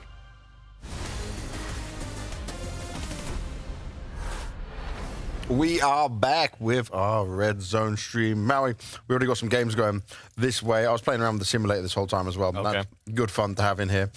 If you're looking at this, right? And should we play out? I can see if I can do this. Let me see if I can play out with the simulator my own way on this. So the way I'm looking at this now, because Wildcard won, Heroic will play Wildcard and Bait will play FlyQuest. Where does that give you confidence? Guaranteed or like how? Not guaranteed. This is my simulator. This is we can't trust my simulator at all. The vibe simulator. Or the vibe simulator. Okay, sure. The vibe simulator would give us so what, the two are what? Heroic Wildcard and FlyQuest Bait. Man, I mean, Bait's starting to look like a really good 3-0 pick. I know a few people did that. You did that. Of course. Yeah. I mean, I just wasn't sure if the land still hold on. Face? Yeah. I mean, I'd say the favorites in both of those games, Heroic are the clear favorites here. And in the FlyQuest Bait one, you know, a month or two ago, I would have said Bait. But from what we've seen from FlyQuest today, I just wonder how deep is the map pool? How deep does it go? Yeah. Is that James Banks on that one? Oh, that is me on there. Oh my god. Oh, oh no, Scrawny said it. It is actually me. I watched cowboy hat. I had a whole cowboy. Yeah, I photo shoot saw. with him. Yeah. I watched the whole ad. Yeah, you like that? I watched the was first funny. 7 seconds. Thanks, Moses. It wasn't your acting though. Yeah, it wasn't you. It was mostly me.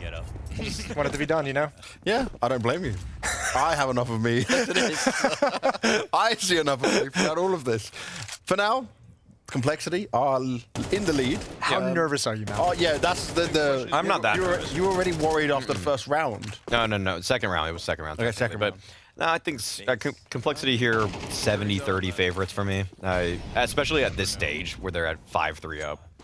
Even with how they got blown out in their first round. Well, I was going to say, I think this game is like probably going to be a better litmus test of what complexity we're going to get for this event. Because you know, like I don't know, I'm not going to judge them based off Nikodaz going absolute, like setting a record. You know, the major record of individual rating and performance. So I'm going to chill. I want to mostly see how's Junior playing. Does he look comfortable? Is he playing well? And then Grim, can he continue that form? Yeah. Because he's been wild recently. I'll say this because the interview's not worth playing. I did the interview with JT, but like obviously he was a bit dejected. He was like, need to forget about the first game. Don't want to talk about the first game. Just want to move on and get on with it. They're just taking it as like, it was Nikodaz, we got destroyed, that wasn't our level. So I think that's quite a positive sign to take from it and just roll with it going forward. Well, I mean, if you go the other direction and say that was our best and we still got deleted, then you're going to have, you're going to be really sad. So you kind of have to say that. You remember that complexity, right, was like the biggest mental crumblers so many times. Sure. Oh my. Yeah. Junior, so please. I'm happy they're not on that. Save us, Junior. Oh, former Furious star Junior. Oh. Wait. This is winnable. Time? No. Damn it. It's winnable. It's very, very winnable. All right, I'm going again, boys. All right, interview time. Oh, God. I love you and leave you. He's got a nade. Yeah, that could kill either. Could kill both. Yeah. Very hopeful. This might be an unlikely spot for him to Nyx goes for these, though. Yeah, but unfortunately, you're going to nade what? You're going to nade new box, right? Most likely. Hold on. Just hold the phone there. He's playing it silent. Doesn't want to let him know. No. Okay. He's worried about backside. There's nobody home. Oh, God. Oh, God. Okay, so if you thought the bias was bad for me with Wildcard, for Complexity... It's going to be even worse? Yeah, it runs deep. That's fair. Runs thick. I understand that. Yeah. And, I mean, I got to respect Nyx telling the Counter-Strike Twitter account today to shut the F up. I don't know. That was a wild tweet. That was a wild tweet. Yeah, I just have to respect it, though. I don't think anybody in the history of professional players, analysts alike, have ever said anything akin to that. No. Especially mid-major, too. It's never been done. It's...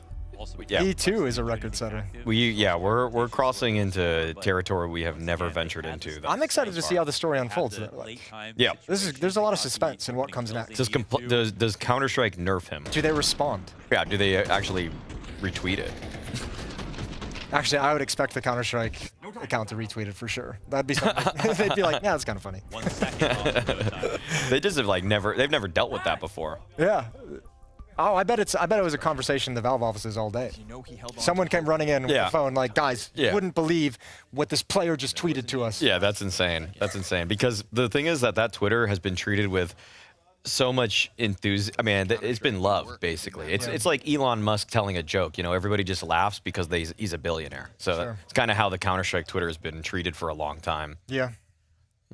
I think the Counter-Strike Twitter's got a lot of game. I'm a big fan of the patch notes that just have one thing in them. Yeah. I find that hilarious. I love when it's I legitimately do. And then it fixes spraying entirely. Just one note, no more. No details even, but then just spraying is fixed. What if the next one is just like, they have fixed the game? Yeah. Like, we just fixed the game for you guys. No details. Fixed the game is fixed. Game fixed. Yeah. And then everything just feels so crisp again. It already feels very good. Game feels very good. Yeah. You find yourself playing a lot? Not as much as I'd like these past like 3 weeks with kind of the event schedule and travel schedule. But I'm gonna grind the hell out of this major for sure. Oh yeah. Because like I have more time to play when I'm at events, obviously, because I go home and got the family stuff. But when I'm here, it's like okay, I got the routine. It's like 2 to 3 days of deathmatch, hardcore deathmatch on my own, no games, just deathmatching, and then I do like maybe 3 or 4 games with the guys, and then I decide I'll learn 1 smoke per map. Yeah. And then I go back to just fragging out. The smoke is important. I just learned the insta smoke, so I don't have to remember more than like 1. That's my thing. Okay, nice. Nice. You might even know more smokes than I do, and I've been playing ESC. I just make my teammates throw my nades. Yeah, that's how I feel. I'm like, guys, we can drop this now. Not everyone has to know the smokes. Yeah, I'm just kidding at home. You need to know the smokes. I IGL without knowing how to throw that many smokes, actually. It's pretty crazy. Is it always... Isn't it always fun when you're playing in pugs and like someone's like in-game leading and they call something and then everyone's just like, I don't know the smoke. And he's like, all right, well, I guess go to the next thing. And then it's like, oh, I don't know the smoke again. All right, we've switched over. 0-3 watch. Yeah. 0-3 watch right here. Yeah. Okay. I mean, Legacy doing what needs to be done in order to keep this one in favor of many pick'ems. Uh-oh. Oh, no. Oh, my God. Oh, my God. That's the red zone experience. Yeah, that's nasty. Oh, my God. Perfect moment to switch in. Yeah. Wow. Wow, Lord. Yeah, then they're just saving. They are just saving. Oh, my God. Good Lord. Well, that's the way to get into a game. It's a way to get into a map. So what, they fought third round, lost? Oh, wait, this is actually really concerning. I'm not going to lie. This is very concerning. Chinggis Warriors love to pick Nuke, okay? This is actually usually their pick in most series that I was watching at Mesa. Yeah. And they aren't necessarily the greatest mid-rounding team, but they know how they want to start the rounds. Yeah, and like Nuke is a map you can kind of get away with spawn calls. Yeah. To a certain extent. If you die in the first 15, 20, 30 seconds to Chinggis, you're giving them exactly what they want. Just make them mid-round. That's where they looked ridiculously bad at Mesa. Okay. If you just slow them down with some counter utility, if you get a 5v4 advantage for yourself as you try to peel one of those players off, you're going to win the round, almost guaranteed. Okay. But the one guy to watch out for Chinggis Warriors, if people are tuning in here, is Coolest. This guy is the Mongolian simple, okay? Like, he is doing things that nobody should be doing, and he was getting away with it at Mesa. Like, he was doing... He looked like Brokey, you know? He's just drives in the chaos, likes the grimy rounds. He's gonna go up a ladder with a Molotov at his feet and get a quick scope kill to open a roundup that should have been over. I like that. He's trying to break the game. Yeah, that's a great quality. He's bending it to his will. And he's one of the players that actually, the better opposition he plays, the better he plays. If you look at his like versus top 50 versus top 30, whatever, it gets better every time, and it's actually a lot of maps. It's actually a good amount of maps. Okay, yeah. That's a cool little feature. It's not like 1 or 2 series. It's like probably like 6 series against top 20 teams or something. 7 series. If you had to like, I mean, this is going to be wild speculation and extreme guessing, but like, what would you think would be the reason for that? Because if I'm trying to find the reason for that, I'd be like, that's a player who probably has a really good game sense and a really good understanding of the game. Not anything like it, but like, the game leans towards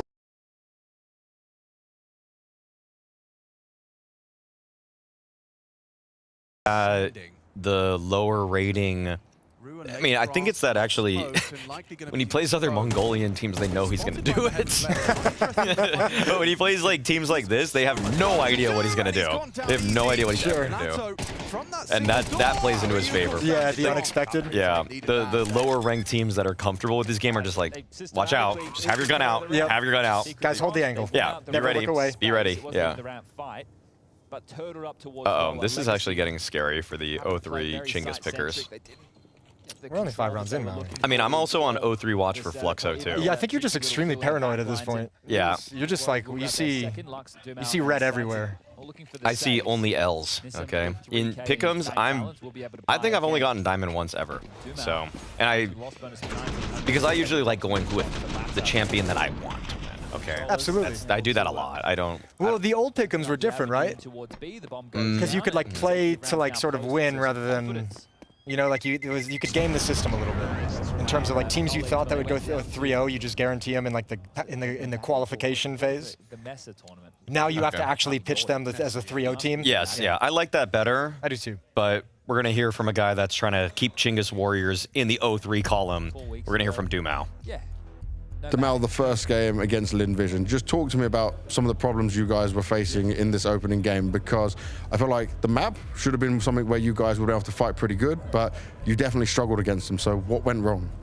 Yeah, I feel like we lost most of the fights, so that we should win, and they could control the game better, and we lost some first kills, some stuff like this. They were getting good infos after we could see the game, and the infos they were getting. And they could know what we were doing in the map as CT, and they could have an advantage. And I think we did a pretty good comeback, 7-5 at least. And then this side we they played better. We were getting us back and everything, but we couldn't kill them. They were getting like multi-kills and everything. It was getting hard, so I mean, they played very well, so yes. Respect to them for playing well, but for you guys now, you're going up against Chinggis Warriors, another team coming up from the Asia region. How do you feel going up against these guys? It's I wouldn't say it's the same kind of style, but you can expect some of the similar things, right? So are you prepared for that? Yeah, I should say we are more ready for early fights. Okay. So this should be a good thing for us. And yeah, we hope that we can do our game. I mean, we are ready to do it. And we can play the situations better, listen to each other, and win the game.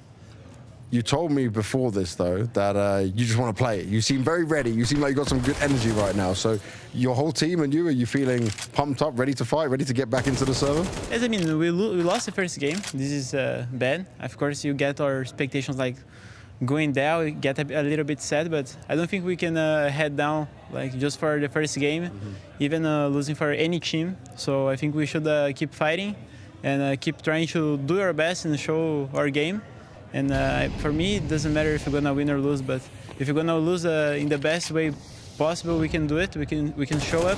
I think this is a great thing for me, at least already, because losing and winning, it's a part of the game. So, but we want to win, you know.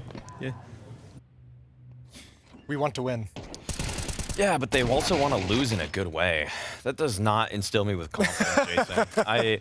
You know, when I'm at the major, I want to just win, okay? I know. I want to learn the lessons in the season, and I want everything to culminate in a victory. And I'm saying that with incredible levels of bias because I did put Chinggis Warriors as 0-3. And that's all we care about. And they're mounting a comeback right now. Yeah. This is scary. The way that they use the lurker that they inserted into secret right here, this E-fire movement, this was good actually from him. Yeah, he seems confident. Yeah. I think that one was timeout. Ooh, yeah. I think that one was coolest. The guy that is celebrating with the slit in his eyebrow. He's thugging it. That's what Bled told me. When Bled casted him at the Mesa event, just said he is a thug. He just thugs it out. I didn't really get much more in terms of details as to why, but that's kind of the general vibe. Persona. Yeah. The persona. It's a thug persona. Okay. I guess we can build upon that for sure. There's something there. There's got legs to it. Yeah. Sometimes that's what happens with Blah. He just throws out a line, and I'm not really sure what the impetus is. Yeah. Well, speaking of blood, we've switched over to the complexity match. Okay. That's why I get paid the big bucks, is those kinds of transitions. Exactly. Yeah, smooth, seamless, and you never know. Okay, complexity is... keeping your dreams alive. Yeah. They're delivering for you so far. They're doing what they're supposed to be doing for once. Handling business. Is everybody on 9 kills 4 except players for on Junior? 9, Junior Yeah. on 7. Yeah, we like that. We like to see that. Oh, no. Okay. Well, oh my God. Best Kai round of all time. Change your tune. That is the greatest Kai round I've ever seen. Career pistol round. Oh, Lord. Okay. That's what you like to see. I'm not worried yet. I like JT's T-side calling on practically every single map. I feel like Inferno's a map that they would favor. They would enjoy playing.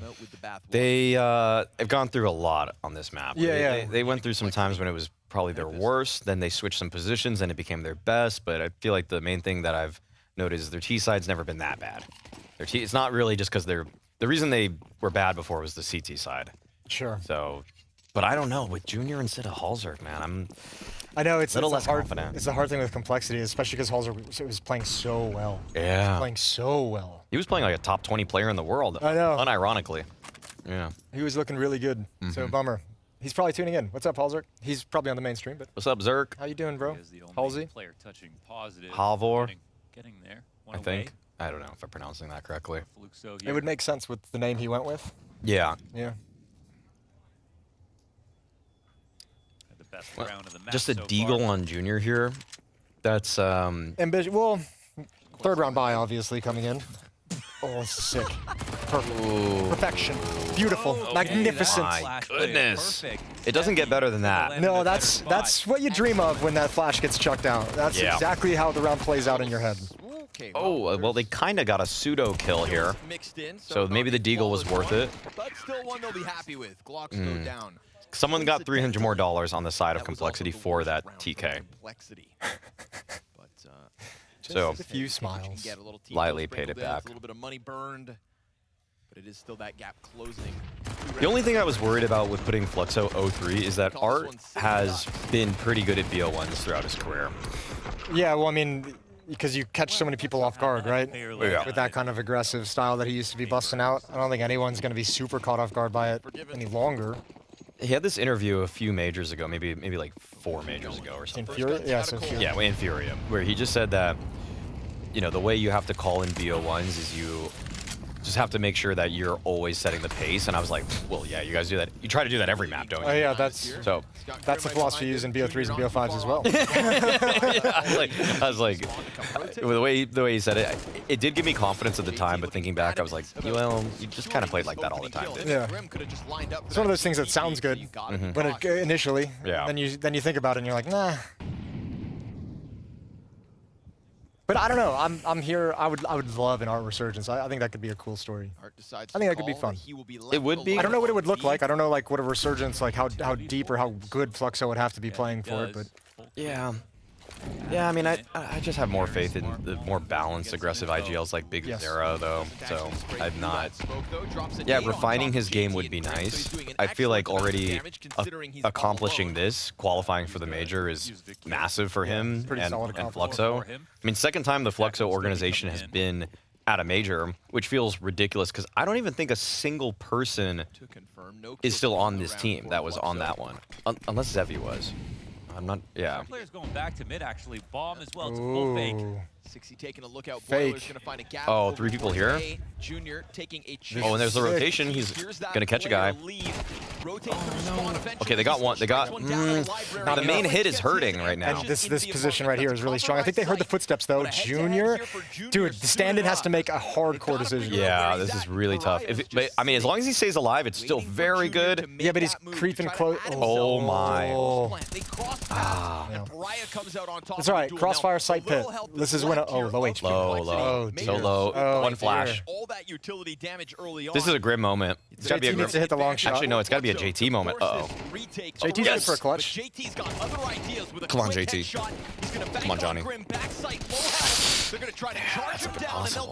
Yeah, that's hard. You don't hit that instant headshot. You're just bogged down. Nice retake. Damn. Really nice retake. Damn. Yeah. It's theirs. The fake was good. I mean, the call was good. It actually, there were 3 people towards B, and the 2 A defenders just got so much done. It's like, well, it puts Grim's in a really awkward position on that clutch, right at the back of the bomb site with low health. Yeah. It's like he'd probably want to jump up on the box to be able to actually hold for that swing after JT's kill. But with low HP, then you're exposed to balcony, and then you're kind of like, this sucks in every way. So, yeah, tough situation for Complexity to even try and win. Still nursing a lead, though. We still have hopes. We still have our dreams. And it becomes And the money's not too great for Fluxo. They got 2 guys with a bye next round, but with no loss bonus at all, if Complexity steals this one, it's pretty massive. Oh, really? Really? Oh, really? They're testing this. Wow. Oh, no. Oh, good flash. Good flash. Oh, good flash. 2 for 2. Okay, a plant is great. A plant is still very good, guys. You can actually win this. 1 wing each. Take what you can get. Don't settle, Maui. Yeah, I know. We got this dub. Right. AK in hand, up on the balk. Okay, JT and Junior. JT was just in this, and it's got more HP. Okay. Yeah, now we're cooking. Okay. Oh, no, Junior. He wanted that gun. Yeah, he did. He wanted the gun. He was thirsty for it. You got to reload, JT. 5 bullets. 5 bullets. 5 bullets. Oh, you got to reload. Oh, what? Oh, my God. Oh, my God. Thanks to Kai. 1 more sound tap there. Wow. Damn. Wow. Yeah, I mean, unfortunately, I mean that's on Junior. You can understand the logic behind the play, right? Like, I want the weapon, I want to be able to help out and contribute, but I mean, you got to just say Tech9 in the bomb site. But keeping a 2v2 in a way more important. Yeah. On the other side of the map. Keeping a 2v2 in a post line is just too good. Wow, Grim. What's been happening? Yeah, 4 in a row. 4 in a row for Fluxo. From an 8-4 half to now 8-8. Okay. So Complexity's yet to win a round on. But if they win one round here, 0 loss bonus for the side of Fluxo. Yeah, they're broken. The buy is so good for Complexity here. And that's what you say in the freeze time too. Like that's what you don't get hung up on a tough loss. You're just like, guys, forget about it. Yeah. We can't afford to talk about it. It's a reset round. They have no money. So far, 4 rounds straight for the defense. Are you starting to worry, boys? That is always worries. That's my secret. When you lose this round, I worry, but I'm not worried yet. Like again, I think the calls have been really good here. JT's put his players in winning positions. Two post-plant losses at the A bomb. Yeah. That's not what you want. Oh well, the molly. Good molly. Oh, but Kai's position, as long as he doesn't whiff shots. That's all right. That's good. Oh, that's not where you want to see go down though. And more spam, more spam. Oh, it's Grim and Junior. They're giving Junior the off. Wait, there was an off down. Oh, the flash through. Junior didn't get it. He's blinded. Team flash. Worst moment for that. Wow. Wow. Did he go too fast? But that is classic art. He went in swinging.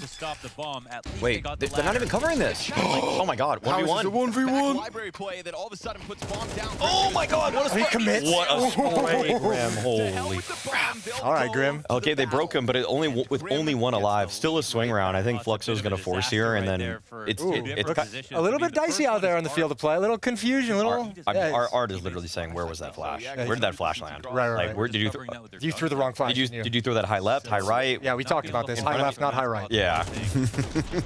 I said, why am I full blinded? Yeah, because he had him dead to right, so that was perfect flash. I mean, actually, a pretty like a sketchy round for Complexity that easily could have lost. That's like twice they didn't have good coverage on the planter with that play from Art. Thankfully, gets blind, and then the second one. Yeah. And look at the buy, though. Look at the buy. It's gross. I mean, it's a swing round regardless. Oh, yeah, good clear. Oh my God, risky, JT. He's got that confidence knowing he's going up against the weak. Oh, there it is. Yeah, but now the 5-7. Oh my God. Okay. Should have been 3. Oh my God, That was so close. It could have been 3. Yeah. I think Fluxo are kind of baiting themselves into this. Oh, though. JT. I don't think they should really even be going for this at this point. But I think you go for it. Absolutely. 2v3. Like you're gonna be saving next round. Like no one can buy up around 2 MP9s. Like that's an insane buy. Double halls push. Double halls. It's an insane buy. Double halls. Art is your leader. There's some truth in that. They had the gun advantage. They will say They it. had the right to get into Double the hall side setup. that way, and, Oh no. well, Oh so my. throw bodies at the problem. I think they go for it if he's closer. Simple, exactly. Yeah, he was still bracket. Still, yeah. No kit. They were getting into Bracket. overcomplicated situations When the and plant losing goes down, it's tough to justify. Oh yeah. Oh, they want to trap him in. Okay, well they know where one of the guys is, so Coming out to just the save top towards of CT. Are forced to now exit in through CT spawn, but no one's here to stop him. What's the buy like next round? 2 MP9s. Surely you don't. 1900. Oh, you're gonna force So- buy around him. Oh, this is really actually kind of sad for Fluxo. Like I haven't, Yeah, they got. you're like in a situation where you like can't even fight down the stretch and like the closing rounds because your money's just in the worst place possible. Yeah, it's a really awkward. It's a tough decision here for them. Yeah. If you think I would save, but I am very cognizant of the fact that I take a very conservative approach to this situation. If I think I'm the better team, I save. If I think I'm the underdog looking for the upset, I force buy. Sure. Yeah. And if I'm Art, I would always think I'm the underdog. Oh, he thinks of the better team. Okay, Going for the save. he thinks of the better team. Yeah. Yeah. That's the spirit. Wow. It can always be worse. Actually, I mean, well, whatever. I mean, 11-8, giving that up. You're not even necessarily giving it up because the MP9s can win a round for you. For Fluxo, maybe Oh, this is just a full big exec. Yeah, this is gonna be tough now. You have a nade? For complexity, no. Grim does not want to walk into the stack. He's checking everything. It's good. It's been spotted as well. Yeah, they've both spotted each other. I'm just not going to run through it. I mean, I'm a little surprised Fluxo isn't being more aggressive here. On the rotation, you mean? Or just in like terms of pushing on the other side of the map or anything? Well, they still have 4 Molotovs. If they just molly everything properly. And if you're oh no. Oh no. I see this building and I'm just like. No, dude, chill. Oh god. Chill. No, they're gonna. They didn't block it. They didn't block it. You're fine. Oh my god, they didn't block it. But they've boosted up over the smoke? Yeah. They didn't block it on purpose, Maui. You're not understanding the big brain. True. It's like I'm throwing the flash this time. Oh no. Oh no. You're never expecting somebody to be Oh, good clear. Good clears. Good clears. Checking everything. Good clears. Wow. It's actually quite clean here for Okay. Complexity. 11 to 8. Don't need to be nervous anymore. We can all slip away. Yeah. Now we can chill. Yeah, and if you keep 5 alive, you're fine for a lot of this game. Yeah, you're happy. Money's in a really good place. Don't lose this. And don't lose this gun. I mean, don't give this gun up. No, He's not gonna get away. You go get it back. He's not gonna get away.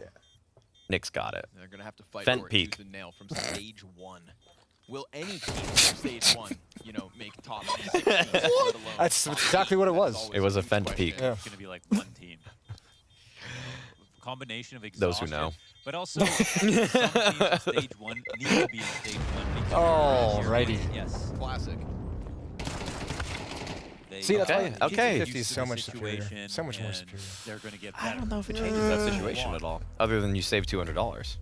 That's a pretty big change if you want a flashbang. Okay, yeah, but all they're doing with flashbangs is team flashing. That's true. Not getting into the. Why has nobody used timeouts in this game? That is kind of crazy. They didn't feel stressed and they don't believe in their coaches. They should believe in well, who's even behind Fluxo right now? Who we got? I can find out for you. That is why I'm here. Click on things and find out information. It is Tacitus. Oh, Tacitus. He was the assistant coach for Furia for some time. Yeah. He was the coach, I think, for Party. Was it Party Astronauts? He is so good. He was coach of like one of those kinds of teams for a while. That was like almost breaking through in North Triumph he had? Triumph. That was it. So actually, he played he coached Grim for a while. Ah. Yeah. He was Grim's coach probably when Sheikh Zula was the IGL. And will Complexity have Adren as their coach? Yep. Which is not a permanent thing. It's kind of brought in for Major because he's got a ton of experience. Yeah. The trial probably for both. So I mean, I can tell you as someone who stepped into coaching at one point, like the learning like when is the best point to call timeouts. Oh, true. Is like kind of a hard rhythm to find for. It takes some time. You need to know your boys, right? You have to get a sense of like when they're trying to work through things. Yeah. They need it now. Yeah, they might need the time. That money didn't build up quite hugely, like you said, though. Oh. Oh, that's where you need it. Just that's good. Misses. That's good. Oh, wow. Grim. Winnable. Very winnable. So winnable. Very winnable. So winnable. And either way, Damage go. Where do you go off the plan? This plan. Apps to flank porch. Apps to flank porch. Oh, but that's such a shit plan, dude. Sorry, excuse me. For that play. Yeah. I would still do it. That plan is actually. What the? Oh my god. And he gets that vision. Confirmation. Frag grenades on top of it. Oh, get it. Come on. You deserve it. Take him. Yeah, you've done everything. Takes a bit more damage. Sink it. And Kai still has the edge. He tries to close the No. Too much. by the way, Moses, your comment about the plant is just like imagining you in game when your teammates are doing something like that is your exact comment. No, I deal with those situations in game incredibly well. Oh, doesn't make me lose my mind. But if I see someone plant there, I am very internally angry, and I'm not like, well, now I have to play this completely differently than I would like to. Yeah, you can't do the apps flank. Right. Yeah. It's like I had a plan for like any of 5 other plant spots, but you've decided to put This it one just made it all hard. It's all difficult now. Kind of risk he was taking by sticking around. Up in Just limits your options, man. Kai's won. Hey, I'm gonna give it to Kai. He's won 2 1v1s. He's won 2 1v1s. But everybody knows that if you win a 1v1, it means you baited the guy that was in the 2v1. I'll tell you what, though, if we're talking about this as like the litmus test for complexity, since the first map was such a wash, it's not a great one. It doesn't feel like it's not a great one. Oh my god. Oh my god. What a pivotal 2K from Kai. Amazing. Oh my god. They have money, though. Extremely well Complexity. done from Kai again. Oh. Are they gonna save? No. Not at a minute. Surely burst B. Someone could still make a mistake on You got the Fluxo, timing on this smoke now, so it buys time for the third player to meet up. That's not. Yeah, it doesn't even feel that bad when you get smoked like this. When you're just when trying you to just set turn in the stage. corner, you're like, perfect, thank you. Yeah. Join forces with his teammates. This could just be that 3-player all-in on B. Okay, I mean, I don't even love Fluxo setup here. 2-2 setup. And, oh, but they are double side. Yeah, you're never going to molly out every... Oh, wait. They have 3. There's got to be a They've molly. doubled up. Yeah, they have to molly this. They have to molly this. Is there smoke? A well-placed Molotov here could spell disaster. Oh! They put a smoke If they don't... He smoked to the left. And they're able Oh, to he survived. He did a little stutter step. That's actually sick, Nate. Oh, what a nade. Wait. They don't know that there was They a don't second. expect the boost. Never saw the boost. Wait, they might still get it. I think they heard footsteps surely at this point. He comes back behind them. What? That's a choke from Furia. That's a choke from Furia for sure. Fluxo? Fluxo, yeah. No, from Furia. I thought he said Furia as well. No, I meant the player Furia, Junior. Furia JR. Maybe been a bit better. Maybe needed to be a bit better. This is a freaking... Furia Senior would have never... Okay, this is a Fent angle. This is a Fent angle. I've never seen anybody play this. What the hell? Okay, now it's a normal angle, but... Oh, no. Just hide. The bomb is a teammate. Just talk. PSA, the bomb is a teammate.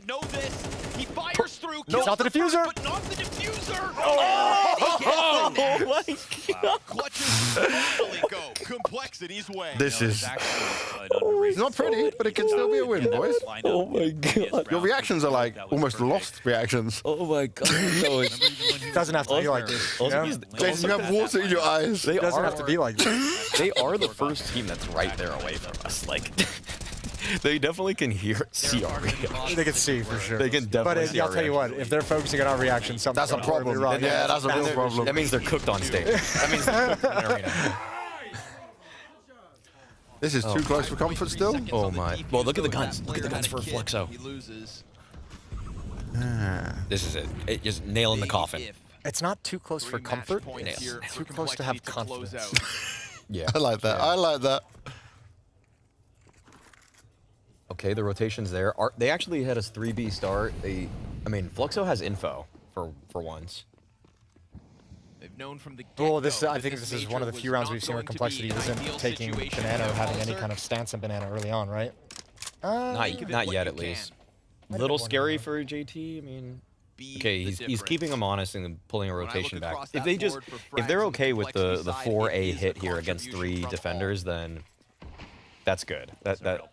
If even just as... Yeah, but you know what? You're never going to have a better chance to close out this game against this buy. Yeah. Every buy from here should get harder. I think this is fine. So do triple arch trap, double apps right here. Or actually, it looks like it's going to be 2 arch, 1 porch, 2 apps. They're going to try to slam their heads I think against this is fine. A-site I think, where there are well, lackluster I'm a guns little to scared hold of them this back. fight. This is the one fight I'm scared MLH up of. close could Do you swing? Ooh. Ooh, he gets hit I think they won. I think they got it. Yeah, but they're hitting out halls while the wrap is just started. And now they're coming back to The wrap lane. needs to go. No, the wrap is given away. They came back to lane and now they're stalled out by smoke. This is what I mean. This is why you can't have confidence. This is why we can't have nice things. Oh my God! Oh, they got it. They got it. Textbook. 5-7. Oh, A that's a lot of second kills. one from Zevi's nice, but it is a much-needed retake now queued up. An additional 10 seconds to get that bomb down, and JT ready to lock in the arch hold. Oh, he stuck around for the fight, lost it. Now there's a chance. Kai has been critical in these retakes, in these clutch rounds. It's him and Art to try to join forces with the 2 newest additions of Complexity. The promise they've shown on full display here with a comfortable crossfire, and they'll get this over the line. Not ideal, but a little perseverance and a much better showing than what they gave us versus OG. Nikados will still haunt them for the rest of the day, but at least that 0-2 score is not to be found on the Complexity side of things. Yeah, at least some pressure off. It's a win where they didn't find one. It's not getting stomped outright. It's beating a team they're supposed to beat even if they have a sub. They're still coming into this game as the odds favorite. For Fluxo, obviously, it's just pretty devastating to kick off 0-2. Expectations were not high for this roster, I think, from most people coming into the event, but you still hope it's your day, that you play above your weight. But you saw comments from Art that would lead you to believe that, you know, they've still got a lot of growing to do, and maybe this is a good incubator for it, but it's not where it's all going to come to fruition at the same time. I mean, you're lucky if your first ever major is a tale of success. To play above and beyond is something they hope for, but not one that they could put together now. I think you said it best. Complexity with a bit of pressure off their backs tonight. And that's why I've got to start with this, Grim, is talking about some pressure, maybe some sweatiness even within this game, because you got up against Fluxo, but there was times where it was made to feel very uncomfortable despite how far you were leading in the first half. Yeah, I'd say we definitely gotta, calm down sometimes. Like there was a round that we killed someone triple, and we knew there was probably one more, but like we're rushing the plan, and I ended up getting flanked. But yeah, I mean, it comes down to it. It's our first major together with the rookies and Junior coming back. Yeah. Obviously, it's a second major, so he's not too experienced either. So, it's up to Johnny and I and Dren. We're trying to calm everyone down sometimes and just make sure that we're all staying composed, because these rounds can get out of hand really quick, especially against any team in stage 1 or any stage is honestly really good right now. So, if you're not on your A game, then you're gonna win or lose some rounds that you shouldn't. Yeah. Talking about the experience, right? Obviously, you are an experienced player when it comes to these situations. Are you having to help out more within the team, having to be a bit more vocal, go through some things? I'd say in server time, yeah, for sure. And more so specifically during the game, definitely with the dead comms, I'd say I try to paint more pictures. Dead comming is always important, but it's always nice to have a helping hand, from the dead comms guy. If you're focused on your crosshair and you need someone to comm for you. And I've been trying to do a lot of that, and I think it makes it easier on the guys. So I'm gonna try to keep doing that. And obviously, Junior coming in, standing in for you guys right now. How much of a difference are you noticing in just the feel for the team and what you guys are trying to go through? Because obviously, Halzak not being here, it's a big piece missing. Yeah, Halzak's obviously a very big piece, and I think he's one of the reasons why our style works so good, because he's a super aggressive opper. Obviously, Junior's not as aggressive, but we're trying to still find plays that work for him that also fit in with our style, and I think we had 3 weeks of practice to fit him in. I think our biggest problem right now is just keeping composed in the matches. If we can do that, we'll be fine, because the practice was really good, and honestly, I think we need more matches to better, get more experience, and obviously, hopefully, close them out as well. Just obviously, the first day's over now for you guys. Where are you at in terms of confidence level for making it through? Because I think a lot of people, when we're looking at complexity, are thinking, yeah, they should definitely be going through, but your confidence might have been knocked a bit in that first game. Yeah, I messed my own pick'ems up. So, but besides that, I'd say, the first game definitely, we honestly just got owned by Nico Dolls. That guy was actually having a game. But yeah, obviously we could do things better. We watched the game back, and there's some small things that we definitely could have done better, and we definitely stepped it up on the things we talked about for this game, and we just gotta come back to this game, review it, and see what happens. But I'd say the confidence is good. I personally had a really bad game too on H. I think I was 1-10 or 3-10 or something at the half. So I definitely am glad I had a bounce back game here. It's all about the bounce back. Anything you want to say to all the North American fans out there to also give them some encouragement to keep rooting for you? Yeah, thanks for supporting us, and I really want to make the stage and play in front of the crowd. Obviously, we're a long ways away, but hopefully with more practice and more working, that we'll make it for you. I believe in you, Grim. Nice one, man. Thank you very much. I do love Grim. I will say he's got to work on some of the confidence in the delivery of that final line. That's okay. That's okay. He'll get there. No, but it's funny to think about. I mean, for me at least, because I coached him in Liquid when he got his first taste of Tier 1 Counter-Strike. It is funny to think that he's now the experienced guy. And he's it's me and JT who've got to train these guys up and get him up to shape and help teach him some of the mistakes and teach him some of the ropes. And it's crazy. It's kind of insane to me that he's the one in that position, because for me, I don't know, it still feels like a rookie for whatever reason. I love Grim, though. Yeah, he's great. Absolutely love Grim. Oh, man. There's a lot to unpack with what he's having to go through right now, what they're having to go through. They definitely are going to miss Halzak and the fire that he brings that team, and the way that he's able to just slot so much more seamlessly. Even sometimes in the defenses that, in the server, they just put it together. It's 1-2, tit for tat, ABC. They know how they're going to react off of each other because they've been playing together for years now. And if you're Grim and you don't have Halzak next to you, who's been providing big numbers and big impact, your job gets harder as well. You don't have an opper alleviating a little bit of the pressure with 1 kill. You don't have that guy you're used to shifting into a position to cover you to make a play. So yeah, it's going to be a tough one for Complexity as they go through this. And he loved to make plays as well. Also, it's actually, what a big win considering Complexity could have been 0-2 right now. Oh my! That would have been mental. That would have been that's a situation that's going to be really hard to recover from, especially with the stand-in. So the fact that now you're not in that situation is that is the relief. The expectation, even with Junior coming in for Halzak too, I think people maybe are overlooking the fact that this is kind of Junior's best audition he's going to get for a long time. Yep. Yeah. Keeping himself alive in this tournament is huge. If they just went out 0-2 today, 0-3, they're just going to point the finger at Junior, and he's really built a lot of good faith among people that are watching Tier 2 North American Counter-Strike, because he's just been smurfing on people there. So he has to keep himself alive for him to even get another chance in Tier 1, in my opinion. All right, we're taking a quick time out here on the red zone. We're keeping things moving, though. For the H-Stream people, you're going back. You got Imperial taking on Nemiga. But for anyone else, stick with us in the red zone. We're keeping the fun rolling. And that fun continues rolling because we are non-stop. It's so wild. I never know when the break is like a break or I don't see anything. It's like a and then and then we're back and it's me again and we're still here. Do we have Chinggis? If you're watching the red zone right now, I know. Do they see the whole thing? Yeah, they watch everything. They see this. You guys are going to see how the sausage is made. They are part of this fundamental I've invited experiment. you into this meta. I don't even know where I'm going. It's an experiment right now. It is an experiment. We are a social experiment. Yeah. We always have I been. feel like I feel like that's always basically just esports for the past 10 years. Is just one giant social experiment. Really. We're all just hamsters. Yeah. All just rats in a maze. And I feel like I'm doing okay at the maze. You found some cheese. Yeah, I found like maybe the first smaller crumbs. Mm-hmm. Still need that big crumb. That big piece at the very end we're all waiting for. Nix is looking for the fent. What did you say, that guy? Please stop. I know we're in America, but you can't give me... Why not? Yep, you're Americans. Okay. You know better than I do. I don't have this problem. Yeah, no, not quite. Not yet. It hasn't made its way over to Europe just yet. But I do need to ask around, like, just for you guys looking at complexity off the back of that, this is a good sign, right? Even if it was a little bit close, like just getting that win, getting themselves a hurdle over this. I would say no. Oh. I mean, it's What do you nice. mean? Well, yeah. It's not a great sign. Like depending on what. I mean, it also depends on like what your expectations for complexity are. Okay. Like like I don't necessarily. I mean, I kind of have the expectations of them going through this group, being able to contend for stage 3. I don't think they'll make it. Oh, really? Stage 3 with Junior?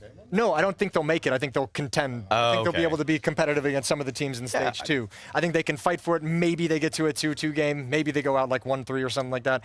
But I mean, that doesn't fill you with any confidence that they're going to do something. Shocking. I'll be brutally honest as a big complexity fan is that from what I've seen today, from game 1, just getting smurfed on by Nikados to kind of barely escaping against Fluxo, I'm putting their chances of making this through at just bare minimum, like it's like 45% for me. I'm a little. I would probably push. You had them through on your pick'ems, though, right? I had them through. Yeah. I would probably push another team up there now. I got to look at the whole. I'm feeling really bad because we're going to Chinggis, Warriors taking on Legacy right now. Why do you feel bad? Because I put them both as my 0-3, so one of them's getting screwed in some way. That's the worst kind of 2-for-1. That is it. That's not the 2-for-1 I wanted at all. For Chinggis and Legacy? I put them both 0-3, yeah. Well, then at least one of them's going to be 0-2 after this. Yeah, but I mean, that screws up one of my 0-3s. That's not that bad. If you get one guaranteed, you're This is a great example of a glass half full kind of guy versus glass half empty kind of guy. I needed everything. Actually perfect. I needed everything because I've got Heroic and Bait in my 3-0. Yeah, well, I'm shocked the vibe picks haven't worked out for you, Banks. Where are my 5 picks with what I run on? My whole I talked to Zach. He said he was feeling good. Yeah. He said he was, he was happy. Hey. And I said, you know what? That's a great sign. They are about to win their next game as well. They're going to beat Nemiga. I promise you. Who's going to beat Nemiga? Imperial. Yeah, maybe. Yeah, I put them both as teams that I didn't have advancing. I'd lean lightly Imperial. I mean, most of the games in this stage should be pretty competitive in terms of who's going to win. I think that's another one of those games where it's like it could go either way. It probably skews one team or the other depending on your perspective, but I mean, that really is kind of like a battle that can go either direction. Big pistol win for Legacy and Chinggis both. Who is favored in this matchup on paper? Legacy for sure. Legacy's actually beaten European opposition this season, I'm quite sure. They've at least taken maps off of them, whereas... Yeah, I'll look it up, because I mentioned this earlier. They had some very good maps in some of the previous... I mean, I know their Bucharest run didn't net them playoffs, but it made me pay attention to them a little bit more. They took a map off 3D Max. Yeah. They played them in a really close series. They played Vitality very close. 13-11 against Vitality on Dust 2. Could I get their Bucharest result? I will find that for you. What was their Bucharest result? Now it's about the conversion. CT's will force buy in. 3 MP9s, 257. Don't worry, I got you. Was it Lisbon? My bad. Handful of smokes. I don't know if they're late investment from Spawn, so it's actually going to be... Okay, they were in Bucharest. And what did they do? They got, 13th or 12th to 14th. So second to last. So they won one series. Who did they win against? You're really asking me. I'm finding it. I need to know. Legacy go with a smoke wall. Okay, let's have a look. They beat Liquid. They beat Liquid. They beat Liquid. Oh, wait, wasn't that Liquid was Shuhei's first ever event? Yes, but they beat Liquid. Yeah, but they beat Liquid. 13-4, 13-10. Yeah, they beat. Yeah, they humbled them. They humbled Twist. They humbled Naf. So smoke wall will land. One-time thing. If you can beat a Liquid that is still just forming with Nerds, Twist, and Naf, yeah. I think you're gonna beat Chinggis Warriors most of the time. That's pretty strong, I guess. Yeah. I'll give you that. I'll give you that. Even if it was the worst form that Liquid was ever going to show, I don't think it is. The floor isn't Chinggis Warriors. Troops aren't ready, so you want to clear hut. What a phrasing. Yeah. Poor Chinggis, man. Yeah. I'm just saying things nobody's ever said in the history of the universe. The floor isn't Chinggis Warriors. To find the finish. Already you've lost There's one. thoughts that nobody's ever had. Lato could And may never have again. And for good reason. Yeah, for very good reason. That's another. I gotta see another kill on this lurk. Oh, that's a dead Dumao. Oh, they're not expecting so this. smart. So many cues. Yes. Just surviving the bomb site. I'm wrapping. Oh, that was the. They just. Okay. Yeah, not the play to make, but he did make a play. I just wonder why he shot. Did he think he was peeking? Saw the barrel? A weird pre-fire. A weird pre-fire. An E-fire, some may say. Whoever made that call within on that round, Chinggis. give him a pay rise because Electric fires. You ever have one of those? No, but I can't imagine they're any fun. Bad time. Yeah. Bad time for everybody involved. That's E-fire. That's his name, E-fire. Which is short for electric fire. Yeah. Thank you, thanks for dumbing that down for me. Making sure? Yeah, it's just fully understood now. Trying to keep everyone on the same page. I'm going to play my simulator again. You just love that thing, don't you? I do love the simulator so much. You can go on Blast TV and use the simulator if you want. There's only like 2 things that you can change now in this round, though. Yep. That's a lot less fun on that simulator. Hey, I'm getting more accurate that way. 3 things. I'm getting more accurate with this. Control. Not ready for Lato's position, presumed. It's the only one he was dealing with. Okie dokie. Yeah. Well, that's Lux. Well, I don't know. Like it's CT side. Like Chinggis, they can still come back. Like this isn't.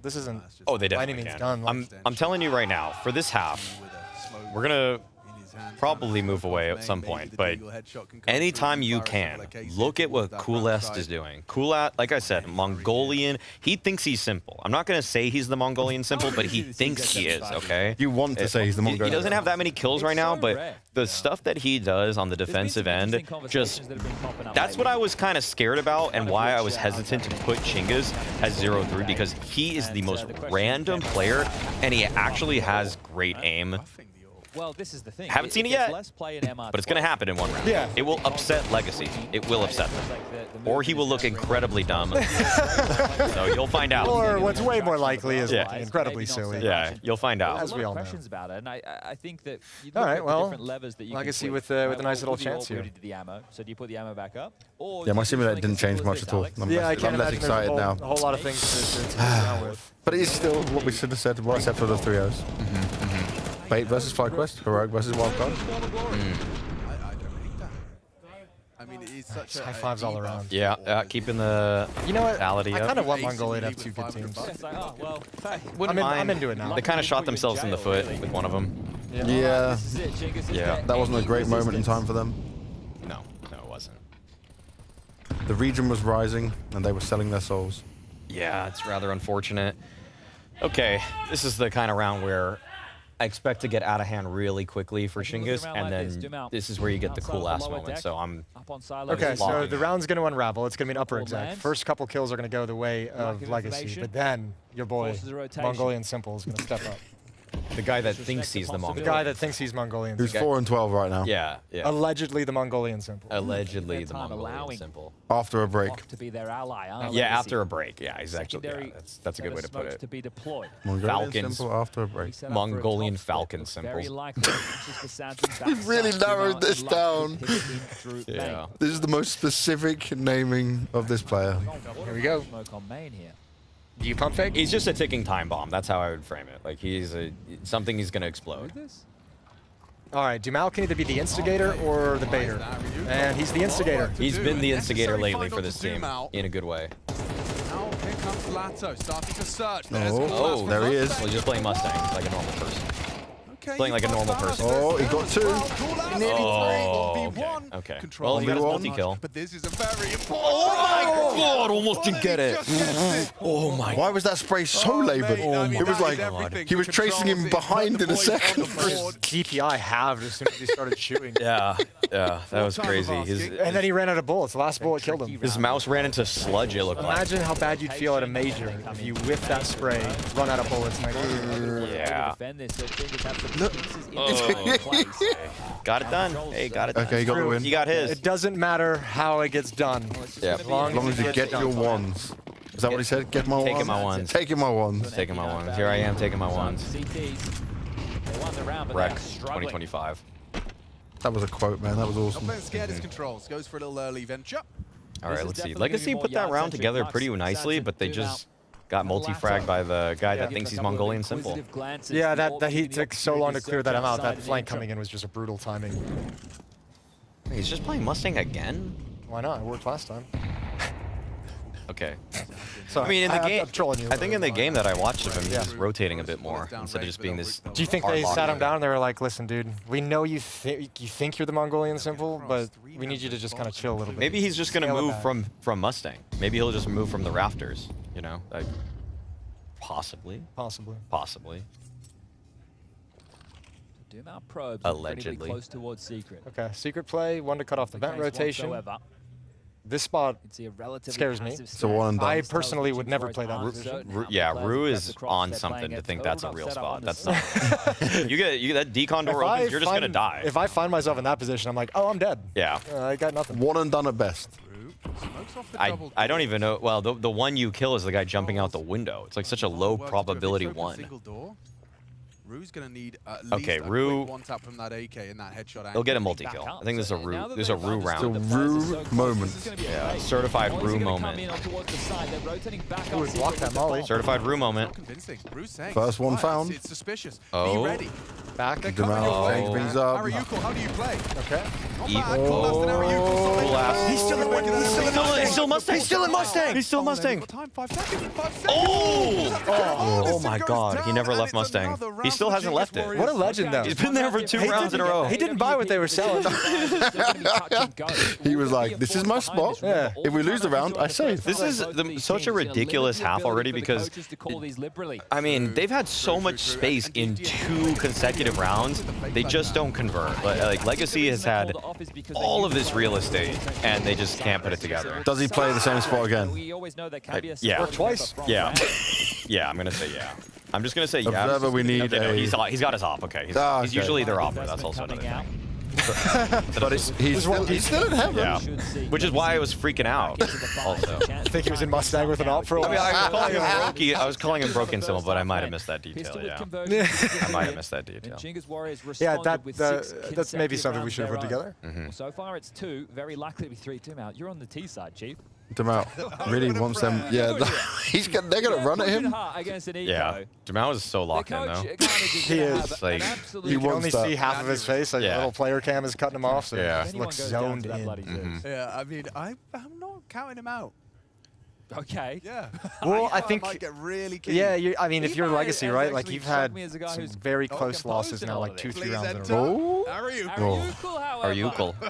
He's a different candidate. What are you saying? That name is ridiculous, but He should just call himself Hercule from Ariukal, the guy that's far left on the HUD. Yeah. Ariukal. He needs a name change. Hercule. We've already got Senzu. What about we just call him Ari? Ari. I've heard people try to just say the whole name. Oh my God, they're getting down. Oh my God. Bro, this is actually kind of scary. Oh, wow, they're going to get a plant. It's a nice benefit. Dumao just in HUD. He had the Zeus, man. He was waiting. He's been waiting for that push. No. Oh, they're going to go up. They're winning this round. Away. You won't be pivoting though. Ariukal's here. Oh, that's not bad. Alex. Oh my God. No. Oh my God. Now No chase is on. Yeah, you should have planted by Now you have no time to. Now you're never going to plant. Oh, All right. go back sight, my brother. The nade's not Wow, going to he's find dead. him. He doesn't have the help, but he's got the No, stop waiting, bro. Oh, wow, that is an insane eco. Yeah, he thought that swing was coming out right after. Yeah. I've seen that a couple times at this event. That the trader is like just so purposefully lagging. I love it. I love it.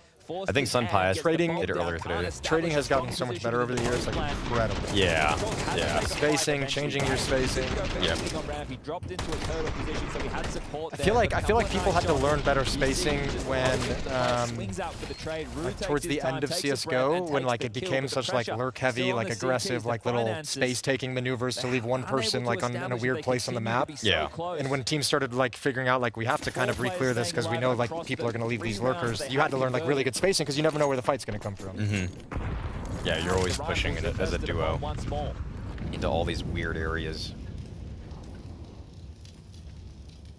Okay, pivotal round.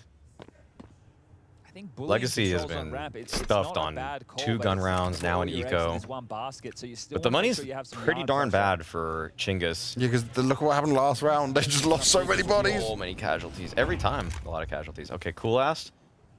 This is the kind of moment Coolast will just take info. They drop back. Now Control's pushing ramp. Oh my. Free frag off the That's... I don't know. He didn't even shoot. Or did he shoot? I don't think so. I don't even think he got a bullet off. No. They've kind of disappeared. Wow. Oh my god. They've been muted. And okay, actually, I'm kind of happy here, to be fair, because what? All right. I can't lose in this one. No. Technically, I can't lose this one. I'm going to go with Jason's approach. No, the thing is that Legacy can win a BO3 in that O2, you know. Yeah. They can win a BO3 in that O2. But Chinggis will not win a... Chinggis is not winning a BO3 versus anybody here. I'm going to tell you that factually. Facts. Factually. You going to give that the 100%? I will give that 100%. Watching them play any other map than Nuke, Nuke is their best map by far. Yeah. It's their best map, and they somehow got it in this video. Yeah, how did that happen? Legacy did not even look at the HLTV stats. Or any of their matches. But that's what happens when these second games of the day, when they have no prep at all. They're just like, we're going to play our game. Simple. After the break. Mongolian simple. I'm telling you, like, why is he even peeking with the USB? Mongolian. It's a fair point. Ooh, there's a play. Mongolian symbol! I'm telling you, Mongolian symbol! It's Mongolian brokey. No, you can't change him. Why have you been? He's both. He's both. He's a hybrid. He's a hybrid of what pro player he's imitating. And he just pushed with a USB. He just pushed with a USB there. That was kind of hype. Yeah, no, he really believed in his USB. That's He what was I'm fully telling you. sending it. That's what I'm telling you. Coolast is crazy. 4 rounds straight. I think Legacy's It's over. Toast. The O3s are dead. They're so knocked out of the... I mean, I got Fluxo. I got Fluxo in the O2 right now. Fluxo versus Legacy. Who wins? Legacy. Legacy runs it back on LAN after losing in the MRQ, and, you know, revenge is a... who would be the... Ooh, sweet. I'll go back to my simulator. Sorry, if we take the pistols and the conversions out of this game, what have you won? 3 So, rifle rounds there by Legacy? So, if Legacy lose... Success, the best of one is both they have pistols, bought. conversions, a clutch/pivot round. yeah, money's around 1,400 on everyone. Or you would have Metizport Legacy, Fluxo, Nemiga, if Tyloo, Chinggis, and Imperial win. Oh, Nemiga would destroy Fluxo for sure. Yeah. That's not even a contest. The mouse jump. The mouse jump. The mouse field. Oh my. Of course, this is the kind of. They're so back. Wow. They're so back. Wait, controls. He's not simple. Probably the most reasonable player on this team. Like, he's like incredibly. He's incredibly. Oh, he missed but he missed the. Oh, he didn't see that. That's a nice little reposition. Oh wow. That's a nice little So you can reposition. understand why he did that. Wow. Yeah, okay. So, man, what you're telling me is that I really want Well, there's a Legacy pivot round, to everybody. win this game. So, I think what you want is Imperial to win.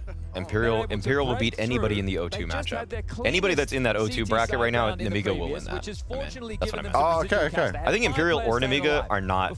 They're not O3 material in my eyes. They were struggling to get across the No. line, and the coach gets Neither of back these. on the Neither mic of and he those says, teams on "Listen, the other stream are. No. Can't be losing I'm with you. those. If we want to avoid going 0-2 on day 1, stage 1. Chinggis now has 0 time left. Best of ones. Stevie Austin Major. What are they cooking? What do they got now? It's not done yet. We tie The things last up time once out, more. I mean, what does the coach even say in a moment like that? It's like it's a mentality thing because you've been playing every gun round as you've been winning them. I'm not going to say flawlessly, but you've been winning them. Yeah. And then you lost on this Tech 9 fast by A-pop. That's what you say. All right, guys, we lost against Tech 9s in a force fight. It happens, but we've handled them every gun round, 4 in a row. We're all good. Oh my god. That's intense. I feel like that was that Risky Bob? Risky Bob saying F you guys? Is that all he said? It's not even really an insult. Best nickname, by the way, Risky Bob. I appreciate it, though. Yeah. It's better than saying nothing at all, Maui. That's true. That's true. Oscar Wilde said it's better to be talked about than be boring. And who are we to disagree with Mr. Wilde? Yeah, exactly. He's written literature that's pretty iconic, some would say. Yeah, been passed down in the annals of his time. Okay. Controls has been relatively This passive is the when round. tested on ramp. He'll take the contact and fall. I feel like this time he needs to stand and bang, and actually he's backing They're off. so... They lost so much space, though. I don't think they know either. Oh my god, E-Fire. That's way too passive of an angle. Way too passive of an angle. If you know nothing. You know nothing. You don't even get a jump on intel. Well, they're already done events. Exactly. And now you put him in like an impossible situation. Are you kidding me? Oh. Are you kidding me? Why did they back up vents, baby? And the, no, it's and the the pressure of the lurks here. situation. Everyone's trying to be the hero. Everywhere. Everyone's trying to be the hero. They lost everything. Look, he's still there. He's still in the same Mustang. spot. He's still in the same spot. Legend says he will never leave it. He actually is still in the same spot. And he needs to save. They need to save. Yeah, they have to save. Wait, did somebody else have the op this round? From Chinggis, or did they have no op? No, they lost the previous round, didn't they? So they lost his op. Yeah. Okay, so he's either opping or he's playing Mustang. If he's got an op, he'll be somewhere else. That's all the research you need. Other than that, he's in Mustang. If you don't hear an op shoot at all, just look at Might Mustang. not clear it because you're not expecting somebody to stay in a position like this. Lux is well ahead of this save. Yeah. But in the complete... Oh! Excuse me. What? Yikes. Oh my god. This is not a... He's making noise. My god. Why can't they hear him? What are they doing? What? How did he not ever hear him? What is Lux listening to? Crowd noise? Why can't we hear each other? Bro, Lux's volume is 0.1. How did he not hear that? I'm really... How did he not hear that? Were they calling the next strat for the next round? They were hyped about the round. We got it, guys. We're doing it. We're coming back. Sometimes when you're IGL there, you will start saying, great job, guys. We're going to do this next round or whatever. Oh my gosh. But like, I need to see this. Oh. That's unbelievable. Look. That's truly unbelievable. All the noise. Yeah, this is actually... All the noise. How do you This single interaction between these two players is is further proof that stage 3 was a mistake. Just didn't need to be here. Add it to the list. Oh no. Wait. No, they got mollies. And he's got no smoke, so he's got to bail out. He can't even. That's why you don't play that position if you don't have a molly. FYI for all you kids at home. Don't have a smoke. Yeah. Yeah, that's what I meant. The lesson still rings true. Don't have a molly, just molly yourself again. Make it worse for yourself. S'mores. I'm hungry. I am hella hungry. Yeah. But when you co-stream at home, you can eat while on the screen. We need to add this to the red zone. Oh yeah. Need a food sponsor. Sure. Any food sponsors for the Blast TV Austin Major, please reach out to Jason Moses O'Toole. I'm into it. Definitely do that. Yeah. You can do everything, Jason, so I believe you can handle a sponsorship for us. Just for us three. Secret. Just for the evening shift. Uh-oh. Oh no. Oh no. Oh no. Where's the coordinated drop down? Where's the coordinated? Oh. Okay. Saved. Oh my god. Pick'em saved. Pick'ems are saved. I feel like Pick'ems are saved. both of these teams had like a stretch towards the end of this game where they've had control, and the other one felt like they were crumbling. Yeah. I think it's just like the inexperience. The panic. It just makes it so hard to like regain control. Like if you're the team with momentum at the end like at this 10-10, like it's just like okay, we have complete control. Yeah. I want to see what sort of play Chinggis Warriors have in store for us here because their money is bad, and they have 4. Oh my god, Cool S as the mag. Like this guy. Put him in hut. Just Just park him in hut. Put him in the Louvre. Put him in Mustang. Put him in the Met. This guy's a work of art. He's got a Mag 7 now. What does he do with the Mag 7? Where is he? Mustang. Wait, God. He's actually got the Mag 7, but just holding his USP. Oh no, he's close out. Okay. Reasonable. Okay. Oh, they're just gambling. I mean, not a beef play. Also, this is a great opening to the round for Legacy, which seems crazy, but they're just bleeding utility. They're just like, spend all your stuff. We're not going to do anything. Yeah, we know you have like 5 nades. You have all the pressure on you. You're going to be a little bit nervous about a rush. We've already beaten you on one of those. Oh my god, Cool. You have busted money, so you don't have all the smokes and mollies you're going to need. Oh my god, Cool S is just here with him. I somehow I sense it. I sense a moment. December's a simple moment. I sense a culturally impactful moment.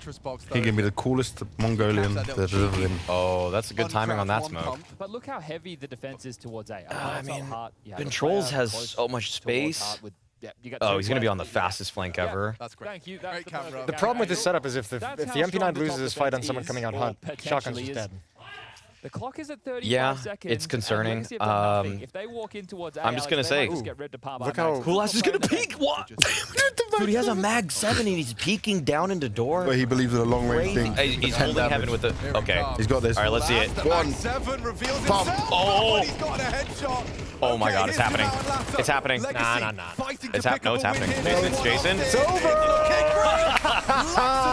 You so wanted that mag 7 play. Legacy picking themselves up a win. They couldn't hack it versus Lynn Vision, but the Chinggis Warriors fall in regulation. 23 rounds of play. Legacy leave victorious. Chinggis Warriors, a rather rough day in the office. Yeah, laboured affair there. I think the both pistol rounds right there create that buffer for Legacy to work with, but brushing off the 13-7 loss to Lynn Vision on Dust 2 to start. Chinggis Warriors are now just one best-of-3 loss away from being eliminated from stage 1 of the major.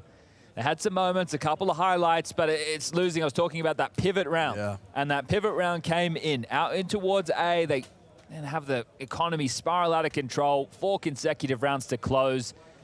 And Legacy take care of business, putting them in the 1-1 bucket for day 1. Well, there we go. Pick 'em saved for many a people out there. Chinggis Warriors can still go 0-3. And you can kind of tell why. Unfortunately, the way that Chinggis Warriors like to play is very individually driven. We saw Legacy sort of give them what they wanted, though, in a few cases, which was concerning.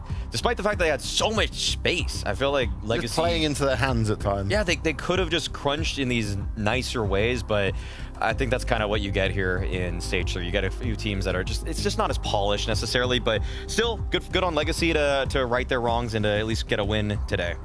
Yeah, again, avoiding that 0-2 hole is just lovely for a team like Legacy. So a nice little win. Yeah, I think you're right. Like, again, inexperienced team coming out of a region that doesn't have a ton of Counter-Strike, and even the best team that, you know, we have a top 5 team in the world, but it's not like they're in Mongolia all the time practicing playing in local events as well. So yeah, these guys are always going to be a little bit behind on some of like the details of the game and the fundamentals of it, but not a bad fight whatsoever from them in this game. I think it's kind of probably a bummer for them more than anything is they probably feel like they disappeared at the end of the game. And they did. Yeah. And they did. But that's the hard part. It's not the loss. It's like the fashion of the loss. Especially when they were clawing their way back on some of those rounds, like giving themselves a good chance into it. Mustang was a great position for them. That was an anchor. That was a rock, I think, of the defense. Should have just stayed. He should have just stayed there the whole time. Yeah. Never should have picked up the op. Should have just stayed Mustang, multi-kill after multi-kill. It was the key to success, and I feel like he would have had not even depreciating returns. I think it would have just kept actually delivering. Sure. Yeah, it probably would have. Great chance. Because you'll never expect them there like seven rounds in a row. They weren't mauling it, to be fair. True. They were mauling top hut most of the time. Maybe they saw that in prep. Maybe that's actually why he did it. I mean, he is the IGL also. Yeah. Which is crazy to me. IGL, Orpa, and Mongolian Simple. Yeah, Bled calls him a thug. I'm not really sure why, but... That's actually such a cool idea, though. Like, I think it'd be so much fun to watch Simple be an IGL. Oh, God. Ooh, what would that team do? Imagine the meltdown. I know, but that's what makes it fun. That's the excitement. I mean, we already have Electronic trying to do it. It's not... I'm not liking it. I know. I mean, I wouldn't actually vouch for. You wouldn't invest money into it, but I would definitely tune in. I'd definitely be watching. Watching him try and dictate every play. You didn't do it exactly my way of how you're doing it. He did it with Neo to a quad kill the other day. He did. He backseated him the whole way. The whole way. Yeah. Didn't let him even think for a moment. When was Flamey's record-setting major performance? Because he had the one before this. Because there was a period, right, where Flamey was incredible, but it was when coaches were allowed to talk during the round. Oh, the Starks. And there was always the rumor, I never confirmed it, there was always the rumor that Starks wasn't actually looking at the team overall, he was just telling Flamey when to do that. So Flamey's a good mechanic? I remember hearing this rumor back in the day, they're like, you're incredible, but you don't know what you're doing, so we're just going to park this coach behind you, he's going to play the game, and you're just going to shoot things. Wow. And so I'm curious. Harry could use that. Harry could use that. Yeah, that would actually help him so much because his aim and mechanical skills nuts. It's lack of communication. The patience factor. It's the patience factor with Harry. Harry likes to get stuck into fights, and we love him for it. Yeah. I hate his lack of communication. Well, you know, we're Sometimes it's late at night. Yeah. Yeah. We're not professionals. No, yeah. No. He calms more when he's casting. Yes, definitely. Definitely. That's where it all comes through. Well, we're going to keep things moving, but people can go back to their streams as well, because you can stick here with us in the red zone. But you've got Tyloo versus Metizport, and you might want to be there. Either way, you can be here if you want as well. And we're back. It's like a real-time pause. I actually kind of love how awkward that is. That's I actually really enjoy it. We were actually told there was a wiper, but I just scrapped that, so I am the wiper now. I am the da-da-da. I am the wipe. Yeah. And we're back. Were you able to check in with the other one? I don't know. I'll be able to check in with the other one. It's Imperial versus Nemiga. Can we go there, Mr. Producer, please? That'd be some magic. I'd like it. Well, it'd be cool. I'm down for that. There we go. Look at this behind us. Yeah, sure. Nemiga Imperial. And the crazy thing is, when I spoke to spicy. When I spoke to Nemiga, they didn't expect that it would go to train. They were not ready for this. Okay.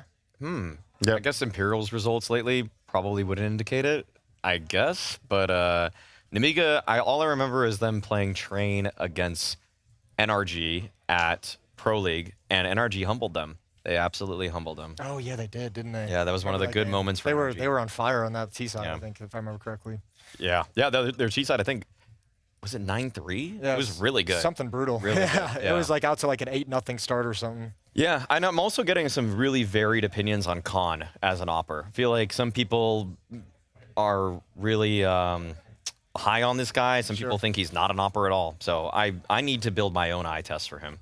Yeah, we do need to get a little bit of a look-see into it. I don't know. Opping feels like a tough place.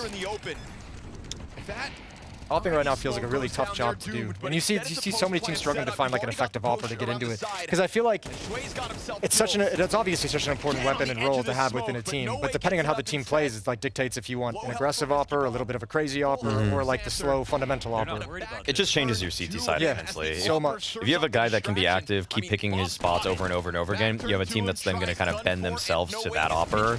But if you have a guy that's a little bit more supportive in nature, then it's really up to the riflers to set things up. So changes the entire narrative, play style, the basic philosophy you're trying to find.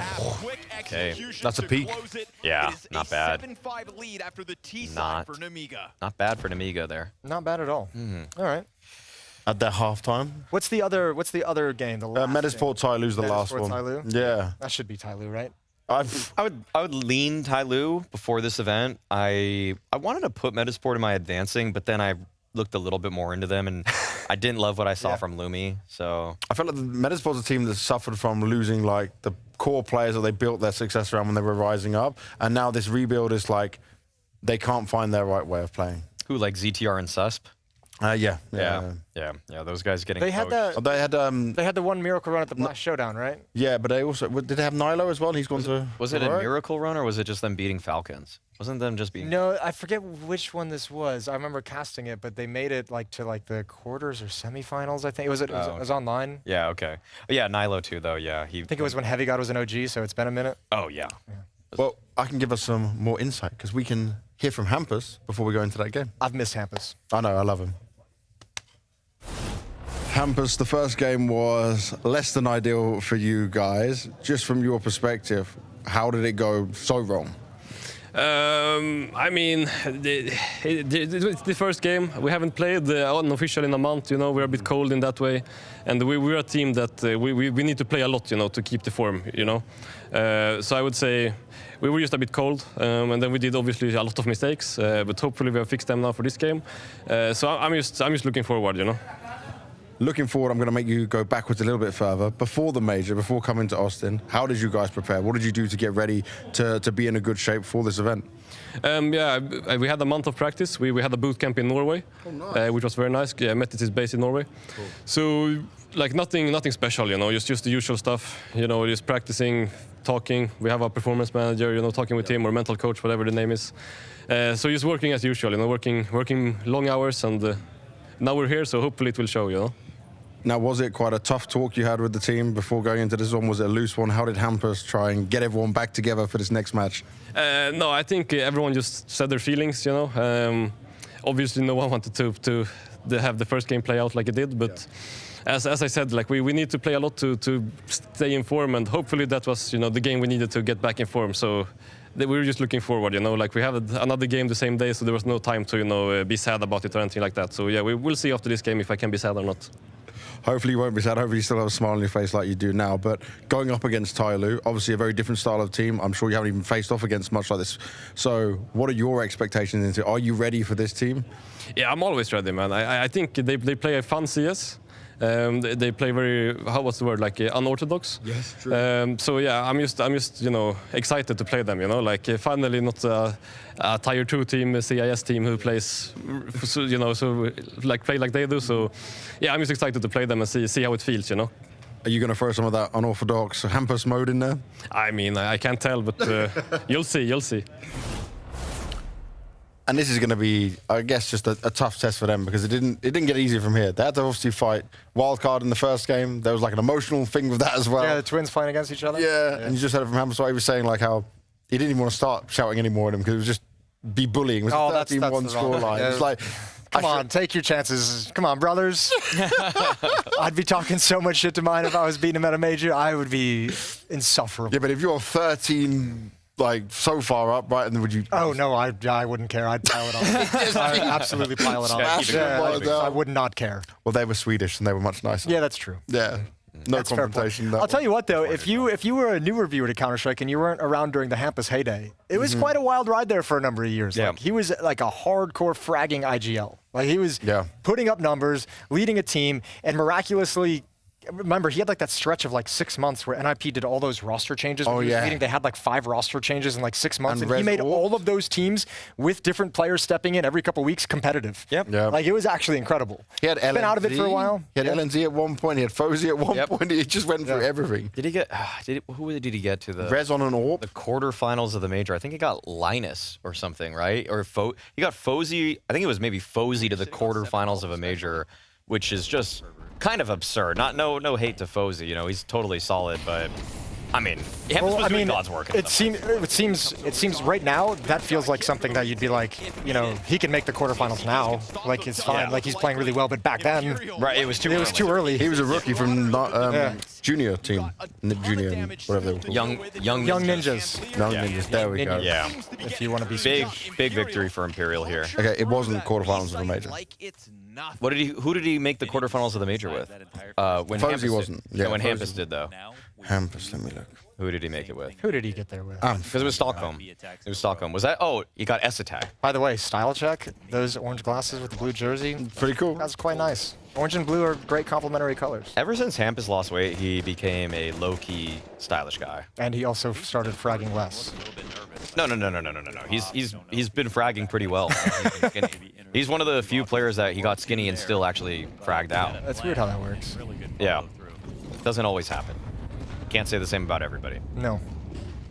Who do you guys have favored in this one, in this Imperial Nemiga game? I would have had Imperial lightly favored. Yeah, I would have. I mean, truthfully, Nemiga's results online would probably convince people to think that they're better, but that's online. I think the bookmakers would probably even side with Nemiga if I wasn't. I would bet they side with them, but I mean, Imperial has done a little bit more on LAN in the totality of all of their careers. Yeah. So that's why I'm there with them. They also have like that unintentional bias of we've just seen them more. You know? Yeah. Like you just watch them more at big events, so like naturally you kind of lean in that direction. If something's like even, like that gives you like the edge to just lean towards them. Like at least me. Nemiga were kind of like Bait in the last 6 months, where they're both online grinders, but Bait's always just been better. They've just been better than Nemiga too. Sure. And that's why I also. And they got some LAN experience on the Bait side more as well. Yeah. So this is everybody's first major for Nemiga. Yes. So that's also a huge. It's cool for them, but it's also a strike against them in terms of me making this matchup in my head. Sway was one of these players as well that everyone was hyping up, and like individually, mechanically, he can look quite good, but I'm not sure how far he'll go with Nemiga. You know, more like waiting to see if he'll get picked up by someone else in the CIS region. Yeah, I'm not really too sure. Every time I watch a Nemiga game, Sway is just okay. So I'm not really on that hype train at all. I think I've just seen more of Nemiga's failures, mostly because I watch them play better teams. So I don't really see these high points for them. The tough test. Like watching them when I watched NRG beat them at Pro League, I was like, I don't know what the excitement is about, guys. So I'm still learning. Well, it was online Counter-Strike. That was the excitement. Nobody feeling comfortable enough to play within it. I would imagine. No, at Pro League when NRG beat them on LAN earlier this year. Yeah, I know, but I'm saying the excitement built up because of the hype around the online results. Yeah. You're right. It's getting late in the day. Yeah, it is. We're slagging behind. Ooh. Oh, okay.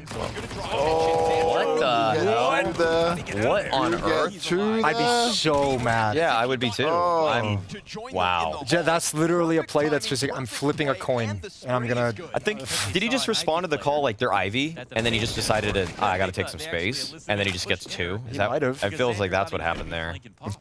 Pretty huge. That's even in that scenario, I guess the time left in the round as well. Yeah, you're gonna get a good rotation. So what, like 30 seconds at that point or something like that? A risky bob. Ooh. Oh my God. Which is still great. 2 guns denied, but just gotta take him. Wow. Man, that could have been even They just got taken to the cleaners. You get double kill on a smoke push, and then you get wrecked before being able to save the weapons. They died before time ended, though, right? Yeah. With an MP9. Saving grace and all. Khan missed an op shot on Ivy, so it just felt like maybe outer split is coming in for around 30 seconds, right? And wow. And So Ned is sad. Like, wow. I guess I'm gonna go try to help outer. We already got a Z player in the back, so we can watch if anyone comes out of upper pop. That's so intense. And it's like not even like looking at anyone. It's just straight at the monitor. Yeah, it's just angry. I like it. He's still in that online mode. Yeah, that's it. Yeah, he's an online. He's not used to having people around. No, Wait, oh yeah, I could stand up and shout at them if I wanted to. Yeah, if you have a long, like, I don't know, for me, a week of just a lot of intense gaming, just staring at the screen, staring at screen and talking to people, that first venture out and talking to people, you're making a little less eye contact. A little less. You're just staring at your screen a little bit more, wherever it is. The proverbial screen.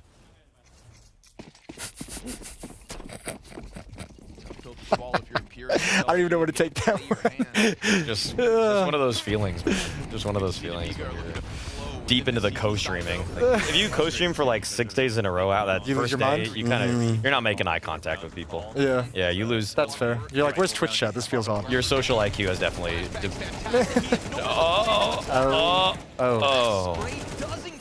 Okay. I mean. All right, Dwight. Khan. All right, Khan. Okay. Wait. No. No way. No way. No way. No way. All right, Imperial, dig deep. You got to recover from 2 rounds ago with the smoke push. Now you got to recover from just getting bodied in this round. And you're running out of runway. Yeah. It's gonna get tough from him. Is there anybody on Imperial that you would throw into a top Brazilian team? Well, not. I don't think they would make the top 5. The second Brazilian team. The second Brazilian team. I think Descent and No Way had chances. Try's not Brazilian. Oh yeah. He can speak Portuguese. So the options are Vinny or Che, is what you're going? Is what you're telling me? No, I think it would be No Way or Descenti would have been on the list at one point in time. I don't know if they are anymore for me. But like, it's also like such a question too, because like because of the lack of mobility in the scene, it's like you still have that unanswered question of all these guys that haven't shown that, like, haven't reached the next level. What if you put them in a team that's just better across the board? Can they? That's true. Like, you just have unanswered questions about the individuals. Yeah, every Brazilian team is 70% as good as it could be. I bet being a GM in Brazil is a nightmare. It's probably actually a pointless job. It's a job. They don't have them. Yeah, they don't need them. They don't exist. They didn't overcomplicate it ever. I mean, they just had very good. Yeah, what's the point of even being on the lookout for roster moves when they just don't exist? Locked behind contract Yeah. all the time. But they didn't just draw. And you're trying to find the next young kid who could pop off, but he's gonna have to be one player to save your whole team. Well, I mean, look at how intense, like the craziest. I remember, like the crazy thing was the intensity around the battle to get Snow. Oh yeah, yeah.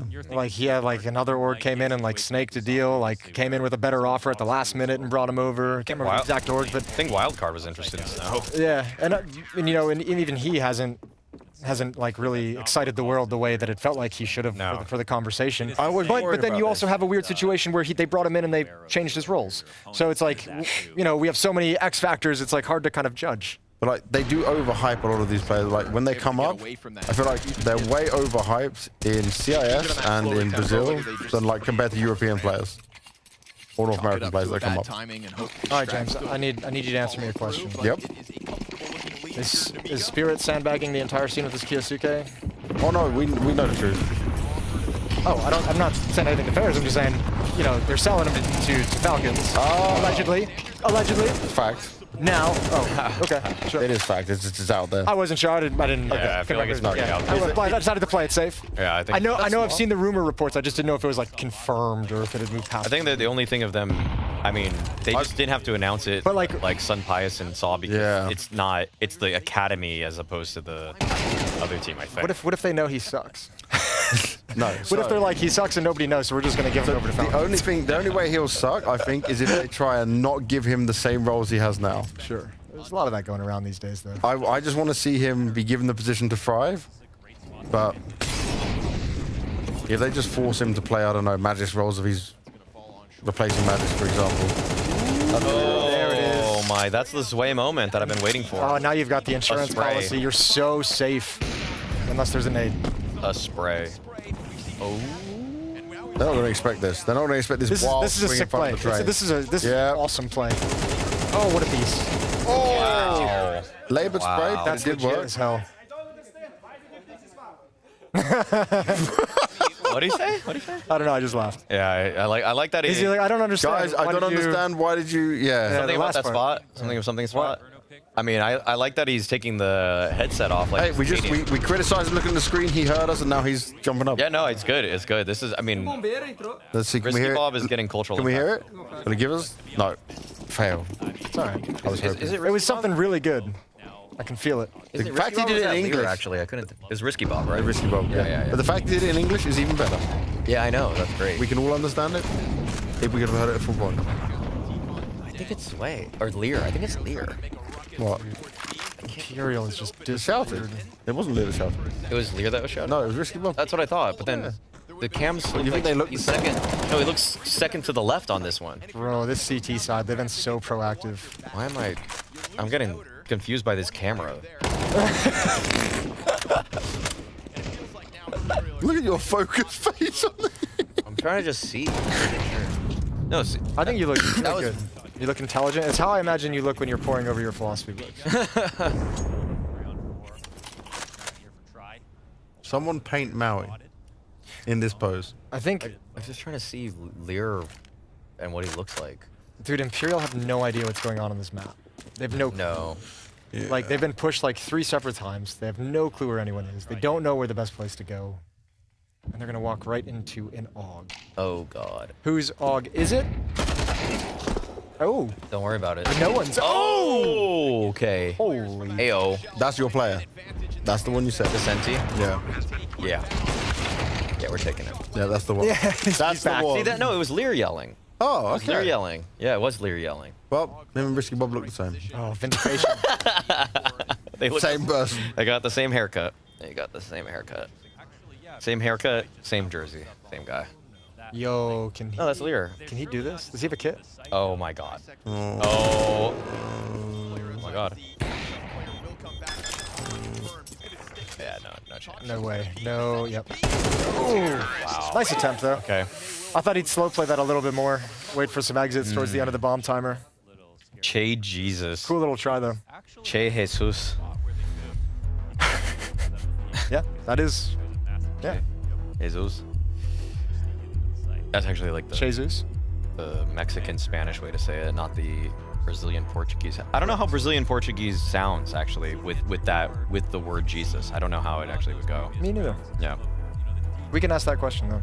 We can find the answers. Yeah, someone ask Zach. We have the ability. Don't ask Zach. He looks stressed. We have the technology. He looks like he's in a really rough place. No, let's ask him right now. He probably doesn't even realize his arm is just bouncing that whole time. It's just No, he's in the moment. Yeah. Hyped off of whatever energy drink sponsor we have for this event. Just play it real safe with that. Yeah, extremely safe.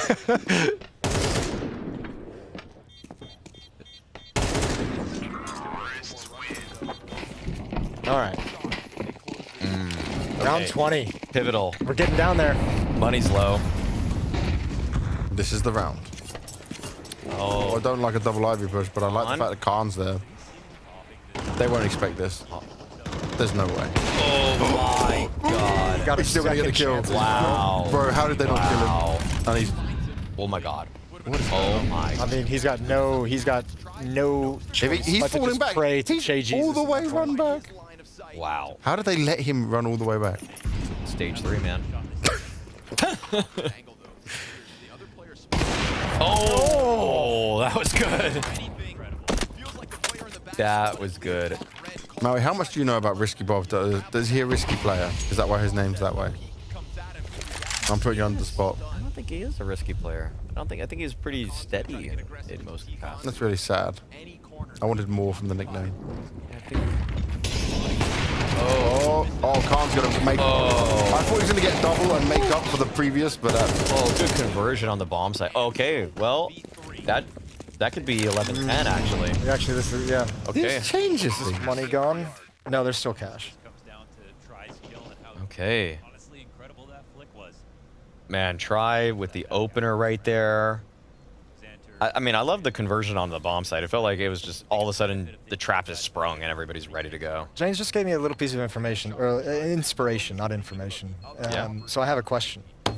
Are there any players over the years that are like have an onomatopoetic nickname? Like their alias sounds the way they play or are? That's a great question. I think it's a fire question. Yeah. I'm biased there, but you know. Try always gives his best.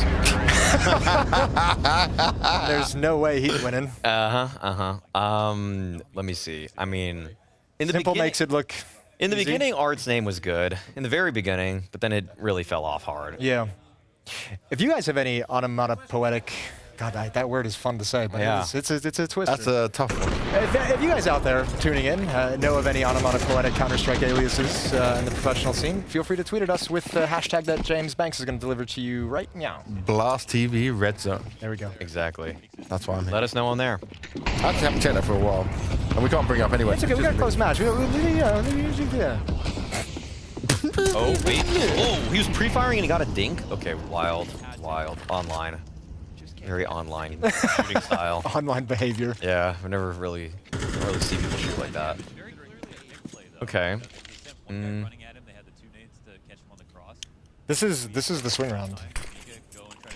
If Nemiga lose this, and they're out of money, invested.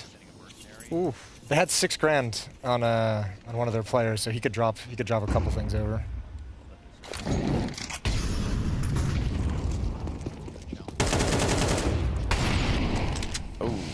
Whoa. Are you enjoying Train so far? I like playing it. You don't like watching it? I don't think it's as good to watch as previous Train. Some of the teams that are out of the top. That's not a fair. Train is historically one of the best maps in Counter-Strike. Yes, of all time, in all versions. It is my favorite. Probably even beats out Inferno. The way that the top teams in the top 4 play it sucks, but teams outside of that are fun to watch. Yeah, like the risky CT pushes. Yeah, legitimately like the VPs of the world, the NRGs of the world, Complexity plays it extremely well.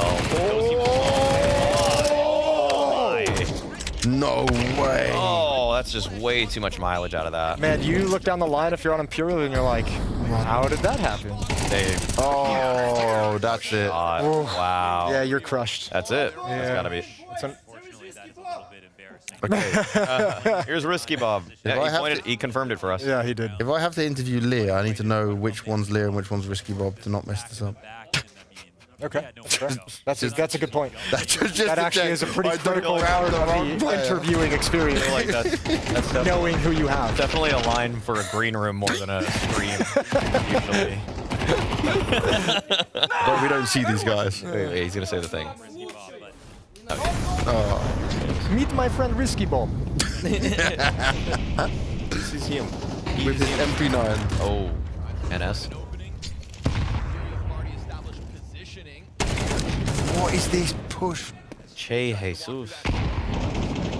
Oh, it looks like it's ending. Yeah. Doesn't look good. Oh, now you have to make this individual play. Oh, no. Individual play after individual play. In this final round, by the looks of it, from Imperial. An auto shotty waiting down on that B bomb site. Xanter has gotten away with robberies throughout this map. That MP9 push up the ramp that was so disruptive to Imperial's game plan. That was really just an early tone set by the defense that they were going to disrespect your ideas. Descenti finds a good timing, but now that op's locked in on him, and eventually Xanter's going to come back. But remember, auto-shot. Yeah. And oh no, perfect gun for the job in the end, because he pushes ramp once more. It's closed. Nemiga will dodge it, and Imperial will fall. Another Brazilian team down in the 0-2 pool. Not a great day for the most represented nation in Austin. Unfortunately for them, it is a tough pill to swallow, a close affair versus Bait, and a train that gets away from them. At least we could say quietly impressed here from Nemiga, making up for their earlier game, getting a nice revenge here on Train, not versus the same team, but proving themselves a bit more. The game plan was very interesting from the start. The CT side, I think, was even more surprisingly good because they made their CT side look as formidable as their T side, which was just a different game plan entirely. So that saves the day for them a little bit. I think some people quietly had Nemiga a little higher than others as an underrated pick in this stage of the major, and Imperial are no slouches when it comes to these stages. Thing of beauty from Shui as well. Young Gun gets a chance to show promise and does it quickly. Let's get an interview from the... I got Lear with me here from Nemiga after a very good win. I just asked you how you felt after that, but you seem pretty hyped, pretty pumped up after this important win. Yeah, that was an important win for our confidence, because I know if we get this moment when we can kill everyone, when we can win games, we're gonna destroy everyone, to be honest. I'm agree and I believe in that, you know. So, and of course that good for our mental part, because the first win as a major, as our first major, is good. Definitely good. Xanter was telling me that you guys maybe didn't expect to be playing Train against Imperial on this one, so you were not so prepared for this. Yeah, we prepared before the game, like before 1 hour, you know, when they got map pick, but they surprised us, and I guess that was a mistake from them, because they didn't want to play their hard map, I mean storm map, and our storm map, and I'm sure that we are not preparing for Train, and they as well.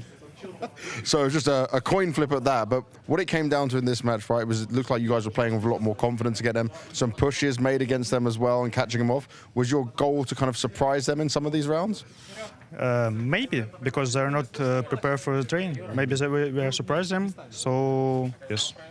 And overall, this win you said about the confidence here, could you notice a difference, and do you understand what the change was between how you played against BetBoom to what you played here? And is that something now you've got a feeling of and you can try and replicate? Yeah, there was a big difference, because we shoot more confidence, and we have better rotations, because main problem against BetBoom was our rotation for city side. Now all was Gucci, and because we win. All was Gucci. Let's hope it can be Gucci continuing form. Let's see how Nemiga do throughout the rest of the tournament.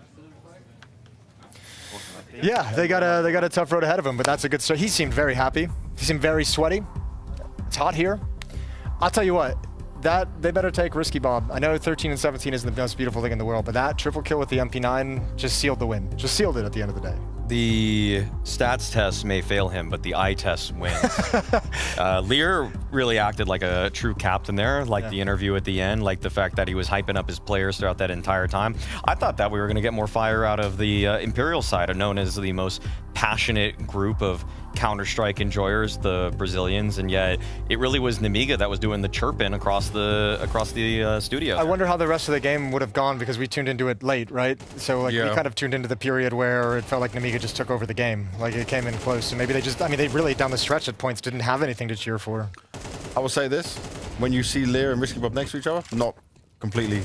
They are just completely different. Okay. The camera angle was just very difficult. Just screwed us over. And also the photos that we get right here look very... and also, I've only seen these guys play online practically, so I haven't really seen that many like live shots of them before. But we learned it. I don't know why I'm I'm coping right now. I'm coping personally. So why?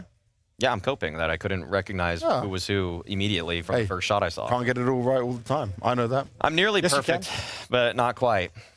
You? All the time. All the time. All the time. Never Pick'ems? No, not Pick'ems.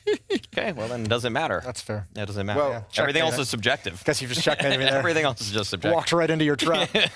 In case some people are super tired, maybe you've been awake from when we started and you've been here the whole time, if you're watching on the A stream, you can say goodbye, or you can stay with us on the amazing Red Zone and enjoy one final game, Tyloo versus Metizport. Otherwise, you might want to go to sleep, or you can go to the B stream. Do whatever the hell you want. Definitely get some water, get hydrated, have a snack. But for now, stick with us. And Red Zone's back anyway. Yeah, definitely stick with us. Definitely stick. Yeah, you this should is be the place sticking with to us. be. Why would you not stick with us? Yeah. I don't know. I think we are just like, we're providing so much value, so much insight. 2 graffitis have been called already by Maui Snake. Sure. One of them in a losing effort, unfortunately. Yeah. Doesn't matter. Probably shouldn't get a graffiti for that one. But you can't take them back. I'm counting them, Maui. I am counting them. You can't go backtracking on this. There's no flip-flopping like you love to do. It's not happening. If Valve gave graffitis on maps as frequently as I said the word graffiti, oh my God, we would not be able to. They would lose all the magic. There would be no visual clarity whatsoever. In That too, yes. We'd be like, Call of Duty. Yeah. Really. Yeah. We wouldn't need clear decals. We need clear graffitis and a button you can press for it every time when you're going through. I don't see a problem with that personally. You know, let them choose. Do they want to actually witness history, or do they want to actually just forego our founding fathers? What would got you a point choose? there. What would you choose, Jason? With what, graffitis? Mm-hmm. If I would have them or not? Yeah. Yeah, I would enjoy them. Yeah. Keep them on. If there is an awesome play, it should be celebrated. Yeah, that's what like. No, I meant turn them on or off. Oh. No, don't turn them off. There we go. Yeah, don't turn No, you have to have them. Yeah. Tyloo might be about to turn off Metizport because it's CT Side Mirage and they're down Nice change. 7-4. That was very clean. Thank you. Yeah, it was good. I try.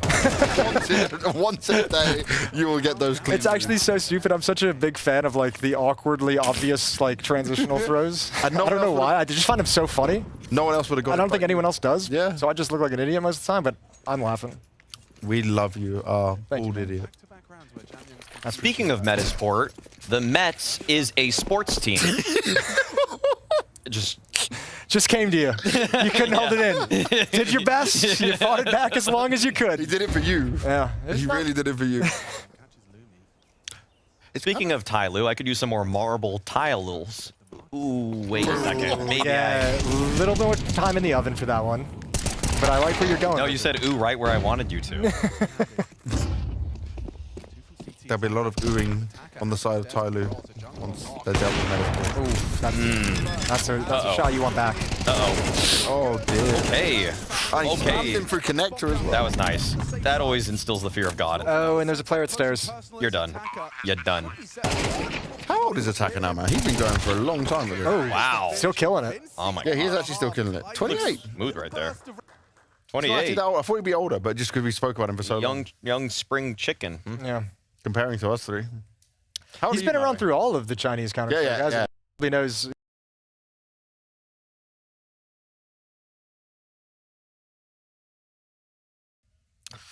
That's because I have great skin. Good DNA. Yeah. I have a young mind for the game. Also, I feel like as the elder statesman of the desk here. Yeah. No, you're not. You're just 29. Sure. I feel like getting to just talk about video games keeps you young. It does. It just keeps you young. It does. Little piece of philosophy there for you. It does. Yeah, you don't look stressed or anything. Everything's been pretty comfortable. I'm very calm right now. Yeah, very calm. Very chill. There's no stress. Do you wear sunscreen? I have been the past couple days. I'm going out to the pool. Yeah. I'm leaving Texas with a tan. Oh, you're going to get a tan? I'm leaving Texas Where with a tan. you live in America, what kind of climate do you have there? Is it similar to Sweden, I'd say? Oh, maybe the best comparison. Nice. Okay. Yeah, well put. So your summers are not so... No, summers are beautiful. Okay. But the transition into and out of summer, both are very wet and gray and kind of crappy. And then Humid? winter's fun, but if you have to like snow. Oh, that's cool. Yeah. I'm down with that. That's good. Okay. You're in LA, so you're fine. Everywhere I travel feels like the weather is worse. Yeah. That's the unfortunate curse of living in LA. Wait, so what temperature is it in LA where you left? Probably in Celsius, 23 right now. All right. Oh, that's Mark less the than time. that. We're 7. 6.5 hours in and 7.5 games completed, and we have gone on a rant about the weather. Yeah. Mark the time. Definitely lost it. This is maybe about the time for the rest of the week where it might be worth just, Let's brainstorm right now on air. What are we going to talk about? I'll give you the Tyloo stuff. Give me the Tyloo stuff. No, did FaZe have an era? Did FaZe have an era? That's my question. No. Okay, all right. That wasn't even a question. Grand Slam, major. I mean, It's a good run, but like Navi also didn't have an error. Well, Navi's was shorter. How many eras The do you think phase, there the were? phase question is actually a really good one. I'm going to rescind my no and give it a little bit more thought. They won. Didn't they win Kato, Cologne, and the major? Here's the problem. Here's the problem with assessing eras, right? There's no actually clear-cut definition of what you need to do to be decided as an era. It is generally like a communal with the entire Counter-Strike community all building a groundswell that says this team now has an era. Sure. If Vitality win, do they just immediately get an era? It's just one season. See, I'd say no, because I want if there's going to be an era, I want it to last like a year. I want it to be a full year of dominance, at least. For me, that's like a condition in my head. I kind of feel that too. So FaZe could have it, and also remember, like the thing that skews the conversation about eras too is the LG.SK team, because they have like the craziest era ever, where they won 2 majors and nothing else. But they very clearly were setting and defining the meta and playing the game in a way that was elevated than all other teams. And that's kind of what gave them an era. But if you look at that as a criteria, it's like so many teams. Yeah. You know, like you could fit so many more teams into that conversation. The majors plus the tactical cultural impact gave them the era. Yeah. I'll give you something from our hashtag BlastTV Red Zone. Okay. This comes from Jay Wispy447. He says, really enjoying the BlastTV Red Zone. It's perfect for keeping up with the matches when none of the teams I support are playing. That's nice. That is nice. He probably, well, you know, the team he supports is us 3. Hey, there we go. He's on our side. Yeah, I like that. What else have we got here? I'm excited for us to figure out a name for this desk as well. You guys did the whole like night shift, day shift thing. That was all kind of weird. Sure. Okay, wait a sec. So. No. No, wait. It's a bad idea. It's a really bad idea, James. What? I can already tell. I already feel like I can already tell this is going to be a no. But go on. Stereotypes, yeah. No pressure. All about hot counter. Yeah, absolutely not. Oh, Absolutely come not. on. Absolutely I not. put all our podcasts I in know. one. You worked it out, yeah. Close, yeah. I don't get those 5 seconds back, do I? No, you don't. Hey, I got that from a guy called Jack Soon, and he said, loving the vibe of the C stream. It's the red zone, but okay. Having parts of all podcasts. Yeah, you take it personally. Yeah, calling him out already on it. Yeah. Sorry, Jack Soon. You messed up from the beginning. But No, it says C stream in the title of the Twitch stream, though. okay, well, that's just stupid then. We Someone. need to, delete that. delete that line. Yeah, Never delete set this that up. line. Get your job in order and do it correctly. Make it Blast TV Austin Major Red Zone. That's, Red Zone. Yeah. Hashtag Just Blast call TV it Red Zone. Just call it the Moses, Maui, and Banks Red Zone, and then we're done. Oh, there is another group as well. There is, Nah. yes. Irrelevant. So he said. He said. That would be James Banks, 5-time major winner Dupree. That was not me. That would be, again, James Banks. Okay, wait a sec. Freya and Dupree are relevant. The other one, I don't know who it was. A bike riding guy. Ooh, there we go. A Zwifter. Once again, that is James Banks. Very clearly me. Okay, I will finish what he said. Loving the vibe of the Red Zone, having parts of all podcasts, talking counter, snake and banter, and all about CS. Oh, he actually hit all Oh, There you go. An avid podcaster. Yeah. Yes. And for the question, what is your guys' good point for the major? We're in America. Oh, he's taking my point. He's probably taking your point too. Yeah, that's kind of messed up, That is dude. the best thing. Going first and being the one that reads this gives me all the power. No, I mean, look, real talk. You want to talk about like some of the cool, like there's so many cool storylines when more teams arrive and we get into the playoffs in terms of Vitality's dominance, in terms of can Falcons finally figure it out and do it and overtake them and beat them in a series. The Mal storyline of how good they're looking with Brolin as IGL, that whole development that we've been tracking throughout the year. The rise of the Mongols, is this going to be the point where they can actually, you know, they show on the big stage in a major, they can really contend. running with this. Yeah, there's Spirit, can they recover? A lot of FaZe good with stuff. Simple. Like there's so many good storylines when you get to like the top 8 teams. And once you get into the playoffs and you see all those, you know, I think these playoffs can be incredible. Yeah, If we get the right teams, this playoffs. when it's Tyloo, Metizport, Fluxo in the playoffs, Yeah. and Zywoo gets to beat all of those 3 teams in order to win the major again. He's going to have 2 fraud run majors. I didn't say it. I didn't say it. Oh. Again, James Banks. Hey, my voice is nothing like you two. No one's mixing this up. Oh man, yeah, I don't know. Once we get to the playoffs, like there's just so many cool things. I'll say this too, as like as like someone who is like pretty adamant that I didn't think we'd ever see like an effective, simple return, and I still believe that to some You extent. were quite negative on it at the beginning, right? Yeah, you didn't think it was going to happen. Yeah. I listened to the pods. I mean, I still don't know if it'll happen. I don't know if this counts like as a stand-in for like a month. I don't know if, you know, whatever. Anyways, but I will say, regardless will humble you. of my thoughts on whether he will succeed in this sort of a comeback and become an imposing player again, the scene, Counter-Strike would be better if he does. Yeah. And the playoffs of this major would be better if he does. Yeah. And he's helping power them to a deep run. And the viewership. Yeah. Well, yeah. The viewership is, viewership. as we know, the viewership is the most important. Next to Pick'ems. Yeah. Pick'ems, viewership. Pick'ems. I mean, really. Stickers. If Kerrigan and Simple can play together, then dream. It's actually it's just the viewership will just be too crazy every single time. We're gonna break records. Yeah, we'll break records. And in it, by the way, fun or interesting data point: every esport is practically trailing off in terms of viewership, except Counter-Strike. Counter-Strike's the only esport that is actually increasing. I love that. It's actually increasing in viewership steadily. Just because you can always come back to the game. No bells and whistles, no tricks. Statistical evidence of what we all knew in our hearts all along. Yeah. Counter-Strike is the GOAT. It's eternal. It's eternal. It will never die. It's not dying. It's not going anywhere.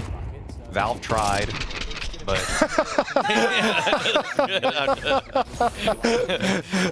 All right, having your Knicks moment there? I'm just kidding. I fight the fight for Nick X, for Complexity Knicks.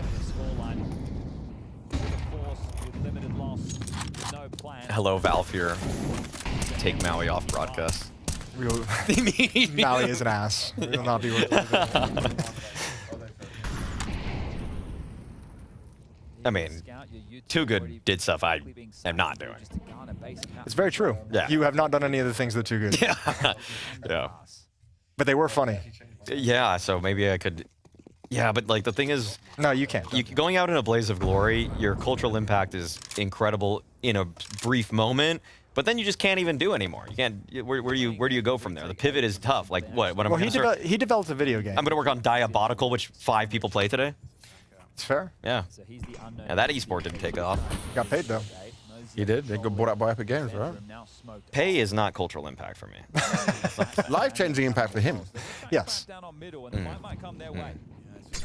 You raise a point. You raise a point. Oh, they lined up. Oh, wow. Oh, what a setup. It's over. Bomb at your feet, at your little toes. I mean, they're just better. Wow. In every way. Adam B. Thinking about his brother. If you're Adam B, do you stick around and support your brother? No. Yeah. You go home and cry. No, he held back on the smack talk. Like, you got to give him something in return, you know? Yeah, you stick around and support your bro. Like, do you think they've ever lied and like subbed in for each other?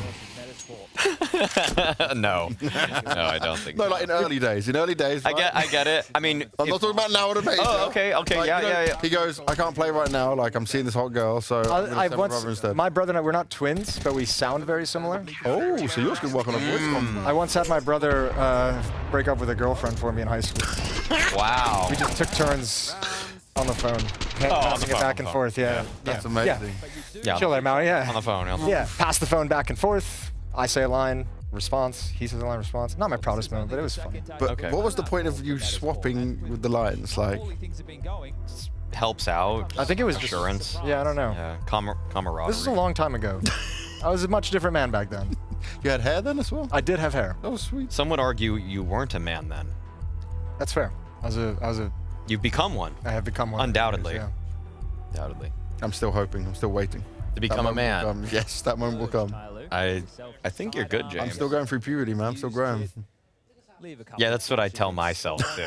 Yeah. Still got plenty more. Yeah. Still got plenty more coming in the future. Yeah, my basketball arc is coming. The next Muggsy Bogues. Exactly. Well, I'm Hawaiian Muggsy. already taller. Already taller. Now his growth spurt's coming next season. 5'3". He was an aggressively short basketball player, yes. Aggressively short. Yeah. An imposing shortness. Only because it's within basketball. Yeah, you that's know, like, How tall was he? I bet it would be 160 centimeters if I had to guess. Oh, that's really short. Yeah, I mean 5'3". Oh, damn. I don't know perfect centimeters. For a basketball player, that's gotta suck. He was 5'3". He was really good. How many centimeters? I kind of just threw out a number. 160. You were bang on. Oh my god. You've researched this before. I mean, it's what happens when You missed the .02, but I'll round it down for you. you live in Europe for a couple of years. You start just kind of getting something. Was he actually good? Yeah. He was bald. Okay. He balled. He balled. He played next to Manute Bol, who was at the time the tallest player in the league. So this is like a duo. Yeah. Yeah, it was like... Some would call them like the Olaf and Krims of the NBA. Oh, yeah. I feel like Some would, not everyone. Okay, some. Rare fans of the team. I'm just mostly making things up. I don't know enough about that era. Someone Hey, call you him... know nothing, so I was fully believing you. I'm just rolling with it, you know? Someone call him the is so Art and over. Kai of the NBA. Oh no, that's an awful one. I won't. No, that's not even true. Not me, someone else, yeah. Loses the ball. Isaac's low and Metizport. It's a bleak first day in the Blast TV Austin Major. Tyloo at least recovering though. They started slow. A 13-5 versus NRG. They fight back and match it a 13-4 versus the slow starters of Metizport. That's a nightmare day at the office. 5 rounds over 2 best-of-1s. Sure, you lose to Wildcard, but you put up absolutely no resistance. These are best-of-1s. This is where you get to the middle ground of the map pool, and you're not even getting close. It's a condemning time for Metizport as they are going to move forward into the 0-2 bucket of teams. They will face elimination tomorrow. Are they able to draw this back? 3 consecutive best-of-3s required to see stage 2, but for Tyloo, another best-of-1. An opportunity in the biggest pool of teams going into the second day of play. Lynn Vision's there, OG, NRG, BetBoom, Nemiga, Legacy, Complexity, and now Tyloo. And that's not going to feel good for the Swedes whatsoever. No, far from it. But we're going to be leaving it for... That's all from us today. Let's head over to the desk and that beautiful red zone. Oh, it is a beautiful red zone. That was some nice words at the end. We are on the red zone. We're rolling things forward. We are at the end of the day. And, well, Tyloo, they came back with strong form. More what I expected from them. And this is a really solid result. Good crossfires from them to close things out. The firepower was on display for Mercury, Mozia. I feel like anybody that was involved in a B defense had their moments. They had highlights. Yeah, and I think, I mean, I'm just struck. Like the only thing running through my brain right now is the interview with Hampus mentioning how they hadn't really had an official. I think he said in like a month. Yeah. Like that's a lot of ring rust to have to shake off really quick at the major, especially with this format where it's 2 best-of-1s in a day. And yeah, I mean, even then I mean, the closing statement is what Chad said at the end of the map of 5 rounds across 2 best-of-1s is just that's the worst feeling. Yeah. Yeah, it's really sad. But we can focus on the positives. Tyloo look good. Again. Oh yeah, no, they Unless do. you have a negative you would like to get. No, I don't have. There's almost nothing negative to say about Tyloo in this game, but to just continue on the Metizport side of things, this is, name value alone, I thought this roster would be a little bit better. I didn't have them in my pick'ems to make it through. Yeah. But when I looked at Plopsky, yeah. He's been at the playoffs of a major. There's some Hampus experience as well. in this lineup. I mean, Isaac too has been in the major grand finals. Let's not forget that. I mean, I thought there was going to be more to this roster, but then when I started looking at the results, pouring into them a little bit more, I was like, oh, they've been on a downturn, and the MRQ is almost the one bright spot they've had in this season. Yeah, which is a shame because, I mean, if you perform like that in the MRQ, if you're Metizport, you're probably like, okay, like we just figured it out in time for like the biggest event and qualification that we're going to have all year, and then you get to the major and it's back, and you're like, ah, dang it.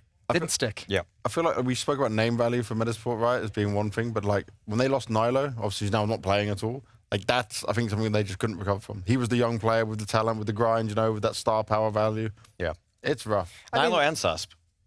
Yeah. Let's be real. Those Susp was a little bit before that. That was quite a while ago. So Yeah, okay, yeah. It's a lot of trying to figure things out, and no one's going to be playing their best in this like transitional period as they're trying to get things on the same page. Especially someone like Hampus who has so much firepower as an IGL. Like he's probably the most affected individually of feeling like he has to go overboard with the IGLing to make sure everyone's on the same page, and that just takes away from your ability to frag. And we like seeing Hampus frag. Oh yes. We like seeing it a lot. Pimp said at one point he was the best in-game leader out there. Best fragging IGL. I think he said fragging IGL. Yeah. No. Actually, I think he might have just said best in-game leader. That had to have been a while ago. I'll pull up the tweet right now. We're on the red zone. I'll pull up the tweet. This wasn't today, right? No, some time ago. Okay. But I'm going to find it. Was it yesterday? I'm going to find it.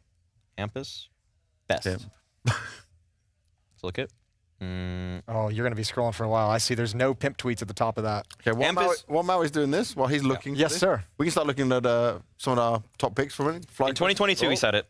Hampus is without a shadow of doubt. Hampus is without a shadow of doubt one of, if not the best IGL in the world. Pimp, 2022. I will say, Pimp tweets so much, you can probably find that about most IGLs and then find a fall off. And then you know their flag. And you know what country they're from because he always puts the flag there too. Yeah, helpful. You know what? I'm going to have Pimp's back. I would say in 2022, that's probably not the most unreasonable statement to put out there into the world. True. I don't really remember what was going on. without confirmation of that statement. But it was a pretty open statement, you know. It wasn't like he is the best. He is one of, or if not. Yeah. Yeah. All right.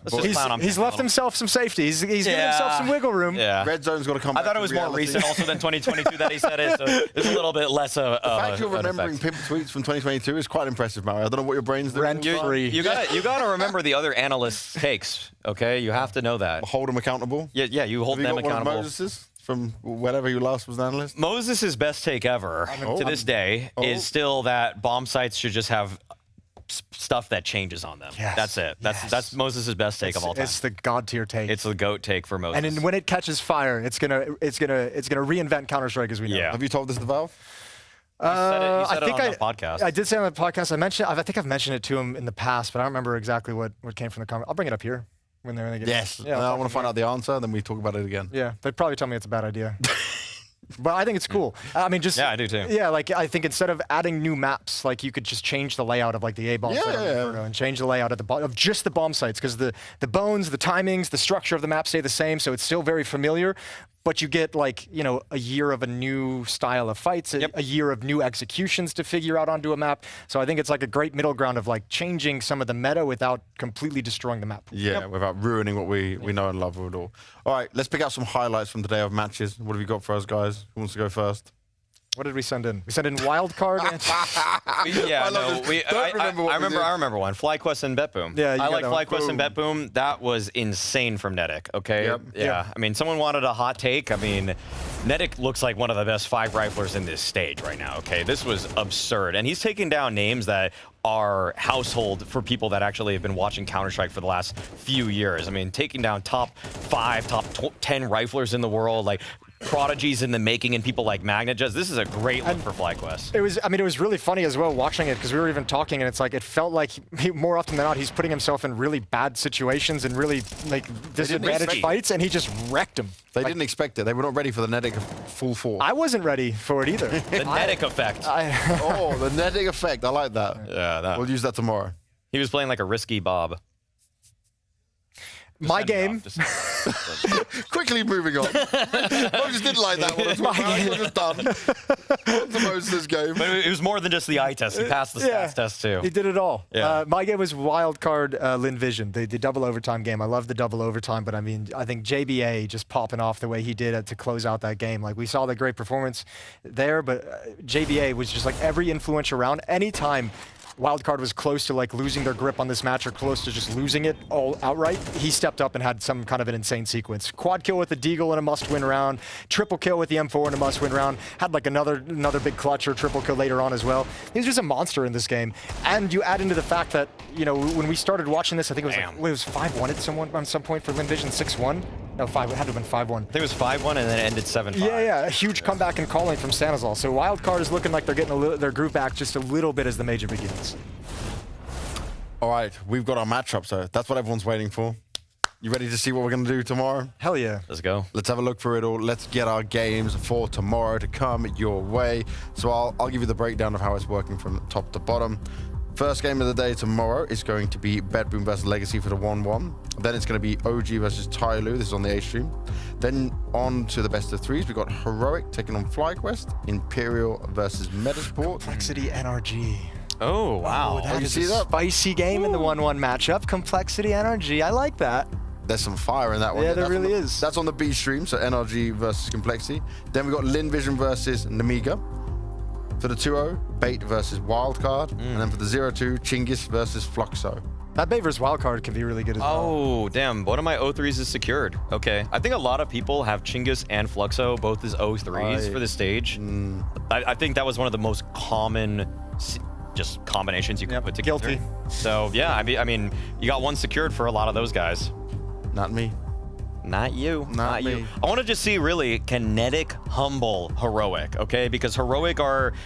I don't know a single person that doesn't have Heroic as a 3-0 here. Well, let's have a look at your pick'ems before you start talking. We can show the pick'ems that you've got, mate. Oh, we've done that? I'm getting excited. Man, I don't like getting excited. Oh, you don't like this? Why? Why, Moses? Why don't you like this? I had to look at my pick'ems. Maui's pick'ems. Okay. 3-0 for Heroic and BB. Well, 1 is okay. BB's gone on that one. 0-3 Fluxo and NRG, but you said you changed NRG, so...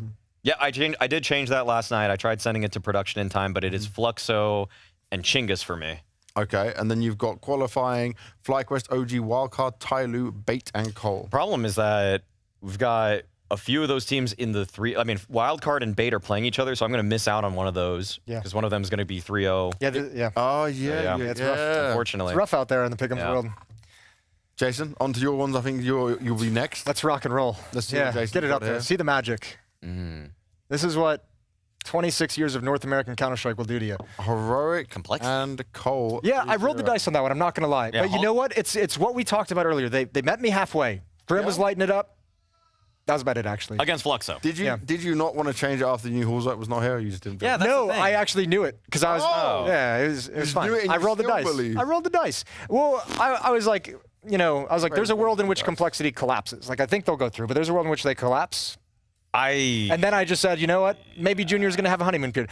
I'm not going to lie to you. It wasn't a great pick. I knew that as I did it. Yeah, no, as soon as I knew that it wasn't Halzerk and Junior, I had this exact same 3-0, but then as soon as I remembered that Halzerk's not there, I was counting on the extra salt magic. Oh, the extra salt magic. Junior coming in.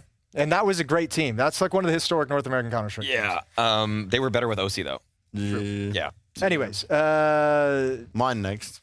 Okay. Oh, we didn't go through all mine. Oh, okay, we can go through. Oh, yeah. Wait a second. We got Wildcard, Bait. Oh, Imperial and Legacy. He just got stuck in Cole. Imperial and Legacy are kind of the ones that I see in your qualification that you didn't include Wait, OG. you put Imperial in. You didn't include really mean about FlyQuest. putting Imperial Hang in. on. What is this? You didn't include.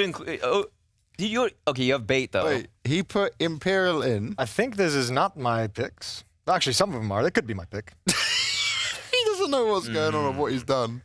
We're mostly only memeing about the fact that pick'ems are important. We just like to have fun with them. They're very important. It's everything. You Life don't or get a death. diamond coin. Like, what are you? Pretty much, Do yeah. you care?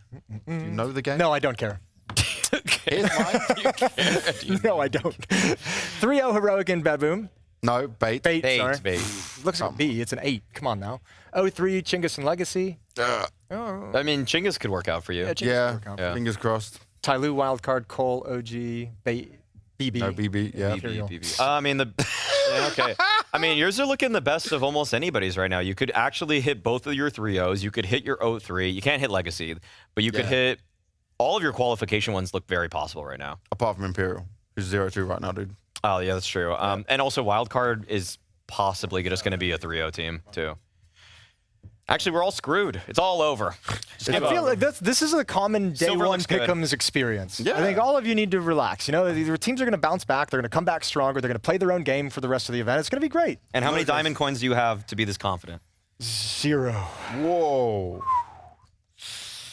I don't care about pick'ems. You should. I'm disappointed. I need you to be more invested in this race than most That's all you should care about. That's why I even I care about having a good time with you guys on this desk. The pick'ems, whatever. Did you have a good time on this desk? I did have a good time on this desk today. Oh. It was fun. It was good. It was good first red Nice zone warm-up, experience. yeah. Yeah. Yeah, it was an interesting warm-up. We'll start advertising it. It was an experiment that we've gone through. It did pay off. We're at the end of it all. Thank you very much for watching. If you are still here, hopefully you've enjoyed the opening day of the Blast TV Austin Major. We're over and out. We'll see you tomorrow. There's plenty more games coming your way. And then morning shift will be on to cover it and waiting for us on the evening shift. Keep using the hashtag. Keep enjoying yourself. See you tomorrow.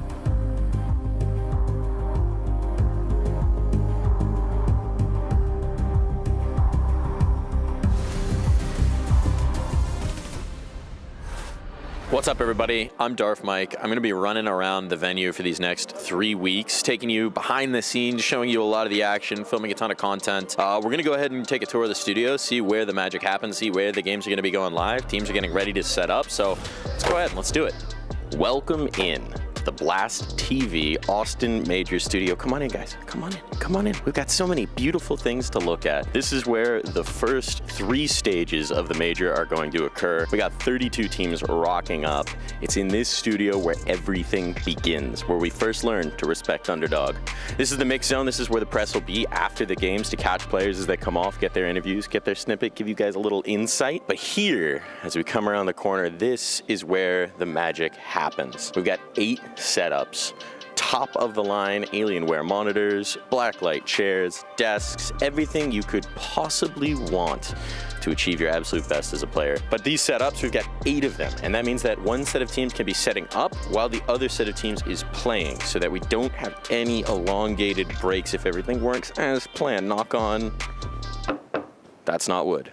but it'll be good enough. So with these 32 teams coming in, there's a lot of rookies. With the expansion of the major, there's a lot of new faces, a lot of fresh faces coming through. And while the setups do a great job of allowing you to adjust, to tweak, to raise your level, to lower your chair, to do everything you could need to make yourself as comfortable as possible, let's be real. We all know what's on the line. We all know the stakes. It's never going to be as easy as when you're playing at home. We're coming down to the end of the row, and here's where the broadcast magic happens.